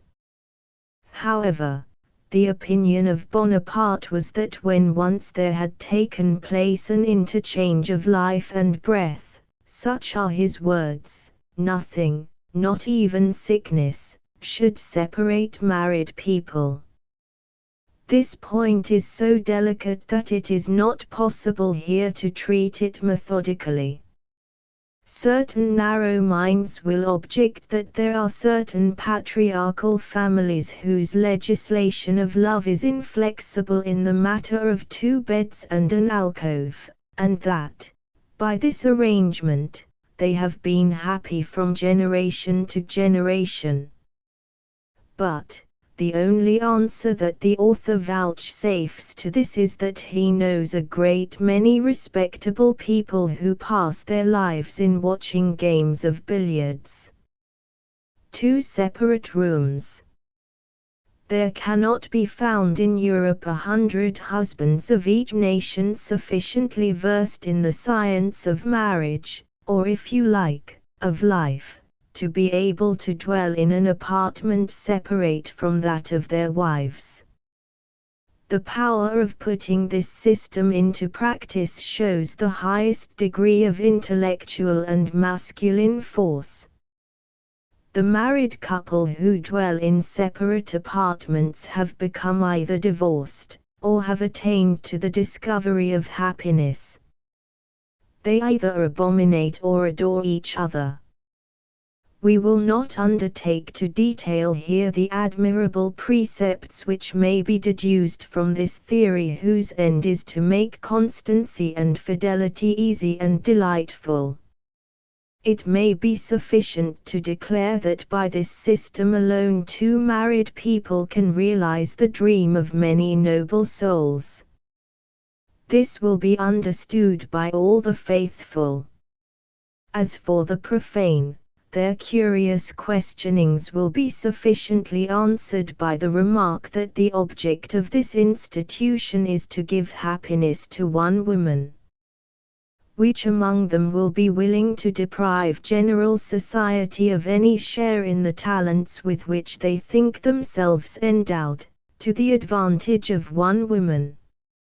Nevertheless, the rendering of his mistress happy gives anyone the fairest title to glory which can be earned in this valley of Josaphat, since, according to Genesis, Eve was not satisfied even with a terrestrial paradise. She desired to taste the forbidden fruit, the eternal emblem of adultery. But there is an insurmountable reason why we should refrain from developing this brilliant theory.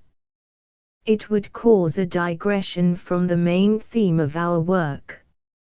In the situation which we have supposed to be that of a married establishment, a man who is sufficiently unwise to sleep apart from his wife deserves no pity for the disaster which he himself invites. Let us then resume our subject. Every man is not strong enough to undertake to occupy an apartment separate from that of his wife, although any man might derive as much good as evil from the difficulties which exist in using but one bed. We now proceed to solve the difficulties which superficial minds may detect in this method, for which our predilection is manifest. But this paragraph, which is in some sort a silent one, inasmuch as we leave it to the commentaries which will be made in more than one home, may serve as a pedestal for the imposing figure of Lycurgus, that ancient legislator, to whom the Greeks are indebted for their profoundest thoughts on the subject of marriage. May his system be understood by future generations. And if modern manners are too much given to softness to adopt his system in its entirety, they may at least be imbued with the robust spirit of this admirable code. 3-1 bed for both. On a night in December, Frederick the Great looked up at the sky, whose stars were twinkling with that clear and living light which presages heavy frost, and he exclaimed, "This weather will result in a great many soldiers to Prussia." The king expressed here, by a single phrase, the principal disadvantage which results from the constant living together of married people. Although it may be permitted to Napoleon and to Frederick to estimate the value of a woman more or less according to the number of her children, yet a husband of talent ought, according to the maxims of the 13th Meditation, to consider child-begetting merely as a means of defense, and it is for him to know to what extent it may take place. The observation leads into mysteries from which the physiological muse recoils.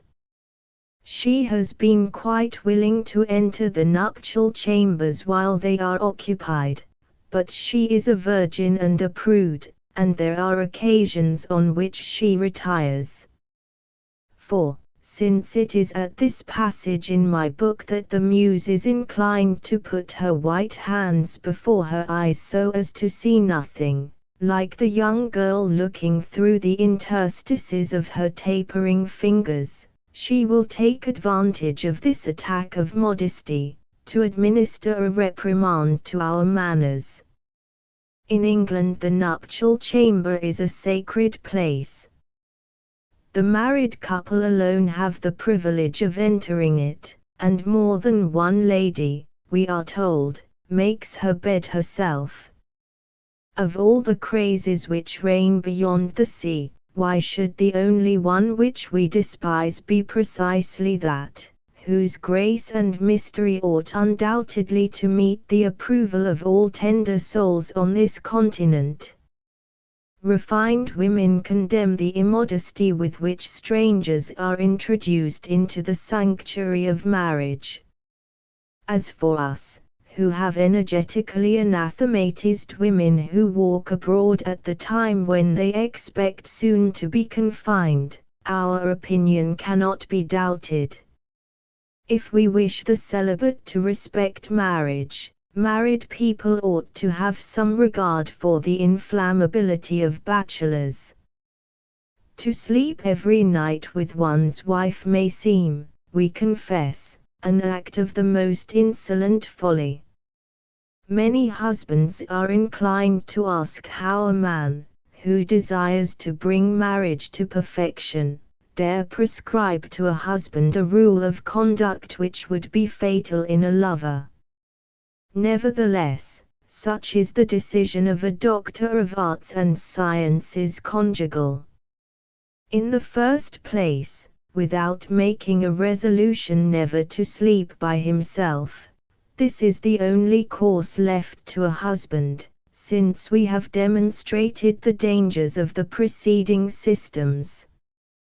We must now try to prove that this last method yields more advantage and less disadvantage than the two preceding methods, that is, so far as relates to the critical position in which a conjugal establishment stands.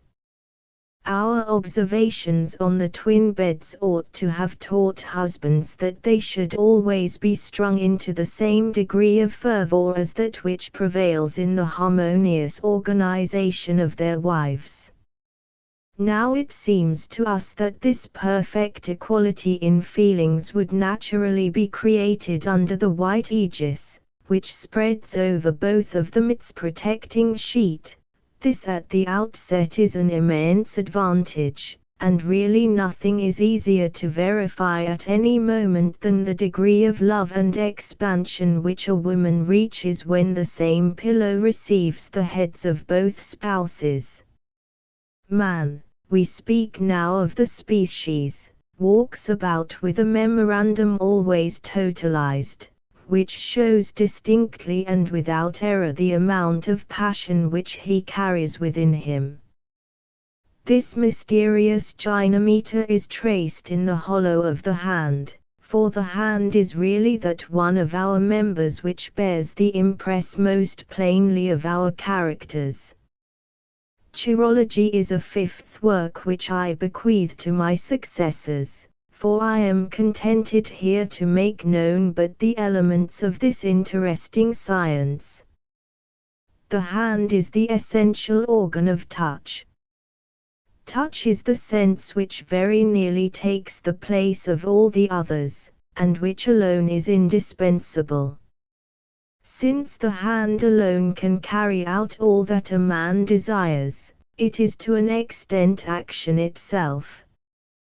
The sum total of our vitality passes through it, and men of powerful intellects are usually remarkable for their shapely hands, perfection in that respect being a distinguishing trait of their high calling. Jesus Christ performed all his miracles by the imposition of hands.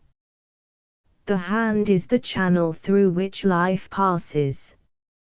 It reveals to the physician all the mysteries of our organism. It exhales more than any other part of our bodies the nervous fluid, or that unknown substance, which for want of another term we style will. The eye can discover the mood of our soul, but the hand betrays at the same time the secrets of the body and those of the soul. We can acquire the faculty of imposing silence on our eyes, on our lips, on our brows, and on our forehead, but the hand never dissembles, and nothing in our features can be compared to the richness of its expression. The heat and cold which it feels in such delicate degrees often escape the notice of other senses in thoughtless people, but a man knows how to distinguish them, however little time he may have bestowed in studying the anatomy of sentiments and the affairs of human life. Thus the hand has 1,000 ways of becoming dry, moist, hot, cold, soft, rough, unctuous. The hand palpitates, becomes supple, grows hard and again is softened. In fine, it presents a phenomenon which is inexplicable, so that one is tempted to call it the incarnation of thought. It causes the despair of the sculptor and the painter when they wish to express the changing labyrinth of its mysterious lineaments. To stretch out your hand to a man is to save him. It serves as a ratification of the sentiments we express. The sorcerers of every age have tried to read our future destinies in those lines which have nothing fanciful in them, but absolutely correspond with the principles of each one's life and character. When she charges a man with want of tact, which is merely touch, a woman condemns him without hope. We use the expressions, the hand of justice, the hand of God, and a coup de main means a bold undertaking.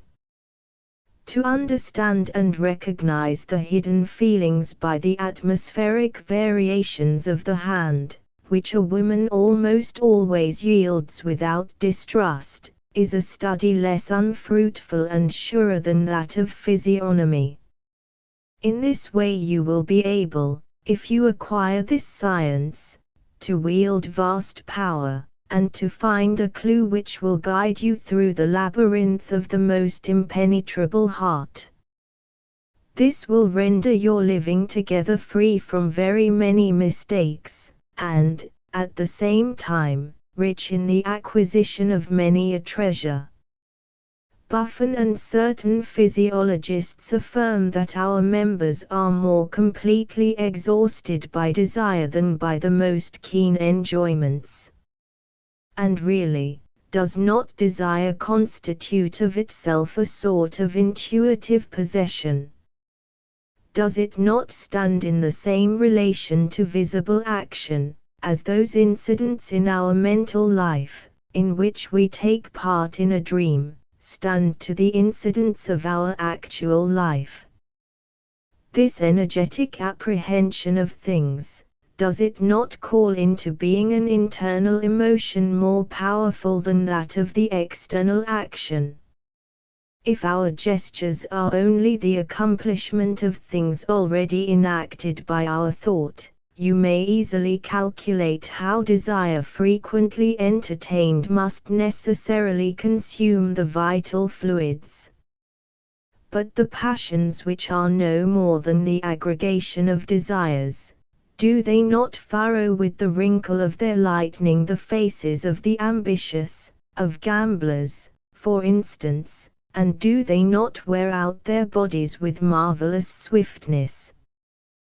These observations, therefore, necessarily contain the germs of a mysterious system equally favored by Plato and by Epicurus. We will leave it for you to meditate upon, enveloped as it is in the veil which enshrouds Egyptian statues. But the greatest mistake that a man commits is to believe that love can belong only to those fugitive moments which, according to the magnificent expression of Bossuet, are like to the nails scattered over a wall. To the eye they appear numerous, but when they are collected they make but a handful.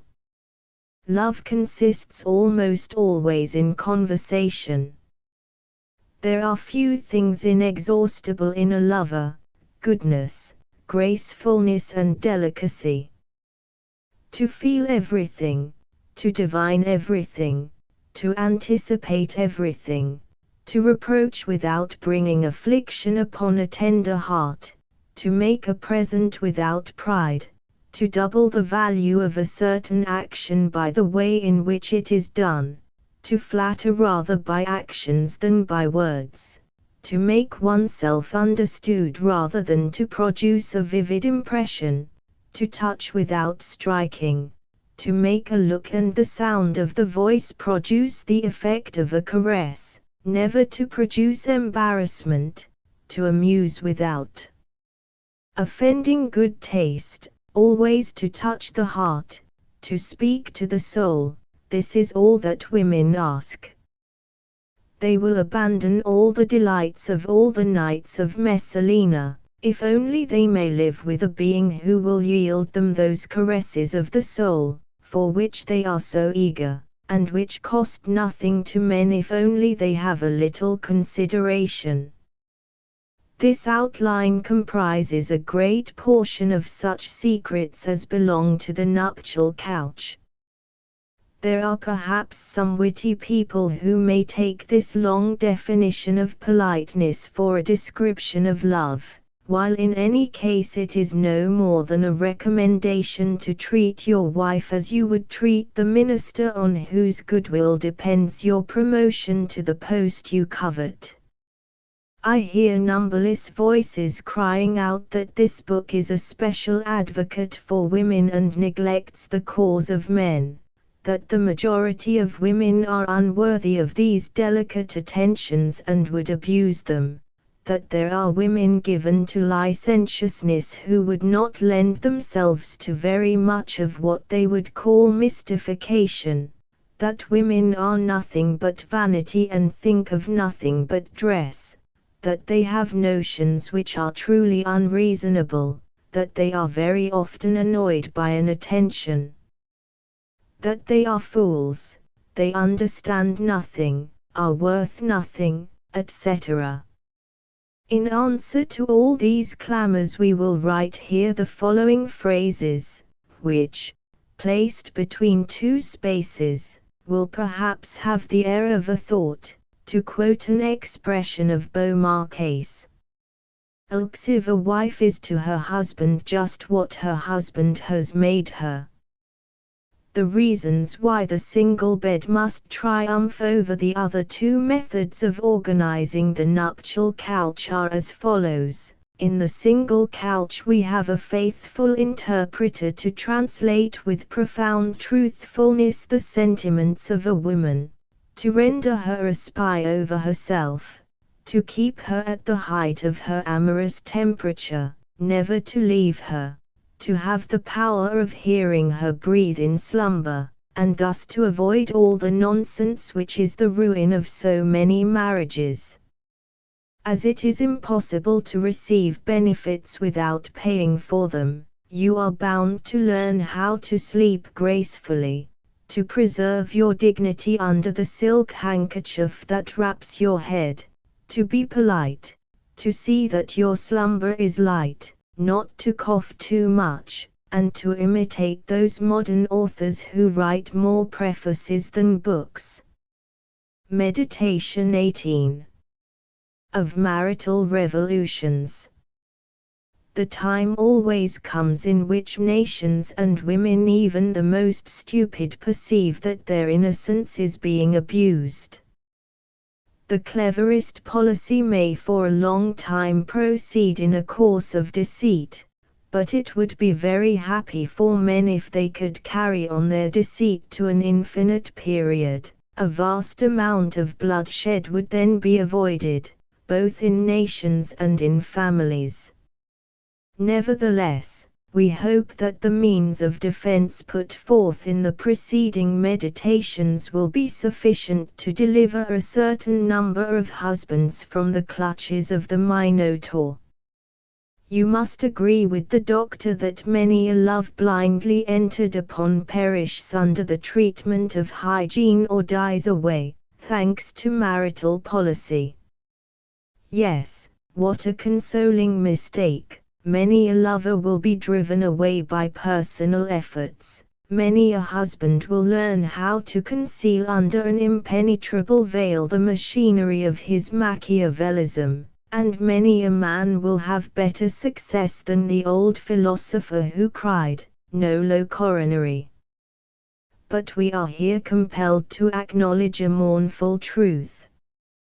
Despotism has its moments of secure tranquility. Her reign seems like the hour which precedes the tempest, and whose silence enables the traveler, stretched upon the faded grass, to hear at a mile's distance the song of the cicada. Some fine morning an honest woman, who will be imitated by a great portion of our own women, discerns with an eagle eye the clever maneuvers which have rendered her the victim of an infernal policy. She is at first quite furious at having for so long a time preserved her virtue. At what age, in what day, does this terrible revolution occur? This question of chronology depends entirely upon the genius of each husband, for it is not the vocation of all to put in practice with the same talent the precepts of our conjugal gospel. A man must have very little love, the mystified wife will exclaim, to enter upon such calculations as these. What? From the first day I have been to him perpetually an object of suspicion. It is monstrous. Even a woman would be incapable of such artful and cruel treachery. This is the question. Each husband will be able to understand the variations of this complaint, which will be made in accordance with the character of the young fury, of whom he has made a companion. A woman by no means loses her head under these circumstances. She holds her tongue and dissembles. Her vengeance will be concealed. Only you will have some symptoms of hesitation to contend with on the arrival of the crisis, which we presume you to have reached on the expiration of the honeymoon, but you will also have to contend against a resolution. She has determined to revenge herself. From that day, so far as regards you, her mask, like her heart, has turned to bronze. Formerly you were an object of indifference to her, you are becoming by degrees absolutely insupportable. The civil war commences only at the moment in which, like the drop of water which makes the full glass overflow, some incident, whose more or less importance we find difficulty in determining, has rendered you odious. The lapse of time which intervenes between this last hour, the limit of your good understanding, and the day when your wife becomes cognizant of your artifices, is nevertheless quite sufficient to permit you to institute a series of defensive operations, which we will now explain. Up to this time you have protected your honor solely by the exertion of a power entirely occult. Hereafter the wheels of your conjugal machinery must be set going in sight of every one. In this case, if you would prevent a crime you must strike a blow. You have begun by negotiating, you must end by mounting your horse, saber in hand, like a Parisian gendarme. You must make your horse prance, you must brandish your saber, you must shout strenuously, and you must endeavor to calm the revolt without wounding anybody.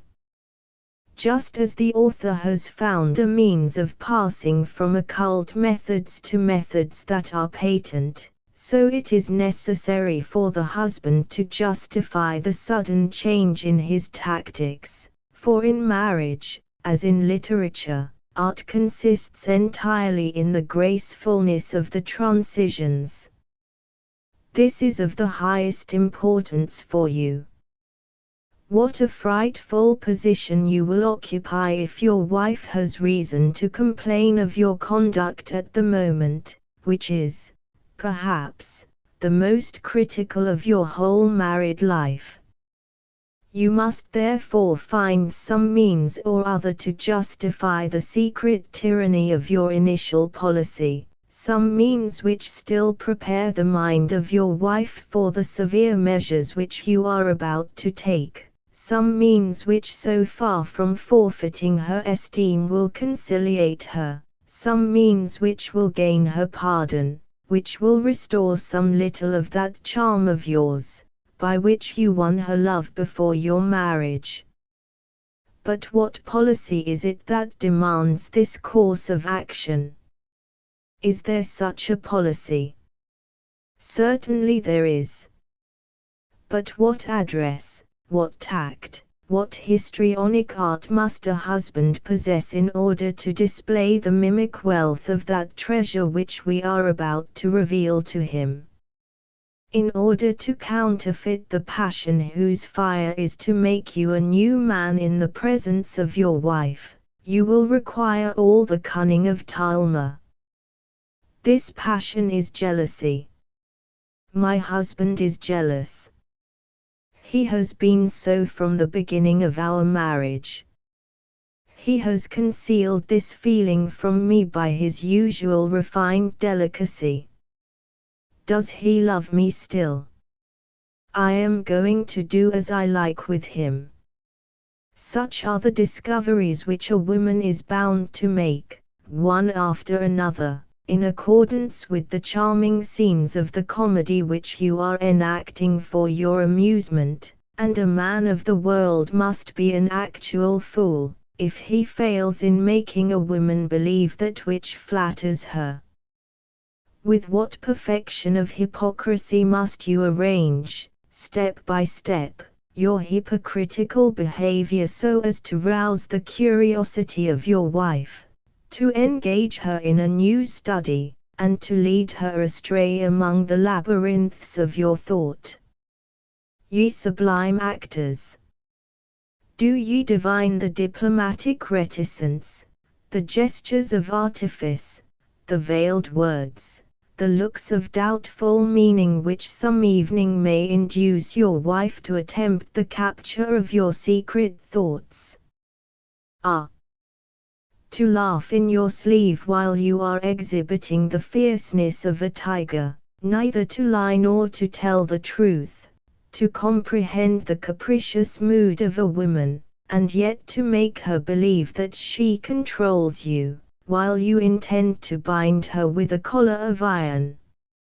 O comedy that has no audience, which yet is played by one heart before another heart, and where both of you applaud because both of you think that you have obtained success. She it is who will tell you that you are jealous, who will point out to you that she knows you better than you know yourself, who will prove to you the uselessness of your artifices, and who perhaps will defy you. She triumphs in the excited consciousness of the superiority which she thinks she possesses over you. You of course are ennobled in her eyes, for she finds your conduct quite natural. The only thing she feels is that your want of confidence was useless. If she wished to betray, who could hinder her?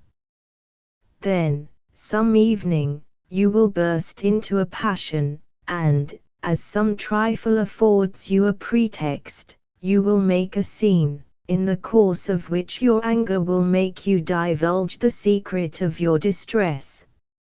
And here comes in the promulgation of our new code. Have no fear that a woman is going to trouble herself about this. She needs your jealousy, she rather likes your severity. This comes from the fact that in the first place she finds there a justification for her own conduct, and then she finds immense satisfaction in playing before other people the part of a victim. What delightful expressions of sympathy will she receive! Afterwards she will use this as a weapon against you, in the expectation thereby of leading you into a pitfall. She sees in your conduct the source of 1,000 more pleasures in her future treachery, and her imagination smiles at all the barricades with which you surround her, for will she not have the delight of surmounting them all? Women understand better than we do the art of analyzing the two human feelings, which alternately form their weapons of attack, or the weapons of which they are victims. They have the instinct of love, because it is their whole life, and of jealousy, because it is almost the only means by which they can control us. Within them jealousy is a genuine sentiment and springs from the instinct of self-preservation. It is vital to their life or death. But with men this feeling is absolutely absurd when it does not subserve some further end.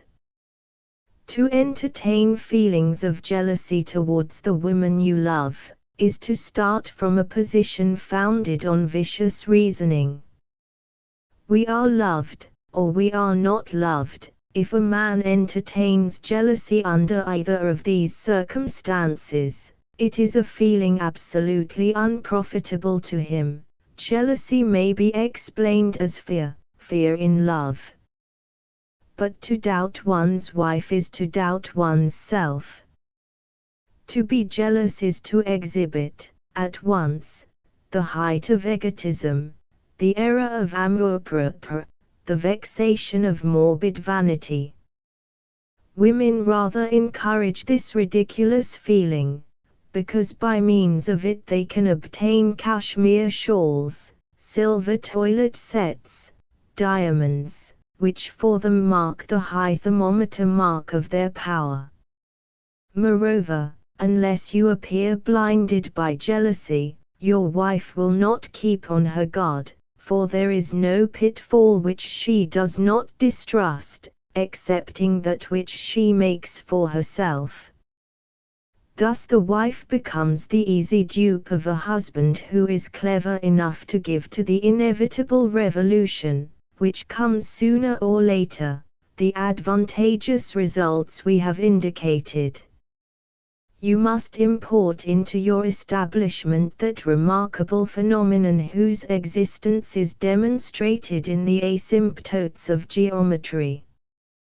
Your wife will always try to minotaurize you without being successful. Like those knots which are never so tight as when one tries to loosen them, She will struggle to the advantage of your power over her, while she believes that she is struggling for her independence. The highest degree of good play on the part of a prince lies in persuading his people that he goes to war for them, while all the time he is causing them to be killed for his throne. But many husbands will find a preliminary difficulty in executing this plan of campaign. If your wife is a woman of profound dissimulation, the question is, what signs will indicate to her the motives of your long mystification?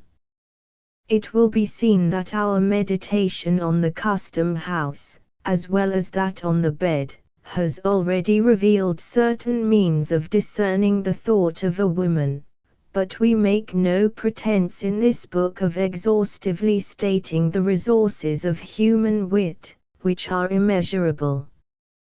Now here is a proof of this. On the day of the Saturnalia the Romans discovered more features in the character of their slaves, in 10 minutes, than they would have found out during the rest of the year. You ought therefore to ordain Saturnalia in your establishment, and to imitate Gessler, who, when he saw William Tell shoot the apple off his son's head, was forced to remark, "Here is a man whom I must get rid of, for he could not miss his aim if he wished to kill me." You understand, then, that if your wife wishes to drink Russellan wine, to eat mutton chops, to go out at all hours and to read the encyclopedia, you are bound to take her very seriously.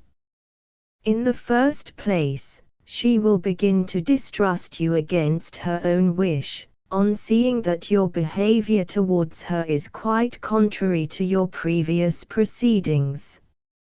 She will suppose that you have some ulterior motive in this change of policy, and therefore all the liberty that you give her will make her so anxious that she cannot enjoy it. As regards the misfortunes that this change may bring, the future will provide for them.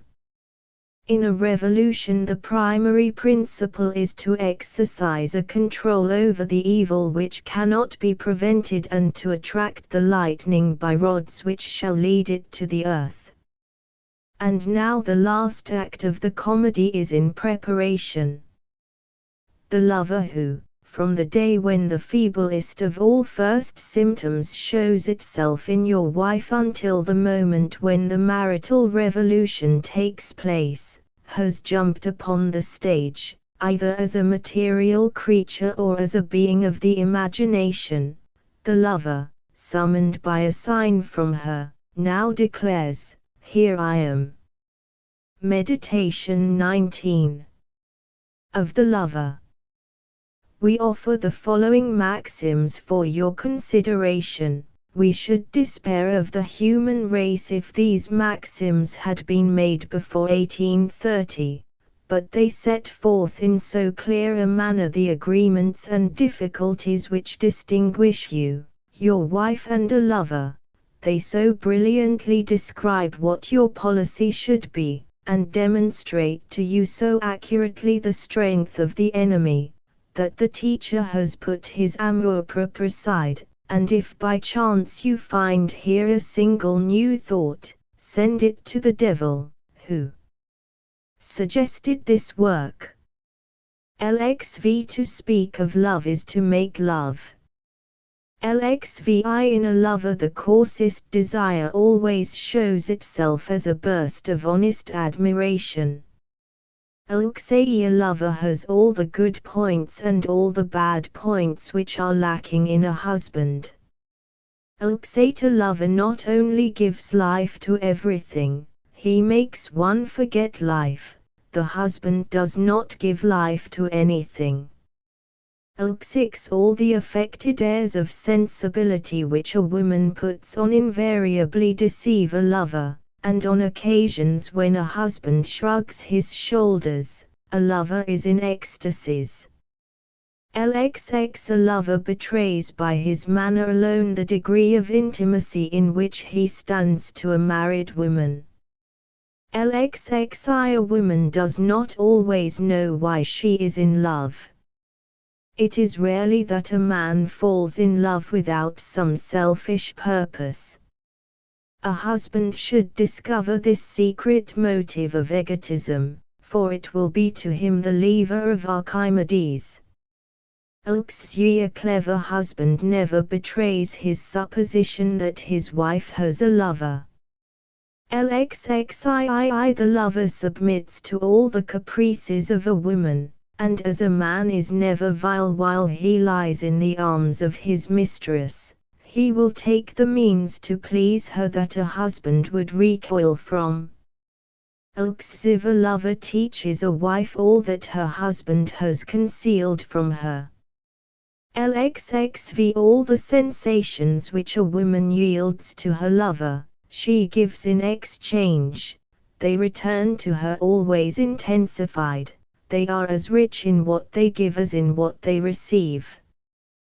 This is the kind of commerce in which almost all husbands end by being bankrupt.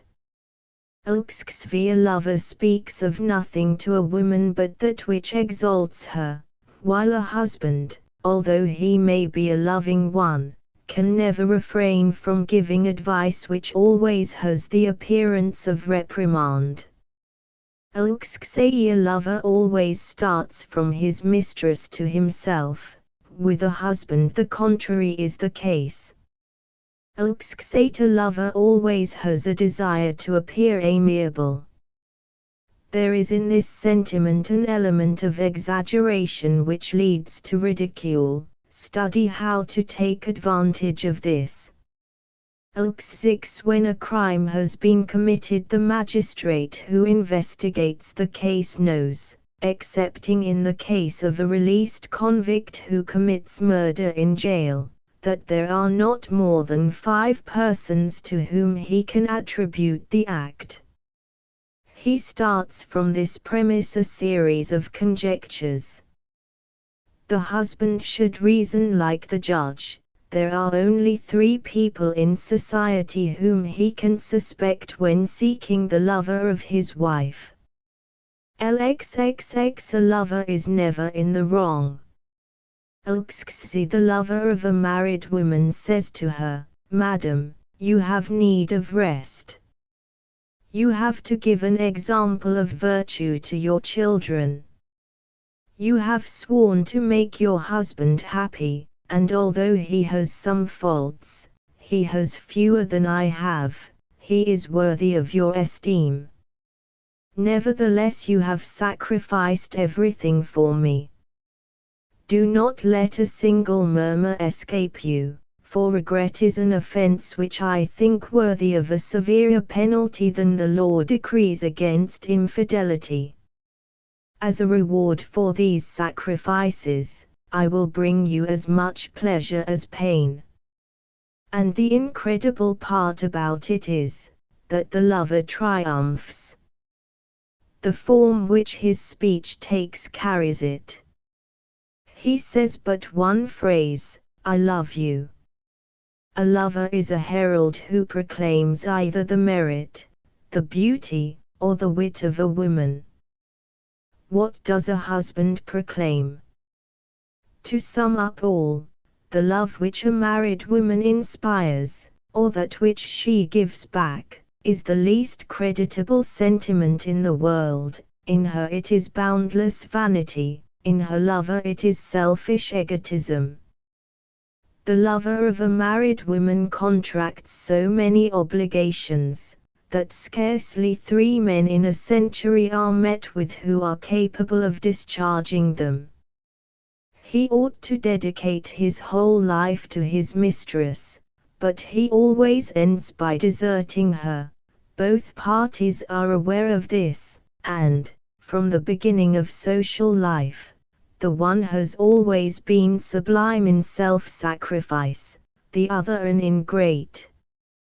The infatuation of love always rouses the pity of the judges who pass sentence on it. But where do you find such love genuine and constant? What power must a husband possess to struggle successfully against a man who casts over a woman a spell strong enough to make her submit to such misfortunes? We think, then, as a general rule, a husband, if he knows how to use the means of defense which we have outlined, can lead his wife up to her 27th year, not without her having chosen a lover, but without her having committed the great crime. Here and there we meet with men endowed with deep marital genius, who can keep their wives, body and soul to themselves alone up to their 30th or 35th year, but these exceptions cause a sort of scandal and alarm. The phenomenon scarcely ever is met with excepting in the country, where life is transparent and people live in glass houses and the husband wields immense power. The miraculous assistance which men and things thus give to a husband always vanishes in the midst of a city whose population reaches to 250,000. It would therefore almost appear to be demonstrated that 30 is the age of virtue. At that critical period, a woman becomes so difficult to God, that in order successfully to enchain her within the conjugal paradise, resort must be had to those last means of defense which remain to be described, and which we will reveal in the essay on police, the art of returning home, and catastrophes. Meditation XX. Essay on police. The police of marriage consist of all those means which are given you by law, manners, force, and stratagem for preventing your wife in her attempt to accomplish those three acts which in some sort make up the life of love: writing, seeing and speaking. The police combine in greater or less proportion the means of defense put forth in the preceding meditations. Instinct alone can teach in what proportions and on what occasions these compounded elements are to be employed. The whole system is elastic. A clever husband will easily discern how it must be bent, stretched or retrenched. By the aid of the police a man can guide his wife to her 40th year pure from any fault.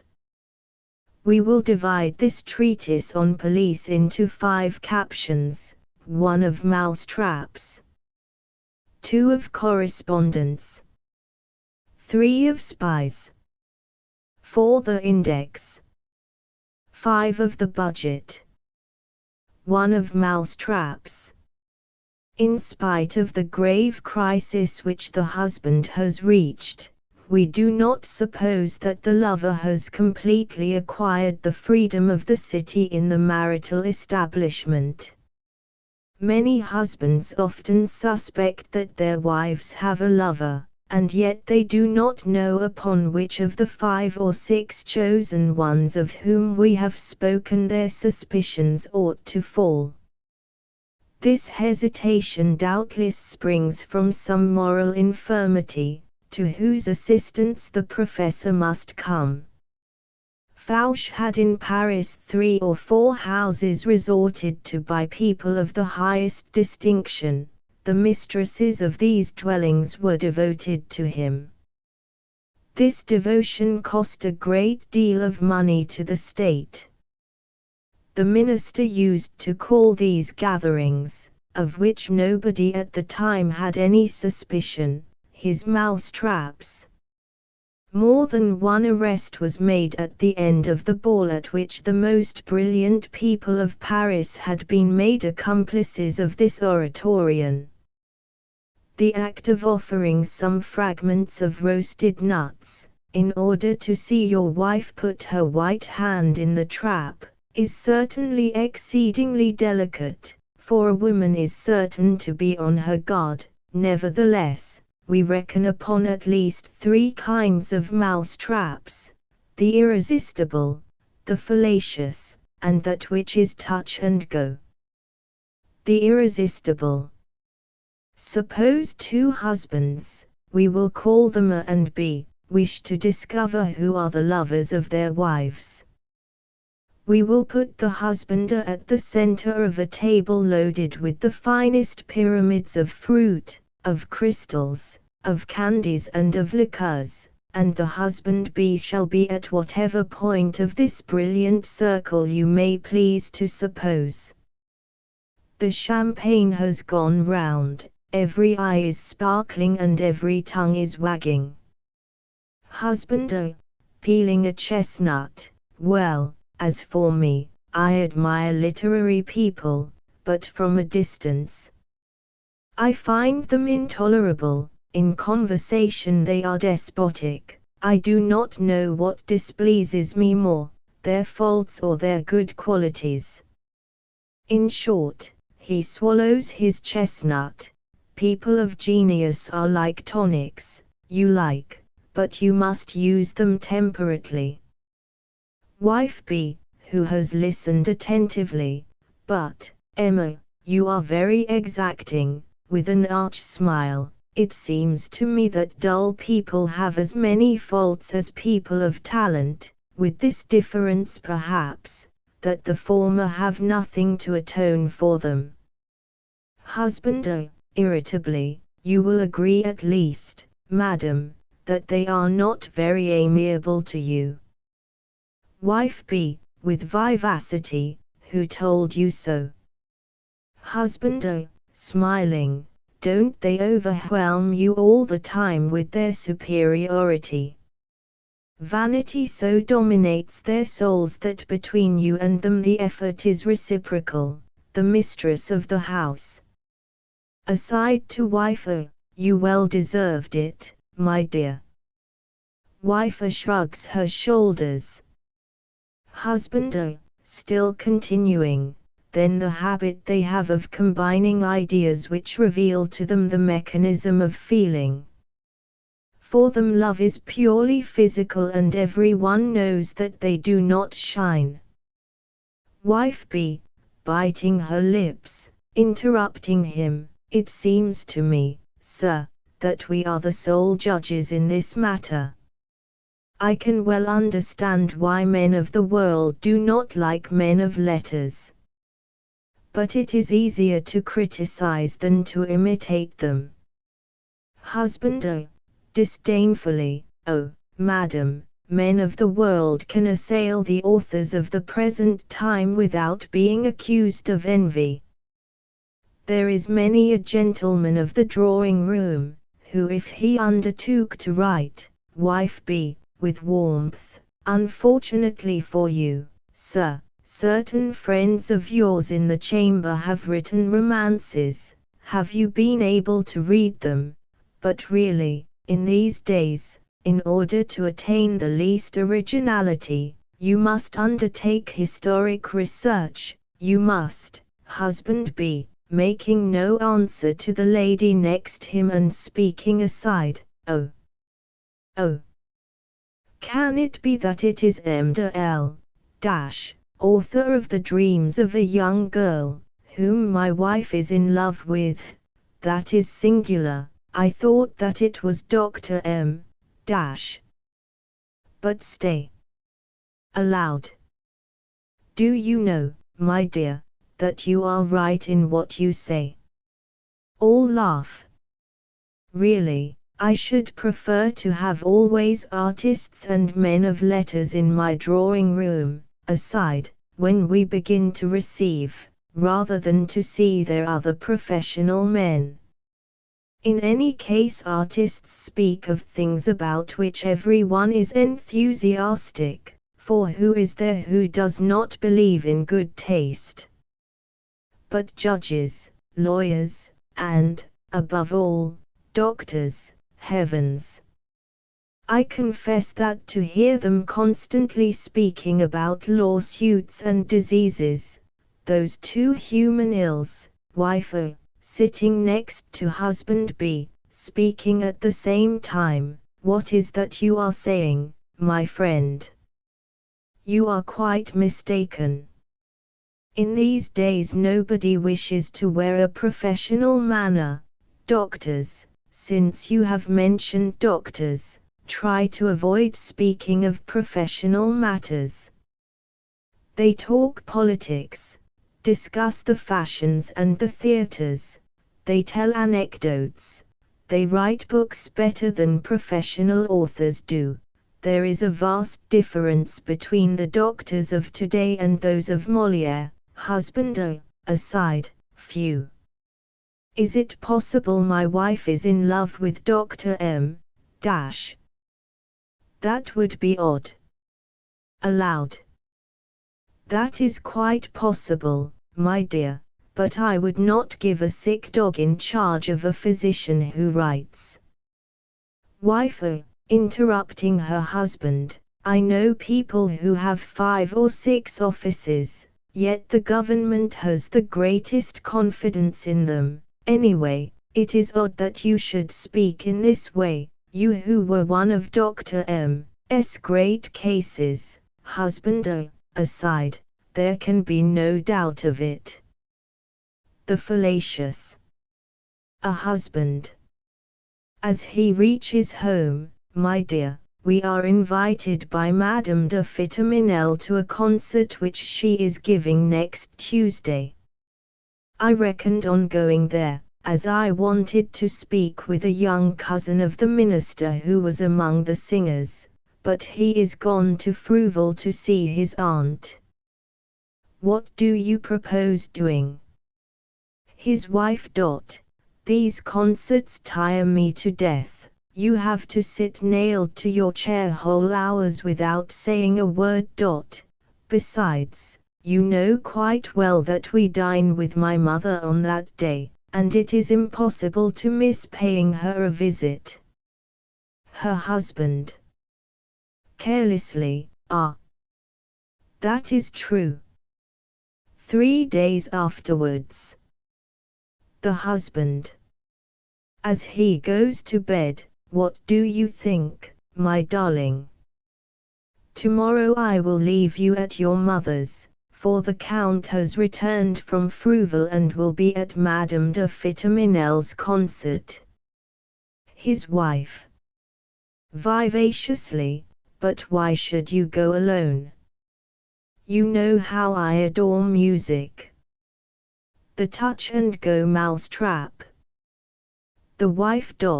Why did you go away so early this evening? The husband. Mysteriously, It is a sad business, and all the more so because I don't know how I can settle it. The wife. What is it all about, Adolphe? You are a wretch if you do not tell me what you are going to do. The husband. My dear, that Arsève Prosper Magnan is fighting a duel with M. de Fontanges, on account of an opera singer. But what is the matter with you? The wife. Nothing. It is very warm in this room and I don't know what ails me. For the whole day I have been suffering from sudden flushing of the face. The husband. Aside, she is in love with M. de Fontanges. Aloud. Celestine. He shouts out still louder. Celestine. Come quick, Madame is ill. You will understand that a clever husband will discover 1,000 ways of setting these 3 kinds of traps. 2 of correspondence. To write a letter, and to have it posted, to get an answer, to read it and burn it. There we have correspondence stated in the simplest terms. Yet consider what immense resources are given by civilization, by our manners and by our love to the women who wish to conceal these material actions from the scrutiny of a husband. The inexorable box which keeps its mouth open to all comers receives its epistolary provender from all hands. There is also the fatal invention of the general delivery. A lover finds in the world 100 charitable persons, male and female, who, for a slight consideration, will slip the billetsdows into the amorous and intelligent hand of his fair mistress. A correspondence is a variable as produce. There are sympathetic inks. A young celibate has told us in confidence that he has written a letter on the flyleaf of a new book, which, when the husband asked for it of the bookseller, reached the hands of his mistress, who had been prepared the evening before for this charming article.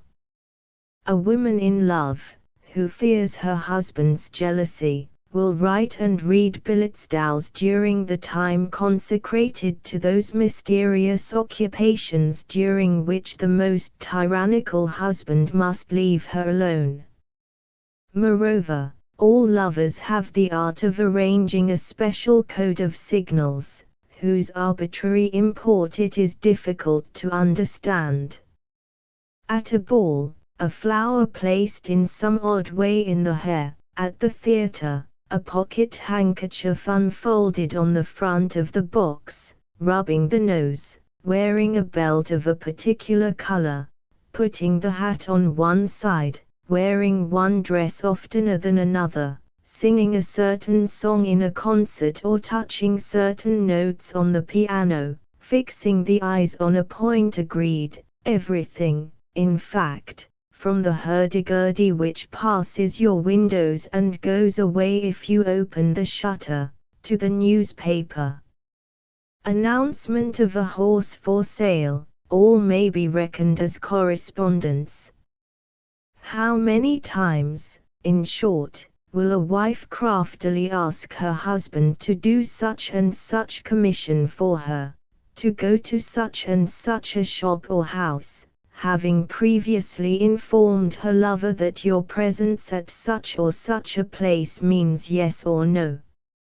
On this point the professor acknowledges with shame that there is no possible means of preventing correspondence between lovers.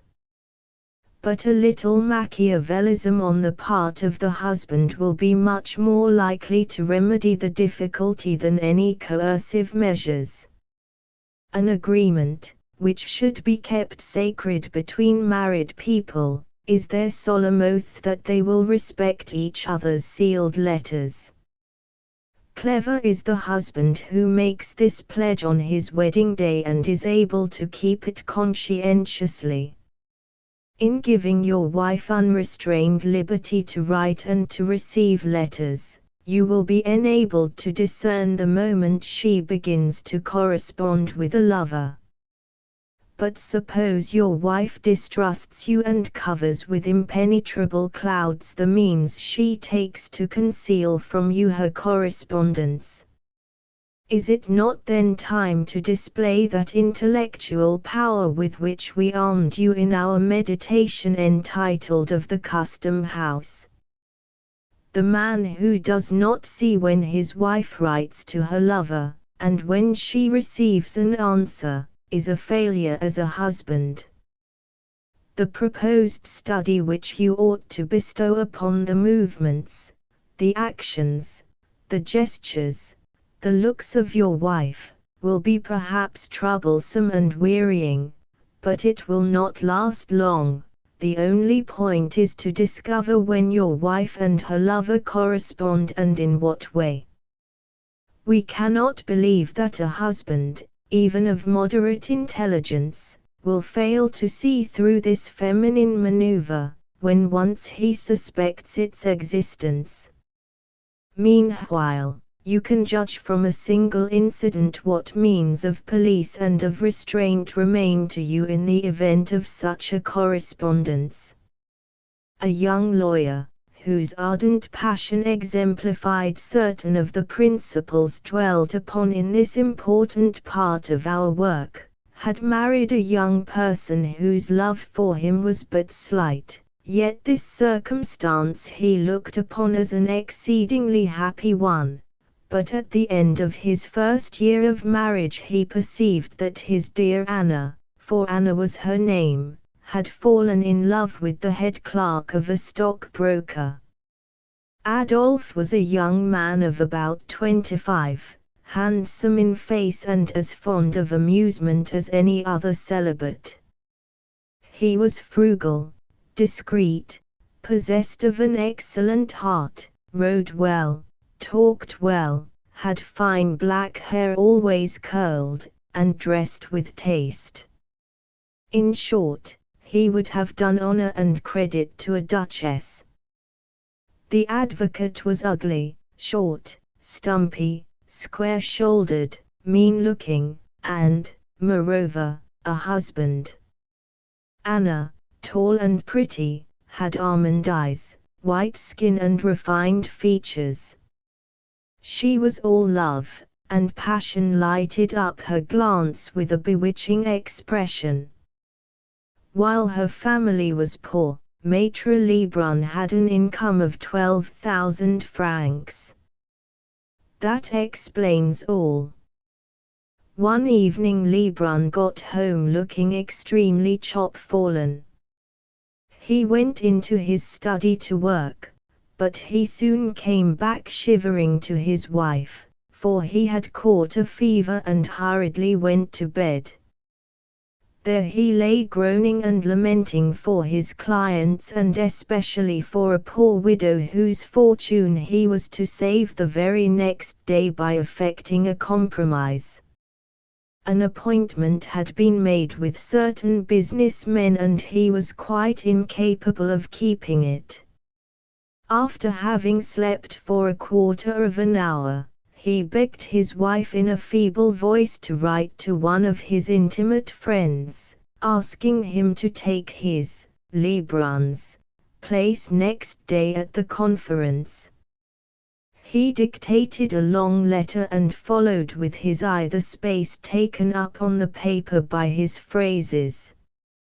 When he came to begin the second page of the last sheet, the advocate set out to describe to his confrère the joy which his client would feel on the signing of the compromise, and the fatal page began with these words: "My good friend, go for heaven's sake to Madame Vernon's at once, you are expected with impatience there, she lives at number 7 Rue de Sentier.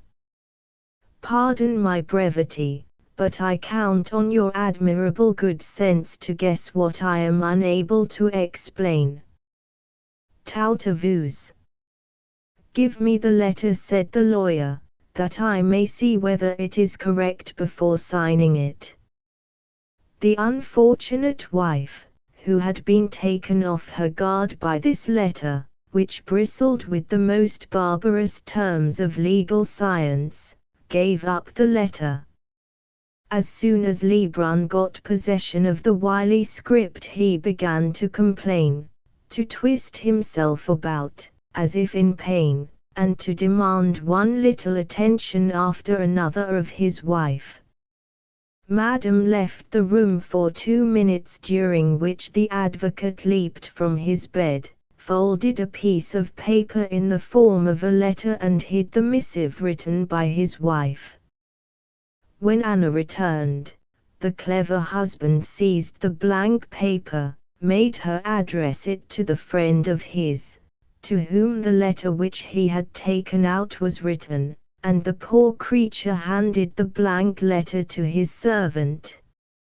Lebrun seemed to grow gradually calmer, he slept or pretended to do so, and the next morning he still affected to feel strange pains. 2 days afterwards he tore off the first leaf of the letter and put an E to the word tout in the phrase tout à vous. He folded mysteriously the paper which contained the innocent forgery, sealed it, left his bedroom and called the maid, saying to her, **The thus giving a feminine ending to the signature, and lending the impression that the note emanated from the wife personally. J.W.M. Madam begs that you will take this to the house of M. Adolphe. Now, be quick about it. He saw the chambermaid leave the house, and soon afterwards he, on a plea of business, went out, hurried to Rue de Sentier, to the address indicated, and awaited the arrival of his rival at the house of a friend who was in the secret of his stratagem. The lover, intoxicated with happiness, rushed to the place and inquired for Madame de Vernon. He was admitted and found himself face to face with Maître Lebrun, who showed a countenance pale but chill, and gazed at him with tranquil but implacable glance. "Sir," he said in a tone of emotion to the young clerk, whose heart palpitated with terror, "you are in love with my wife, and you are trying to please her. I scarcely know how to treat you in return for this, because in your place and at your age I should have done exactly the same. But Anna is in despair, you have disturbed her happiness, and her heart is filled with the torments of hell. Moreover, she has told me all. A quarrel soon followed by a reconciliation forced her to write the letter which you have received, and she has sent me here in her place. I will not tell you, sir, that by persisting in your plan of seduction you will cause the misery of her you love, that you will forfeit her my esteem, and eventually your own, that your crime will be stamped on the future by causing perhaps sorrow to my children. I will not even speak to you of the bitterness you will infuse into my life. Unfortunately, these are commonplaces.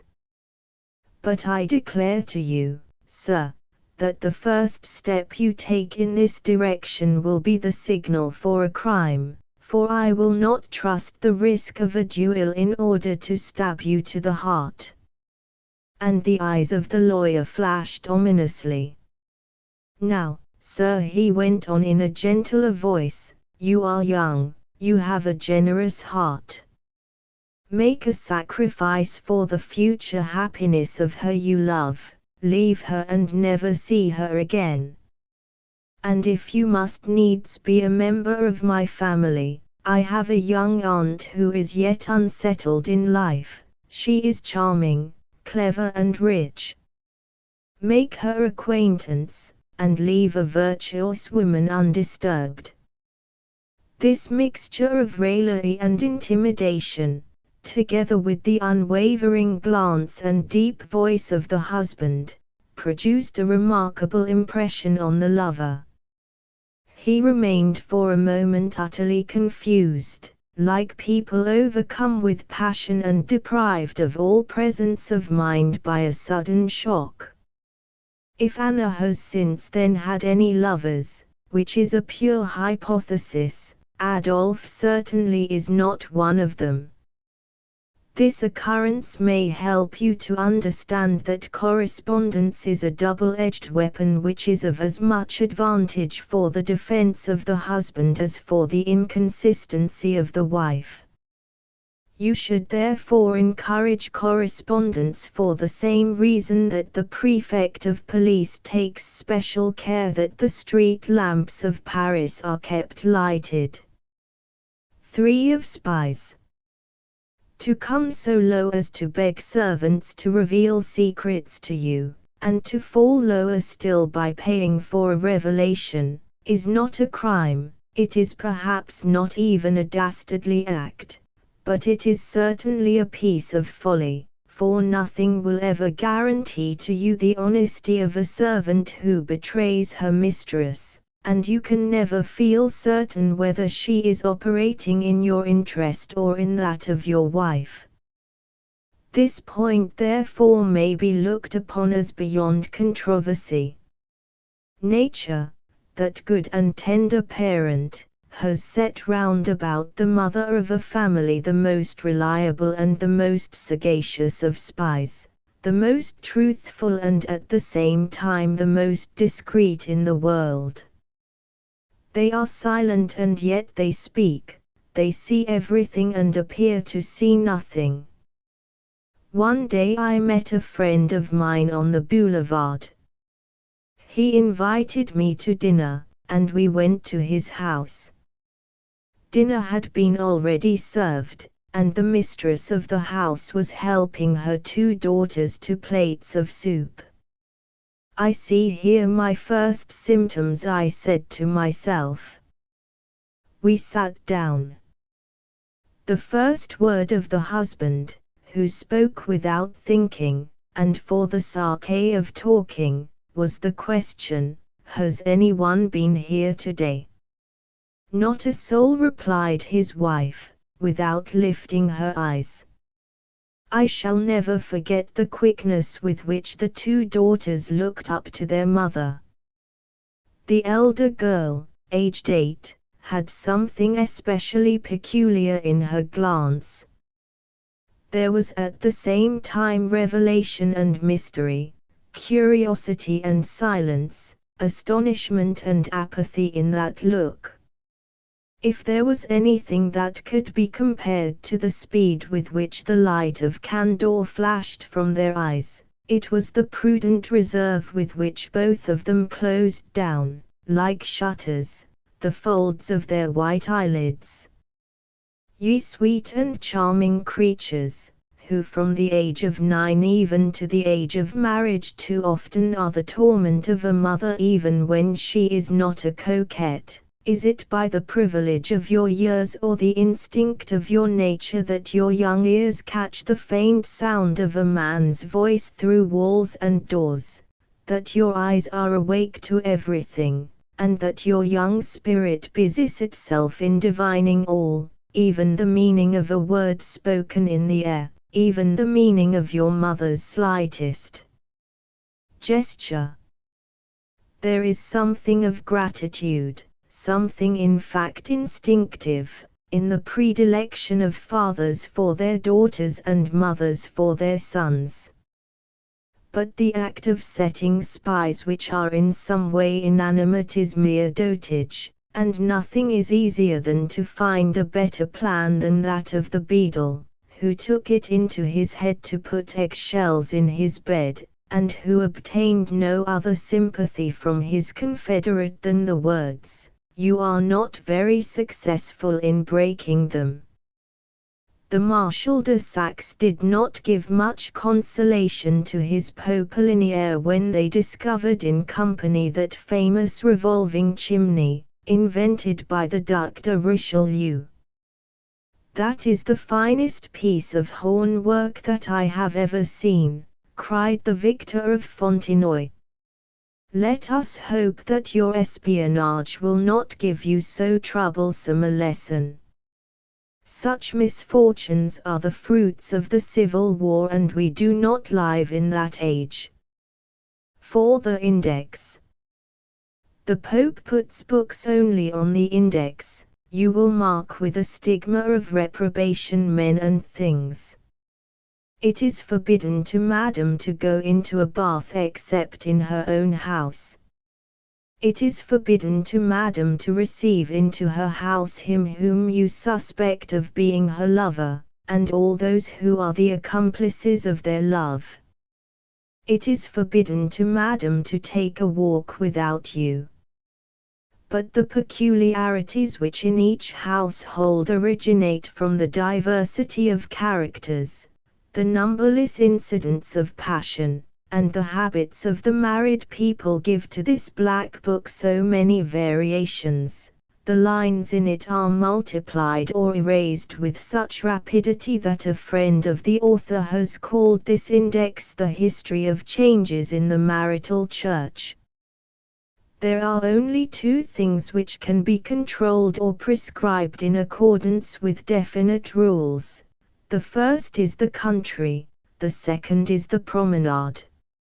A husband ought never to take his wife to the country nor permit her to go there. Have a country home if you like, live there, entertain there nobody excepting ladies or old men, but never leave your wife alone there. But to take her, for even half a day, to the house of another man is to show yourself as stupid as an ostrich.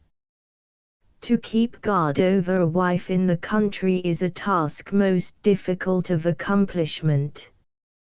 Do you think that you will be able to be in the thickets, to climb the trees, to follow the tracks of a lover over the grass trodden down at night, but straightened by the dew in the morning and refreshed by the rays of the sun? Can you keep your eye on every opening in the fence of the park? Oh, the country and the spring. These are the two right arms of the celibate. When a woman reaches the crisis at which we suppose her to be, a husband ought to remain in town till the declaration of war, or to resolve on devoting himself to all the delights of a cruel espionage.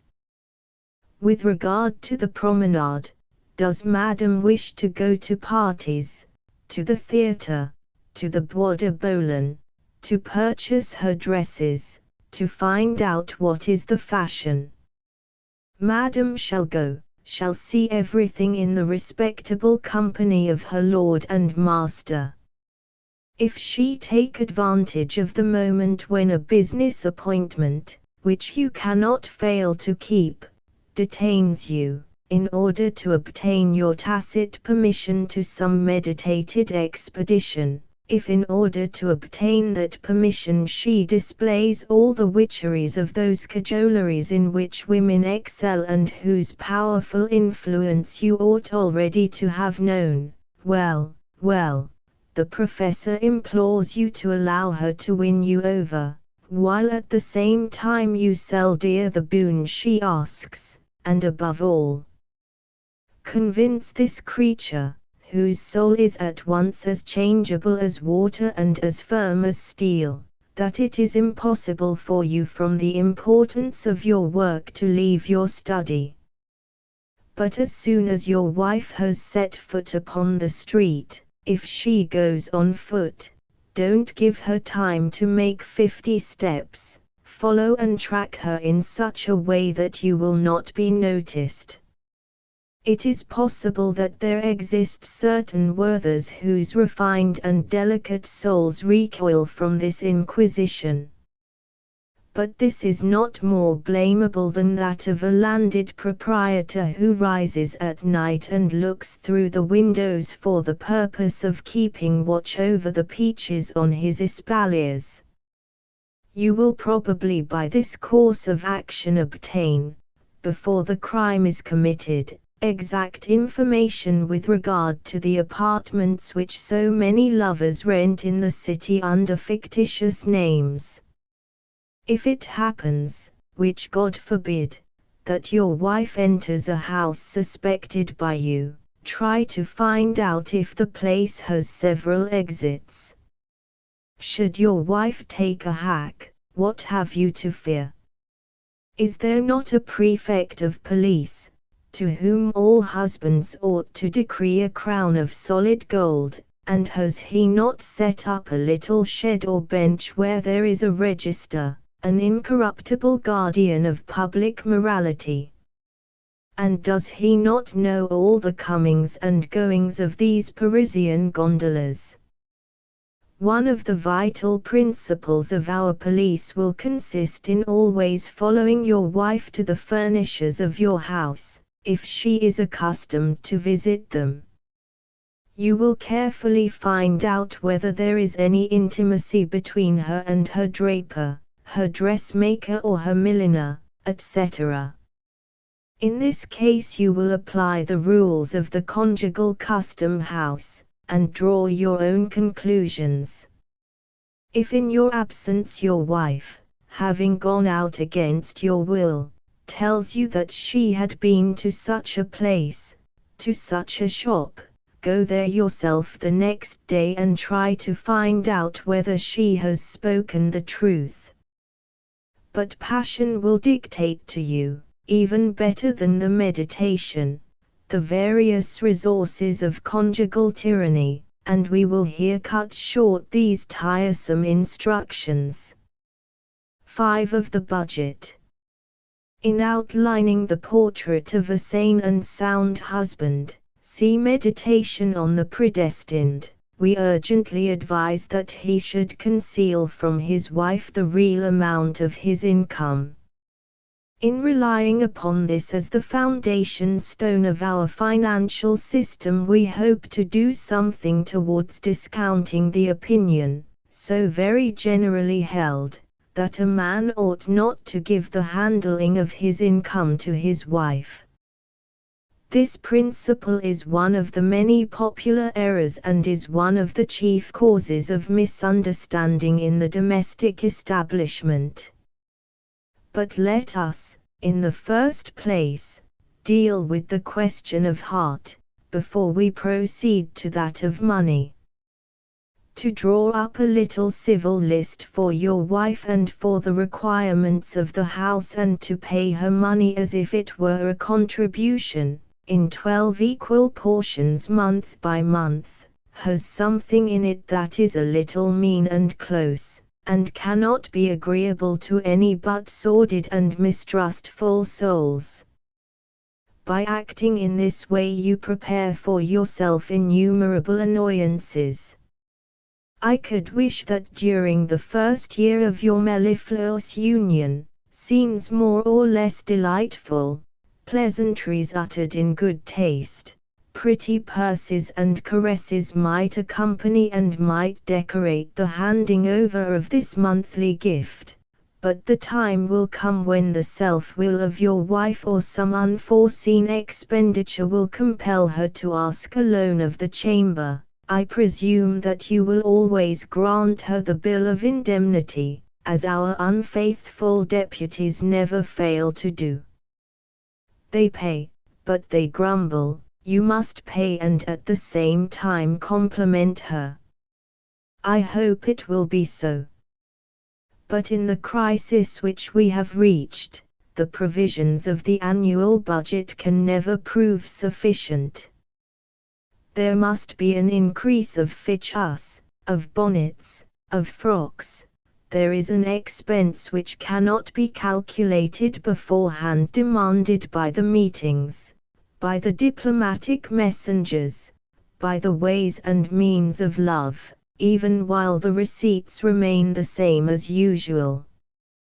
Then must commence in your establishment a course of education the most odious, and the most dreadful which a woman can undergo.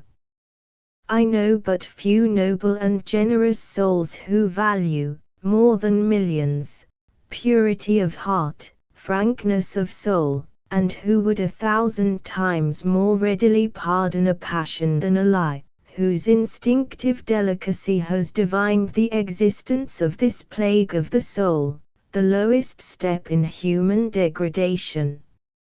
Under these circumstances there occur in the domestic establishment the most delightful scenes of love. It is then that a woman becomes utterly pliant and like to the most brilliant of all the strings of a harp. When thrown before the fire, she rolls round you, she clasps you, she holds you tight, she defers to all your caprices. Never was her conversation so full of tenderness. She lavishes her endearments upon you, or rather she sells them to you. She at last becomes lower than a chorus girl, for she prostitutes herself to her husband. In her sweetest kisses there is money, in all her words there is money. In playing this part her heart becomes like lead towards you. The most polished, the most treacherous usurer never weighs so completely with a single glance the future value in bullion of a son of a family who may sign a note to him, than your wife appraises one of your desires as she leaps from branch to branch like an escaping squirrel, in order to increase the sum of money she may demand by increasing the appetite which she rouses in you. You must not expect to get scot-free from such seductions. Nature has given boundless gifts of coquetry to a woman. The usages of society have increased them tenfold by its fashions, its dresses, its embroideries and its tippets.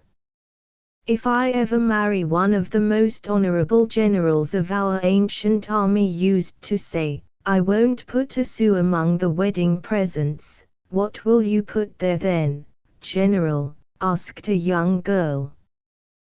The key of my safe. The young girl made a curtsy of approbation. She moved her little head with a quiver like that of the magnetic needle, raised her chin slightly as if she would have said, I would gladly marry the general in spite of his 45 years. But with regard to money, what interest can you expect your wife to take in a machine in which she is looked upon as a mere bookkeeper? Now look at the other system. In surrendering to your wife, with an avowal of absolute confidence in her, 2/3 of your fortune and letting her as mistress control the conjugal administration, you win from her an esteem which nothing can destroy, for confidence and high-mindedness find powerful echoes in the heart of a woman. Madam will be loaded with a responsibility which will often raise a barrier against extravagances, all the stronger because it is she herself who has created it in her heart. You yourself have made a portion of the work, and you may be sure that from henceforth your wife will never perhaps dishonor herself. Moreover, by seeking in this way a method of defense, consider what admirable aids are offered to you by this plan of finances. You will have in your house an exact estimate of the morality of your wife, just as the quotations of the Bourse give you a just estimate of the degree of confidence possessed by the government. And doubtless, during the first years of your married life, your wife will take pride in giving you every luxury and satisfaction which your money can afford. She will keep a good table, she will renew the furniture, and the carriages, she will always keep in her drawer a sum of money sacred to her well-beloved and ready for his needs. But of course, in the actual circumstances of life, the drawer will be very often empty and Monsieur will spend a great deal too much. The economies ordered by the Chamber never weigh heavily upon the clerks whose income is 1,200 francs, and you will be the clerk at 1,200 francs in your own house. You will laugh in your sleeve, because you will have saved, capitalized, invested 1/3 of your income during a long time, like Louis XV, who kept for himself a little separate treasury, against a rainy day he used to say. Thus, if your wife speaks of economy, her discourse will be equal to the varying quotations of the money market. You will be able to divine the whole progress of the lover by these financial fluctuations, and you will have avoided all difficulties. E sempre bene. If your wife fails to appreciate the excessive confidence, and dissipates in one day a large proportion of your fortune, in the first place it is not probable that this prodigality will amount to 1/3 of the revenue which you have been saving for 10 years. Moreover, you will learn, from the meditation on catastrophes, that in the very crisis produced by the follies of your wife, you will have brilliant opportunities of slaying the Minotaur. But the secret of the treasure which has been amassed by your thoughtfulness need never be known till after your death, and if you have found it necessary to draw upon it, in order to assist your wife, you must always let it be thought that you have won at play, or made a loan from a friend. These are the true principles which should govern the conjugal budget. The police of marriage has its martyrology. We will cite but one instance which will make plain how necessary it is for husbands who resort to severe measures to keep watch over themselves as well as over their wives. An old miser who lived at T a pleasure resort if there ever was one, had married a young and pretty woman, and he was so wrapped up in her and so jealous that love triumphed over avarice. He actually gave up trade in order to guard his wife more closely, but his only real change was that his covetousness took another form. I acknowledge that I owe the greater portion of the observations contained in this essay, which still is doubtless incomplete, to the person who made a study of this remarkable marital phenomenon, to portray which, one single detail will be amply sufficient. When he used to go to the country, this husband never went to bed without secretly raking over the pathways of his park, and he had a special rake for the sand of his terraces.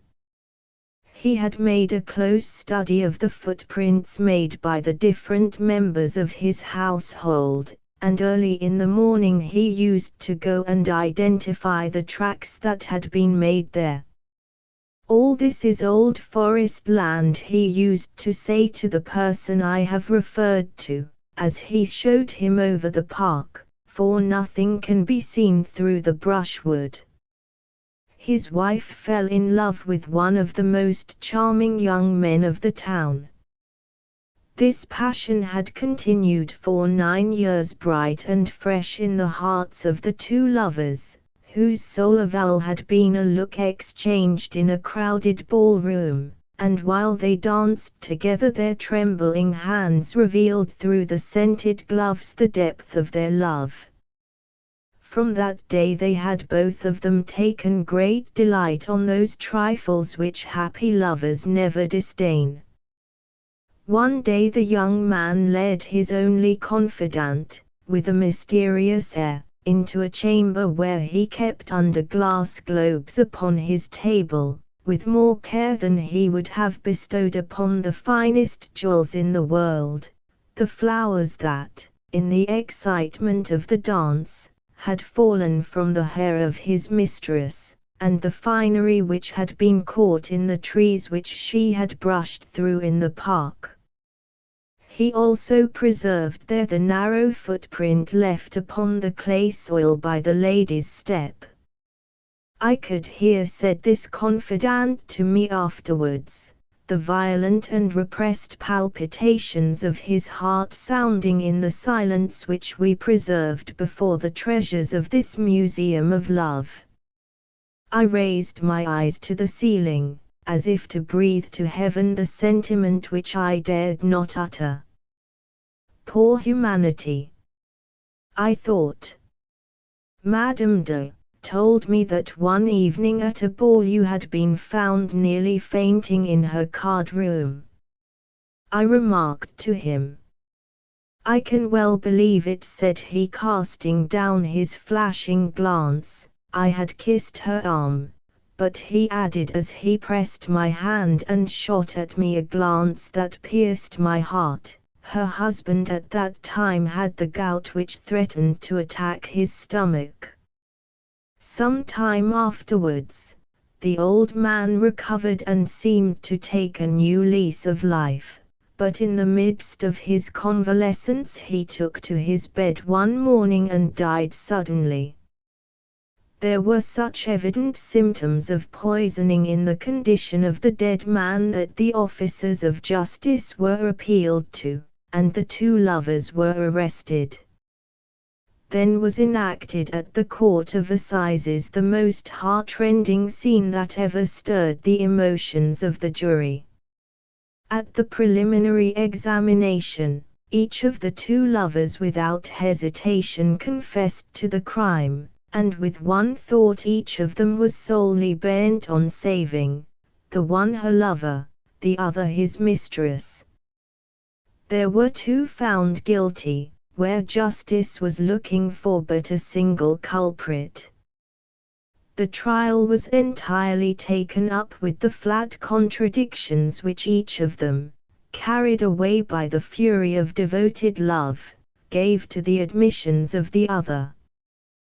There they were united for the first time, but on the criminal's bench with a gendarme seated between them. They were found guilty by the unanimous verdict of a weeping jury. No one among those who had the barbarous courage to witness their conveyance to the scaffold can mention them today without a shudder. Religion had won for them a repentance for their crime, but could not induce them to abjure their love. The scaffold was their nuptial bed, and there they slept together in the long night of death. Meditation XXI. The art of returning home. Finding himself incapable of controlling the boiling transports of his anxiety, many a husband makes the mistake of coming home and rushing into the presence of his wife, with the object of triumphing over her weakness, like those bulls of Spain, which, stung by the red banderillo, disembowel with furious horns horses, matadors, picadors, toreadors and their attendants. But oh, to enter with a tender gentle mien, like Mascarillo, who expects a beating and becomes merry as a lark when he finds his master in a good humor. Well, that is the mark of a wise man. Yes, my darling, I know that in my absence you could have behaved badly. Another in your place would have turned the house topsy-turvy, but you have only broken a pane of glass. God bless you for your considerateness. Go on in the same way and you will earn my eternal gratitude. Such are the ideas which ought to be expressed by your face and bearing. But perhaps all the while you say to yourself, probably he has been here. Always to bring home a pleasant face, is a rule which admits of no exception.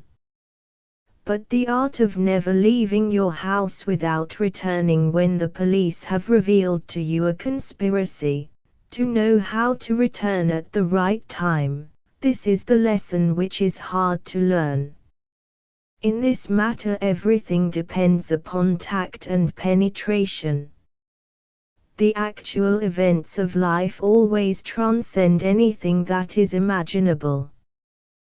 The manner of coming home is to be regulated in accordance with a number of circumstances. For example, Lord Catesby was a man of remarkable strength. It happened one day that he was returning from a fox hunt, to which he had doubtless promised to go, with some ulterior view, for he rode towards the fence of his park at a point where, he said, he saw an extremely fine horse. As he had a passion for horses, he drew near to examine this one close at hand. There he caught sight of Lady Catesby, to whose rescue it was certainly time to go, if he were in the slightest degree jealous for his own honor. He rushed upon the gentleman he saw there, and seizing him by the belt he hurled him over the fence onto the roadside. "Remember, sir," he said calmly, "it rests with me to decide whether it will be necessary to address you hereafter and ask for satisfaction on this spot." "Very well, my lord, but would you have the goodness to throw over my horse also?" But the phlegmatic nobleman had already taken the arm of his wife as he gravely said, "I blame you very much, my dear creature, for not having told me that I was to love you for two. Hereafter every other day I shall love you for the gentleman yonder, and all other days for myself." This adventure is regarded in England as one of the best returns home that were ever known. It is true it consisted in uniting, with singular felicity, eloquence of deed to that of word. But the art of re-entering your home, principles of which are nothing else but natural deductions from the system of politeness and dissimulation which have been commended in preceding meditations, is after all merely to be studied in preparation for the conjugal catastrophes which we will now consider. Meditation XXII. Of catastrophes. The word catastrophe is a term of literature which signifies the final climax of a play. To bring about a catastrophe in the drama which you are playing is a method of defense which is as easy to undertake as it is certain to succeed. In advising to employ it, we would not conceal from you its perils. The conjugal catastrophe may be compared to one of those high fevers which either carry off a predisposed subject or completely restore his health.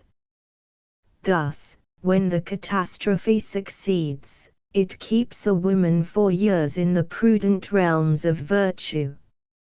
Moreover, this method is the last of all those which science has been able to discover up to this present moment. The massacre of Saint Bartholomew, the Sicilian Vespers, the death of Luretia, the two embarkations of Napoleon at Frejus are examples of political catastrophe. It will not be in your power to act on such a large scale, nevertheless, within their own area, your dramatic climaxes in conjugal life will not be less effective than these. But since the art of creating a situation and of transforming it, by the introduction of natural incidents, constitutes genius, since the return to virtue of a woman, whose foot has already left some tracks upon the sweet and gilded sand which mark the pathway of vice, is the most difficult to bring about of all denouements. And since genius neither knows it nor teaches it, the practitioner in conjugal laws feels compelled to confess at the outset that he is incapable of reducing to definite principles a science which is as changeable as circumstances, as delusive as opportunity, and as indefinable as instinct. If we may use an expression which neither Diderot, D'Alembert nor Voltaire, in spite of every effort, have been able to engraft on our language, a conjugal catastrophe se subodor is scented from afar, so that our only course will be to sketch out imperfectly certain conjugal situations of an analogous kind, thus imitating the philosopher of ancient time who, seeking in vain to explain motion, walked forward in his attempt to comprehend laws which were incomprehensible. A husband, in accordance with the principles comprised in our meditation on police, will expressly forbid his wife to receive the visits of a celibate whom he suspects of being her lover, and whom she has promised never again to see. Some minor scenes of the domestic interior we leave for matrimonial imaginations to conjure up. A husband can delineate them much better than we can. He will betake himself in thought back to those days when delightful longings invited sincere confidences, and when the workings of his policy put into motion certain adroitly handled machinery.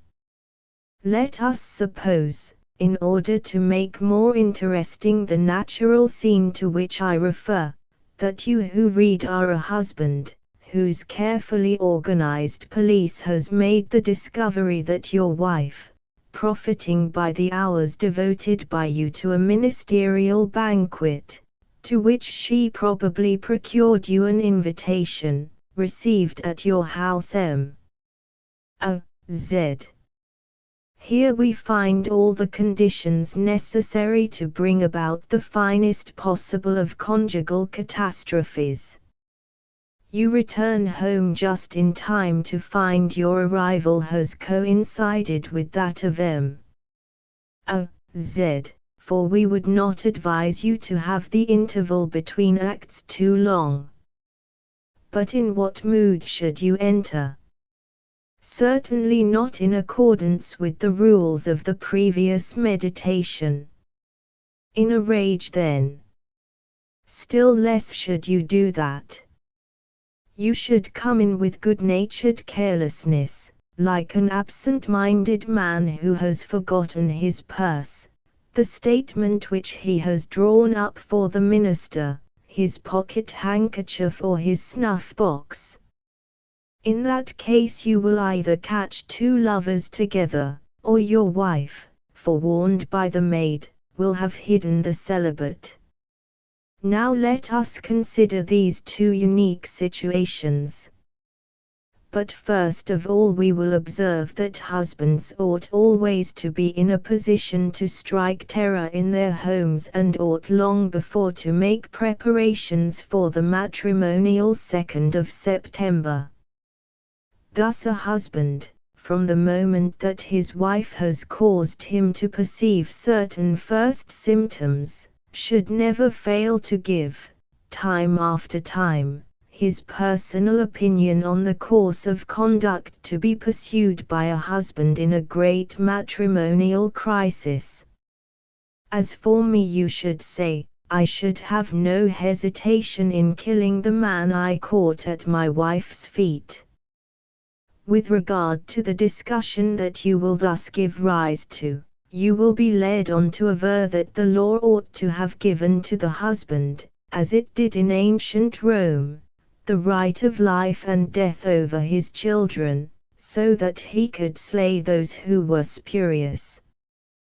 These ferocious opinions, which really do not bind you to anything, will impress your wife with salutary terror. You will enumerate them lightly, even laughingly, and say to her, "Certainly, my dear, I would kill you right gladly. Would you like to be murdered by me?" A woman cannot help fearing that this pleasantry may some day become a very serious matter, for in these crimes of impulse there is a certain proof of love. And then women who know better than anyone else how to say true things laughingly at times suspect their husbands of this feminine trick. When a husband surprises his wife engaged in even innocent conversation with her lover, his face still calm, should produce the effect mythologically attributed to the celebrated Gorgon. In order to produce a favorable catastrophe at this juncture, you must act in accordance with the character of your wife, either play a pathetic scene a la Diderot, or resort to irony like Cicero, or rush to your pistols loaded with a blank charge, or even fire them off, if you think that a serious row is indispensable. A skillful husband may often gain a great advantage from a scene of unexaggerated sentimentality. He enters, he sees the lover and transfixes him with a glance. As soon as the celibate retires, he falls at the feet of his wife, he declaims a long speech, in which among other phrases there occurs this, "Why, my dear Caroline, I have never been able to love you as I should." He weeps, and she weeps, and this tearful catastrophe leaves nothing to be desired. We would explain, Apropos of the second method by which the catastrophe may be brought about, what should be the motives which lead a husband to vary this scene, in accordance with the greater or less degree of strength which his wife's character possesses? Let us pursue this subject. If by good luck it happens that your wife has put her lover in a place of concealment, the catastrophe will be very much more successful. Even if the apartment is not arranged according to the principles prescribed in the meditation, you will easily discern the place into which the celibate has vanished, although he be not, like Lord Byron's Don Juan, bundled up under the cushion of a divan. If by chance your apartment is in disorder, you ought to have sufficient discernment to know that there is only one place in which a man could bestow himself. Finally, if by some devilish inspiration he has made himself so small that he has squeezed into some unimaginable lurking place, for we may expect anything from a celibate, well, either your wife cannot help casting a glance towards this mysterious spot, or she will pretend to look in an exactly opposite direction, and then nothing is easier for a husband than to set a mousetrap for his wife. The hiding place being discovered, you must walk straight up to the lover. You must meet him face to face. And now you must endeavor to produce a fine effect. With your face turned 3/4 towards him, you must raise your head with an air of superiority. This attitude will enhance immensely the effect which you aim at producing. The most essential thing to do at this moment is to overwhelm the celibate by some crushing phrase which you have been manufacturing all the time. When you have thus floored him, you will coldly show him the door. You will be very polite, but as relentless as the executioner's axe, and as impassive as the law. This freezing contempt will already probably have produced a revolution in the mind of your wife. There must be no shouts, no gesticulations, no excitement. Men of high social rank, says a young English author, never behave like their inferiors, who cannot lose a fork without sounding the alarm throughout the whole neighborhood. When the celibate has gone, you will find yourself alone with your wife, and then is the time when you must subjugate her forever. You should therefore stand before her, putting on an air whose affected calmness betrays the profoundest emotion. Then you must choose from among the following topics, which we have rhetorically amplified, and which are most congenial to your feelings. Madam, you must say, I will speak to you neither of your vows, nor of my love, for you have too much sense and I have too much pride to make it possible that I should overwhelm you with those execrations, which all husbands have a right to utter under these circumstances, for the least of the mistakes that I should make, if I did so, is that I would be fully justified. I will not now, even if I could, indulge either in wrath or resentment. It is not I who have been outraged, for I have too much heart to be frightened by that public opinion which almost always treats with ridicule and condemnation a husband whose wife has misbehaved. When I examine my life, I see nothing there that makes this treachery deserved by me, as it is deserved by many others. I still love you. I have never been false, I will not say to my duty, for I have found nothing onerous in adoring you, but not even to those welcome obligations which sincere feeling imposes upon us both. You have had all my confidence and you have also had the administration of my fortune. I have refused you nothing.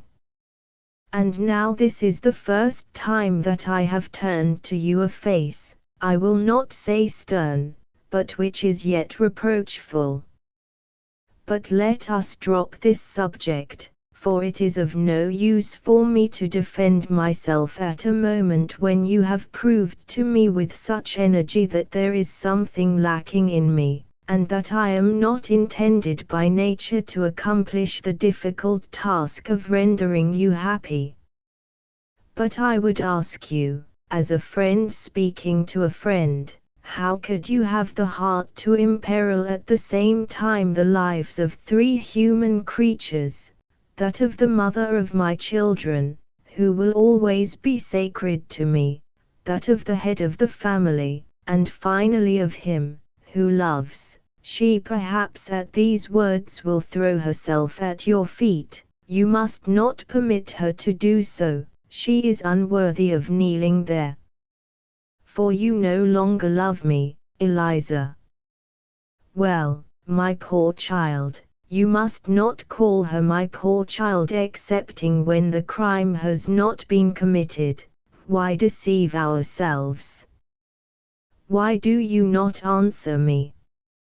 If love is extinguished between a married couple, cannot friendship and confidence still survive? Are we not 2 companions united in making the same journey? Can it be said that during the journey the one must never hold out his hand to the other to raise up a comrade or to prevent a comrade's fall? But I have perhaps said too much and I am wounding your pride, Eliza. Eliza.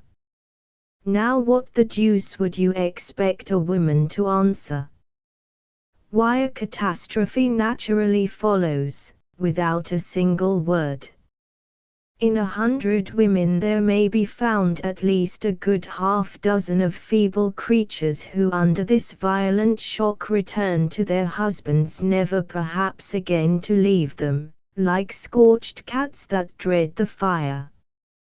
But this scene is a veritable alexipharmaca, the doses of which should be measured out by prudent hands. For certain women of delicate nerves, whose souls are soft and timid, it would be sufficient to point out the lurking place where the lover lies, and say, Emma, Z is there. At this point shrug your shoulders. How can you thus run the risk of causing the death of 2 worthy people? I am going out, let him escape and do not let this happen again. But there are women whose hearts, too violently strained in these terrible catastrophes, fail them and they die, others whose blood undergoes a change, and they fall a prey to serious maladies, others actually go out of their minds. These are examples of women who take poison or die suddenly, and we do not suppose that you wish the death of the sinner.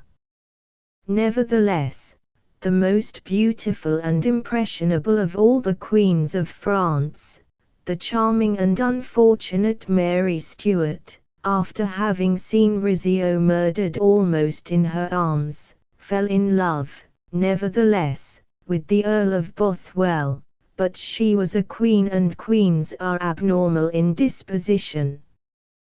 We will suppose, then, that the woman whose portrait adorns our first meditation is a little Mary Stuart, and we will hasten to raise the curtain for the 5th act in this grand drama entitled Marriage. A conjugal catastrophe may burst out anywhere, and 1,000 incidents which we cannot describe may give it birth. Sometimes it is a handkerchief, as in Othello, or a pair of slippers, as in Don Juan. Sometimes it is the mistake of your wife, who cries out, "Dear Alphonse," instead of "Dear Adolphe." Sometimes a husband, finding out that his wife is in debt, will go and call on her chief creditor, and will take her some morning to his house, as if by chance, in order to bring about a catastrophe. Monsieur Josse, you are a jeweler and you sell your jewels with a readiness which is not equaled by the readiness of your debtors to pay for them. The Countess owes you 30,000 francs. If you wish to be paid tomorrow, tradesmen should always be visited at the end of the month. Come to her at noon, her husband will be in the chamber. Do not attend to any sign which she may make to impose silence upon you, speak out boldly. I will pay all. So that the catastrophe in the science of marriage is what figures are in arithmetic. All the principles of higher conjugal philosophy, on which are based the means of defense outlined in this second part of our book, are derived from the nature of human sentiments, and we have found them in different places in the great book of the world. Just as persons of intellect instinctively apply the laws of taste whose principles they would find difficulty in formulating, so we have seen numberless people of deep feeling employing with singular felicity the precepts which we are about to unfold, yet none of them consciously acted on a definite system. The sentiments which this situation inspired only revealed to them incomplete fragments of a vast system, just as the scientific men of the 16th century found that their imperfect microscopes did not enable them to see all the living organisms, whose existence had yet been proved to them by the logic of their patient genius. We hope that the observations already made in this book, and in those which follow, will be of a nature to destroy the opinion which frivolous men maintain, namely that marriage is a sinecure. According to our view, a husband who gives way to ennui is a heretic, and more than that, he is a man who lives quite out of sympathy with the marriage state, of whose importance he has no conception. In this connection, these meditations perhaps will reveal to very many ignorant men the mysteries of a world before which they stand with open eyes, yet without seeing it. We hope, moreover, that these principles when well applied will produce many conversions, and that among the pages that separate this second part from that entitled Civil War many tears will be shed and many vows of repentance breathed. Yes, among the 400,000 honest women whom we have so carefully sifted out from all the European nations, we indulge the belief that there are a certain number, say 300,000, who will be sufficiently self-willed, charming, adorable, and bellicose to raise the standard of civil war. To arms then, to arms. Third part. Relating to civil war. Lovely as the seraphs of Klopstock, terrible as the devils of Milton. Diderot. Meditation 23.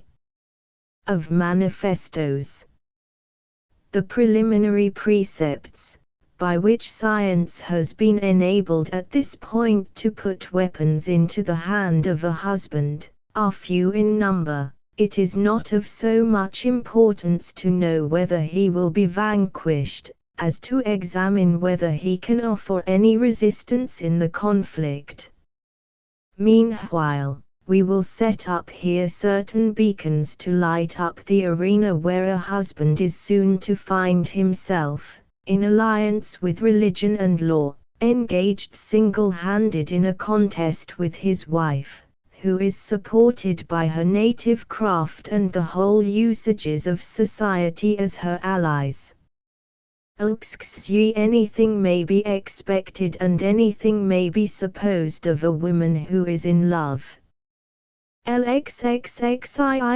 actions of a woman who intends to deceive her husband are almost always the result of study, but never dictated by reason. The greater number of women advance like the fleas, by erratic leaps and bounds. They owe their escape to the height or depth of their first ideas, and any interruption of their plans rather favors their execution. But they operate only within a narrow area which it is easy for the husband to make still narrower, and if he keeps cool he will end by extinguishing this piece of living saltpeter. A husband should never allow himself to address a single disparaging remark to his wife, in presence of a third party. The moment a wife decides to break her marriage vow she reckons her husband as everything or nothing. All defensive operations must start from this proposition. The life of a woman is either of the head, of the heart, or of passion. When a woman reaches the age to form an estimate of life, her husband ought to find out whether the primary cause of her intended infidelity proceeds from vanity, from sentiment or from temperament. Temperament may be remedied like disease. Sentiment is something in which the husband may find great opportunities of success, but vanity is incurable. A woman whose life is of the head may be a terrible scourge. She combines the faults of a passionate woman with those of the tender-hearted woman, without having their palliations. She is destitute alike of pity, love, virtue or sex. A woman whose life is of the head will strive to inspire her husband with indifference, the woman whose life is of the heart, with hatred, the passionate woman, with disgust. A husband never loses anything by appearing to believe in the fidelity of his wife, by preserving an air of patience and by keeping silence. Silence especially troubles a woman amazingly. To show himself aware of the passion of his wife is the mark of a fool, but to affect ignorance of all proves that a man has sense, and this is in fact the only attitude to take. We are taught, moreover, that everybody in France is sensible. The rock most to be avoided is ridicule. At least, let us be affectionate in public ought to be the maxim of a married establishment. For both the married couple to lose honor, esteem, consideration, respect and all that is worth living for in society, is to become an nonentity. These axioms relate to the contest alone. As for the catastrophe, others will be needed for that. We have called this crisis civil war for two reasons. Never was a war more really intestine and at the same time so polite as this war. But in what point and in what manner does this fatal war break out? You do not believe that your wife will call out regiments and sound the trumpet, do you? She will, perhaps, have a commanding officer, but that is all. And this feeble army corps will be sufficient to destroy the peace of your establishment. You forbid me to see the people that I like, is an exordium which has served for a manifesto in most homes. This phrase, with all the ideas that are concomitant, is oftenest employed by vain and artificial women. The most usual manifesto is that which is proclaimed in the conjugal bed, the principal theatre of war. This subject will be treated in detail in the meditation entitled, Of Various Weapons, in the paragraph, of Modesty in its connection with marriage. Certain women of a lymphatic temperament will pretend to have the spleen and will even feign death, if they can only gain thereby the benefit of a secret divorce. But most of them owe their independence to the execution of a plan, whose effect upon the majority of husbands is unfailing and whose perfidies we will now reveal. One of the greatest of human errors springs from the belief that our honor and our reputation are founded upon our actions, or result from the approbation which the general conscience bestows upon conduct. A man who lives in the world is born to be a slave to public opinion. Now a private man in France has less opportunity of influencing the world than his wife, although he has ample occasion for ridiculing it. Women possess to a marvelous degree the art of giving color by specious arguments to the recriminations in which they indulge. They never set up any defense, excepting when they are in the wrong, and in this proceeding they are preeminent, knowing how to oppose arguments by precedents, proofs by assertions, and thus they very often obtain victory in minor matters of detail. They see and know with admirable penetration, when one of them presents to another a weapon which she herself is forbidden to whet. It is thus that they sometimes lose a husband without intending it. They apply the match and long afterwards are terror-stricken at the conflagration. As a general thing, all women league themselves against a married man who is accused of tyranny, for a secret tie unites them all, as it unites all priests of the same religion. They hate each other, yet shield each other. You can never gain over more than one of them, and yet this act of seduction would be a triumph for your wife. You are, therefore, outlawed from the feminine kingdom. You see ironical smiles on every lip, you meet an epigram in every answer. These clever creatures force their daggers and amuse themselves by sculpturing the handle before dealing you a graceful blow.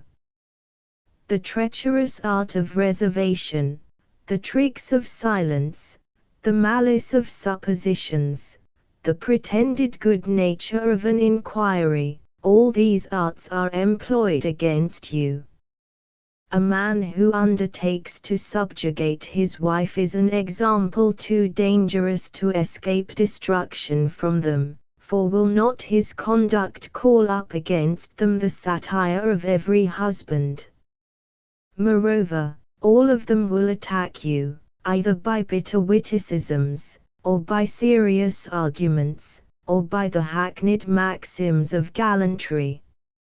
A swarm of celibates will support all their sallies and you will be assailed and persecuted as an original, a tyrant, a bad bedfellow, an eccentric man, a man not to be trusted. Your wife will defend you like the bear in the fable of La Fontaine. She will throw paving stones at your head to drive away the flies that alight on it. She will tell you in the evening all the things that have been said about you, and will ask an explanation of acts which you never committed, and of words which you never said.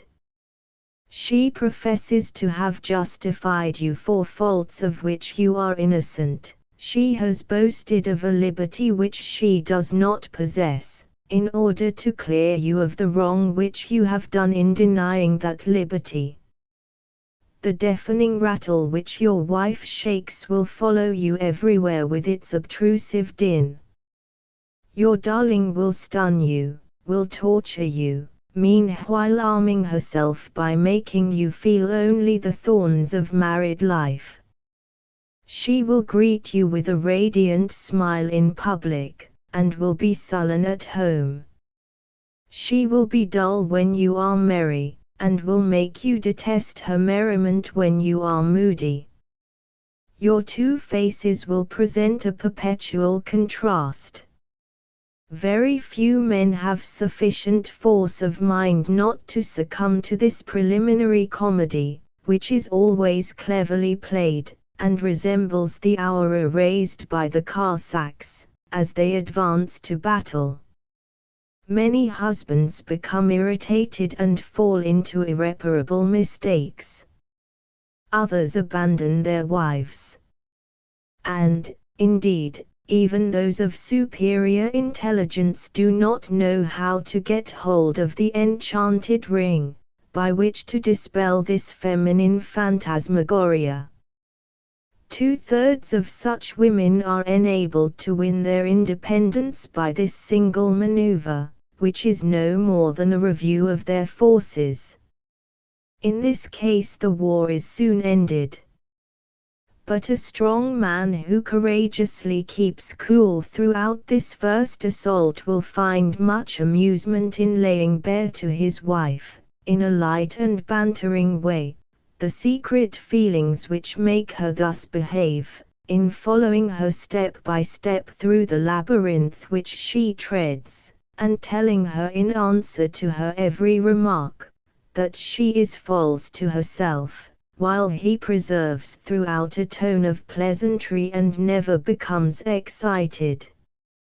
Meanwhile war is declared, and if her husband has not been dazzled by these first fireworks, a woman has yet many other resources for securing her triumph, and these it is the purpose of the following meditations to discover. Meditation XIV. Principles of Strategy. The Archduke Charles published a very fine treatise on military under the title Principles of Strategy in relation to the campaigns of 1796. These principles seem somewhat to resemble poetic canons prepared for poems already published. In these days we are become very much more energetic. We invent rules to suit works and works to suit rules. But of what use were ancient principles of military art in presence of the impetuous genius of Napoleon?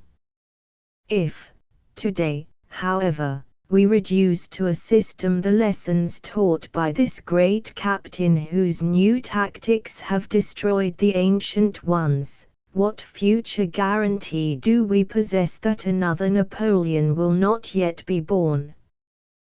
Books on military art meet, with few exceptions, the fate of ancient works on chemistry and physics.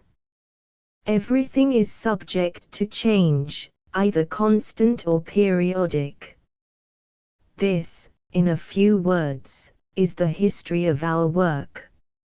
So long as we have been dealing with a woman who is inert or lapped in slumber, nothing has been easier than to weave the meshes with which we have bound her. But the moment she wakes up and begins to struggle, all is confusion and complication. If a husband would make an effort to recall the principles of the system which we have just described in order to involve his wife in the nets which our second part has set for her, he would resemble Wurmser, Mack and Beaulieu arranging their halts and their marches while Napoleon nimbly turns their flank, and makes use of their own tactics to destroy them. This is just what your wife will do. How is it possible to get at the truth when each of you conceals it under the same lie, each setting the same trap for the other? And whose will be the victory when each of you is caught in a similar snare? My dear, I have to go out, I have to pay a visit to Madame So-and-so. I have ordered the carriage. Would you like to come with me? Come, be good, and go with your wife. You say to yourself, she would be nicely caught if I consented. She asks me only to be refused. Then you reply to her, just at the moment I have some business with Monsieur Blanc, for he has to give a report in a business matter which deeply concerns us both, and I must absolutely see him. Then I must go to the Minister of Finance. So your arrangement will suit us both. Very well, dearest, go and dress yourself, while Celine finishes dressing me, but don't keep me waiting. I am ready now, love, you cry out, at the end of 10 minutes, as you stand shaved and dressed. But all is changed. A letter has arrived, Madame is not well, her dress fits badly, the dressmaker has come, if it is not the dressmaker it is your mother. 99 out of 100 husbands will leave the house satisfied, believing that their wives are well guarded, when, as a matter of fact, the wives have gotten rid of them. A lawful wife who from her husband cannot escape, who is not distressed by pecuniary anxiety, and who in order to give employment to a vacant mind, examines night and day the changing tableaus of each day's experience, soon discovers the mistake she has made in falling into a trap or allowing herself to be surprised by a catastrophe. She will then endeavor to turn all these weapons against you. There is a man in society, the sight of whom is strangely annoying to your wife. She can tolerate neither his tone, his manners nor his way of regarding things.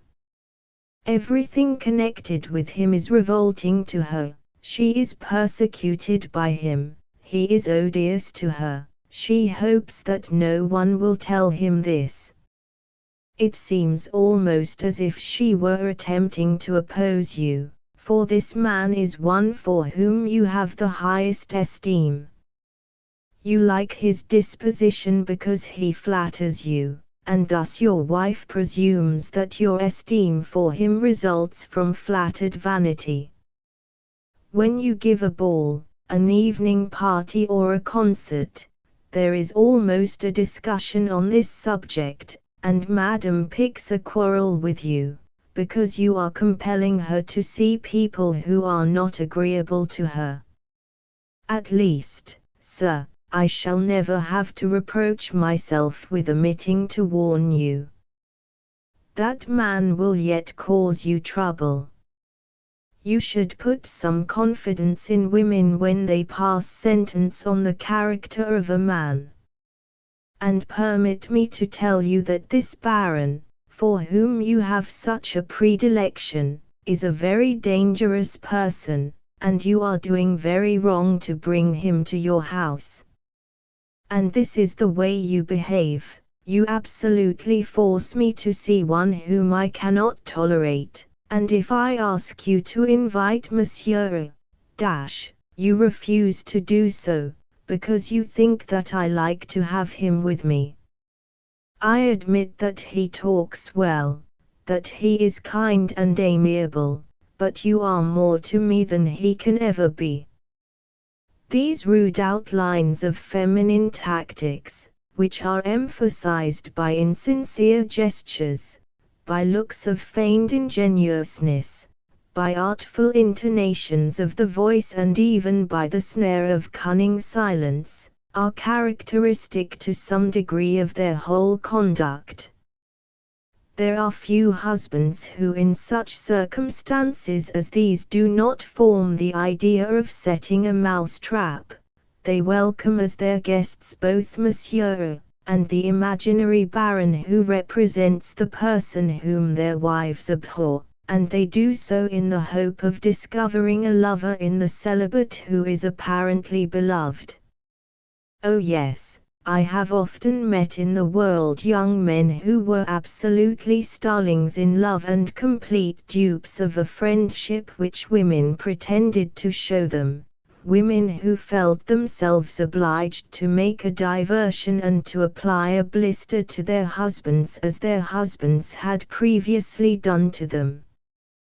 These poor innocents pass their time in running errands, in engaging boxes at the theatre, in riding in the Bois de Boulogne by the carriages of their pretended mistresses.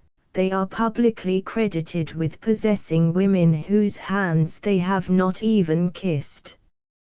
Vanity prevents them from contradicting these flattering rumors, and like the young priests who celebrate masses without a host, they enjoy a mere show passion, and are veritable supernumeraries of love.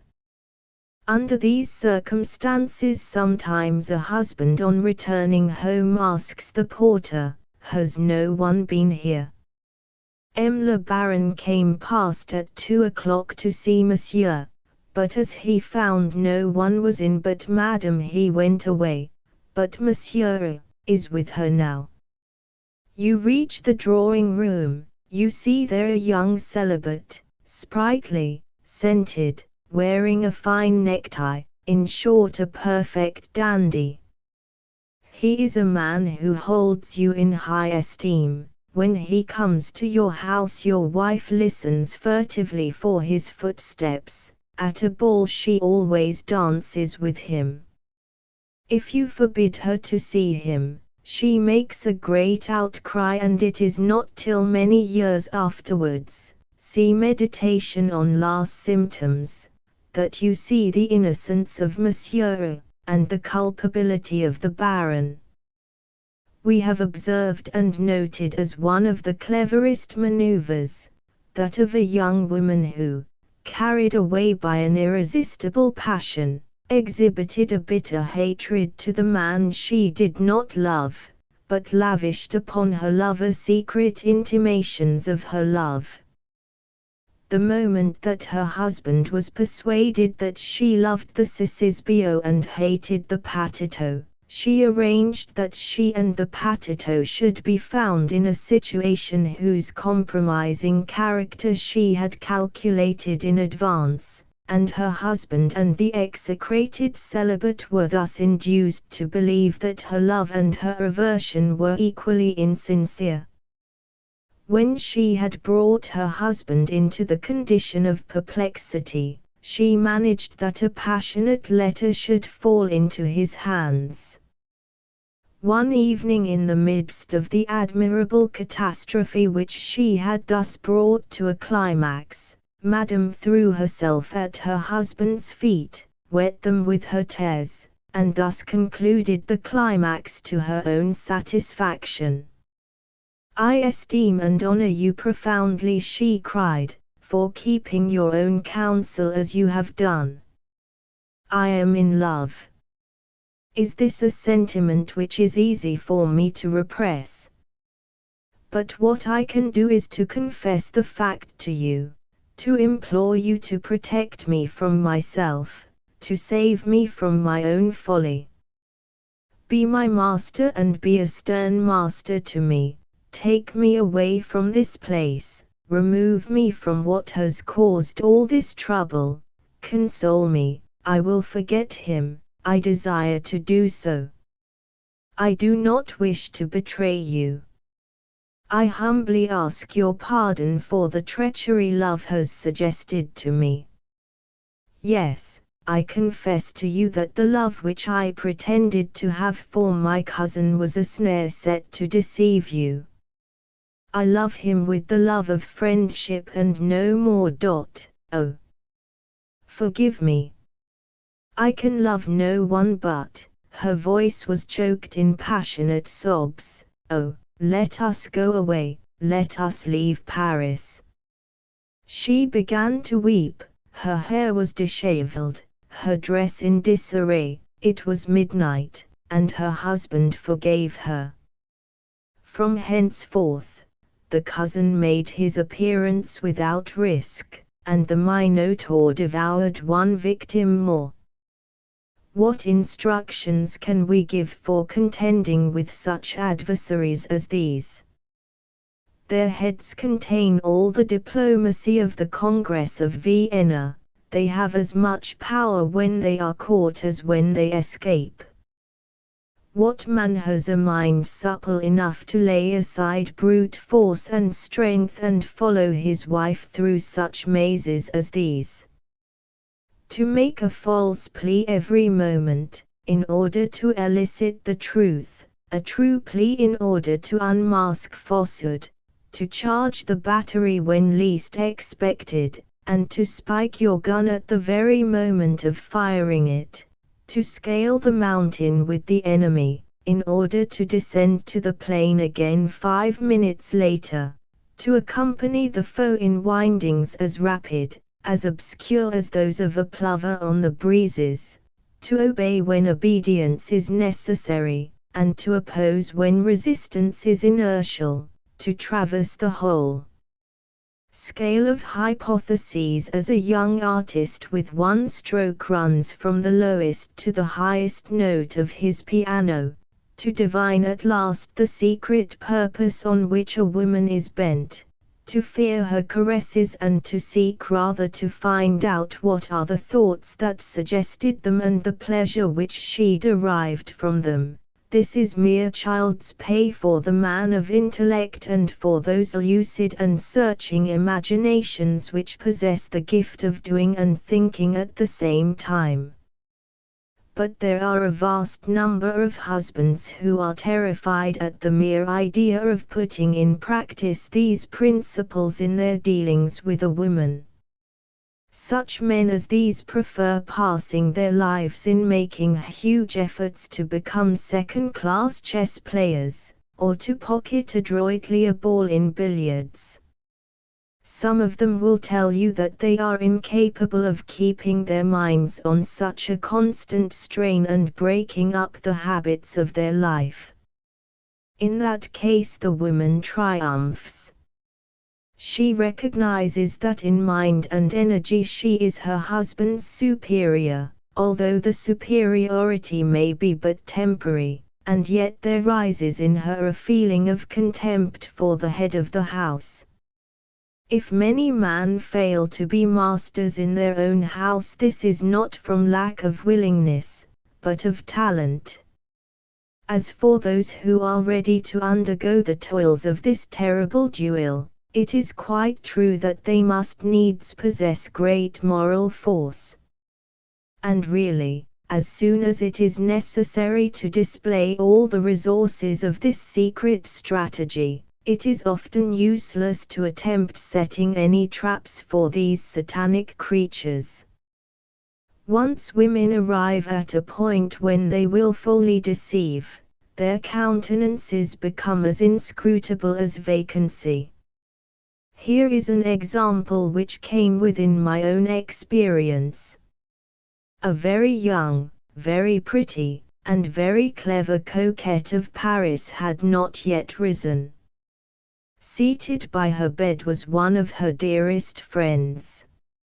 A letter arrived from another, a very impetuous fellow, to whom she had allowed the right of speaking to her like a master. The letter was in pencil and ran as follows: "I understand that Monsieur C. is with you at this moment. I am waiting for him to blow his brains out." Madame D. calmly continued the conversation with Monsieur C. She asked him to hand her a little writing desk of red leather which stood on the table, and he brought it to her. "Thanks, my dear," she said to him, "go on talking, I am listening to you." C. talked away and she replied, all the while writing the following note: "As soon as you become jealous of C, you two can blow out each other's brains at your pleasure. As for you, you may die, but brains, you haven't any brains to blow out." "My dear friend," she said to C. I beg you will light this candle. Good, you are charming. And now be kind enough to leave me and let me get up, and give this letter to Monsieur D.H., who is waiting at the door. All this was said with admirable coolness. The tones and intonations of her voice, the expression of her face showed no emotion. Her audacity was crowned with complete success. On receiving the answer from the hand of Monsieur C. Monsieur D.H. felt his wrath subside. He was troubled with only one thing, and that was how to disguise his inclination to laugh. The more torchlight one flings into the immense cavern which we are now trying to illuminate, the more profound it appears. It is a bottomless abyss. It appears to us that our task will be accomplished more agreeably and more instructively if we show the principles of strategy put into practice in the case of a woman, when she has reached a high degree of vicious accomplishment. An example suggests more maxims and reveals the existence of more methods than all possible theories. One day at the end of a dinner given to certain intimate friends by Prince Lebrun, the guests, heated by champagne, were discussing the inexhaustible subject of feminine artifice. The recent adventure which was credited to the Countess RDSJD, apropos of a necklace, was the subject first broached.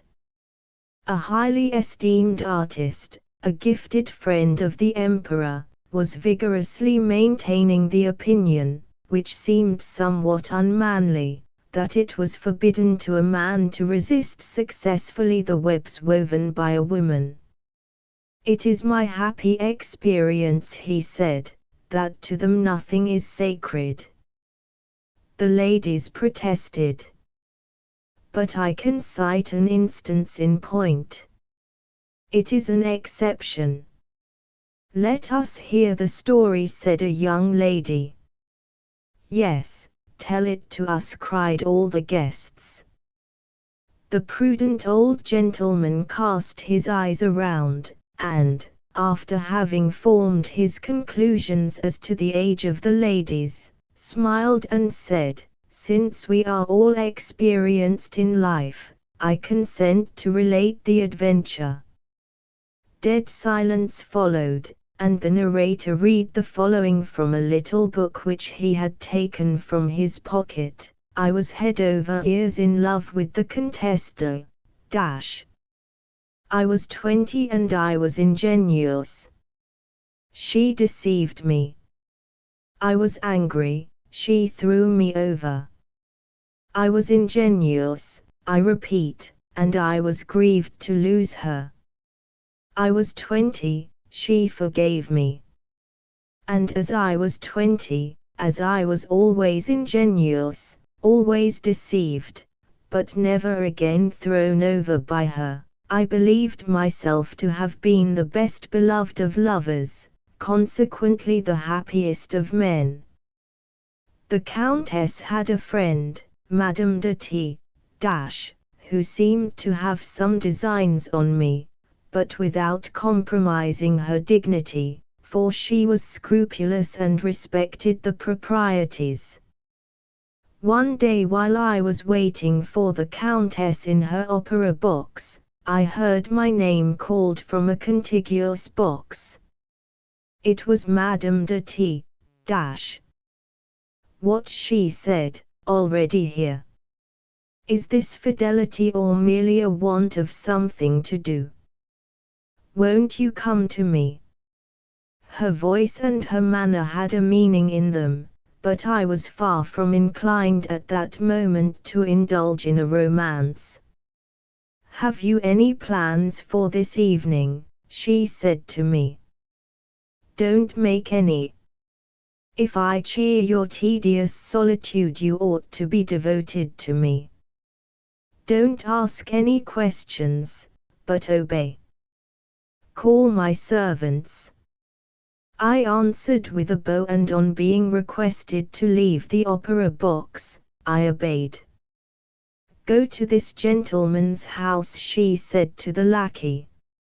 Say he will not be home till tomorrow. She made a sign to him, he went to her, she whispered in his ear, and he left us. The opera began. I tried to venture on a few words, but she silenced me, someone might be listening. The first act ended. The lackey brought back a note, and told her that everything was ready. Then she smiled, asked for my hand, took me off, put me in her carriage, and I started on my journey quite ignorant of my destination. Every inquiry I made was answered by a peal of laughter. If I had not been aware that this was a woman of great passion, that she had long loved the Marquise de V.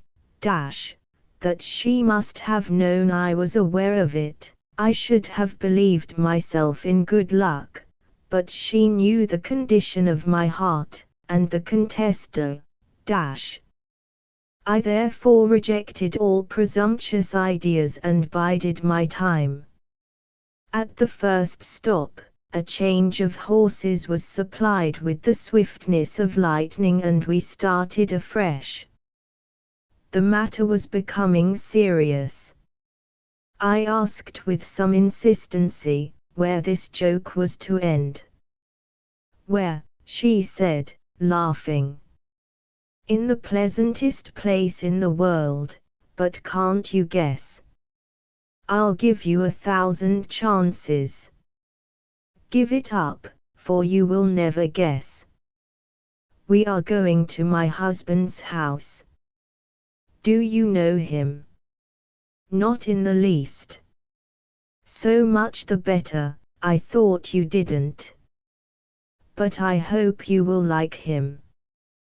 We have lately become reconciled. Negotiations went on for 6 months, and we have been writing to one another for a month. I think it is very kind of me to go and look him up. It certainly is, but what am I going to do there? What good will I be in this reconciliation? Ah, that is my business. You are young, amiable, unconventional, you suit me and will save me from the tediousness of a tête-à-tête. But it seems odd to me, to choose the day or the night of a reconciliation to make us acquainted, the awkwardness of the first interview, the figure all three of us will cut. I don't see anything particularly pleasant in that.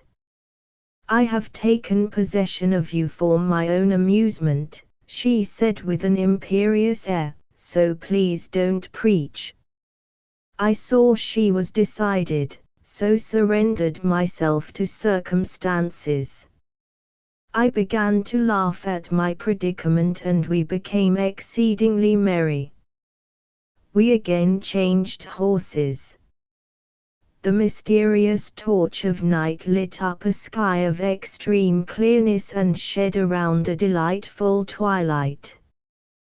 We were approaching the spot where our tête-à-tête must end.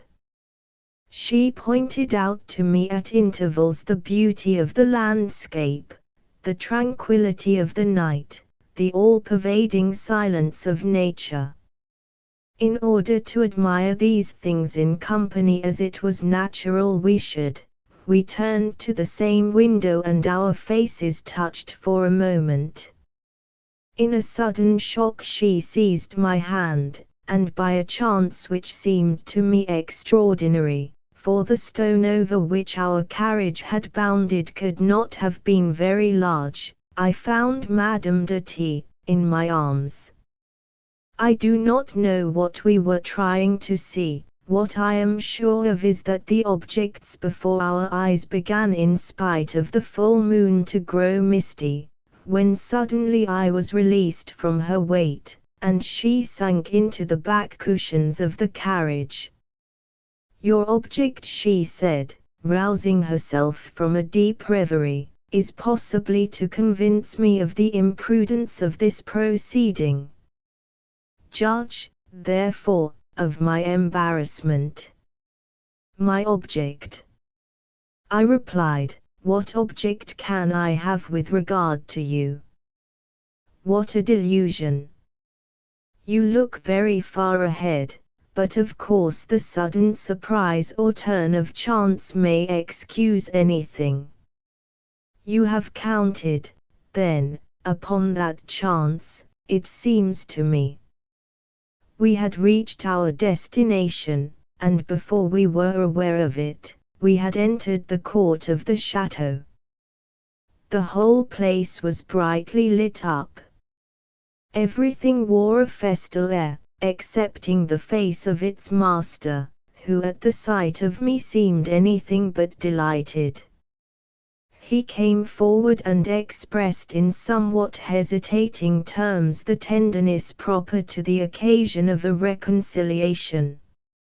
I understood later on that this reconciliation was absolutely necessary from family reasons. I was presented to him and was coldly greeted. He extended his hand to his wife, and I followed the two, thinking of my part in the past, in the present and in the future. I passed through apartments decorated with exquisite taste.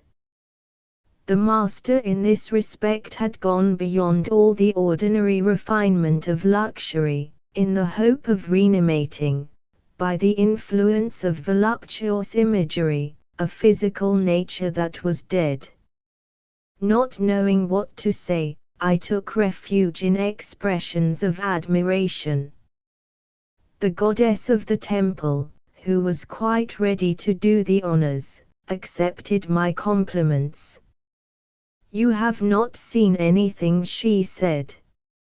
I must take you to the apartments of my husband. Madam, 5 years ago I caused them to be pulled down. Oh! Indeed, said she. At the dinner, what must she do but offer the master some fish, on which he said to her, Madam, I have been living on milk for the last 3 years. Oh! Indeed, she said again. Can anyone imagine 3 human beings as astonished as we were to find ourselves gathered together? The husband looked at me with a supercilious air, and I paid him back with a look of audacity. Madame de T. smiled at me and was charming to me. Monsieur de T. accepted me as a necessary evil. Never in all my life have I taken part in a dinner which was so odd as that.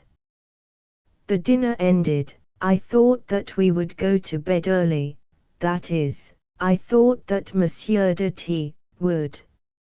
As we entered the drawing room, I appreciate, Madam, said he, your precaution in bringing this gentleman with you.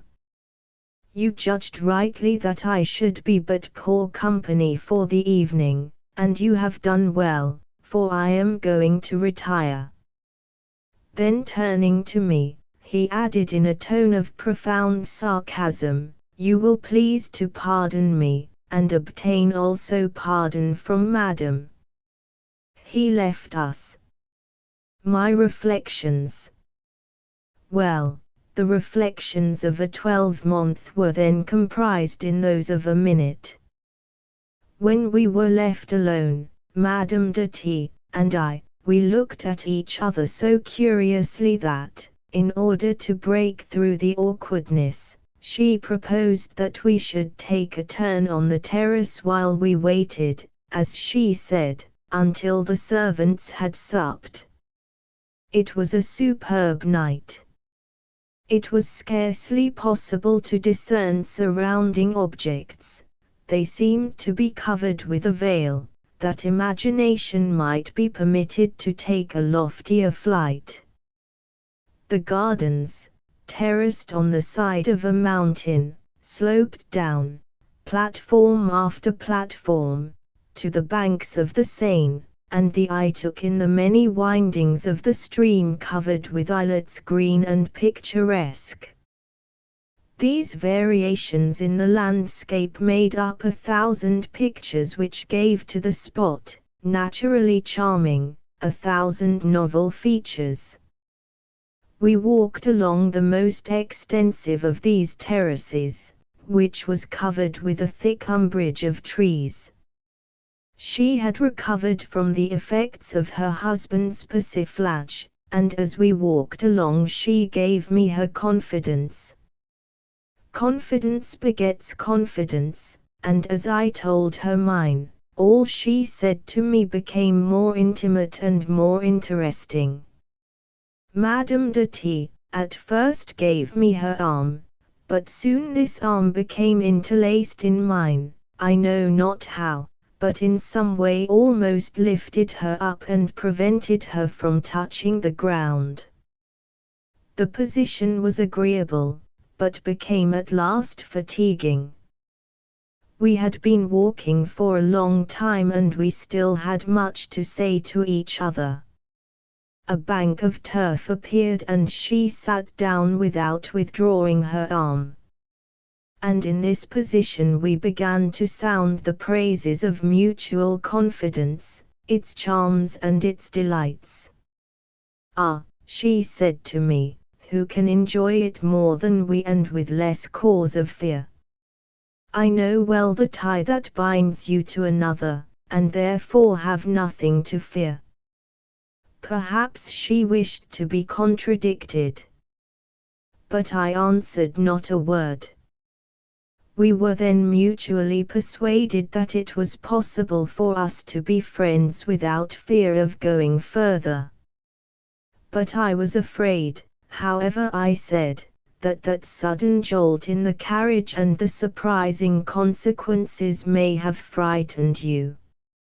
"Oh, I am not so easily alarmed. I fear it has left a little cloud on your mind. What must I do to reassure you? Give me the kiss here which chance, I will gladly do so, for if I do not, your vanity will lead you to think that I fear you." I took the kiss. It is with kisses as with confidences, the first leads to another. They are multiplied, they interrupt conversation, they take its place, they scarce leave time for a sigh to escape. Silence followed. We could hear it, for silence may be heard. We rose without a word and began to walk again. "We must go in," said she, "for the air of the river is icy, and it is not worth while. I think to go in would be more dangerous," I answered. "Perhaps so. Never mind, we will go in." "Why, is this out of consideration for me?" "You wish doubtless to save me from the impressions which I may receive from such a walk as this, the consequences which may result." "Is it for me only?" "You are modest," she said smiling, "and you credit me with singular consideration." "Do you think so? Well, since you take it in this way, we will go in," I demanded. A stupid proposition, when made by two people who are forcing themselves to say something utterly different from what they think. Then she compelled me to take the path that led back to the chateau. I do not know, at least I did not then know, whether this course was one which she forced upon herself, whether it was the result of a vigorous resolution, or whether she shared my disappointment in seeing an incident which had begun so well thus suddenly brought to a close, but by a mutual instinct our steps slackened and we pursued our way gloomily dissatisfied the one with the other and with ourselves. We knew not the why and the wherefore of what we were doing. Neither of us had the right to demand or even to ask anything. We had neither of us any ground for uttering a reproach. Oh, that we had got up a quarrel! But how could I pick one with her? Meanwhile we drew nearer and nearer, thinking how we might evade the duty which we had so awkwardly imposed upon ourselves. We reached the door, when Madame de T. said to me, "I am angry with you. After the confidences I have given you, not to give me a single one. You have not said a word about the Countess. And yet it is so delightful to speak of the one we love. I should have listened with such interest. It was the very best I could do after I had taken you away from her. Cannot I reproach you with the same thing?" I said, interrupting her, "and if instead of making me a witness to this singular reconciliation in which I play so odd a part, you had spoken to me of the Marquise." "Stop," she said, "little as you know of women, you are aware that their confidences must be waited for, not asked. But to return to yourself. Are you very happy with my friend?" "Ah, I fear the contrary." "Why, madam, should everything that the public amuses itself by saying claim our belief? You need not dissemble. The Countess makes less a mystery of things than you do. Women of her stamp do not keep the secrets of their loves and of their lovers, especially when you are prompted by discretion to conceal her triumph. I am far from accusing her of coquetry, but a prude has as much vanity as a coquette. Come, tell me frankly, have you not cause of complaint against her?" "But, madam, the air is really too icy for us to stay here." "Would you like to go in?" said I with a smile. "Do you find it so? That is singular. The air is quite warm." She had taken my arm again, and we continued to walk, although I did not know the direction which we took. All that she had hinted at concerning the lover of the Countess, concerning my mistress, together with this journey, the incident which took place in the carriage, our conversation on the grassy bank, the time of night, the moonlight, all made me feel anxious. I was at the same time carried along by vanity, by desire, and so distracted by thought, that I was too excited perhaps to take notice of all that I was experiencing.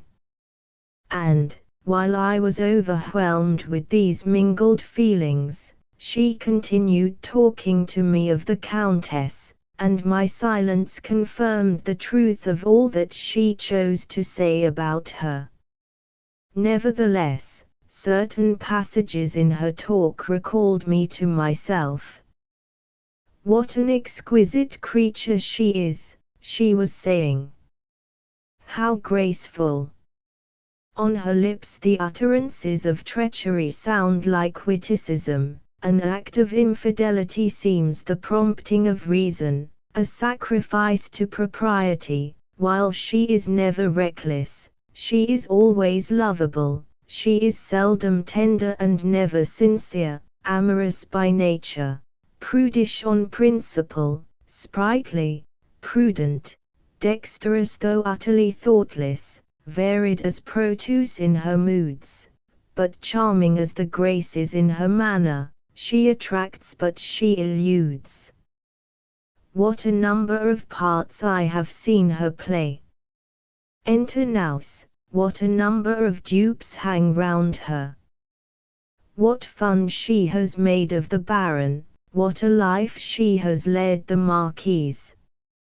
When she took you, it was merely for the purpose of throwing the two rivals off the scent. They were on the point of a rupture, for she had played with them too long, and they had had time to see through her. But she brought you on the scene. Their attention was called to you, she led them to redouble their pursuit, she was in despair over you, she pitied you, she consoled you. Ah! How happy is a clever woman when in such a game as this she professes to stake nothing of her own. But yet, is this true happiness? This last phrase, accompanied by a significant sigh, was a masterstroke. I felt as if a bandage had fallen from my eyes, without seeing who had put it there. My mistress appeared to me the falsest of women, and I believed that I held now the only sensible creature in the world. Then I sighed without knowing why. She seemed grieved at having given me pain and at having in her excitement drawn a picture, the truth of which might be open to suspicion, since it was the work of a woman. I do not know how I answered, for without realizing the drift of all I heard, I set out with her on the high road of sentiment, and we mounted to such lofty heights of feeling that it was impossible to guess what would be the end of our journey. It was fortunate that we also took the path towards a pavilion which she pointed out to me at the end of the terrace, a pavilion, the witness of many sweet moments. She described to me the furnishing of it. What a pity that she had not the key. As she spoke we reached the pavilion and found that it was open. The clearness of the moonlight outside did not penetrate, but darkness has many charms. We trembled as we went in. It was a sanctuary. Might it not be the sanctuary of love? We drew near a sofa and sat down, and there we remained a moment listening to our heartbeats. The last ray of the moon carried away the last scruple. The hand which repelled me felt my heart beat. She struggled to get away, but fell back overcome with tenderness. We talked together through that silence in the language of thought. Nothing is more rapturous than these mute conversations. Madame de T. took refuge in my arms, hid her head in my bosom, sighed and then grew calm under my caresses. She grew melancholy, she was consoled, and she asked of love all that love had robbed her of. The sound of the river broke the silence of night with a gentle murmur, which seemed in harmony with the beating of our hearts.